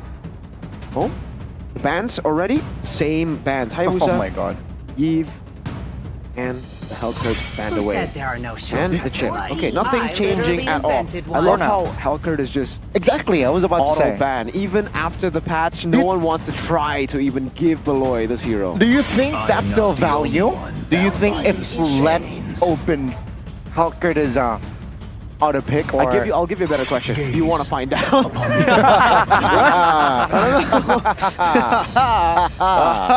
Do you want to find out, Rashi? I think that's a risk I am not willing to take if I was in the shoes of Rebellion. But now, as a result, the same exact bans, are we going to see a bit of a rehash from the match between Team Liquid ID and Bigatron, where both teams make very, very minimal adjustments to the draft? Because that'll be crazy, man. The Khalid, there's no question, but immediately now, the answer is the Gatot Kacha and the Alpha still. Now looking a bit more solid for that early game scrimmage potential. Great read there, right, Mirko? He predicted the outcome. Now let's see though, after this outcome. Geek Fam, what will they go for before going to the second phase? Hylos. If they can't get the Indonesian man, they get the horse. Because Gatot is Indonesian, folks. Right. The big man. Well, the Lore horse right accurate here. Gatot Kacha. Wow, so now, despite all the changes and all we've seen so far, we are back to the Gatot and Hylos revitalized type deal. Now you have to remember that the big change right here. Listen, what if? We're in the revitalized meta, right, Rashi? Okay. Uranus? Right? Exactly. Yeah. Rex brought out the Uranus. I'm not a fan of it, honestly. Mathilda. Let's see, Mathilda. Okay, so they don't want to go Angela. They don't like Angela. Oh, they like want Mathilda the more. Extra mobility. But what I was about to get at, Mirko, the Uranus point aside, if we see it, that'll be cool. Yeah. I would love to see it tested at least. Uranus. I don't know if I then- want to see it here. Why don't they all go revitalize? 5 revitalized meta. revitalized. 5. Not even retribution. That's crazy. They just go and heal their way to victory. Back to Aura Season 7. Wait, really? Wait, is that a thing? High. No, without the retribution. Just no retreat. And Season 8 he did that too. Well, I was about to say the difference now is that the God of Gacha can still scale reliably well to the late game. The high loss cannot. So now GateFam has more pressure to try and make plays happen. But now the Julian gets banned away. But that means that Lunox and Moskov, one of these will be left open. Yeah. Honestly, I don't get the Moskov Lunox ban, right? The Moskov ban I don't get even more, but the Lunox, all right, you're gonna go pick the Alice, right? The Julian is the obvious ban usually when you go up against Vincent. Nolan, Julian, you don't put him in an uncomfortable pick because the Roger, his most comfortable pick, has gotten nerfed quite bad, quite down in the dumps right now, Roger. So, last ban, are they still gonna go for a Lunox? Maybe this time they go for... Do they want to go Alice again? This composition, technically with the Gacha, you can make it work, right? Can make it work better. Without the Angela though, is it still okay? Without the Angela, it certainly loses a bit of steam, but Rebellion, they're the ones banning the Harriet. Yeah. Wow. I think that they're really intending on bringing the heat down on that gold lane. They saw how Masako was able to do so much damage, was able to carry so hard. So now with all these fighters, they can go for big dives. But what is going on? The fans of GateFam are going crazy behind us. The GateFam unity in the building. Shepard's in the building, guys. Oh my god, GateFam unity lit up, and that's gonna be the Claude picked up for the side of Rebellion. Very fast response there. It's gonna be Alice from the side of GateFam. Is this Alice jungle? Oh, wait! Utility on Vincent! Makes sense! Makes incredible sense! And also, Retri would not be an issue. If Retri on like a Julian, Nolan was not an issue for Vincent, on an Alice, it's like easy to just combo it together with your Retri. But you can also see a Bane. Right, that's a very possible option. Gotta be the Roger though. Okay, so it's still... Wait, Roger Jungle. Roger Jungle, Alice Gold. Never mind. Alice Gold. Okay, unfortunately, I was about to say, hey, Pikachu, can I copy your homework? Yeah, just change it a little bit, you know? But, nope. It might still. Well, actually, it's interchangeable, but most likely, right? Most likely, there'll be a gold lane Alice. Now the response, the mid lane once more. Left for the final pick for Rebellion. We saw the Benedetta. Can they go crazier, or can they calm it down? I don't know. Rebellion, let's see. Lilia? Mathilda, Alpha, and Lilia. What if you just double down and go Angela anyways? Go Angela, Mathilda, double heal. Let's see what it's going to be. All right. Signature pick for Swalo. Did very well on it. But it's against an Aurora though. And we've seen this being the counter all the way since the beginning of the season where these two mages were almost hotly contested, you can say. Now with all these fighters though, again, the survivability is a whole different thing.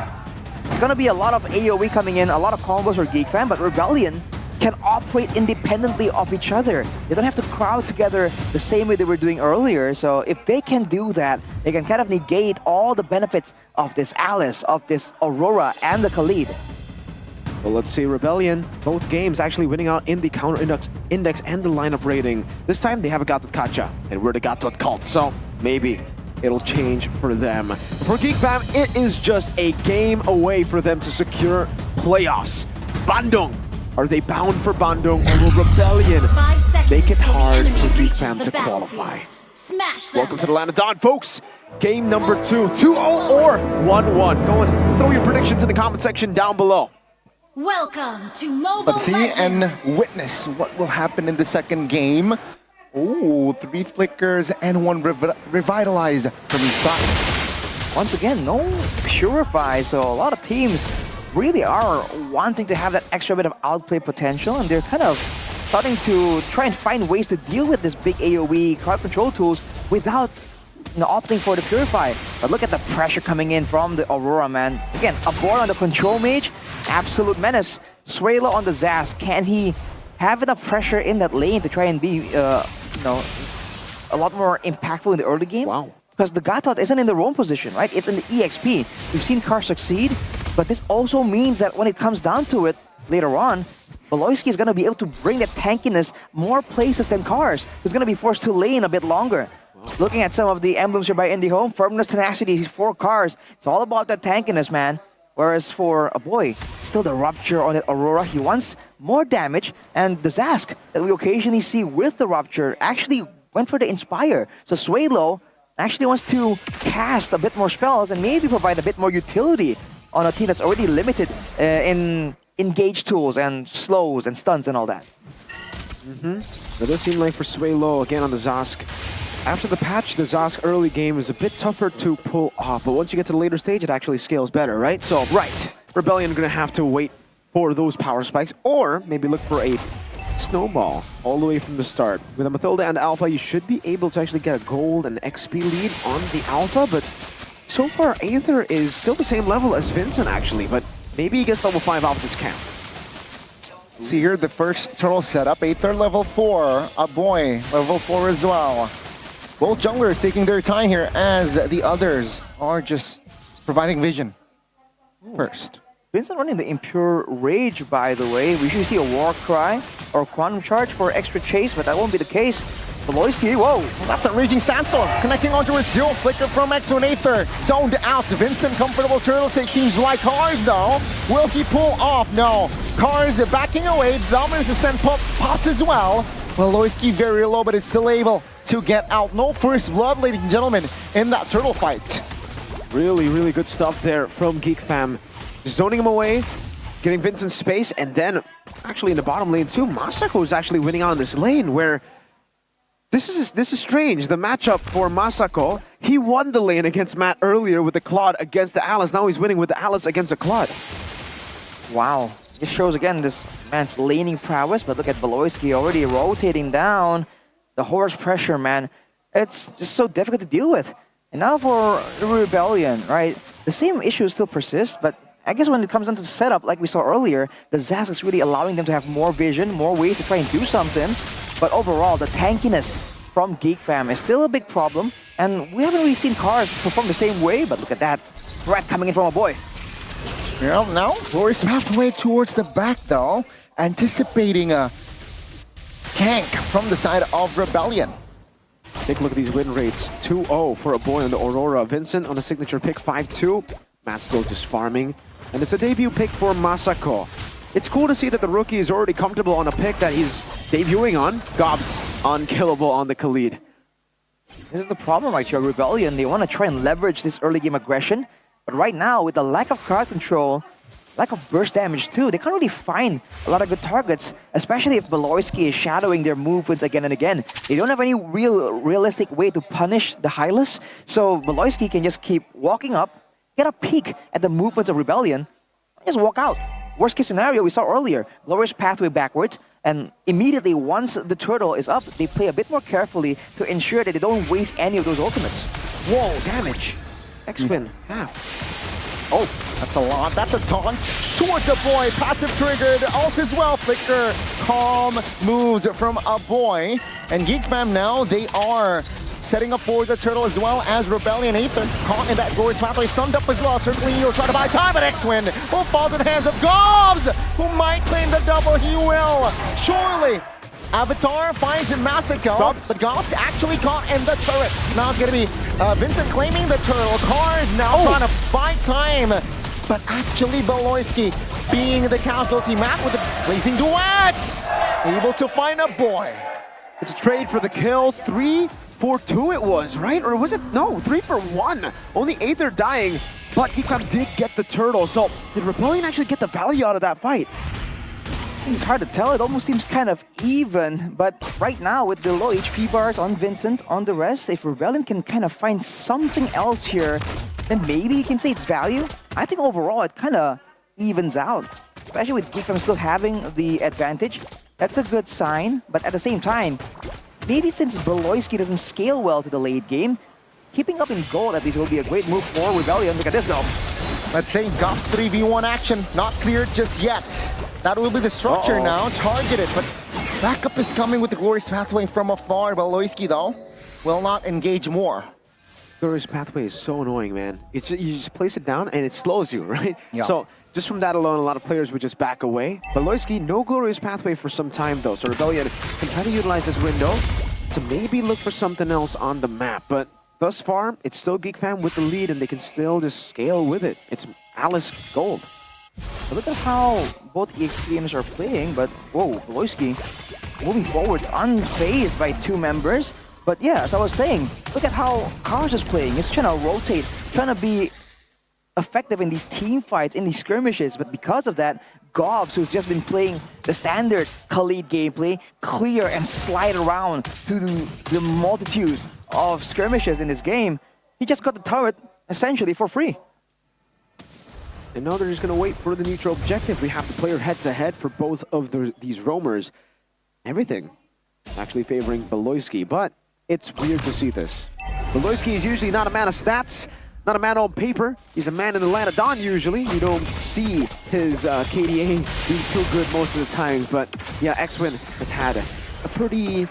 Oh, a boy gets caught. Oh my god, that's a good taunt. That's a good circling eagle. 3v1 action, passive triggered all as well, but in the backside is way low. Actually falls first. Both mid laners down and out, but the turtle will go again to the engine. Kars, now Beloyski in the no man's land gets taken down. Gob trying to fight and survive. He will. Massacre though, isolated, but is able to escape. Flashy moves from Masako there, flickering before transferring with the flowing blood. That's a great move for Rebellion to dive towards the backline and deal with a boy, one of the peskier heroes, the peskier member from the side of Geek Fam. But as a result, they lost the neutral objective once more. But look at this, they're trying to find compensation right afterwards. So, as you see, Kars caught, frozen, immobilized, everything, stunned again. Oh my god. Gobs though is still able to survive as well as he was trying to bait the resources. Vincent secures a kill. Vincent backs away, and that will be Rebellion losing the engine. How is it when Kars goes on the Gatot Kacha, he just finds these steals onto the turtle? Aran as well. It's just the Gatot Kacha doing Gatot Kacha things. Good secure there from Aether. So far, they're able to stop it. 2 turrets, not just one. Matt with the help of X-Win.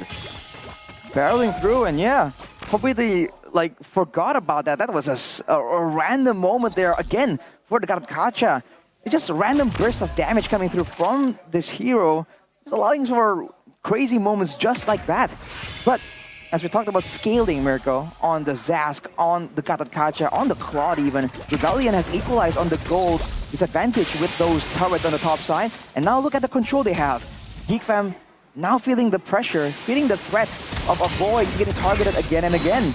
So you're seeing them move in a more calculated, more cautious manner, and that's allowing Rebellion to get the advantage when it comes to farming, when it comes to moving around. And so far, it really just feels like Geek Fam have been outmaneuvered in these skirmishes. It's always the circling eagle to start the fight off, so a boy's already picked up before the fight even starts, and it becomes disconnected in a way, where again for Geek Fam, they still want to get that combo going. They need to get the freeze together with the Raging Sandstorm and the Glorious Pathway dive together. Rebellion do better when it comes to the chaotic skirmishes with this composition, especially with the Gatot, Zask, and the Claude. So far, so good for Rebellion, and now they're actually controlling the first lord of the game, Beloy. Oh, he might be caught here. Glorious Pathway revitalized all in, but he is still standing. College to the backside trying to isolate members, but Beloyski actually is the one isolated. That's a good freeze on towards College with the damage. Isn't there, Vincent? Trying to reposition, blazing duets by Masako will help Gobs be taken down as well. Now it's going to be Geek Fam actually losing the 5v5. That is a 3-0. Rebellion got the dub. Beloyski underestimated the damage, overestimated his tankiness. He walks in, he gets slain almost immediately. Rebellion with the mid-game power spike, the DPS and shreds coming in. Even a Sea Halberd actually built by Matt here. A great choice in itemization, giving him more sustain, giving him more damage against these beefier Hell Stackers. Masako, technically, Gobbs and Beloyski. With that control, man, they can just keep going right here. And by the way, speaking of countering big HP bars, Sway Lil also went for the Wishing Lantern right before that fight. That's an extra 8% damage every, what was it, like 800 damage. The damage in the mid-game here is really ramping up for Rebellion, and Geek Fam need to respect it. It seems like we are going to head on to game number 3, but hold on. Geek Fam can still go for the defense. I'm not too sure about their defense, by the way. I think this defense, the wave clear, might be worse than Rebellion in game 1, actually. They do have the Aurora, but hey, you know, not really the best of spammable spells to clear out waves. They'll get the First Lord. First Lord should be clearable, but after that, if this Rebellion lead goes... Wait, Rebellion, are they actually looking to... No, yeah, they're just going to play it slow again, utilize the next few waves coming in and maybe wait for the Lord, because at this point, it really is a waiting game. Once they have the Enhanced Lord, they should be able to crack open the base turret. Masako Holy Crystal, is that an item power spike that we need to talk about? And this third item power spike, along with the Starly and the Clock of Destiny. Again, it is a big power spike, but without something like a Winter Crown, there's so much damage available to Rebellion right now that Masako, he has to play it really, really well. Like, come in at just the right moment to make sure that the spells from Rebellion have been expended just enough so they can actually move in aggressively. And even then, he has to consider which member of Rebellion is his main target, because it cannot be the Gatot Kacha, man. We've seen this play out for Rebellion. With Cars being such a menace, being such a nuisance in the front line, Geek Fam, they gotta adapt and find ways to get around it. The fans are loving the TP battles. It was Geek Fam, now it's Rebellion. You guys can go and check out the new recalls in the shop right now in game. Which one do you like better, Geek Fam or Rebellion? Oh man, I gotta say Geek Fam, man. It's a bit more meme potential, but Aether stole it. Okay, it's gonna be Geek Fam now. So, I'll be able to get the purple. Rebellion claiming another win. 25 seconds on towards the next Lord, though. And it should be favorable for Rebellion. They've already actually built up some slow pushes that will be crashing down on Geek Fam, and there's no way for them to actually manage the waves just yet, because Rebellion are doing a good job to send their members up top, stop that from happening. And again, they have the Mathilda. They have so many ways to just get people around so quickly. Malefic Roar completed for Matt as well, so those Blazing Duets are gonna do massive amounts of damage. Whereas again for Beloyski, he has resistances like the Dominance Ice and the Thunderbelt passive addition, the stacks, right? But the HP is just so much lower here, and you see him suffer from all the true damage coming through from Aether. But whoa, Flicker already burnt out for Masako. Numbers is still pressuring, zoning members of Geek Fam. Beloy? Take a look at the health bars, not healthy at all, and Beloyski will be deleted. 5v4. I don't think Geek Fam can afford to contest this Lord take. Rebellion already in the jungles of Geek Fam. Avatar pops, doesn't land. Matt's pops a Blazing Duet. Freezing 3! This might be the comeback now with the Revitalize, though it will buy time. Geek Fam, they are trying to hold on as they are still surviving. 4 members left, still stand. Man, the Mathilda healing was just too much, and the Revitalize from Cars. I don't know, Beloyski overestimating his tankiness by a lot. He just took the entire duration of the Dominator's Descent, and then Matt just gunned him down.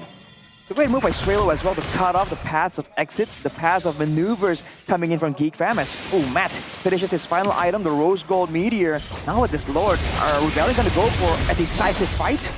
It almost turned out awful for them just earlier when they got comboed.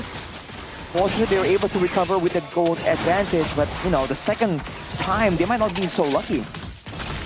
Rebellion, they were in the same position yesterday, but they weren't able to find the finish. Will they repair their mistake now? Gobbs jumps in alongside Cars. That's reaching Sandstorm defensively. But now Rebellion still sieging top lane, though, will be taken care of quite comfortably by Geek Fam. No problem at all. Rebellion, they got the base turret bottom side.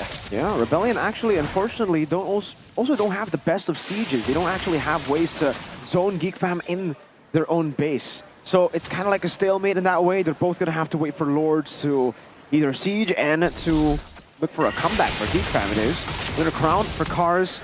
Is it? Wow, they're actually going to try to go part 2 siege here. See here, it's a stun on towards Valoy. Valoy's pathway popped as well. Rebellion repositioning, but that will be Geek Fam still able to handle the waves. Okay, so it's back to just freezing the waves, waiting for the next Lord, and then trying to end the game again. For Rebellion, they're going to have to be willing to make some more risks while they are ahead.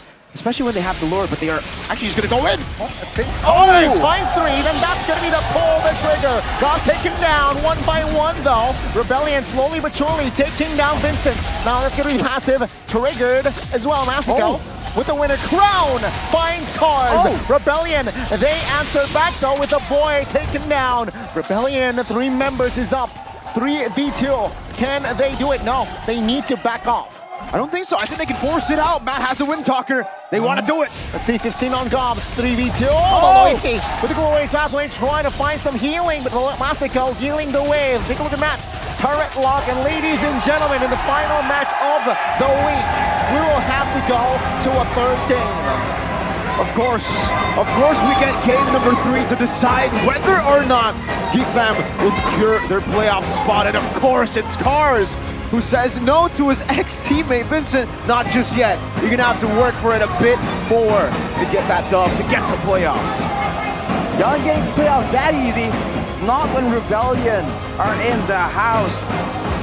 Car smashing through, Sway low, back on the Zask. Rebellion, he's completely outplayed Geek Fam in that game. Despite the fact that there are potential ways for Geek Fam to win, Rebellion. It really feels like the Hylos Gatot Kacha matchup became the deciding factor right there. Usually you see last second ditch effort plays from Beloise, they can turn everything around. But he can't do anything on the horse. No, not at all. He literally can't do anything in this game. Not even tank up, because even the strength of the Hylos that we saw, at least for Witty, for the most part, whenever he gets his hands on this pick, we don't get to see that on Beloy. He walks up and just gets shredded down, even with the Revitalize. Gatot Kacha gets you wins. So far, it has been the trend in MPL Indonesia. Whoever gets the Gatot Kacha, insane, just has immense value instantly. Matt, learning from the mistake from yesterday, he actually went for the base. Because Matt learned from his mistake. Gacha, accept Psychots, but yeah. Okay, yeah, accept Psychots. That's pretty true. That's pretty true. Today. That is the exception and not the rule, Goni. I think we can safely say that that is the case. For the performance, Rebellion rebel in game 2. Wow. So, now, I think Geek Fam stay on blue side. Gatot or Khalid? Gatot, man. Gatot, right? It's a flex pick. The Khalid's good. Don't get me wrong. I think the Khalid can work. What could they have changed? I don't like the Alice, man. I thought it was Alice Jungle. Then I was like, all right, Alice Jungle and Revitalize Hylos plus Angela. I don't like Beloy and Hylos. Me too. I don't like the Alice pick in the gold lane. If they wanted to make it work, maybe. I think it's hard to pull off the Alice Jungle without an Angela. I don't know if an Angela could actually work there, but maybe they thought that with the Revitalize, right, they can still elevate that Alice in usefulness. But at the same time, when have you seen that Hylos and Alice move together? Yeah, no. Right, with the threat, with the damage coming in from the side of Rebellion, they just split every single time, right? Masako was always so tentatively approaching some of these fights. And I think it all began with this adjustment right here. They were struggling to really get control over the actual neutral objective pit, but a boy, right, kept getting dove on, kept getting shut down. And that was one of the key factors that allows them to really force out that Frigid Glacier before committing to the clumped up style. And this man, I think, played a massive role, as always, man. The Machine stole the turtle. Cars, just, man, come on. Cars on the Gatot Kacha. Stop it, man. Stop it. Just the engages, the steal on the turtle. Clutch gaming from Cars. Presented by the official tournament smartphone, the Samsung Galaxy S24 series. Thunderbolt into full tankiness, and even so, if you leave him alone with a squishy member, like the Aurora, let's say, he can 1v1 that Aurora, no problem. In the early game, of course, you're seeing moments like this where the big combos do happen, and Rebellion are just forced to back away, having all that damage coming through from the side of Geek Fam. But even so, they're still able to kind of salvage a couple of kills, stay competitive when it comes to the gold and EXP disparity. And Matt here, it's a great move to really go in knowing that the passive is down. But this was the adjustment. Immediately finding a boy, jumping in. This is what we're talking about.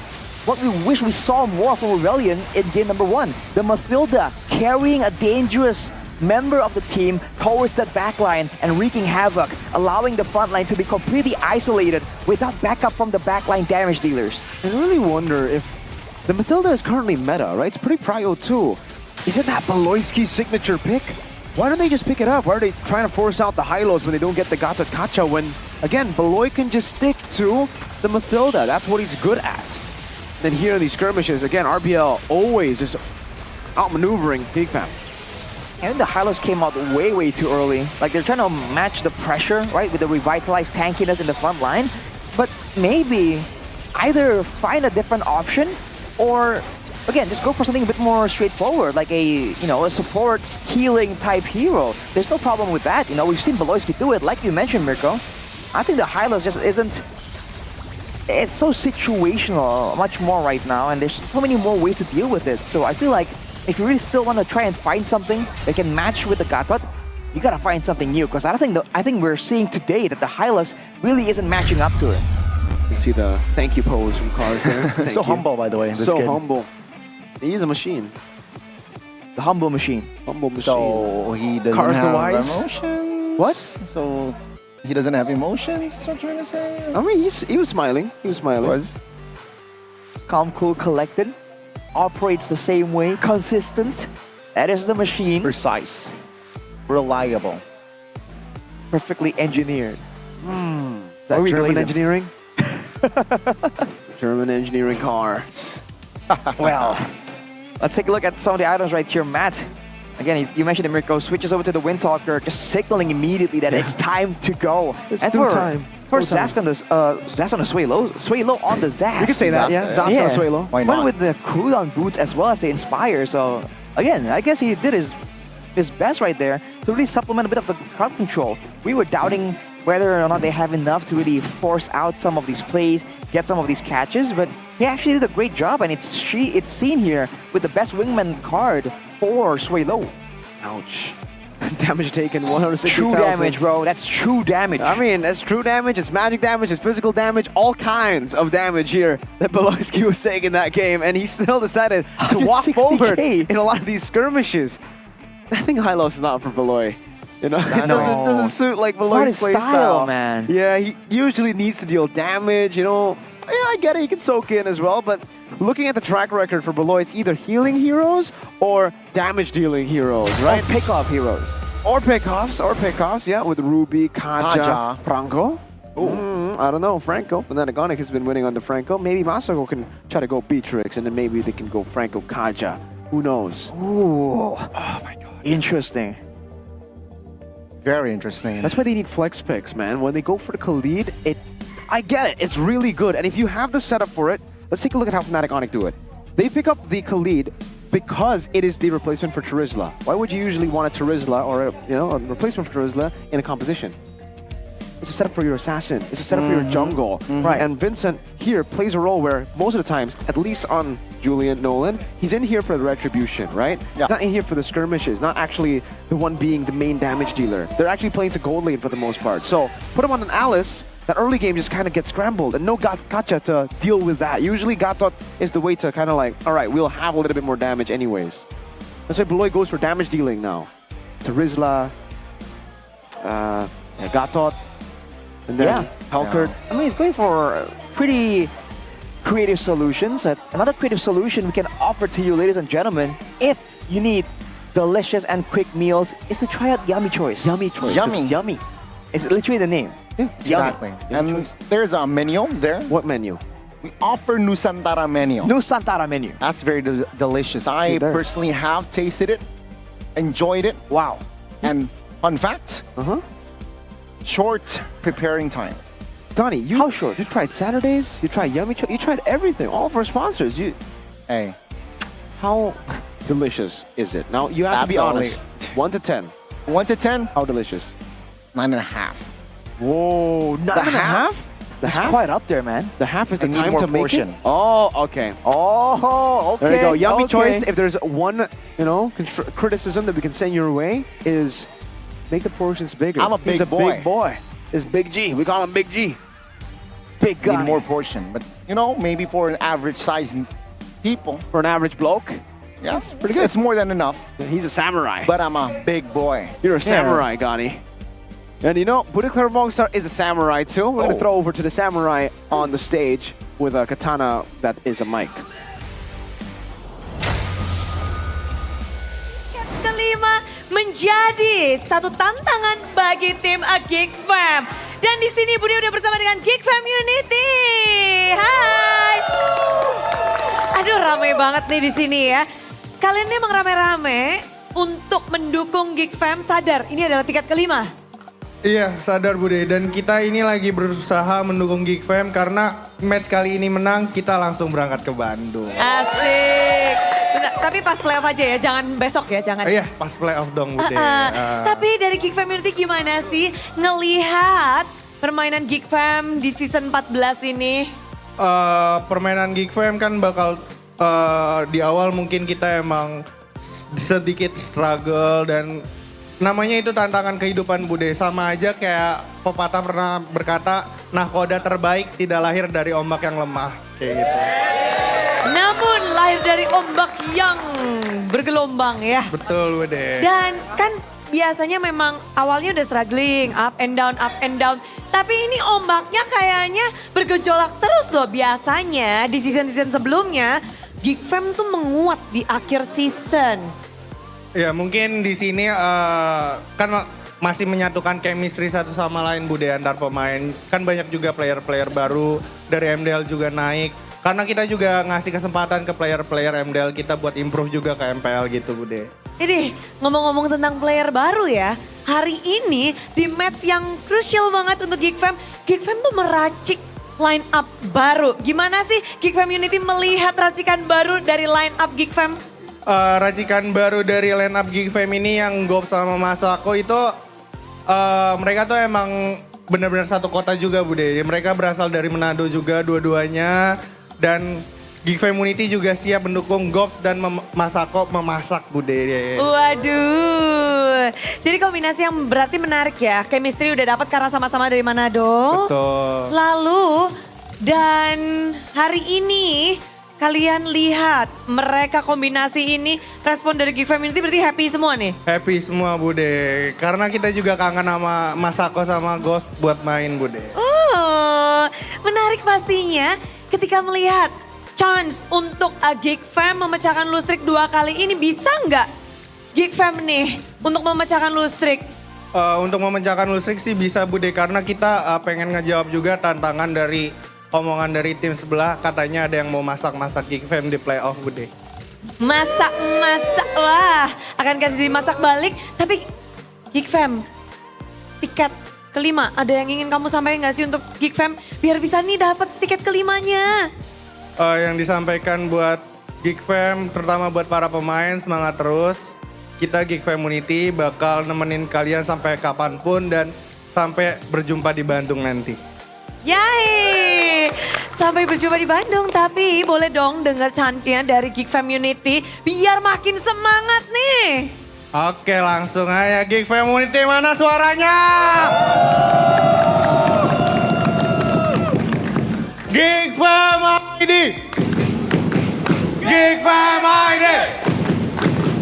Geek Fam ID! Yes, dan inilah semangat dari Geek Fam Unity yang akan langsung saja kita lemparkan kepada para caster untuk menggebrak seperti apa game ketiga antara Rebellion Esports dan juga Geek Fam.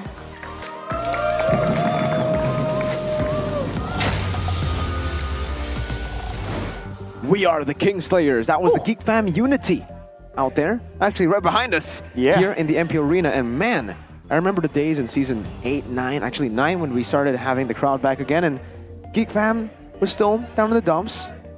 It was rare to see a Geek Fam fan.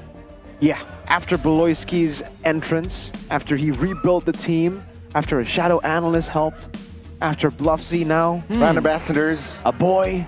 Brand ambassadors, like Gani mentioned. They've had some big changes. Sheffin and entered. now Sheffin entered. Sheffin. Now the Geek community is as alive as ever, man. Like you heard their chants. It was deafening too with the Rebels on the other side doing the same thing. They got really good connection and you guys can too. With the stable connection that will help you guys play way better because lag is for you guys in the past. You people of the future, 375,000 rupiah starts it there and you can get internet up to speeds of 100 Mbps. That's fast. Solid. Subscribe now on my Telkomsel or tcell.id/national. Check it out, ladies and gentlemen. It's so value. And it's actually very affordable. Under 500K IDR. Hey, Good deal. that's value. V. That's the V, dude. And I'm not talking about the Valley, the team from NA. I'm talking about the value, dude. Gatot Kaca is the value, dude. You want to first pick Gatot Kaca, right? You agree? Yeah. I agree. You agree? You agree? All right. We're Welcome to the we're Gatot all cult. in this together. We're all in this with Gatot. It's Gatot School Musical. No? Might as Time well for call Gatot. him Gatot Kaca Bolton. You know what I mean? Yes, sir. Troy Gatot Kaca. Bolton, yeah, whatever. We can play that, you know, we can play that game, but it's getting really, really hot in the building with it being 1-1. Will Geek Fam even make it to the playoffs? That's the question that the Geek Fam community has been asking. And you guys can answer your thirst at home with We Drink. Because Lord has been taken and now it's full cup. Hey! Favorite line in MPL ID. Legendary collaboration, We Drink X MPL ID Season 14. Arashi likes the grape flavor. Grape. It's nice. It really is. I like the ice cream. You like the ice cream. Yeah. He likes the But grape. you know I'll what I take like the one even on the more? left. Yeah. Earlier, one of the fans said, hey, we're having setbacks. It's normal. The most experienced captain isn't born on a calm sea. Dude, that's some wisdom coming out of the Geek Fam fans. I like that. Was that witty? What the heck? That was some so wisdom right wise. there. Exactly. That was so cool. Like when he said that, he had that aura, you know, like that confidence. Look you straight in the eye through the camera. I was like, wow, dude. I feel like Where'd that's you what come from? Boloisky says every day too, right? Exactly. It's like, Not to himself, though. To the team. I mean, to himself in a way too. He goes to the mirror. Yeah. Hey, listen. Boloisky. A general isn't made. A war crime general isn't made. In times of peace. Calm sea. Nah, I need to start dying. I need to start bettering myself by listening to the harsh comments. And man, we're gonna go through audience topic voting. Here, playoff tickets. How will they get it? Insight it is. I'm talking like Yoda for some reason. Explore jungle hero pool, 39%. Interesting. Listen. Is this not what we've been saying? I think we did mention that the rigidity, right? The lack of flexibility for Vincent is definitely a big factor. But we've been saying this, you're right. And so far, they haven't really found a breakthrough type of solution. We did mention maybe other alternatives where Vincent can be on these comfortable red tree based heroes and then they can kind of compensate that with something else. But that's also something that Geek Fam has not explored. They're kind of like stuck in limbo. Exactly. It was so easy even last game, right? If they didn't, I really don't like the Roger in the jungle right now, right? Bane was open. Vincent is amazing on utility. But Geek Fam are just not trying to utilize that. Even Rebellion, if you take a look at their season last season, Vincent's season last season, he was top 3 because his Retribution was just so good, but it was in the utility meta. I get it, we're not in the utility meta anymore, but there are some still very, very good utility picks that can work. And listen, you can start experimenting later on. You need a win here. It's time to go for what's best. Vincent utility, it's a match made in heaven. It's his playstyle. That was why Rebellion were special. And considering the fact that there are more flexible members in the other roles of Geek Fam, right? We've seen Vincent kind of stretch to the limit, unable to do so. So maybe, why not make the other members, use that flexibility, right? To kind of allow him to actually go with something that's a bit more his style, a bit more of his comfort. Especially a team with flexible roamers, a flexible EXP laner to a degree as well. I feel like, even in the gold lane, right? They can kind of pick and choose the right combination, but I guess it takes time, and that's time that we have no idea if Geek Fam has kind of invested on. Let's see in the drafts then. Will it be Hylos, Gani? I Will don't it be think Hylos' so. first pick, Gani? Oh, whoa. Will it be a Gatot ban? Oh, Geek Fam take the red side. No! Now that they take the red side. Oh, they're gonna do it. They're gonna do the signature Geek Fam move. Leave the chip open. Oh boy. See. Didn't work out for Alter Ego earlier, game 3. Perhaps this time. Who said there are no shortcuts? Oh, it's going to be the ban from the side of Rebellion. Nice. They sniffed that one out. Yeah. So now, it has to be. They need to ban Gatot, no? I think it's riskier to leave the Gatot open But then here. Khalid first pick. What do you trade it for? Arlet, no? Do you? I think that. Muscle of iron. There you go. Okay. Good. Finally, Good adaptation. no Gatot after his reign so far in today's matches. That means that Khalid most likely will be picked up by Rebellion, right? In theory. Sun rises when I give the word. And sure enough, finally, the Khalid in the hands of the machine. First pick for Geek Fam, 2 games in a row.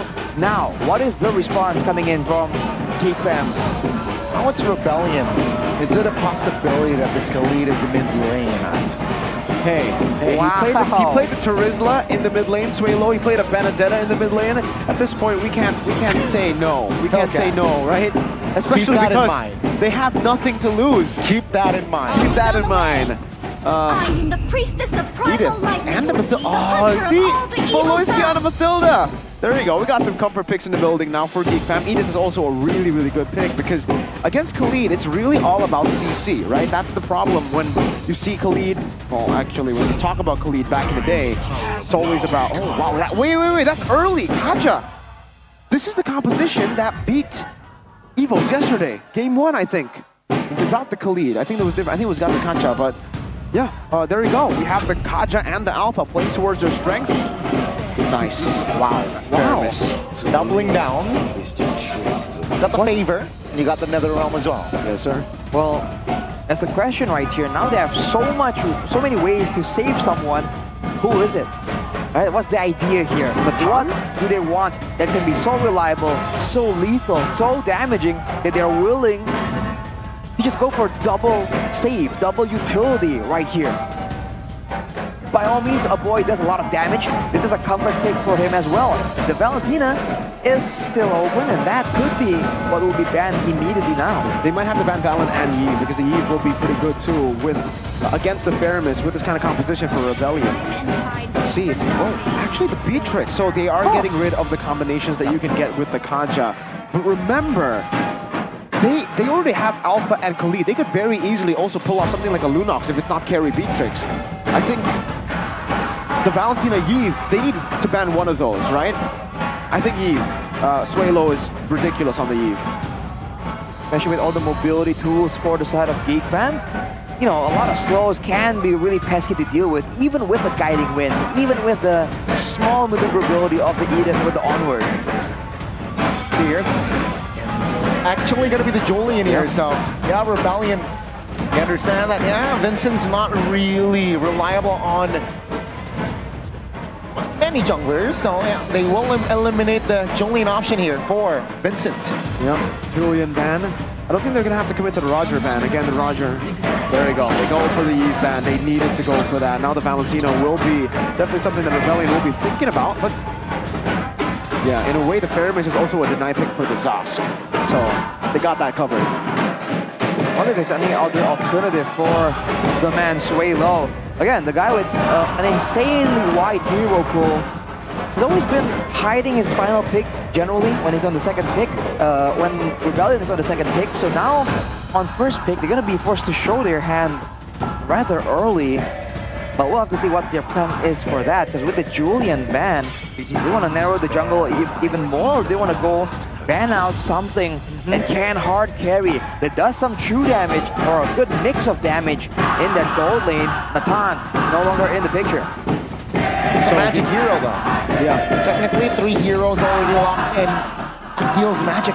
Because with the Natan, technically they can still go for an assassin jungle, physical damage, and then go Natan. So they're taking away that threat. I really wonder if Geek still want to go for the Roger here. And they don't. It's a Moscow pick first. They will try to hide their jungle pick towards the very end, but this is already scary. The revealing the mascot means that Rebellion can actually go for... Is it possible if they just go for the carry here? I think it's okay, right? Carry Kaja combination and then the mid lane. Yeah, Valentina sounds like an okay pick to go for. It's not horrible. But do you want to go for Vexana? Vexana? Wait, it's Claude. Oh, okay, so I think with the carry, the idea is that there's not a lot of really beefy members to really get the full value out of the max percentage HP. So if they just go with the Claude, they can have more AoE to try and deal with the Netherrealm. They can go for the same itemization with the Sea Halberd and still get more or less the same effect that's a bit more flexible. But it will be the Valentina for the final pick. Now, what is the surprise that GameFam have been so painstakingly trying to hide all the way to the last pick? Oh, okay. There you go. Let's go. Okay. We got the Bane. It also showed up in game 3, or sorry, game 2 against TLID, the Bane. That was when Fabian got the Hayabusa. Some scary stuff, but this time it's an Alpha versus Bane, where I honestly think Bane should have a little bit of an advantage. You jump in on Bane, Deadly Catch comes in, especially with the Netherrealm. A lot of ways to counter what Rebellion is going to try to do. They just have to be careful of the Khalid, because that can really hurt. The Kaja too. You have to make sure that especially a boy doesn't really get caught in a lot of burst damage, because, you know, if the Faramis gets taken out first, everyone else gets, you know, locked in place as well as that Netherrealm expires on everyone. So now that they have the Bane, they have a proper front to back, they have Masako even on a comfort hero. In theory, with the Edith, they have a good stream of damage, physical and magical, but in the early game, they gotta be very, very careful against this Kaja, against the Khalid threat, and the Alpha. So many ways for Rebellion to get the fight going. Let's see if they can do it, Geek Fam. 1 game away still. We said this last game, but Rebellion were able to force game 3 on our hands. Can Geek Fam secure playoff spot here? Because if they can't do it here, their next 2 matches are pretty tough too. It is definitely time, and let's see here, will this draft deliver them to Bandung? It's time to see if Bandung is bound for Geek Fam. Bandung is bound for Geek Fam, you say? Yeah, all Bandung right. can go to Geek Fam. Well, cars on the Khalid, though, it's a whole different idea compared to the Kacha. You do have sustain, you do have big engage, but it's not really as flexible, and you don't enjoy nearly the same kind of tankiness and reduction, and as, of course, no revitalize to really throw calculations off. So I think in the early game, it's gonna be a farm contest here between the Bane and the Alpha. Oh, and Vincent, ever so much closer to level 4, might go for a play here. Now this actually concerning for Aether. He backs away though, and that's Swalo and X-Twin providing some sort of a support as well. So no first blood though, still for both teams. Wow, Aether lost out on everything there. Not even getting the gold trap with the Retribution, mistimed it. So Vincent will have the level lead and also the gold lead for now in the jungle. But Emblems, Arashi, anything that piques your interest? Almost immediately, Warcry on the Valentina. We haven't seen this before, at least I haven't. And Marksman Emblem for the Claude. So technically, if Sway Low tries to initiate a play with the spammable nature of Valentina's spells, he can actually proc the Warcry very, very early. So if they want to go for a pick of style to burst someone down, that'll be very valuable. But look at Cars. Engaged from the side of Geek Fam, it seems like it's still A-okay now. Turtle will be their main focus. Both teams now trying to... Oh, actually Cars trying to zone very aggressively. Deadly Catch used for that fight, so no Deadly Catch for the Turtle take. Let's see Red Tree battle. It's gonna be Vincent, calmly done. Rebellion backing away immediately. Wow, I don't know what the call was there, but Cars, the MVP of game number 2. I think I heard Ranger Ramas yell out, "What are you doing, Cars?" Because, yeah, not level 4 yet. He could have cleared out the wave, but maybe the call was to rush the Turtle, and that did not work out. Not at all. Going 1v2, trying to maybe zone Vincent away. The idea was there, but without level 4, you know, and not respecting the burst potential as well. Maybe this is the problem, right? A lot of teams aren't really that used, I guess, to just saying the Bane. It doesn't really come out that often, and so the damage calculations can get thrown off. And now being a level deficit for a lot of the members of Rebellion, now they're going to be forced to concede a bit of the early game control to Geek Fam. And that allows Vincent to just keep farming, and Bane farms really fast. Oh, he's a super fast farmer, all right. It's a pretty okay matchup, though. It's not the worst in the world, Alpha versus Bane. Alpha should be able to hold his own too, but yeah, definitely with Vincent already getting the dub in the bottom side earlier with the camp, and also taking the turtle, he should be ahead of Aether come the second turtle of the game. And Rebellion, maybe a composure issue there, but Cars definitely needs to keep calm, you know, stay patient. And you see earlier with the stats, Globs actually is 2-0 on this Edith, so I think we've seen him pop up on his Edith quite a few times. That's another X factor that Rebellion need to kind of keep in mind. He can serve as the engage tool, as a protection tool, and also as a damage dealer. One of the more flexible uses of a hero. But again, in the early game, it's just farming. And I gotta say, if this becomes a farming fest for both teams, it might really favor Geek Fam, right? They're the ones who want to try and do this power farming style and get to that late game where they can make use of that macro coming in from this SOD. And Rebellion are the ones with the Valentina, with the Kaja that wants to be aggressive. The setup there, but Geek Fam will not engage more. Turtle is going to be the main priority. It seems like Rebellion now, they have to react. Suelo from the mid bushes will not engage this yet, but Rebellion having more say in that turtle, but quicker from Exuruta. Divine Judgment as well, another round popped by a boy Aether. Good boy finds a retribution. X-Win and a boy will fall. X-Win not be able to survive that one, but Aether actually finds Vincent as well. Now Golf with the flicker will not be able to survive.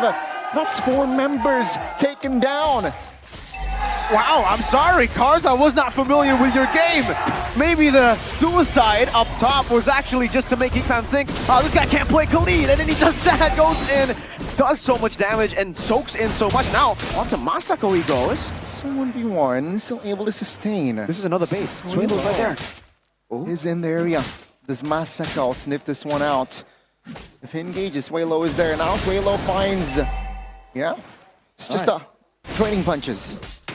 Gets denied by Masako, but yeah, the timing on the engagement Rebellion there was just so good. It's almost perfect. The fact that they were able to just get the jump on a boy. No Purifier on the Paramis, by the way. Again, a seemingly increasing popular choice for a lot of the teams right now. He just got caught there, and as we mentioned, the Netherrealm gets popped for everyone, and while they were locked in there, and the follow-up comes through, that means that Vincent gets locked in animation so they can get the retry as well. But Cars, whoa! Raging Sandstorm with the flicker as well finds Zero. Now with another realm and Deadly Catch Pop is actually Rebellion responding with their own Netherrealm. Tyrvelva finds a boy! And that's the Voloisky now in trouble with a blazing duet from the side of Max. Geek Fam will not be able to hold on as Cars finds another. Suelo will be their only trade, but Geek Fam dismantled. Do you want to apologize too, Rashi? I'm sorry, Cars, I don't think you roll like that. Damn! What was that? He's crazy. He's loco, man, and it's not the goofy, zany type of loco. That's Cars level loco. He's loco for real, for real. Oh, look at that snipe, though. That's a lot of damage coming in from Vincent as well. Already level 9, but Aether has caught up. These early game skirmishes, finally now, they're really exploiting the corralling together effect from the Netherrealm. Just like that, Geek Fam, they try and get a play elsewhere. I think they have realized that in this mid-game point, even with the Netherrealm, they can't really match up to the team-fighting prowess of Rebellion. Fortunately for them, though, the purple buff still will be allowed to be given to Vincent. But man, Rebellion now has control. They have ways to really pressure Geek Fam. 3,000 gold lead, got it. This is a 3,000 gold lead, and man, you can really see the creativity in Suelo too. This is why I rate this player quite high, despite Rebellion being, you know, bottom in the standings right now. But he was able to steal the Primal Wrath in the first fight because he knows that he doesn't really need the sustain. They already have enough sustain, but then in that fight, they needed sustain. They were trying to bait and switch and then just all out going on to Geek Fam. So he stole the Netherrealm at the right time, he stole the Primal Wrath at the right time, and yeah, Starlium Scythe, right? You're gonna say that? Because of the Primal Wrath. Exactly, and again, with the Warcry, 3 basic attacks, and you get a huge boost, and you get true damage. Boom, bang, bada bing. Interesting approach right here, and even for Cars, an immediate rush to the blade armor. They want to shut down Masako. They feel like they can really jump on Vincent, jump on a boy. All they have to make sure, all they need to really do is make sure that, Masako can get on top. That's an engage on towards Cars. call this time. Cars actually got punished. Very, very great reactions from the side of Geek Fam. Now though, they're looking for a siege in the mid lane. Seems like they will have enough firepower to clear, but in the backside, Sway Low actually looking for the flank. That's a suppression onto his jobs as well. As the round pops, that's gonna be gone, taken down. Sway Low secures it, but that's gonna be Blazing Duet coming through as well. Baloyski gets taken down as well. Did you see that? That was a 4v5 and Suelo just 1v4'd in the back.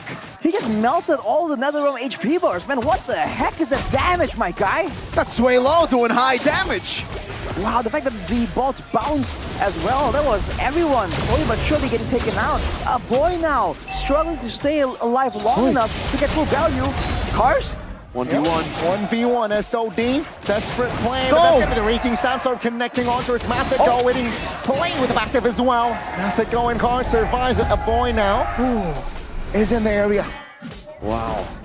And now it's back to a 5,000 gold lead. We thought, okay, maybe with the Cars pick off, it would be good for Geek Fan. They would actually be able to delay, but then they tried to force a tier 1 take, and Suelo is not interested in the NetherRealm, not at all. He just wants that Primal Wrath. Lord is taken though from the side of Rebellion. Yeah. They're doing so much everywhere all at once. Alpha couldn't get the Lord for free. Cars was distracting Masako. Matt was pushing down below. Arashi, some really good macro from Rebellion. You can say this is one of the weaknesses of the Bane, right? It only really gets a lot of value when you're grouped up together. The Bane can't really make a solo play on his own, and because of that, you can see the Rebellion, wow, they're doing a lot of movements around the map, but that's some damage coming in. You gotta be careful about that. Vincent still keeping up on curve with the gold, even though Aether is already level 15, so any kind of neutral objective game for now will be in the ballpark of Rebellion. 3 levels. I did not notice that. Oh my lord. He was power farming, dude. Yeah, that's why I said for Alpha, even when you're behind against the Bane, you should still be able to actually hold your own up against the Bane farming. Alpha is very quick, and maybe that's why Rebellion put so much emphasis on the Alpha always first phase. All tier 2 taken down. Lord, it's the first one, and Geek Fam, they should be able to find and clear it. But that's the Divine Judgment. Oh, Geek Fam with the Bappy catch actually finds a better fight. Aether in trouble, but it's still able to find some space to back away. Geek Fam and Rebellion, no casualties from that contact. Respectable attempt right there for Rebellion, trying to set up some chaos, get a base turret. But man, that pull, the stampede from a boy, almost kind of forced them into a fully committed fight. They're still standing at that 8k gold lead though. Geek Fam stuck defending, but back then at least, Geek Fam was known to just turtle up for so long and get a win in that late game. Let's see if they can replicate the same kind of success, because look at the gold disparity, dude. At 11 minutes, almost everyone is at least at a 1k gold lead as Matt. One more item away from a full inventory slot. That's gonna be Baloyski repositioning. Raging Sandstorm actually dodged with the catch out with the Blazing Duets. That's a Divine Judgment on towards Gods. NetherRealm saves his life, but Masako is able to deal damage onto his man who falls with alongside a boy. A boy has the passive and is able to go back. That's a great crown from Aether, and that will be Aether. The lead in Geek Fam responding 11 minutes in. Slowly but surely, Geek Fam coming back. It's very slow, but you gotta take what you can get here if you're Geek Fam. You can't be the ones asking or greeting out here for these skirmishes. Rebellion have been forcing these fights when they really don't need to, right? They can wait for the Lord. Now it's going to be spawning without all 5 members ready. Geek Fam are trying to blitz it. Let's see the setup, the pinch strategy. X-Win left side, Cars north, and Sway Low in the south. That's a Raging Sandstorm from Cars already. But it seems like now with Vincent, Retribution. What? X-Win finds the Lord! It's gonna be Cars being the sacrificial lamb. But ladies and gentlemen, Rebellion, they got the Lord. Catastrophe strikes! Vincent has not lost a single retry battle this game, this match. And the one he did was against X-Win. Was that the Kaja passive? It was the whip, the second skill and then the whip. Oh, Last time Kaja got the Lord was Keyboy. And X-Win replicates the same. Cars won't be available to help out with this Lord though. Rebellion, do they want to risk the 5v5 including the Lord though? Lord now should charge, but it seems like Geek Fam are able to delay that charge on towards the turret very well, and that is going to be Geek Fam defending the bottom turret. Oh no, you hate to see it. They were still able to defend the Lord though. Let's see. Rebellion, luckily, I don't think they will be able to siege more, so it's not the end of the world just yet for Geek Fam. They can look to defend again, but Matt staying so active, just rotating across the map to dish out damage. Oh my damage! Crackpot and Vincent! Oh, that's a pull on towards the Kaja though. Circling Eagle committed, knocking 2 members up now. Raging Sandstorm, Netherrealm, triggered. X-Win will not be able to survive that one. 5v4, and it's actually going to be Sway Low isolated. Disaster strike again for the Blue Bulls. It's disaster after disaster after disaster. But this time, I think Geek Fam got a dub here, right? They didn't lose a single base trip, believe it or not, with the first Lord and the second going to the hands of Rebellion. So far, Rebellion has been able to protect every single turret that they have. It might change right now, though. Initially, it was at about an 8,000 gold lead for Rebellion. Then they lost Matt and Ether. It dropped up to 5. Now it's down to 3. Whoa! Voloisky pulled. Deadly catch to find space, but Rebellion for now will be able to clear that mid wave. Ether? It's gonna be Ether looking for some fight provoking in that jungle, but it seems like Geek Fam will not oblige. Okay, I think it may be time for Sway Low to stop tunnel visioning on Primal Wrath. The Netherrealm has been giving so much value for Geek Fam. Especially with how Rebellion are engaging this, they're doing the full-on just dive to the front line, right? They're not doing any weird flanks at all. Look at this though. Oh, X-Win? Good usage, but certainly Eagle now committed. X-Win flicker, but Masako with the SOD. Deadly catch spent as well. Rebellion, good spacing, and they will back away without casualties. 7,000 gold lead, a Lord stolen by X-Win, and we're still this close. Geek Fam really, they really want playoffs. Just Geek Fam things. And with the Netherrealm possibility, with a boy, you know, finicking around with that passive as well, it's gonna be a bit more difficult. And see how is this gonna play out here. Rebellion Cars, especially going with the Winter Crown already, expect a big engage. They got to pick and choose their targets really well here. Okay, now, with the Divine Judgment early, on towards a boy, deadly catch to find some space. There's a round pot spent as well. That's gonna be the Winter Crown, but it's actually a boy surviving. Winter Crown by Aether, he falls! No retribution again! Will be the trade for a boy though. That's Blazing Web from Matt. Airborne, oh, BMI. He's alive, 2-4-0 in Geek Fam. They're in full control. It's so chaotic. Aether, the Spear of Alpha helped Geek Fam to escape from the Primal Wrath range. And now Geek Fam might actually... Oh, they're splitting. One's on the Lord, the others are going in. Oh, with the flicker now, looking for the play. Cars, though, is distracting. Vincent finds the Lord, but that is Rebellion again, losing control. All right, we gotta take it easy right here. Geek Fam has wrestled away the gold advantage from Rebellion. In theory, they have a very insane late game, and we're seeing the full potential of it. Rebellion, you have to try and change the approach. They've been going for just random combos, just throwing it out, but they have to plan it out a bit more. Who do they want to hit with the Raging Sandstorm? What ultimate do they want to steal with the IMU? Who do they want to lock down with the Divine Judgment? And more importantly, when do they want to go in? Because earlier, Sway Low was committing and Matt was all the way in the back. Wow, the full commitment. That's 4 members knocked up. Now, SOD connects though, Masako. Risky play, placing duet, triggered at the round pop as well. Aether looking for space, but that is way low, stuck in that wall. He goes down. It's going to be Rebellion defending with 4, Lord. It's still up cars. Good night. And ladies and gentlemen, with this win, Geek Fam goes to Banda. Congratulations, Geek Fam. It was a slugfest, but a win is a win. They'll take that win with pride.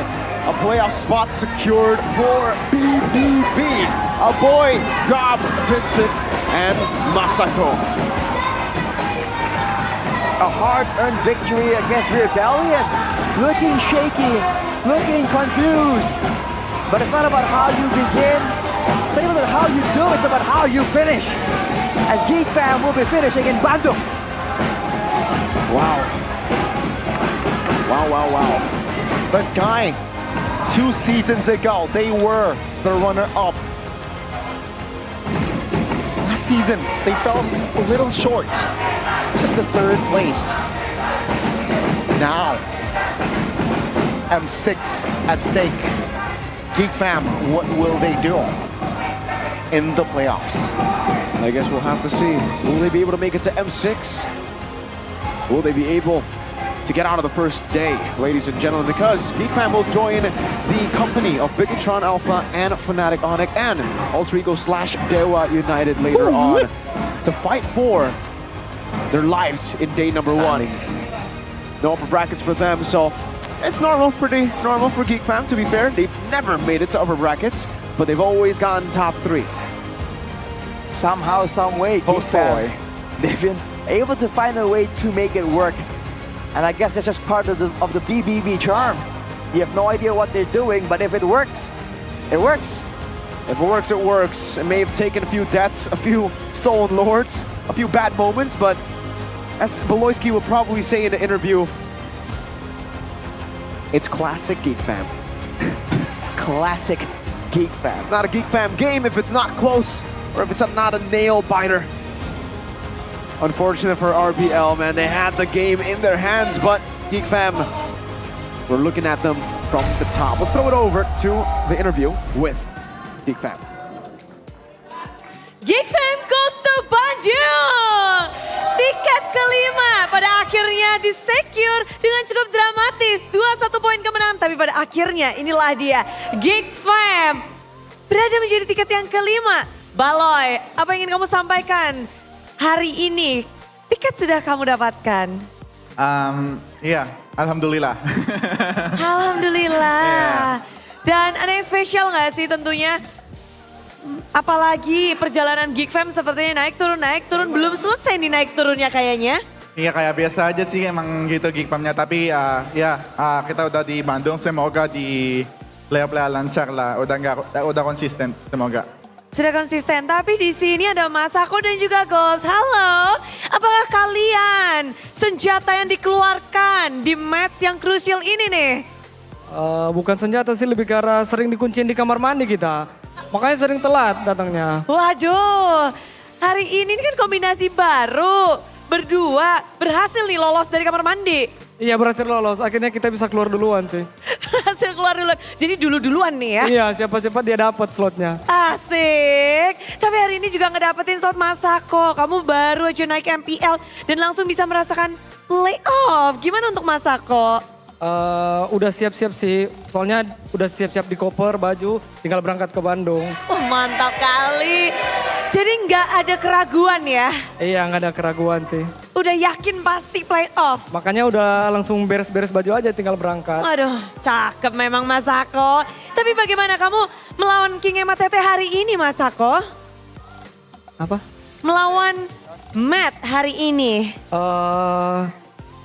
Mau gua ajarin Moskov nggak? Tutor Moskov ada di Masako. Dan pastinya di sini juga ada Gobs.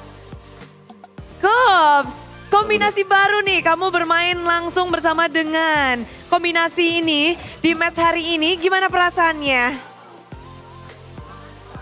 Biasa aja sih. Biasa aja. Tapi gimana sih? Ini kan match yang kamu sadar nggak? Ini kalau menang bisa dapat tiket, kalau enggak harus diundur. Ini adalah match yang menentukan tiket kalian. Sadar atau tidak? Tahu atau tidak? Udah tahu sih bakalan menang. Oh, sudah tahu bakal menang. Tapi gimana nih cara dari Gobs untuk membawa kemenangan bagi tim Geek Fam? Cara ya latihan kayak biasa aja, kayak kita main di scrim gitu-gitulah. Oke, tapi dari Aboy gimana nih Aboy?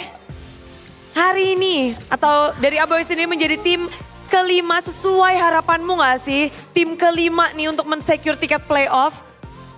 Harusnya bisa lebih cepat sih, cuman kita ada kendala dikit aja. Apakah kendala itu bisa dijelaskan atau tidak? Nggak bisa. Tapi udah ke-solve belum Aboy? Dari Aboy sendiri? Udah sih, pelan-pelan. Udah pelan-pelan. Dan hari ini bisa dibilang kalau ke Bandung berarti itu adalah tempatnya Vincent ya Vincent? Vincent orang Bandung? A Vincent? Iya Bude. Playoffnya di Bandung nih gimana Senang. Senang? Iya. Berasa pulang ke rumah jadi babak playoff di situ, apakah ada ngebus untuk Vincent sendiri? Ya nanti pulangnya biar dekat kan sama rumah. Jadi habis playoff bisa langsung ke rumah gitu. Asik. Dan bisa kasih tau gak, ini kalau di Bandung vibes-nya gimana sih? Kita dingin, ini Geek Fam Unity harus siap-siap jaket atau harus siap-siap apa nih?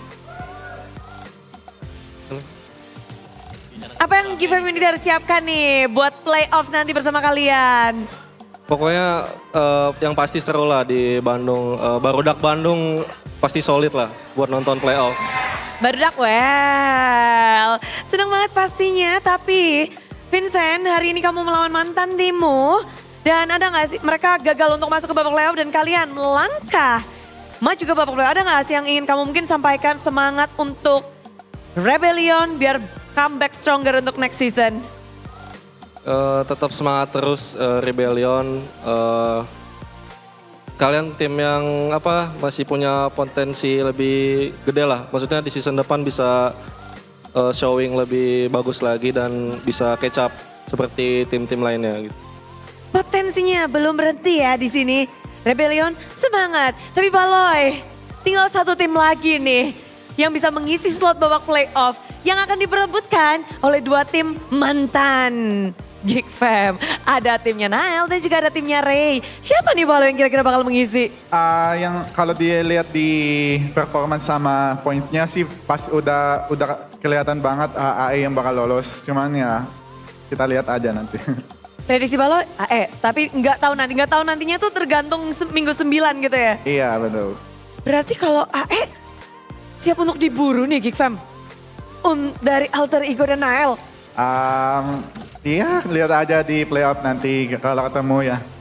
Kalau ketemu, perjalanan masih harus ditempuh tentunya untuk alter ego. Namun, terakhir ada yang ingin disampaikan dari Geek Fam? Buat tim Geek Community, terima kasih udah datang dan udah nonton. See you di Bandung dan semoga kita bisa lancar di playoffs. Dan semuanya inilah dia Geek Community Super Fans. Sambutlah tim kelima untuk babak playoff Geek Fam ID. Caster silakan.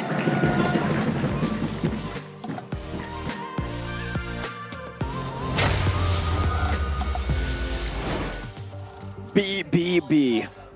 Just saying thank you to the Geek Fam Unity. There was a special someone actually watching, so no wonder Baloy got that Mathilda. It was like, you know what? It's time. I'm done with the high-lows. Girlfriend buff is right there. Gotta go on the Mathilda. Shout out there, Mr. Baloy. I see you.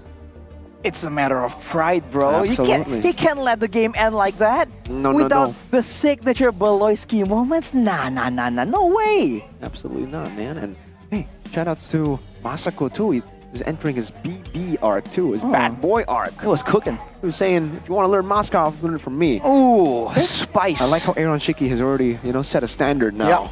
Yep. I like it. Now if you're a player and you want to say something quite spicy, if you just go light, everyone's like, man, Aaron did so much more. What is this? Right? So now you're kind of forced to kind of match his level. Thanks, Aaron Shik. Yeah, this is the moment we've all been waiting for. Gone are the days of Onic and BTR interview. What? What? The best two teams in the world? Yeah, best two teams in the world.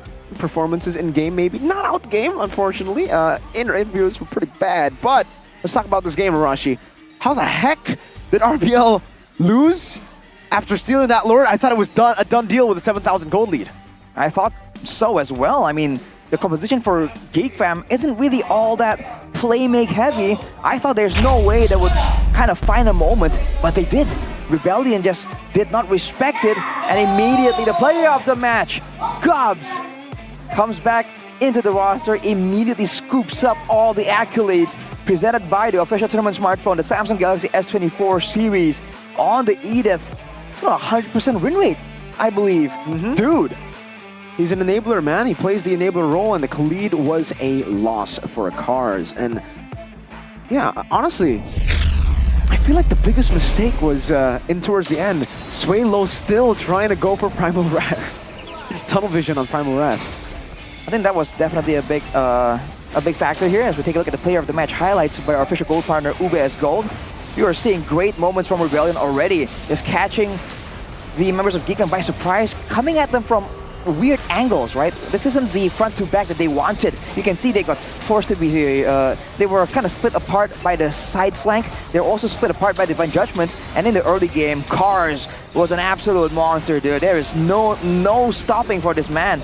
But afterwards, right? After all of this success, you're seeing them slowly, but even with the steal, by the way, you're seeing them with the save go for weird fights, weird moments right here, where it seems like one or two members are trying to fight, but the rest aren't really on the same page. And as a result, you can see Sway Low trying to commit, but look at where Aether and Cars is, already on the way out. What is that, right? You need everyone to be on the same page right there, especially Sway Low wants to be a bit of a pseudo marksman there on the Valentina. And you're seeing it here. It's a lot of damage. He's staying in the back, and you're seeing the fight go better. But then again, that negative synergy, right? The difference in mindset, in game plan. And here, for the fact that Sway Low is all the way in the front, and then Matt comes in after everyone is just done. Immediately gets focused down, and by the end of the game, without the gold advantage, without the lore to make plays with, they got stuck trying to make desperate plays. And Geek Fam, they just know exactly how to capitalize, how to pounce on that opportunity. And they just do what they needed to do. You know, seems like, the composure for Rebellion is still an issue. They can't end games after getting the win. But let's throw it over to the golden moment by Ubez Gold to hear some more. Ada gua. Aman. Atas aman. Sakit. Agak banget lo, Jan. Di PMR itu bang. Ini lihat gua. Bisa? Flicker. Mau bisa lagi nggak? Ayo, ada gua nih. Ini ya. Bisa? Gua masuk OTW guys. Lihat. Kaja udah tarik. Lihat Swelo. Mati Sway Low. Nice. Coba cycle mid, guys. Iya. Gua nggak ada flicker. Ini gua ada aman. Kaja tengok. Gak ada flicker, Kaja tarik gua. Gua hidup lagi. Aman apa? Aman gua ya. Lihat belakang. Alpha. Alpha, guys. Alpanya. Mati Alpha. Nice. Gua hidup lagi. Balik dulu. Valen. Udah. Kaja. Golot aja. Jangan. Cloud. Ada BMI. Kalian push aja. Enggak ada. Aman kan lah. Udah ulti kali aja. Gua aman. Gua aman. Kena nih, mau kak? Boleh. Lihat. Aman. Dia ada ulti gua. Valen. Balen. Main killer, guys. Gua lagi ulti nih. Udah kalau aja sabar, lebih sabar. Depan aja. Depan, guys. Nice.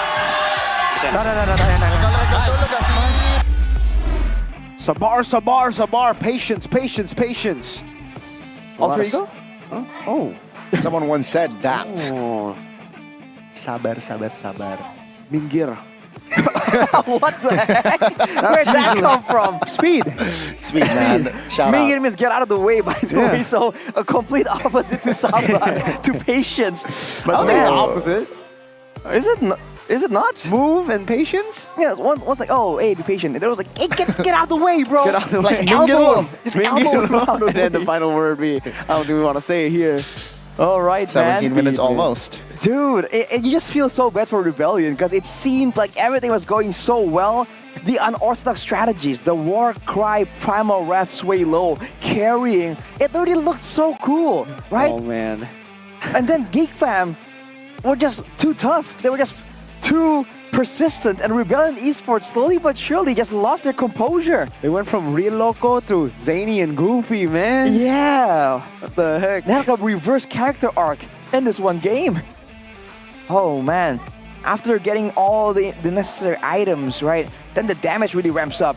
I mean, I thought that Vincent on the Bane running with the Thunderbelt might not be the best of ideas, but I mean, in the end, he really made it work right there. Having the extra toughness, the extra utility, moving forward slowly but surely.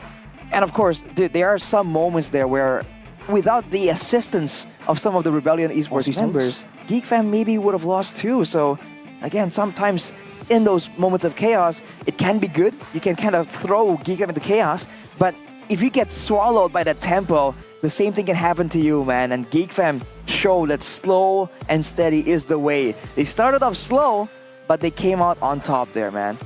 That's the wisdom coming through. They were slow and steady, not fast and furious, because that was a movie. Is a movie.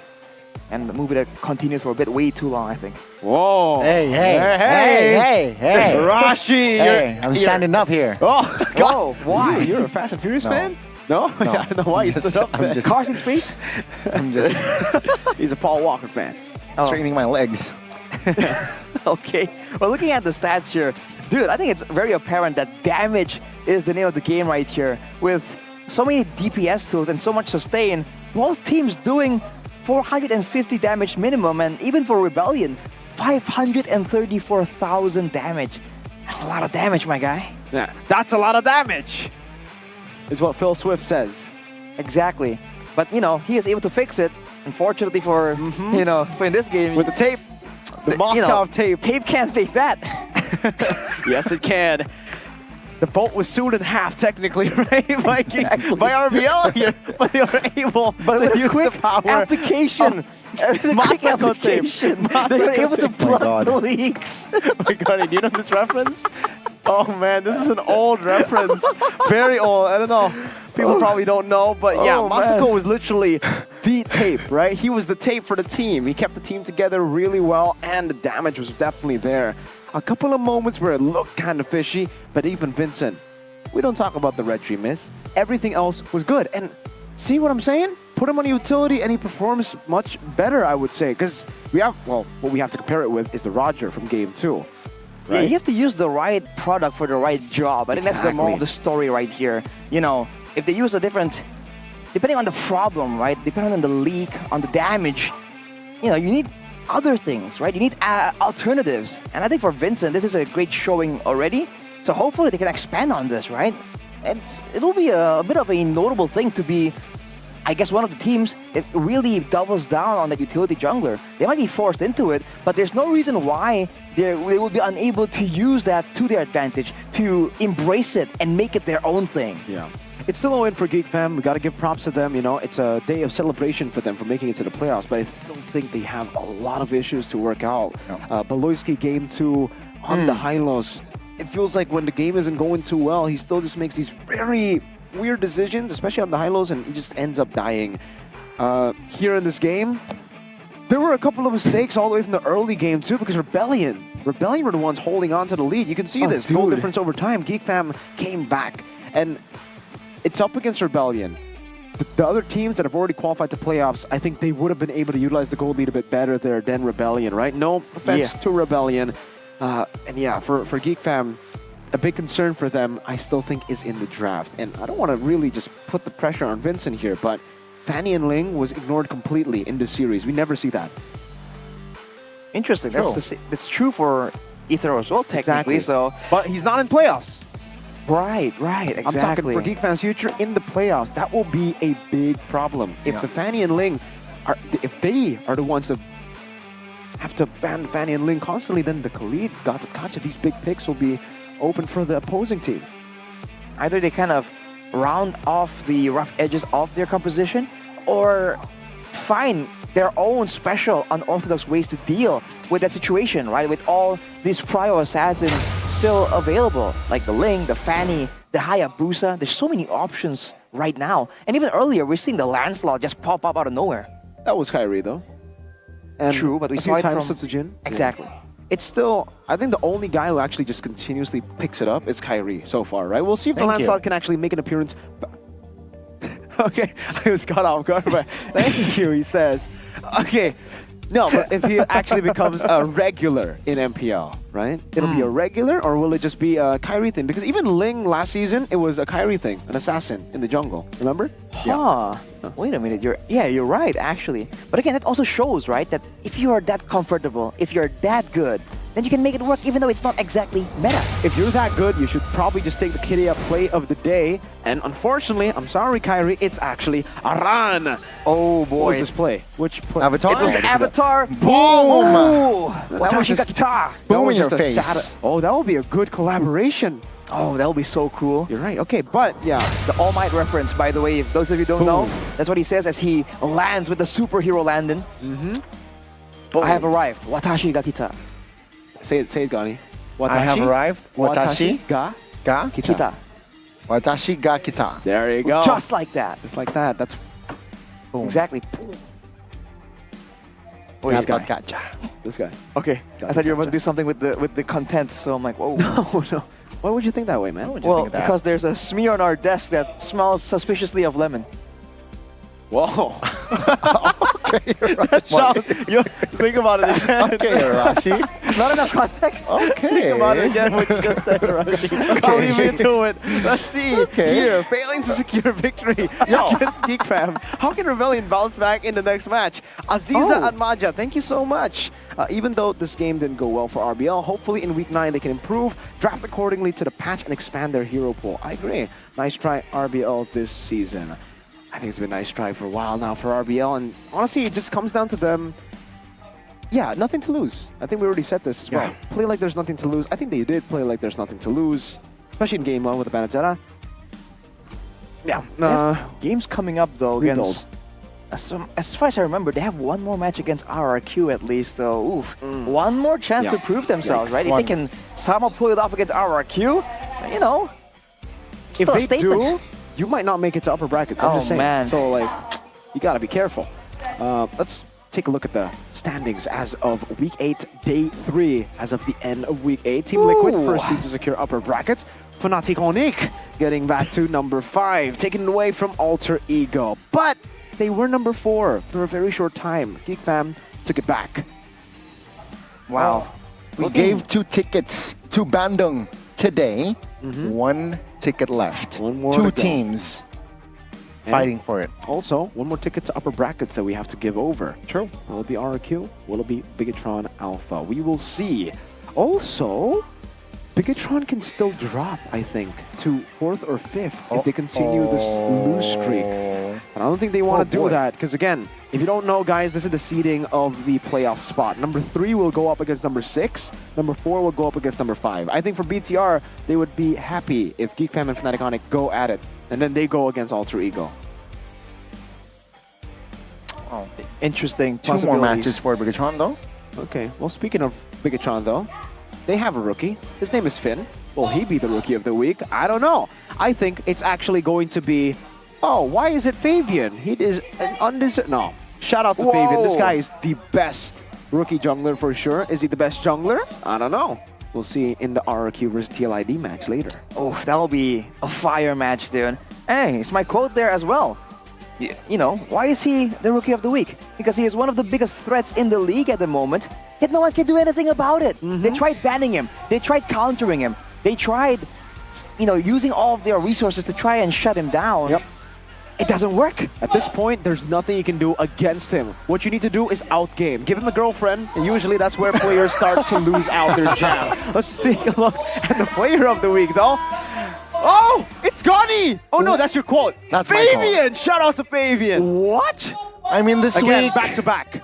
under our head, he still performs. Put it simple, he was the PL Player of the Week last week again, so, you know, we can't really put much. We already, how many times he got the POT dub? 2 now, back to back. Last week and then this week. ROT dubs, though.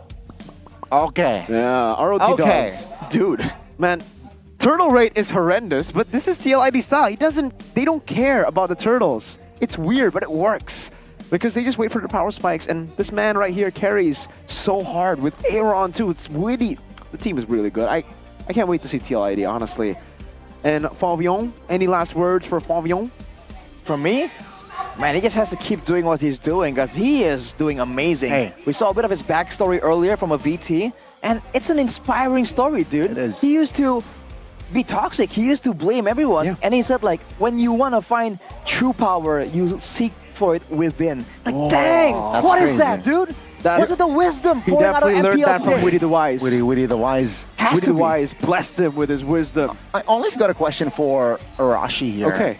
As a, you know, as a fan of RQ, would you trade Citizen for Fabian? Ooh. Okay. Would you Hell trade no, this- what? Oh, hell no, he Oh, says. hell no. Oh, hell no. Hey, we don't just treat our players out just because something better comes along. All right, what happened to Naomi and Brusco? We don't talk about that. Penny Rad. Yeah? That's a different story. Even Citizen.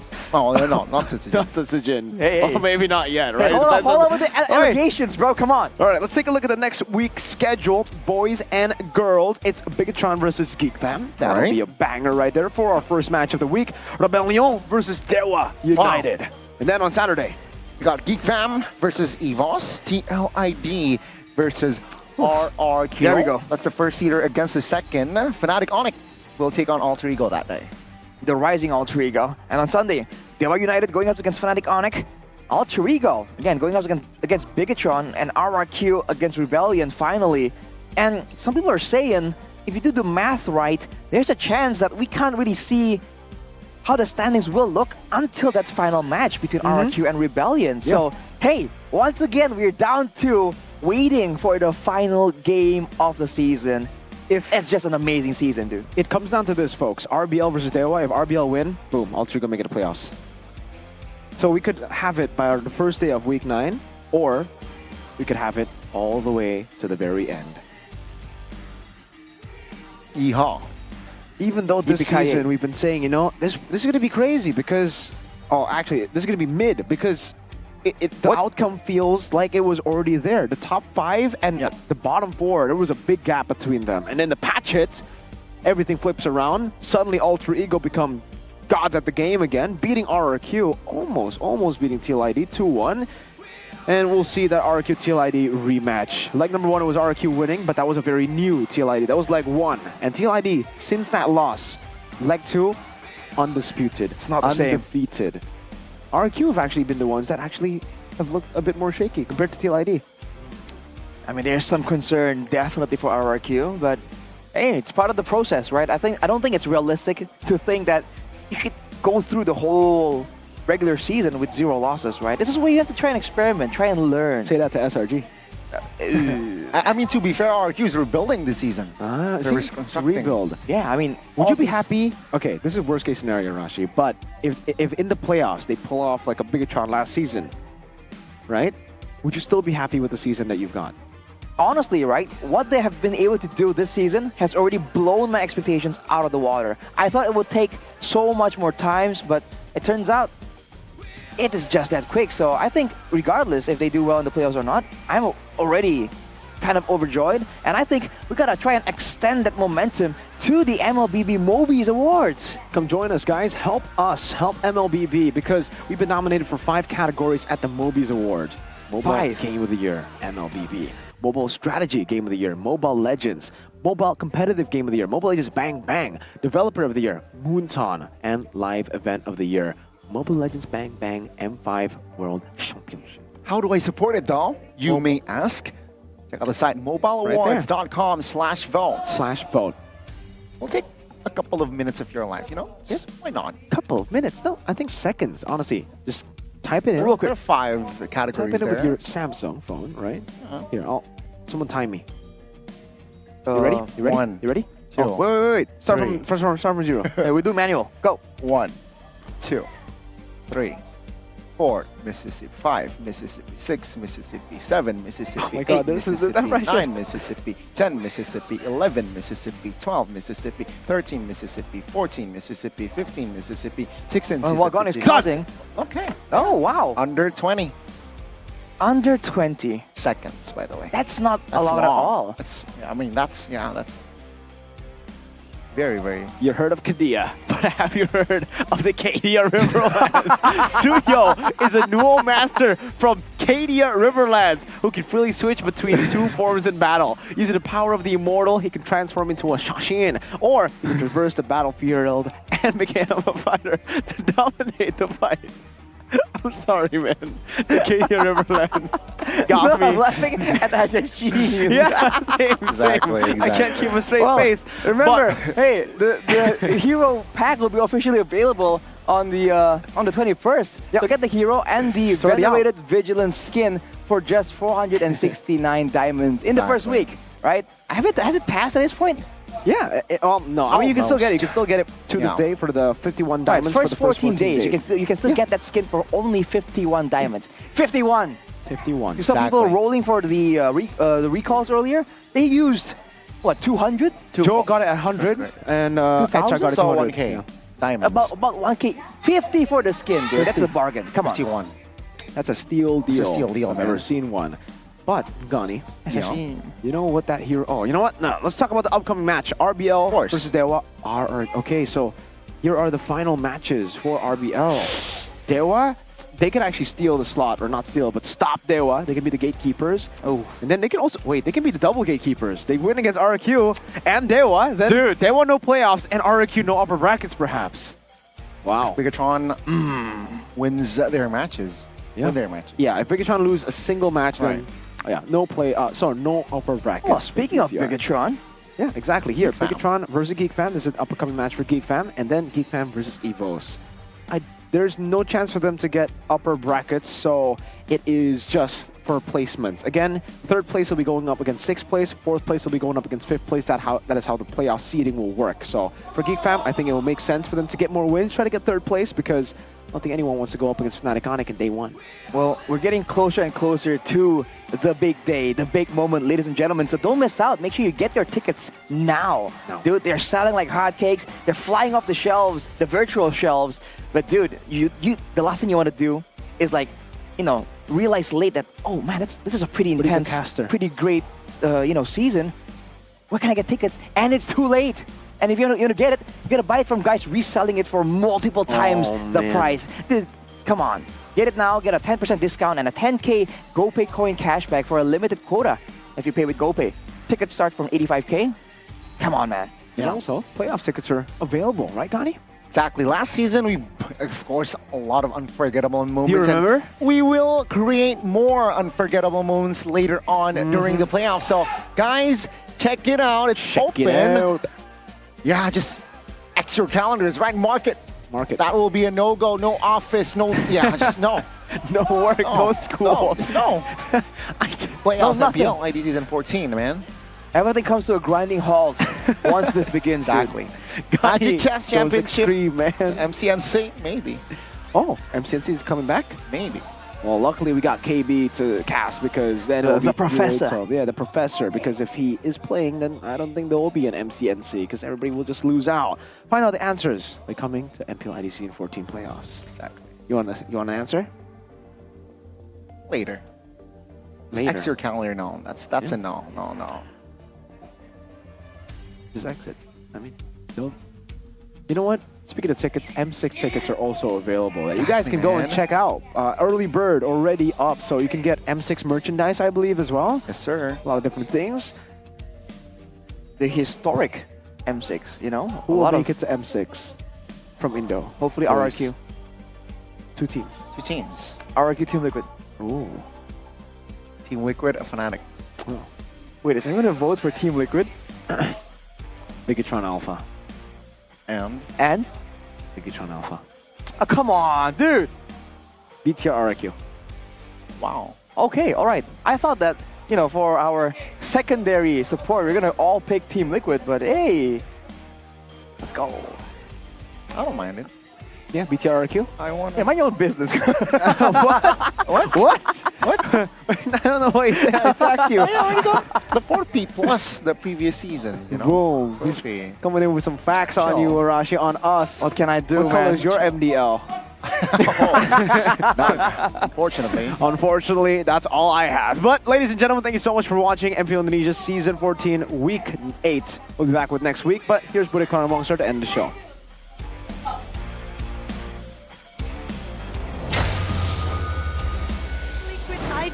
Dua tim masih mengejar posisi upper bracket, satu slot terakhir dan juga ada satu slot terakhir untuk babak playoff. Akankah Dewa atau Alter Ego yang akan mendapatkannya?